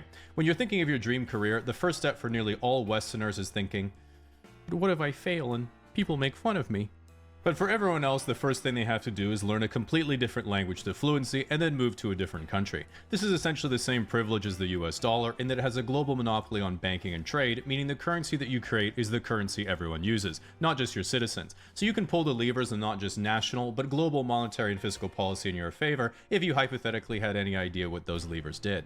With that said, currently the geopolitical grand strategy of the West is in complete disarray, because prior to Trump 2.0, both the Democrat and Republican plan was essentially to maintain the pre-existing Western rules-based order in conjunction with its allies in Europe and Asia, with only pocketed military intervention as fires needed putting out, or some perhaps slightly imaginary threats emerged. Even now, it's still not clear what the new hard-right grand vision is, or if there even is one, but if you read some of the partially human thinkers that seem to be whispering in Trump's ear, and you really interpret it generously, it would seem the basic premise is, we have to stop languishing and twiddling our thumbs as China becomes a threat to our position as global superpower. We need domestic industrial capacity to come back because we have no way to build our critical industry technology in volume if they decouple their economy from us. America shouldn't use our resources to be the protectorate militarily of Europe. They have the resources now to do it themselves. And America will establish political security over Central America, locking down a soft border for the entire northern continent, while using bases on Greenland to secure the Arctic shipping lanes, which are now open nearly year-round since polar ice has retreated in the last 50 years. Not because of climate change though, that doesn't exist. On paper, it's not like there's anything that unusual about the plan, it just represents a particular form of extremely hawkish foreign policy. The problem really is the not on paper part, which is using forceful executive powers to manipulate your allies while demolishing any pre-existing trust and goodwill. then circumventing all democratic political channels to achieve it as fast as humanly possible, causing massive social upheaval in your own country and the world, and all of this is while defying the entire fundamental basis of the Western Alliance in the first place, which is ironically destroying the social cohesion and resulting trade and finance empire that made America great post-World War II. From everything I've looked at, pretty much everyone seems to either think that America is trying to intentionally disconnect and isolate itself from Europe and its allies in an act of ultranationalist self-suicide combined with an economic Cold War with China, or that they're finally using strong-arm tactics to concentrate executive power and accelerate decision-making, allowing them to bring back real military strength, security, national identity, and industrial power to a stagnating Western empire.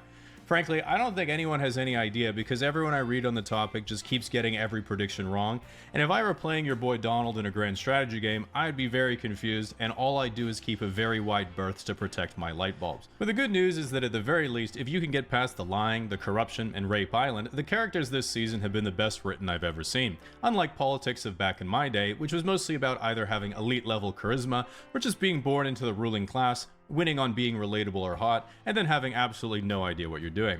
Some people are like, yeah, but Jamie, this isn't Game of Thrones. This is the real world. It could end with you dying in a nuclear war. Which always makes me think, I'm down. Now, unlike NATO, what shouldn't be collapsing is your access to an allied network of telecom towers giving you affordable access to cell phone coverage wherever you Dating is the human courtship ritual whereby individuals in the species try to adequately determine a sexual partner.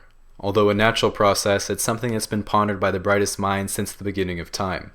Isaac Newton, one of the greatest mathematicians of the 17th century, yet a virgin until the day he died, once proclaimed, "Seducing a woman is like the cotangent function. No matter how close I get, I can never quite touch the pie."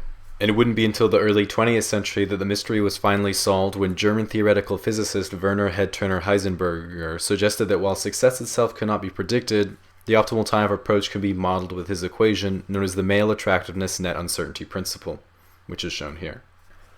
As for the corresponding variables, A is how attractive you are on a scale of 1 to 10, B is how drunk you are on a scale of 1 to 10, C is obviously just the speed of light, and then the D is just in inches. So lastly, you want to multiply by H2O when L goes to S, which is just the freezing point of water, and you get how long you should wait before talking to the girl you like.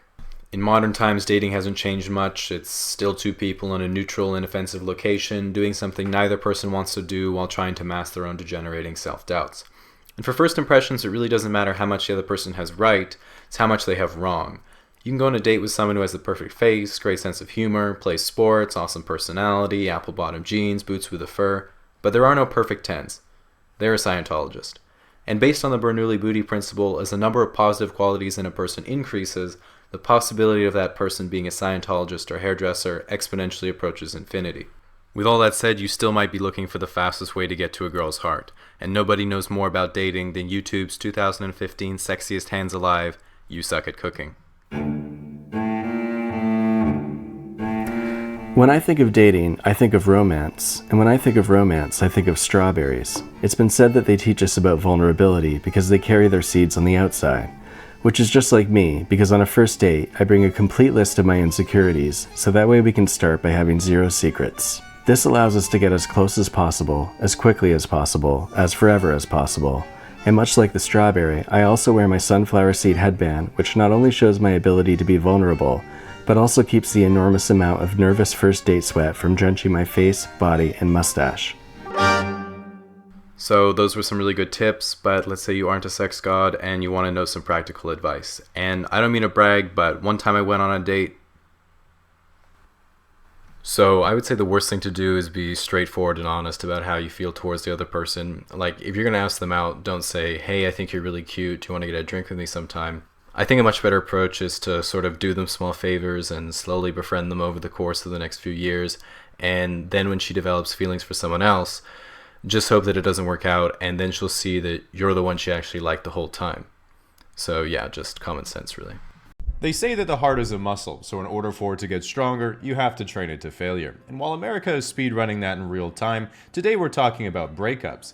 Breakups, also known in this economy as finding new roommates, is when you're in a serious romantic relationship with a partner and then say to yourself, "I don't want to be with this person anymore." You then think, maybe a dog will fix this. When that doesn't work, you then think, maybe a kid will fix this. But I digress. I didn't mean to drag you into this. Conventionally, a breakup occurs in 5 stages, so I thought I'd go through each one step by step so you can see where and if you're on that timeline. Stage 1. The first stage of a breakup is always the hardest, which is finding someone to date in the first place. A reason why this stage is important is because the way that you get into a relationship in the first place can really determine your individual attitudes towards each other as it progresses. For example, when a girl gets asked out and she says yes, she's thinking, wow, what a cool guy, I'm so happy, my life's going to be so much better. But when a guy asks out a girl and she says yes, he's thinking, uh-oh, she must be an idiot. Stage 2. Seeing red flags in the relationship. Now, if you're watching this and think you're in a good relationship right now, it might be a good idea to check for signs that it's heading south before it actually gets there. So I decided to browse r/relationship advice in order to become an expert on the topic so I can share some examples of more subtle red flags you might not pick up on and how you should respond. Let's say you've been dating your girlfriend for 5 years and you live together. One day she's at work and you walk into the living room and see a magazine open on the coffee table to a jewelry ad. You look closer and see a couple engagement rings that are circled and one in particular with love hearts around it. How should you respond? Exactly, she's obviously never mentioned it, but she's clearly cheating on you with her husband, so best to break up and tell her that you're moving on. Let's say you've been on a few dates with a girl and you feel you have great chemistry. While you're creeping her socials as usual, suddenly she texts you, hey, I miss you, can we hang out again soon? Now this is of course a great sign, but you don't want to seem too needy, so set a timer for 1 hour so you can respond at exactly the right time. After that, a few minutes go by and then she sends you a message on Instagram. It's a picture of her in the hospital, kissing a bald guy on the cheek with the caption, me with my stepbrother. How should you respond? Exactly, I know Johnny sins when I see him. Best to wait the remaining 56 minutes, break up, and tell her that you're moving on. Let's say you're overseas from your partner and have been in a relationship as long as you can remember, but are currently having a big fight about the joint vision of your future. You want to pursue a more down-to-earth existence on your farm, selling hemp and cotton clothing you've grown yourself, but they're reaching their financial peak and want to experience the luxuries of life.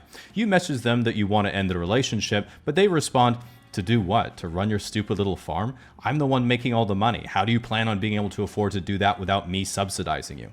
How should you respond? Exactly, you've already figured out a great way to keep labor costs down. Best to just declare independence and tell them you're moving on. Stage 3. The breakup. While breakups aren't fun for anyone, men in particular don't usually take rejection very well, whether it's from girls, election results, or especially art school. This is because if you're a girl and your female friend goes through a breakup, the game plan is clear. She'll text, "We broke up," to the group chat, then you all get together immediately, have a few bottles of wine, talk some shit about their ex, tell your friend she deserves better, and then have a pillow fight or something. For guys, the game plan is much more simple. He'll text the group chat, just a heads up, me and Katie broke up. You then reply, damn, that fucking sucks, dude. You good? He'll then say, yeah, I'm alright. And your job is done. What else could you possibly do? Now, regardless of whether you're a guy or a girl, whenever you're about to break up with someone, it's likely you'll start second-guessing your intuition, and it would be worth it if you struggled to replace them. So you have to ask yourself the most important question to see if you should go through with it. Who's going to pay the other half of the rent? While boomers and Gen X often complain that if you live with someone and break up, they get half your net worth. This of course isn't a problem for Gen Z or millennials because half of a negative number is pure profit. The real pain of course is losing custody of the houseplants.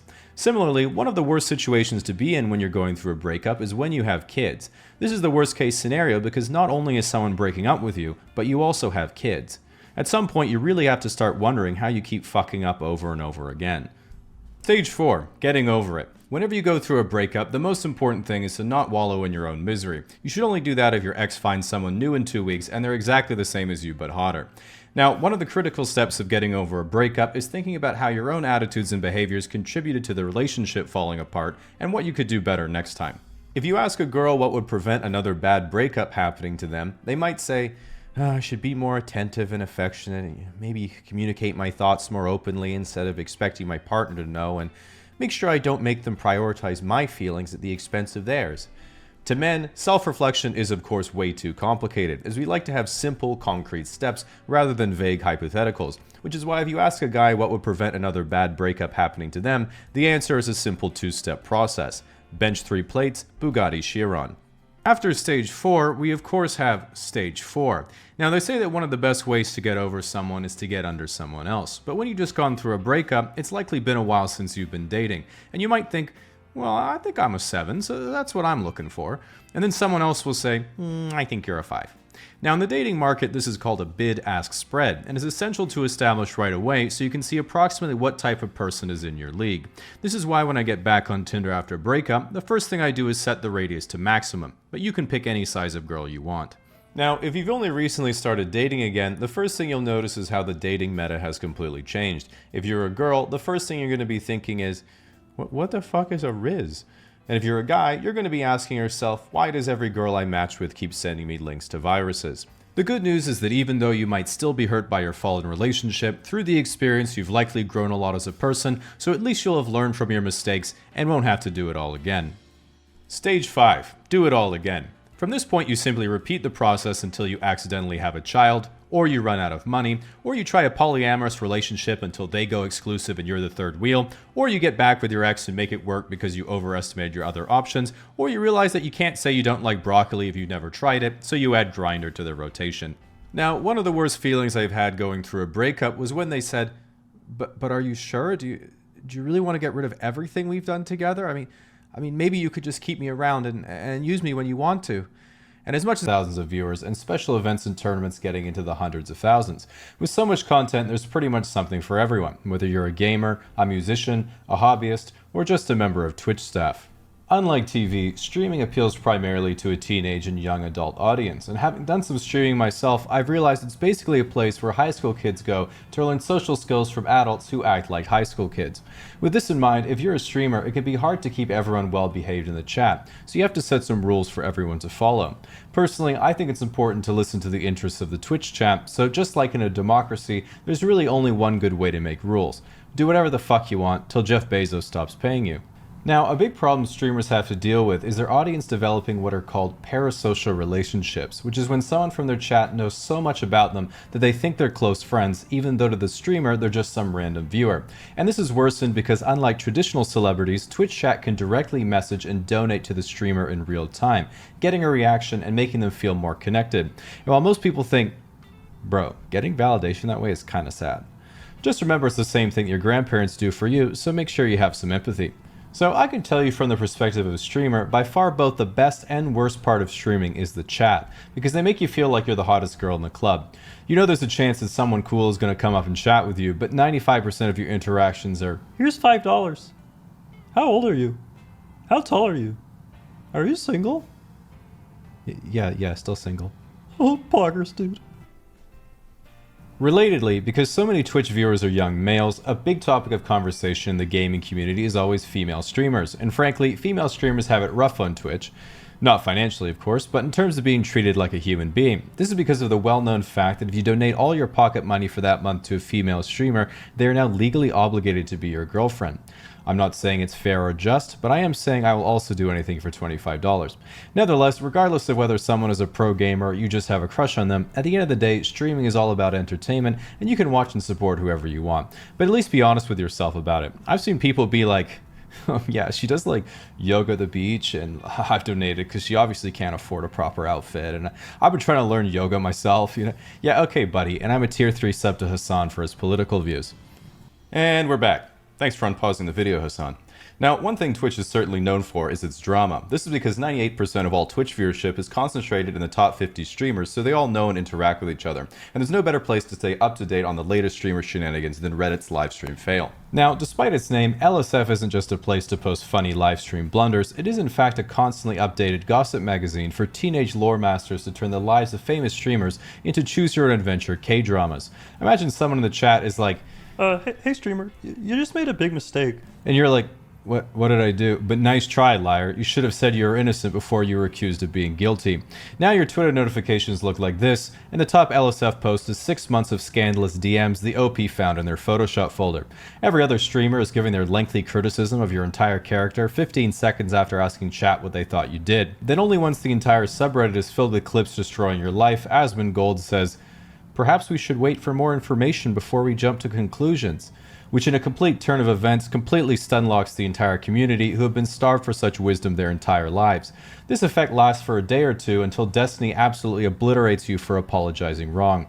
You announce you're taking a mental health break from streaming by streaming on your other account, and you begin planning your redemption arc with Dr. K. Now, one of the reasons why I'm a terrible streamer is because I'm never up to date with the latest meta, which is whatever the going trend on the website is that gets the most views. Like when Among Us became popular, I was like, probably just gonna be a fad like bean rice. Then a couple months later, I was like, well, I can't learn it now, it's just the end of the life cycle. And then a month after that, I was like, okay, fine, I'll buy it. And then right when I buy it, everyone quits and starts playing Rust. And then when I spent 3 months going through the same process, right when I decided to buy it, everyone just quits to play GTA. And so I was like, okay, the next trend that comes around, I'm completely ignoring it. I'm not wasting any more money. So of course, what was the next trend I missed out on? Fucking GameStop. Then right when I'm ordering my inflatables for the hot tub meta, guess what? No. This video is sponsored by ExpressVPN.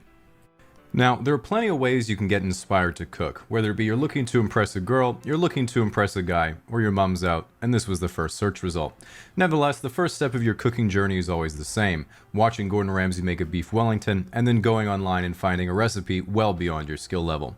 Now, after you've learned your lesson the hard way, it's time to pick something more manageable. A lot of people get stressed out trying to read a recipe, but it should be pretty easy if you take it one step at a time. In general, I find the only part of a recipe that's hard to follow is the part where it says serves to. Nevertheless, whenever you're cooking something, the first thing you have to do is buy your ingredients, bring them home, set them on the countertop, and organize them before you start cooking. This step is called mise en place, which is French for forgetting half the shit you need. In this situation, I like to make an adaptation to the recipe by taking a look at all the ingredients I don't have, seeing exactly where the author uses them in the recipe, and then I cross them out. Now, when you're cutting your ingredients, having a sharp knife is very important because it lets you cut things faster and more easily, thus creating the illusion of competence. To keep your knife sharp, make sure you run the knife up and down a honing rod every time before you cook. This won't do anything on account of your poor technique, but it does make a cool sound. Furthermore, if you do have a date, nothing turns a woman on more than being alone in a room with a man sharpening a 10-inch kitchen knife.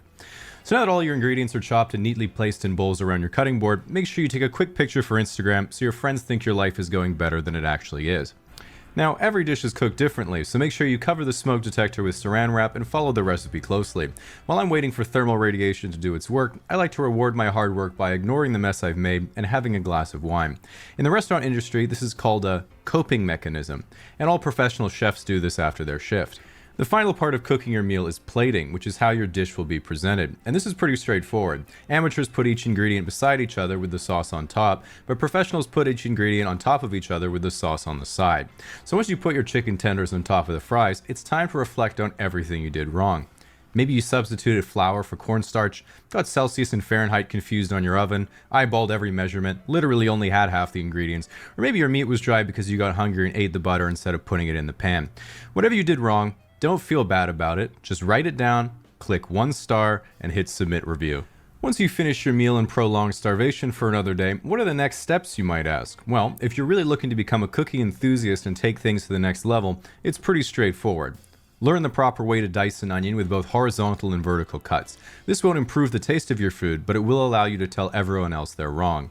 Purchase a $300 Japanese knife. These knives are designed specifically for cutting soft-boiled eggs and green onions to spice up your microwave ramen, but are also the perfect tool for cutting root vegetables on your glass cutting board. Purchase a cast iron skillet. While many think that this is just an 8-pound frying pan made of solid iron, that would be absolute sacrilege, as a true enthusiast knows that cast iron is not a raw industrial, but a misunderstood relic of the past to be worshipped and sensually oiled, only reaching a climax when your wife gives you the ultimatum that it's her or the pan gets the dishwasher cycle. Purchase an immersion circulator that you call a sous vide and then use it exactly 1 time. Run out of money.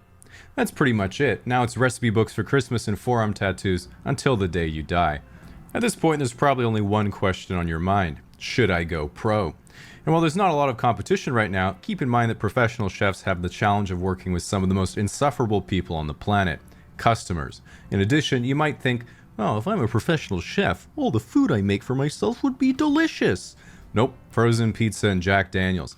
Nevertheless, I don't want to discourage anyone, and it all depends on what you really want from life. For example, if you want to be a pro athlete, your goal is to win a gold medal at the Olympics. If you want to be a pro artist, you hope one day your work hangs in the Louvre. But if you want to be a pro chef, you have to have the dream that one day, however unlikely, a French tire company will finally rate your restaurant 3-star. Strategy gamer.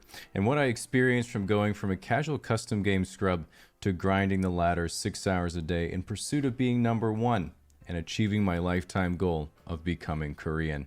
To give some context for the story, when I was really young, I used to really like strategy games like Age of Empires and Command and Conquer. But the part that I liked wasn't the commanding or the conquering, it was just making a bunch of workers and collecting all the resources on the map as I looked at the pictures in the strategy guide. So naturally, around 2009, when I was 13, I got very excited when they announced the latest and greatest strategy game that was about to come out. StarCraft 2.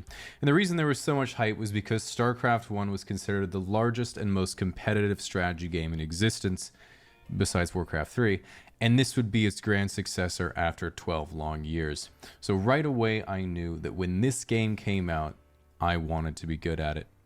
The big appeal for me for a game like StarCraft 2 was that it was 1 versus 1. So unlike a lot of popular games, you always knew that if you beat the opponent, it was because of your own superior skill.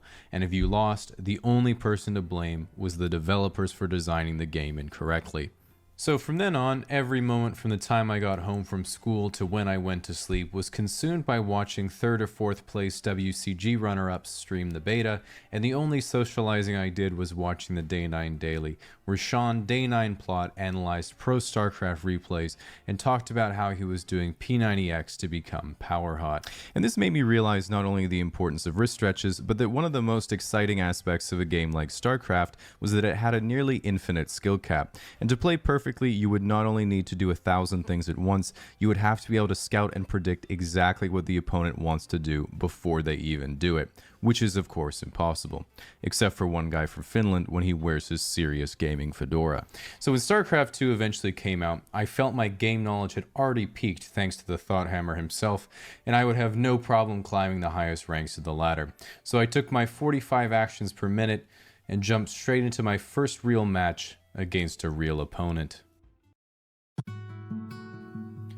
There are 3 races you can play as in StarCraft: Protoss, the civilized aliens with lasers; Zerg, the swarmy bug-like aliens; and Terran, the regular people of Earth that bring the big guns and balance complaints.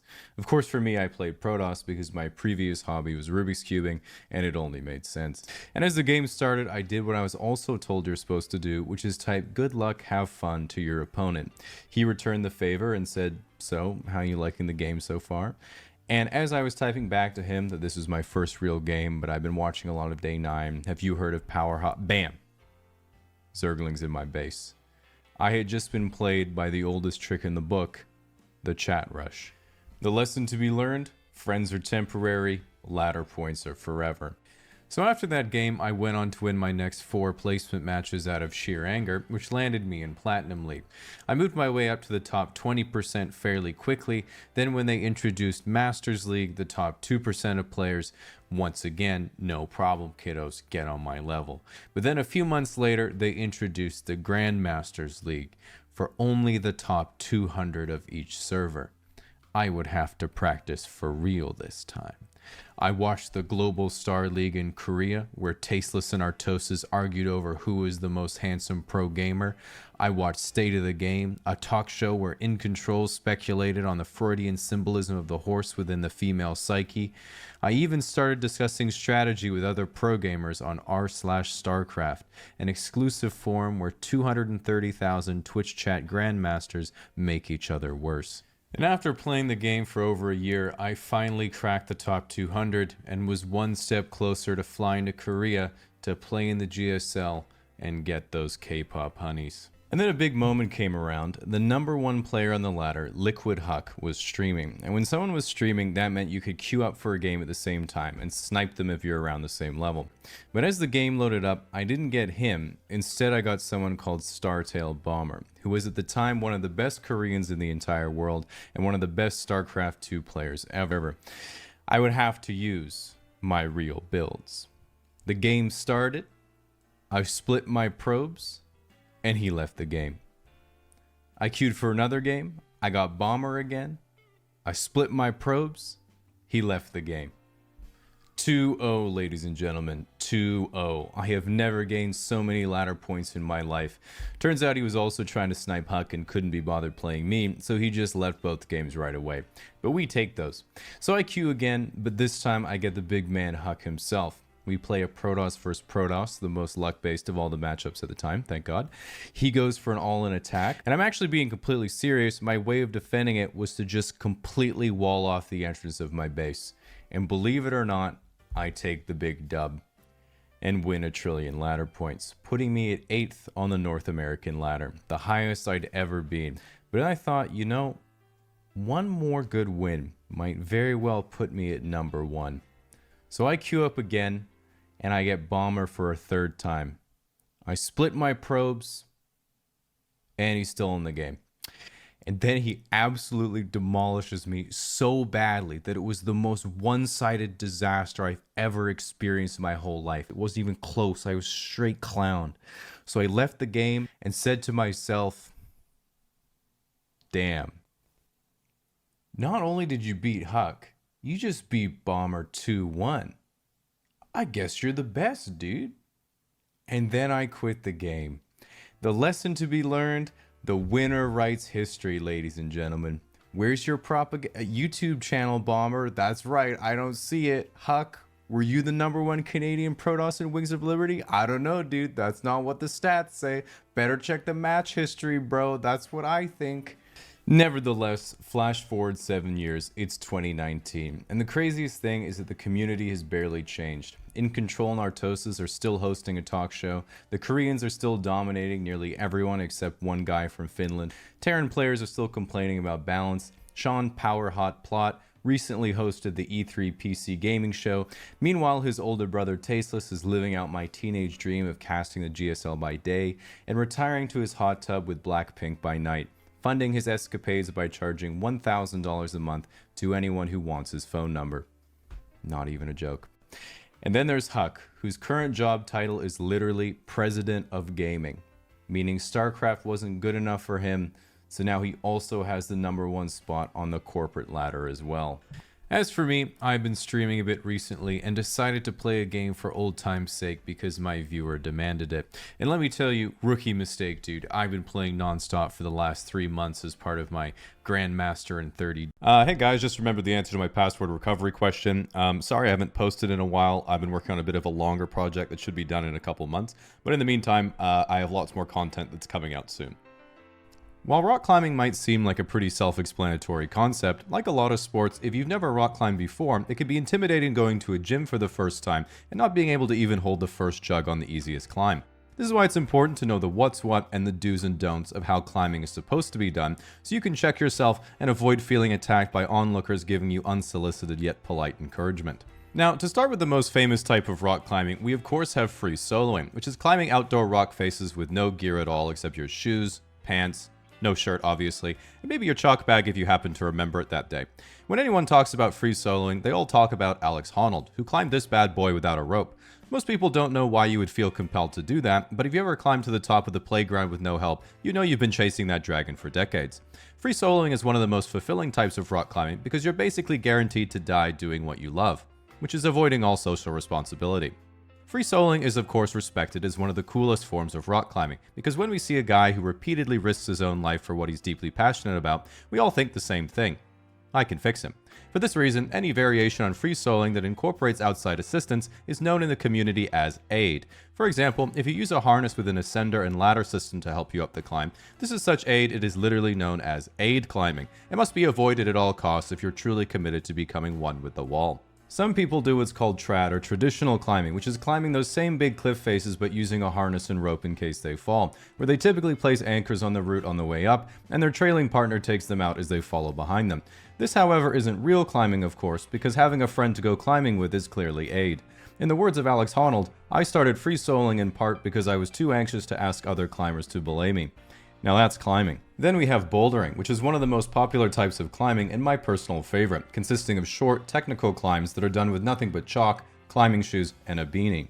Bouldering, along with free soloing, is the only type of outdoor climbing where climbers don't usually wear helmets, because a helmet obviously isn't going to help much if you're falling off El Capitan, but if a boulderer falls, they only fall a few feet, meaning when you bonk your head without a helmet onto the forest floor, your memory will be completely erased, so every attempt can be considered an on-site. At the end of the day, the two disciplines are pretty similar, because free soloing is just one really big boulder problem. If you've ever done indoor low ascent free soloing and a girl sees you find a knee bar on the overhang V5, You and Alex Honnold are practically the same person. He just has a bit more endurance. We of course have ice climbing, which is where climbers continually ascend frozen waterfalls by repeatedly pressing up B and throwing their partner 10 to 15 feet ahead of them until they summit.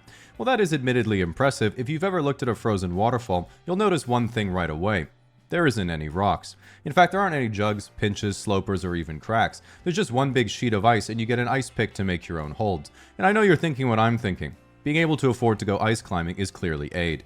You at least get cool spiky crampons that are designed to stick into the wall when you lose your grip, so when you fall, you immediately break both your ankles and have to call the helicopter to rescue you again. It is extremely important that everyone tries ice climbing once, so you can then tell everyone you've been ice climbing. We also have competition speed climbing, which is a very niche form of climbing where you climb an internationally standardized route as fast as possible. A lot of criticism has been brought to speed climbing because of its inclusion in the Olympics, where you have to compete in speed climbing, bouldering, and lead climbing, and then your combined score is what puts you on the podium.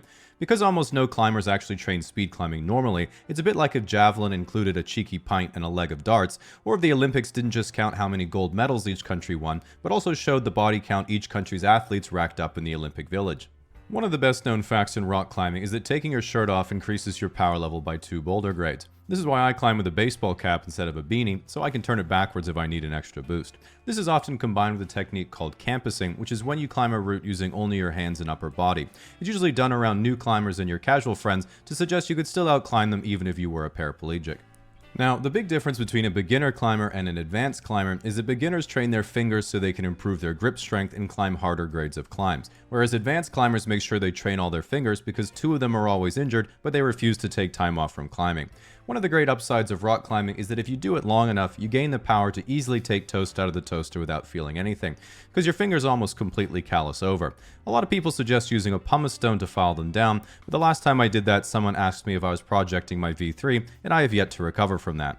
If you've ever been to a rock climbing gym with a lot of top roping, you'll notice they're often really popular date spots. But one of the things to keep in mind is that you'll really mess up your nails if they're not filed down. That means if you meet a girl and want to ask if she'd like to come and be your belay partner, you have to remember my golden rule. Long nails means her day would be ruined, and short nails means she's probably just a thoughtful lesbian. So better to keep your eyes peeled for a better opportunity and stick to the auto belay instead. If you make it out to a climbing gym, you need to keep in mind there are 3 types of people the entire gym stops to watch. Fitness influencers in leggings who have just discovered the synergy between yoga pants and a harness, the guy who's easily 3 times heavier than his 5-foot-tall girlfriend who didn't tie into the floor anchor, and the shredded shirtless guy who's about to flash the hardest problem in the gym, then wander off aimlessly to do some Wing Chun shadow jutsu and grab the kilter board a couple times before leaving and never being seen again. If you do decide to try yourself, it's also important to look the part, but this is where it gets tricky because if you just assume, well, I guess I'll just dress like everyone else and wear a beanie, Patagonia shirt, nylon cargo pants, North Face fleece, and a Gore-Tex softshell, you couldn't be walking a more dangerous line, because although to you it would appear you're simply another zebra in the Pacific Northwestern herd, you're literally one fatal mistake away from an overly friendly 30-year-old with forearm tattoos and a mustache buying you an IPA and telling you about Whistler. So pay very close attention to the crucial details of the outfit. Big beanie means snowboarder, normal beanie means rock climber, tiny beanie means skateboarder. Okay, you should be safe now. Slap on some tiny colorful shoes that turn your feet into croissants and equip your belay glasses to catch anyone on the ceiling checking you out. But remember, if you're looking to become a lifelong climber, there's an ultimate price you'll have to pay. And that price is the ludicrous annual gym membership. Don't be surprised if you need a second job just to fund the climbing fees in your cocaine bag alone. The last golden rule of rock climbing that you must remember at all times is that there is no injury that can't be solved with climbing tape. Torn tendon, peeled callus, broken finger, sunburn, all you have to do is wrap it around the affected area and never let a doctor look at it. If James Franco had some climbing tape in 127 hours, he could have just taped his arm back. Flirting is really important because it's about expressing your interest in someone you like in a non-threatening and fun way. I think it's easy to think that flirting is how you interact with someone in a conversation, but it really starts from the very first impression that you make on the other person. The trouble is that for a lot of people, flirting isn't something that comes naturally. If I go to a bar and see a person I really like and want to introduce myself to them, my brain says, alright, good handshake, remember their name, remember your name, pick 2. Then when things go south and I get up from the bar stool to leave and hit my erection on the countertop, I get a little bit demotivated, but really it's important to keep in mind that no one can be a smooth operator from the get-go, and it definitely takes some practice. So assuming you do manage to get through your introduction, it's a good idea to establish some kind of physical rapport. And a good way to do this is to touch the other person on the elbow when you say something they find clever or funny. In other words, you don't need to worry about it. Now, it's pretty easy to think, I really like this girl, but I don't know what I should do. And a really good idea is to practice your empathy by imagining you're the girl and thinking about what you'd like a guy to say to you. Even when you're talking about something like sex, one thing I've heard a lot from girls is, yeah, this guy was great, but he just finished and then fell asleep and didn't even think about how I felt. So the lesson I've learned there is if you want to be better at pleasing a woman, you really need to think about what it's like to be fucked by a dude. What's good about this is that because it's a thought experiment, you can do it whenever you have a free moment, whether you're on the bus, or at the gym, or just bent over the kitchen counter. So a big part of flirting is teasing, and this is essentially making small playful jabs at the other person that get a positive reaction and elevate the mood. Imagine a girl said to me, "So your last video had a good amount of views? Still staying up all night refreshing the page?" That would not be very good teasing because I'd be really worried about how she found out.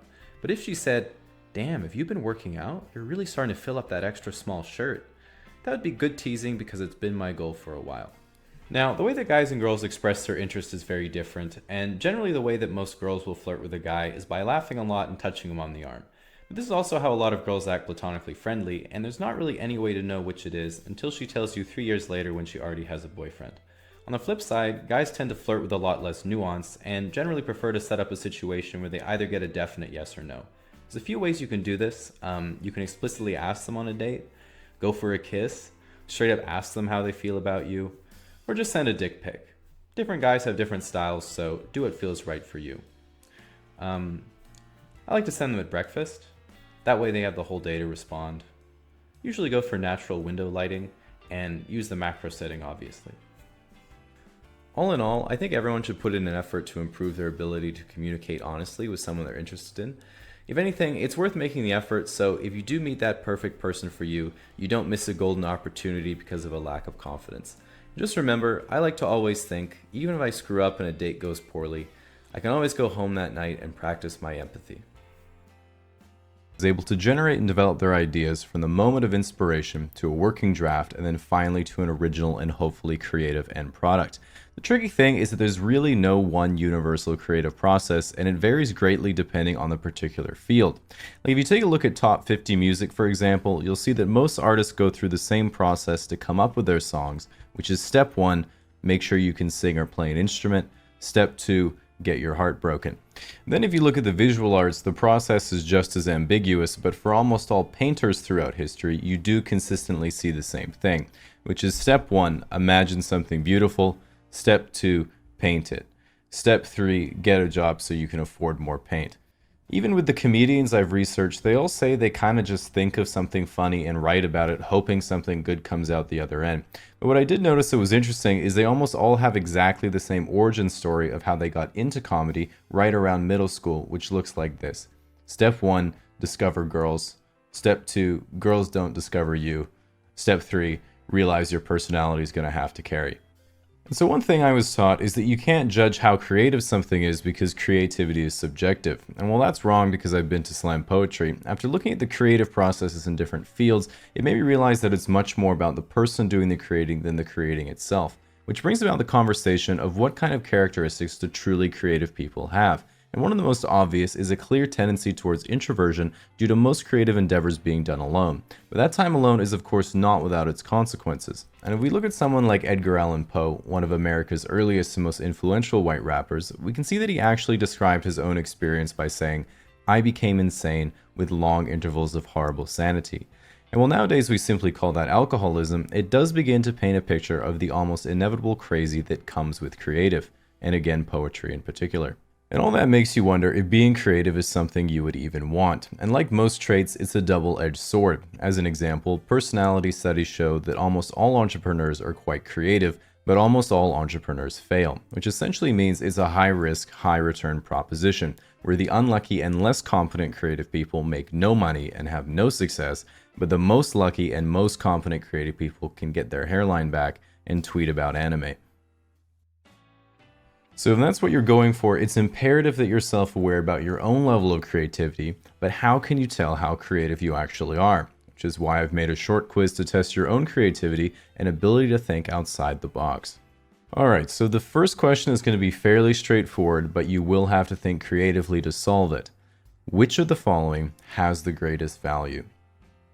Which of the following has the greatest value? That's right, it's definitely B. Target isn't what it used to be, Japan is fairly expensive, so Domino's is definitely the greatest value, especially when there's a deal on. Alright, so hopefully you're warmed up. Now we'll do a bit of a harder one. Okay, so draw these 9 dots on a piece of paper, and without taking your pencil off the page, connect the dots using exactly 4 lines, and each line has to start where the previous line ended. Alright, so I'll give you a sec to give it a go. Make sure you think outside the box. Think outside the box. Now, if you've managed to come up with this solution, that's correct. But the more creative answer I was looking for was actually this, because instead of trying to make the dots connect with each other, you've given the little guy a personality, so now he can connect with you. Wow.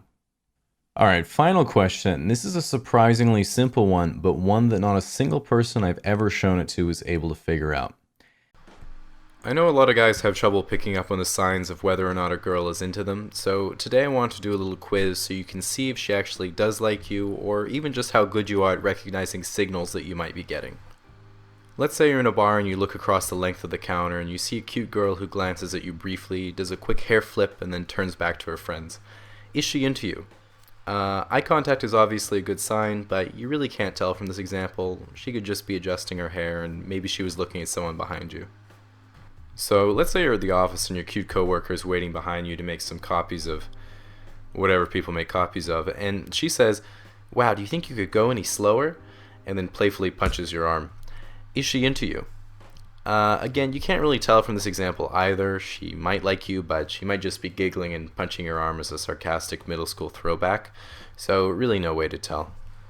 Okay, so let's say you're at the gym on the elliptical for some reason, and Cutie McBooty comes in and gets on the exercise bike in front of you. And then after 5 minutes, she looks back and says, "Wow, I'm so sweaty already. If only there were a way to get the same workout at home riding something else." And then gives you a wink. She into you? Yeah, I still can't tell with that one. Exercise equipment is pretty expensive, and maybe she lives in a small apartment and just doesn't have space. So maybe you find a good deal on rowing machines somewhere, you can show her the flyer. Okay, so let's say you meet up with a friend that you've had coffee and drinks with a couple times, and she says, "I had a lot of fun on the last few dates we went on." That's a good sign because she thought those hangouts were actually dates, so suppose then she says, "How'd you like to come back to my place and watch Netflix tonight?" That's another good sign. It's usually a pretty good indicator when a girl invites you to do something, especially at her place. So then let's say later at her house you guys are watching Wall-E or something like that, and she says, "I'm getting pretty bored, why don't you come upstairs with me?" That's another great sign. She probably has something pretty interesting to do upstairs if it's better than watching Wall-E. So then after you go up there, all of a sudden she pushes you onto her bed, dims the lights, rips off her clothes, and you start having sex. Is she into you? Yeah, again, you really can't be too sure. It's pretty dark in the room, so she can't really see you properly. Maybe she's from Canada and was just being polite. Anyway, best bet is to just keep your wits about you and continue to look for. Human beings are all members of the great ape family, and while they're closely related to bonobos, chimps, gorillas, and orangutans, they remain one of the most distinct, being the only to exhibit permanent upright bipedal movement and little to no body hair or fur.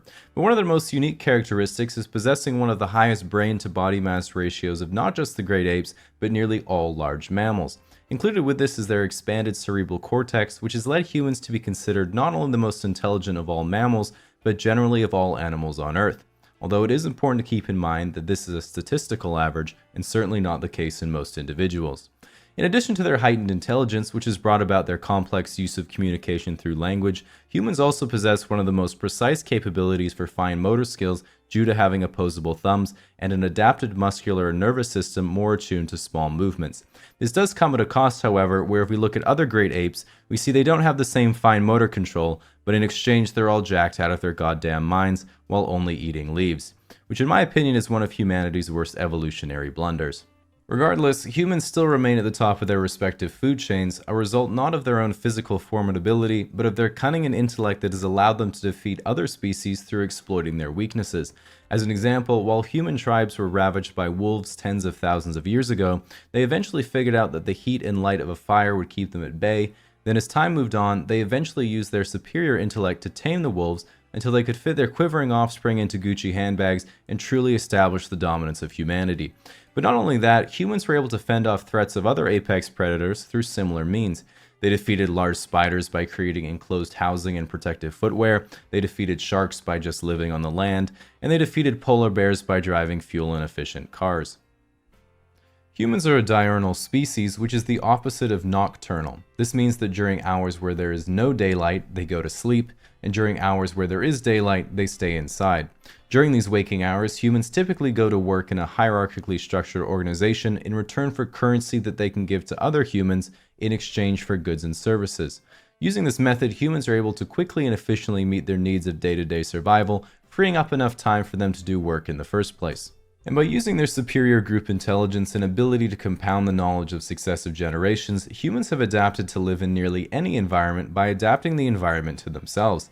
So much so that they have collectively spent thousands of years building systems that have almost completely negated the struggles of tribal lifestyle. All their food can be found in one location, typically within a few kilometers of their home. They live in individually climatized dwellings. They move from place to place using high-speed mechanical transport, and even communication has been rendered immediate through technological advancements. And by eliminating struggle and tribulation from their day-to-day survival, this has led human beings to be the first and only species on the planet to have truly run out of things to do. And in an effort to cope with their lack of responsibilities that regard group survival, humans enjoy voluntarily going to the outside environment with other humans so they can pretend to do something, or also spend their time by watching screens that display someone else who is also pretending to do something. With that said, one area that modern humans still commit a great deal of time and attention to is the pursuit and maintenance of sexual relationships, although mostly the pursuit.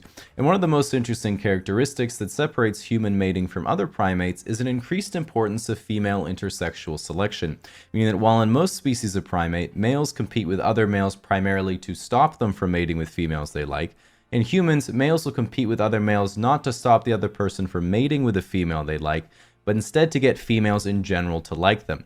This typically doesn't work, but they do end up impressing other dudes. An interesting and not entirely unrelated fact is that human males have one of the largest genital size to body mass ratio of all primates. Again, keep in mind that this is a statistical average and not the case in most individuals. Humans are typically monogamous in nature, which is largely due to their lifelong social structures and the extended maturation period of their offspring requiring additional parental support. In fact, unlike most mammals that reach maturity in a few years, most children are unable to fend for themselves until they are quite old, and typically can't function independently for anywhere between 12 and 80 years. And with such a long lifespan, the unique difficulty for humans comes not at the time of their ultimate death, but at the point they realize that while they still have several years to live, they aren't adding value to their society, but are a burden on it instead. For most people, this realization typically occurs around the age of 18. Human societies themselves are generally segregated into large territories of land under singular leadership or government, then further broken down into smaller geographic regions or states, and then again into towns and cities in which all variety of the nation's individuals live. Humans themselves are to some effect territorial, and like chimps, will not hesitate to tear another human limb from limb if they oppose upon their tribe and are perceived as an enemy. And while that makes you think, thankfully they have evolved to live not in tribes, but in modern civilizations where that type of behavior is frowned upon and has been mostly relegated to the comment section and incompetent drivers. Ultimately, one of the most remarkable characteristics of human beings is that they're one of the only creatures to have profound awareness of their own consciousness and are considered the only animal to be able to reflect deeply upon their own existence, although generally they avoid it. This allows humans to both diagnose their own shortcomings and to plan future goals that would bring them both happiness and fulfillment, again hypothetically.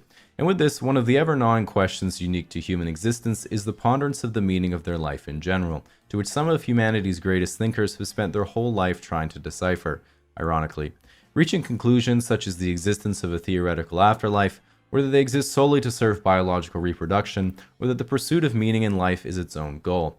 In the end, while humans have seemingly solved the struggles of primitive survival, these existential questions will forever be up to each individual to solve for themselves until there's an app for it.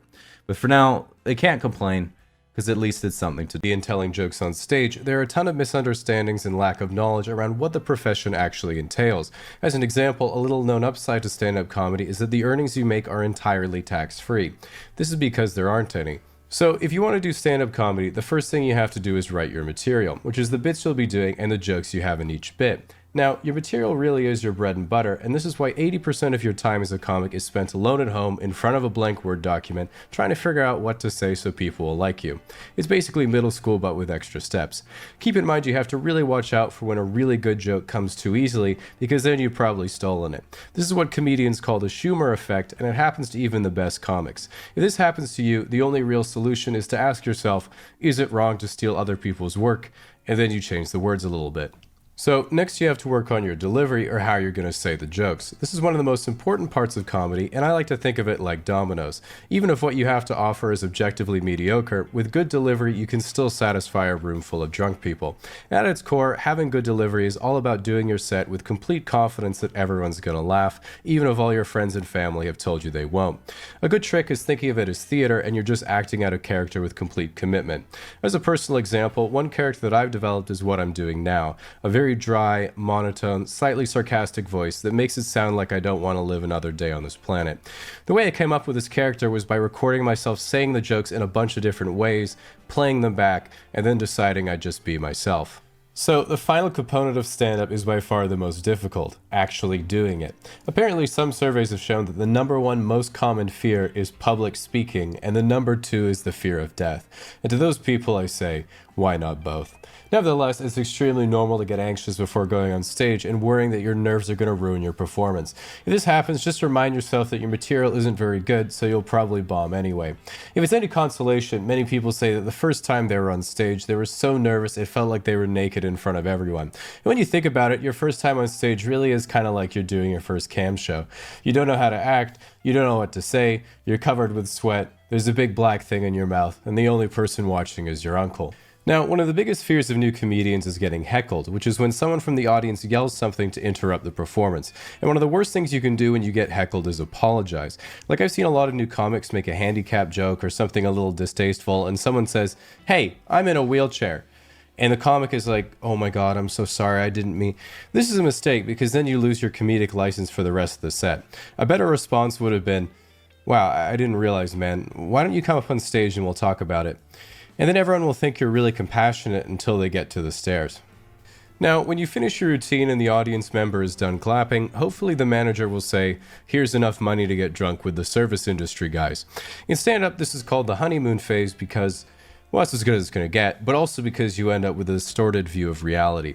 The next day you'll go and tell someone about how you got wasted after your first real stand-up gig, and they'll say, "Oh, I'm sorry to hear that." And you'll be thinking, "Wait, what? I thought that was cool." But then you can't quit. You become addicted to the rush of performing, the high of getting an audience to laugh. Stand-up permeates the rest of your life whether you want it to or not. Every school or office presentation suddenly becomes your stage. You prepare material for every date in order to hone your craft. You study the work of your most successful contemporaries, all until one day you finally get the call and it's all paid off. You're rewarded with respect from your peers, and your legacy lives on forever in the world of comedy. But until then, smash that like button, leave a comment, hit subscribe, and ring the bell to get the latest notifications. I'll be at the bar. So, I recently had a conversation with someone who said, "I've never really played video games. I don't get why people like them." And while I feel that she kind of answered her own statement, I felt compelled to talk about it because they've always been a big part of my life, and since I was a kid, I thought there was no better way to make friends than inviting someone over to watch me play video games. Now, if we go way back, one of my first gaming experiences was when I was about 4 years old, and my dad gave me a Nintendo 64. And what made me really fall in love with Nintendo was how they made me feel like I was something I could never be in real life.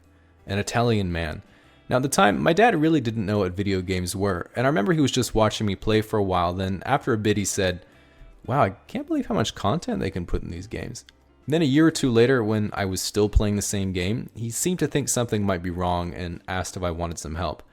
I said I could figure it out myself, and it took me 4 years, but I got there, and when Christmas came around, he got me a brand new game as a present. Then my brother gave me the strategy guide for it and said, "I hate to see you struggle." In the end though, joke's on him, I couldn't read.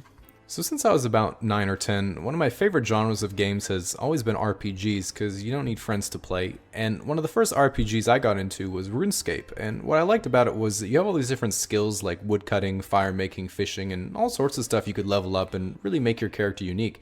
And I figured, hey, I can totally reinvent myself on here to be whatever I want to be. That'll make me happy. You know, it didn't work, but, you know, live and learn. Which I didn't. Now, I don't want to paint the picture that video games are always life's answer, because when I was about 13 or 14, like most kids my age, I was pretty self-conscious and had a lot of emotions that I didn't know how to deal with. I remember there was a real turning point for me when I came home from school really frustrated with the other kids, and I needed a way to vent out that anger, and of course I knew not to take that out on anyone in real life, but shooting a computer player with a bow and arrow wasn't cutting it, so I left the fantasy games behind and found something more realistic and first person.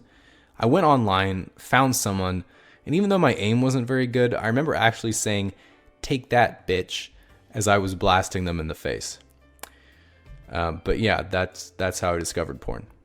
So after working through my emotions in POV, FPS, one of the best years of my life was when I was about 14 or 15, and everyone was really excited about StarCraft. Like most real-time strategy games, StarCraft was pretty brutal because you can never relax. Not only are you always doing something in the game, you're always trying to improve your level of play by practicing outside the game. And every day when I came home from school, all my friends would be in a Skype call discussing our replays and how to get better. And being one of the first big esports, I thought, I want to be really good. So I played it about 6 hours a day for over a year, to the point my life practically revolved around the game. And eventually, after putting in a few thousand hours, I got to the point I was very briefly one of the top 10 on the ladder and got to play with some of the guys that I idolized. Unfortunately, that didn't last too long, and I was never quite good enough to go to tournaments and make money, but after I left the game, it was the first time I didn't regret any of the time I'd lost, because I truly achieved a goal that I set for myself, and I realized that if it weren't for that experience, I would have missed some of the most valuable lessons I've ever learned. Like, sex can wait, and no matter how good you are, there will always be a million Koreans better than you. And so since my StarCraft experience, I haven't really played any video games because I could never really get into anything in the same way again, and I'd barely touched a gamer controller all the way up until a few weeks ago when my dad moved, and I had some old stuff in his attic I had to go through, and I came across my Nintendo 64 and all my games, so I took them home, had a good experience reliving some of those memories, but not only that, I even found my own Donkey Kong strategy guide, and just like I remembered, I'd barely used it.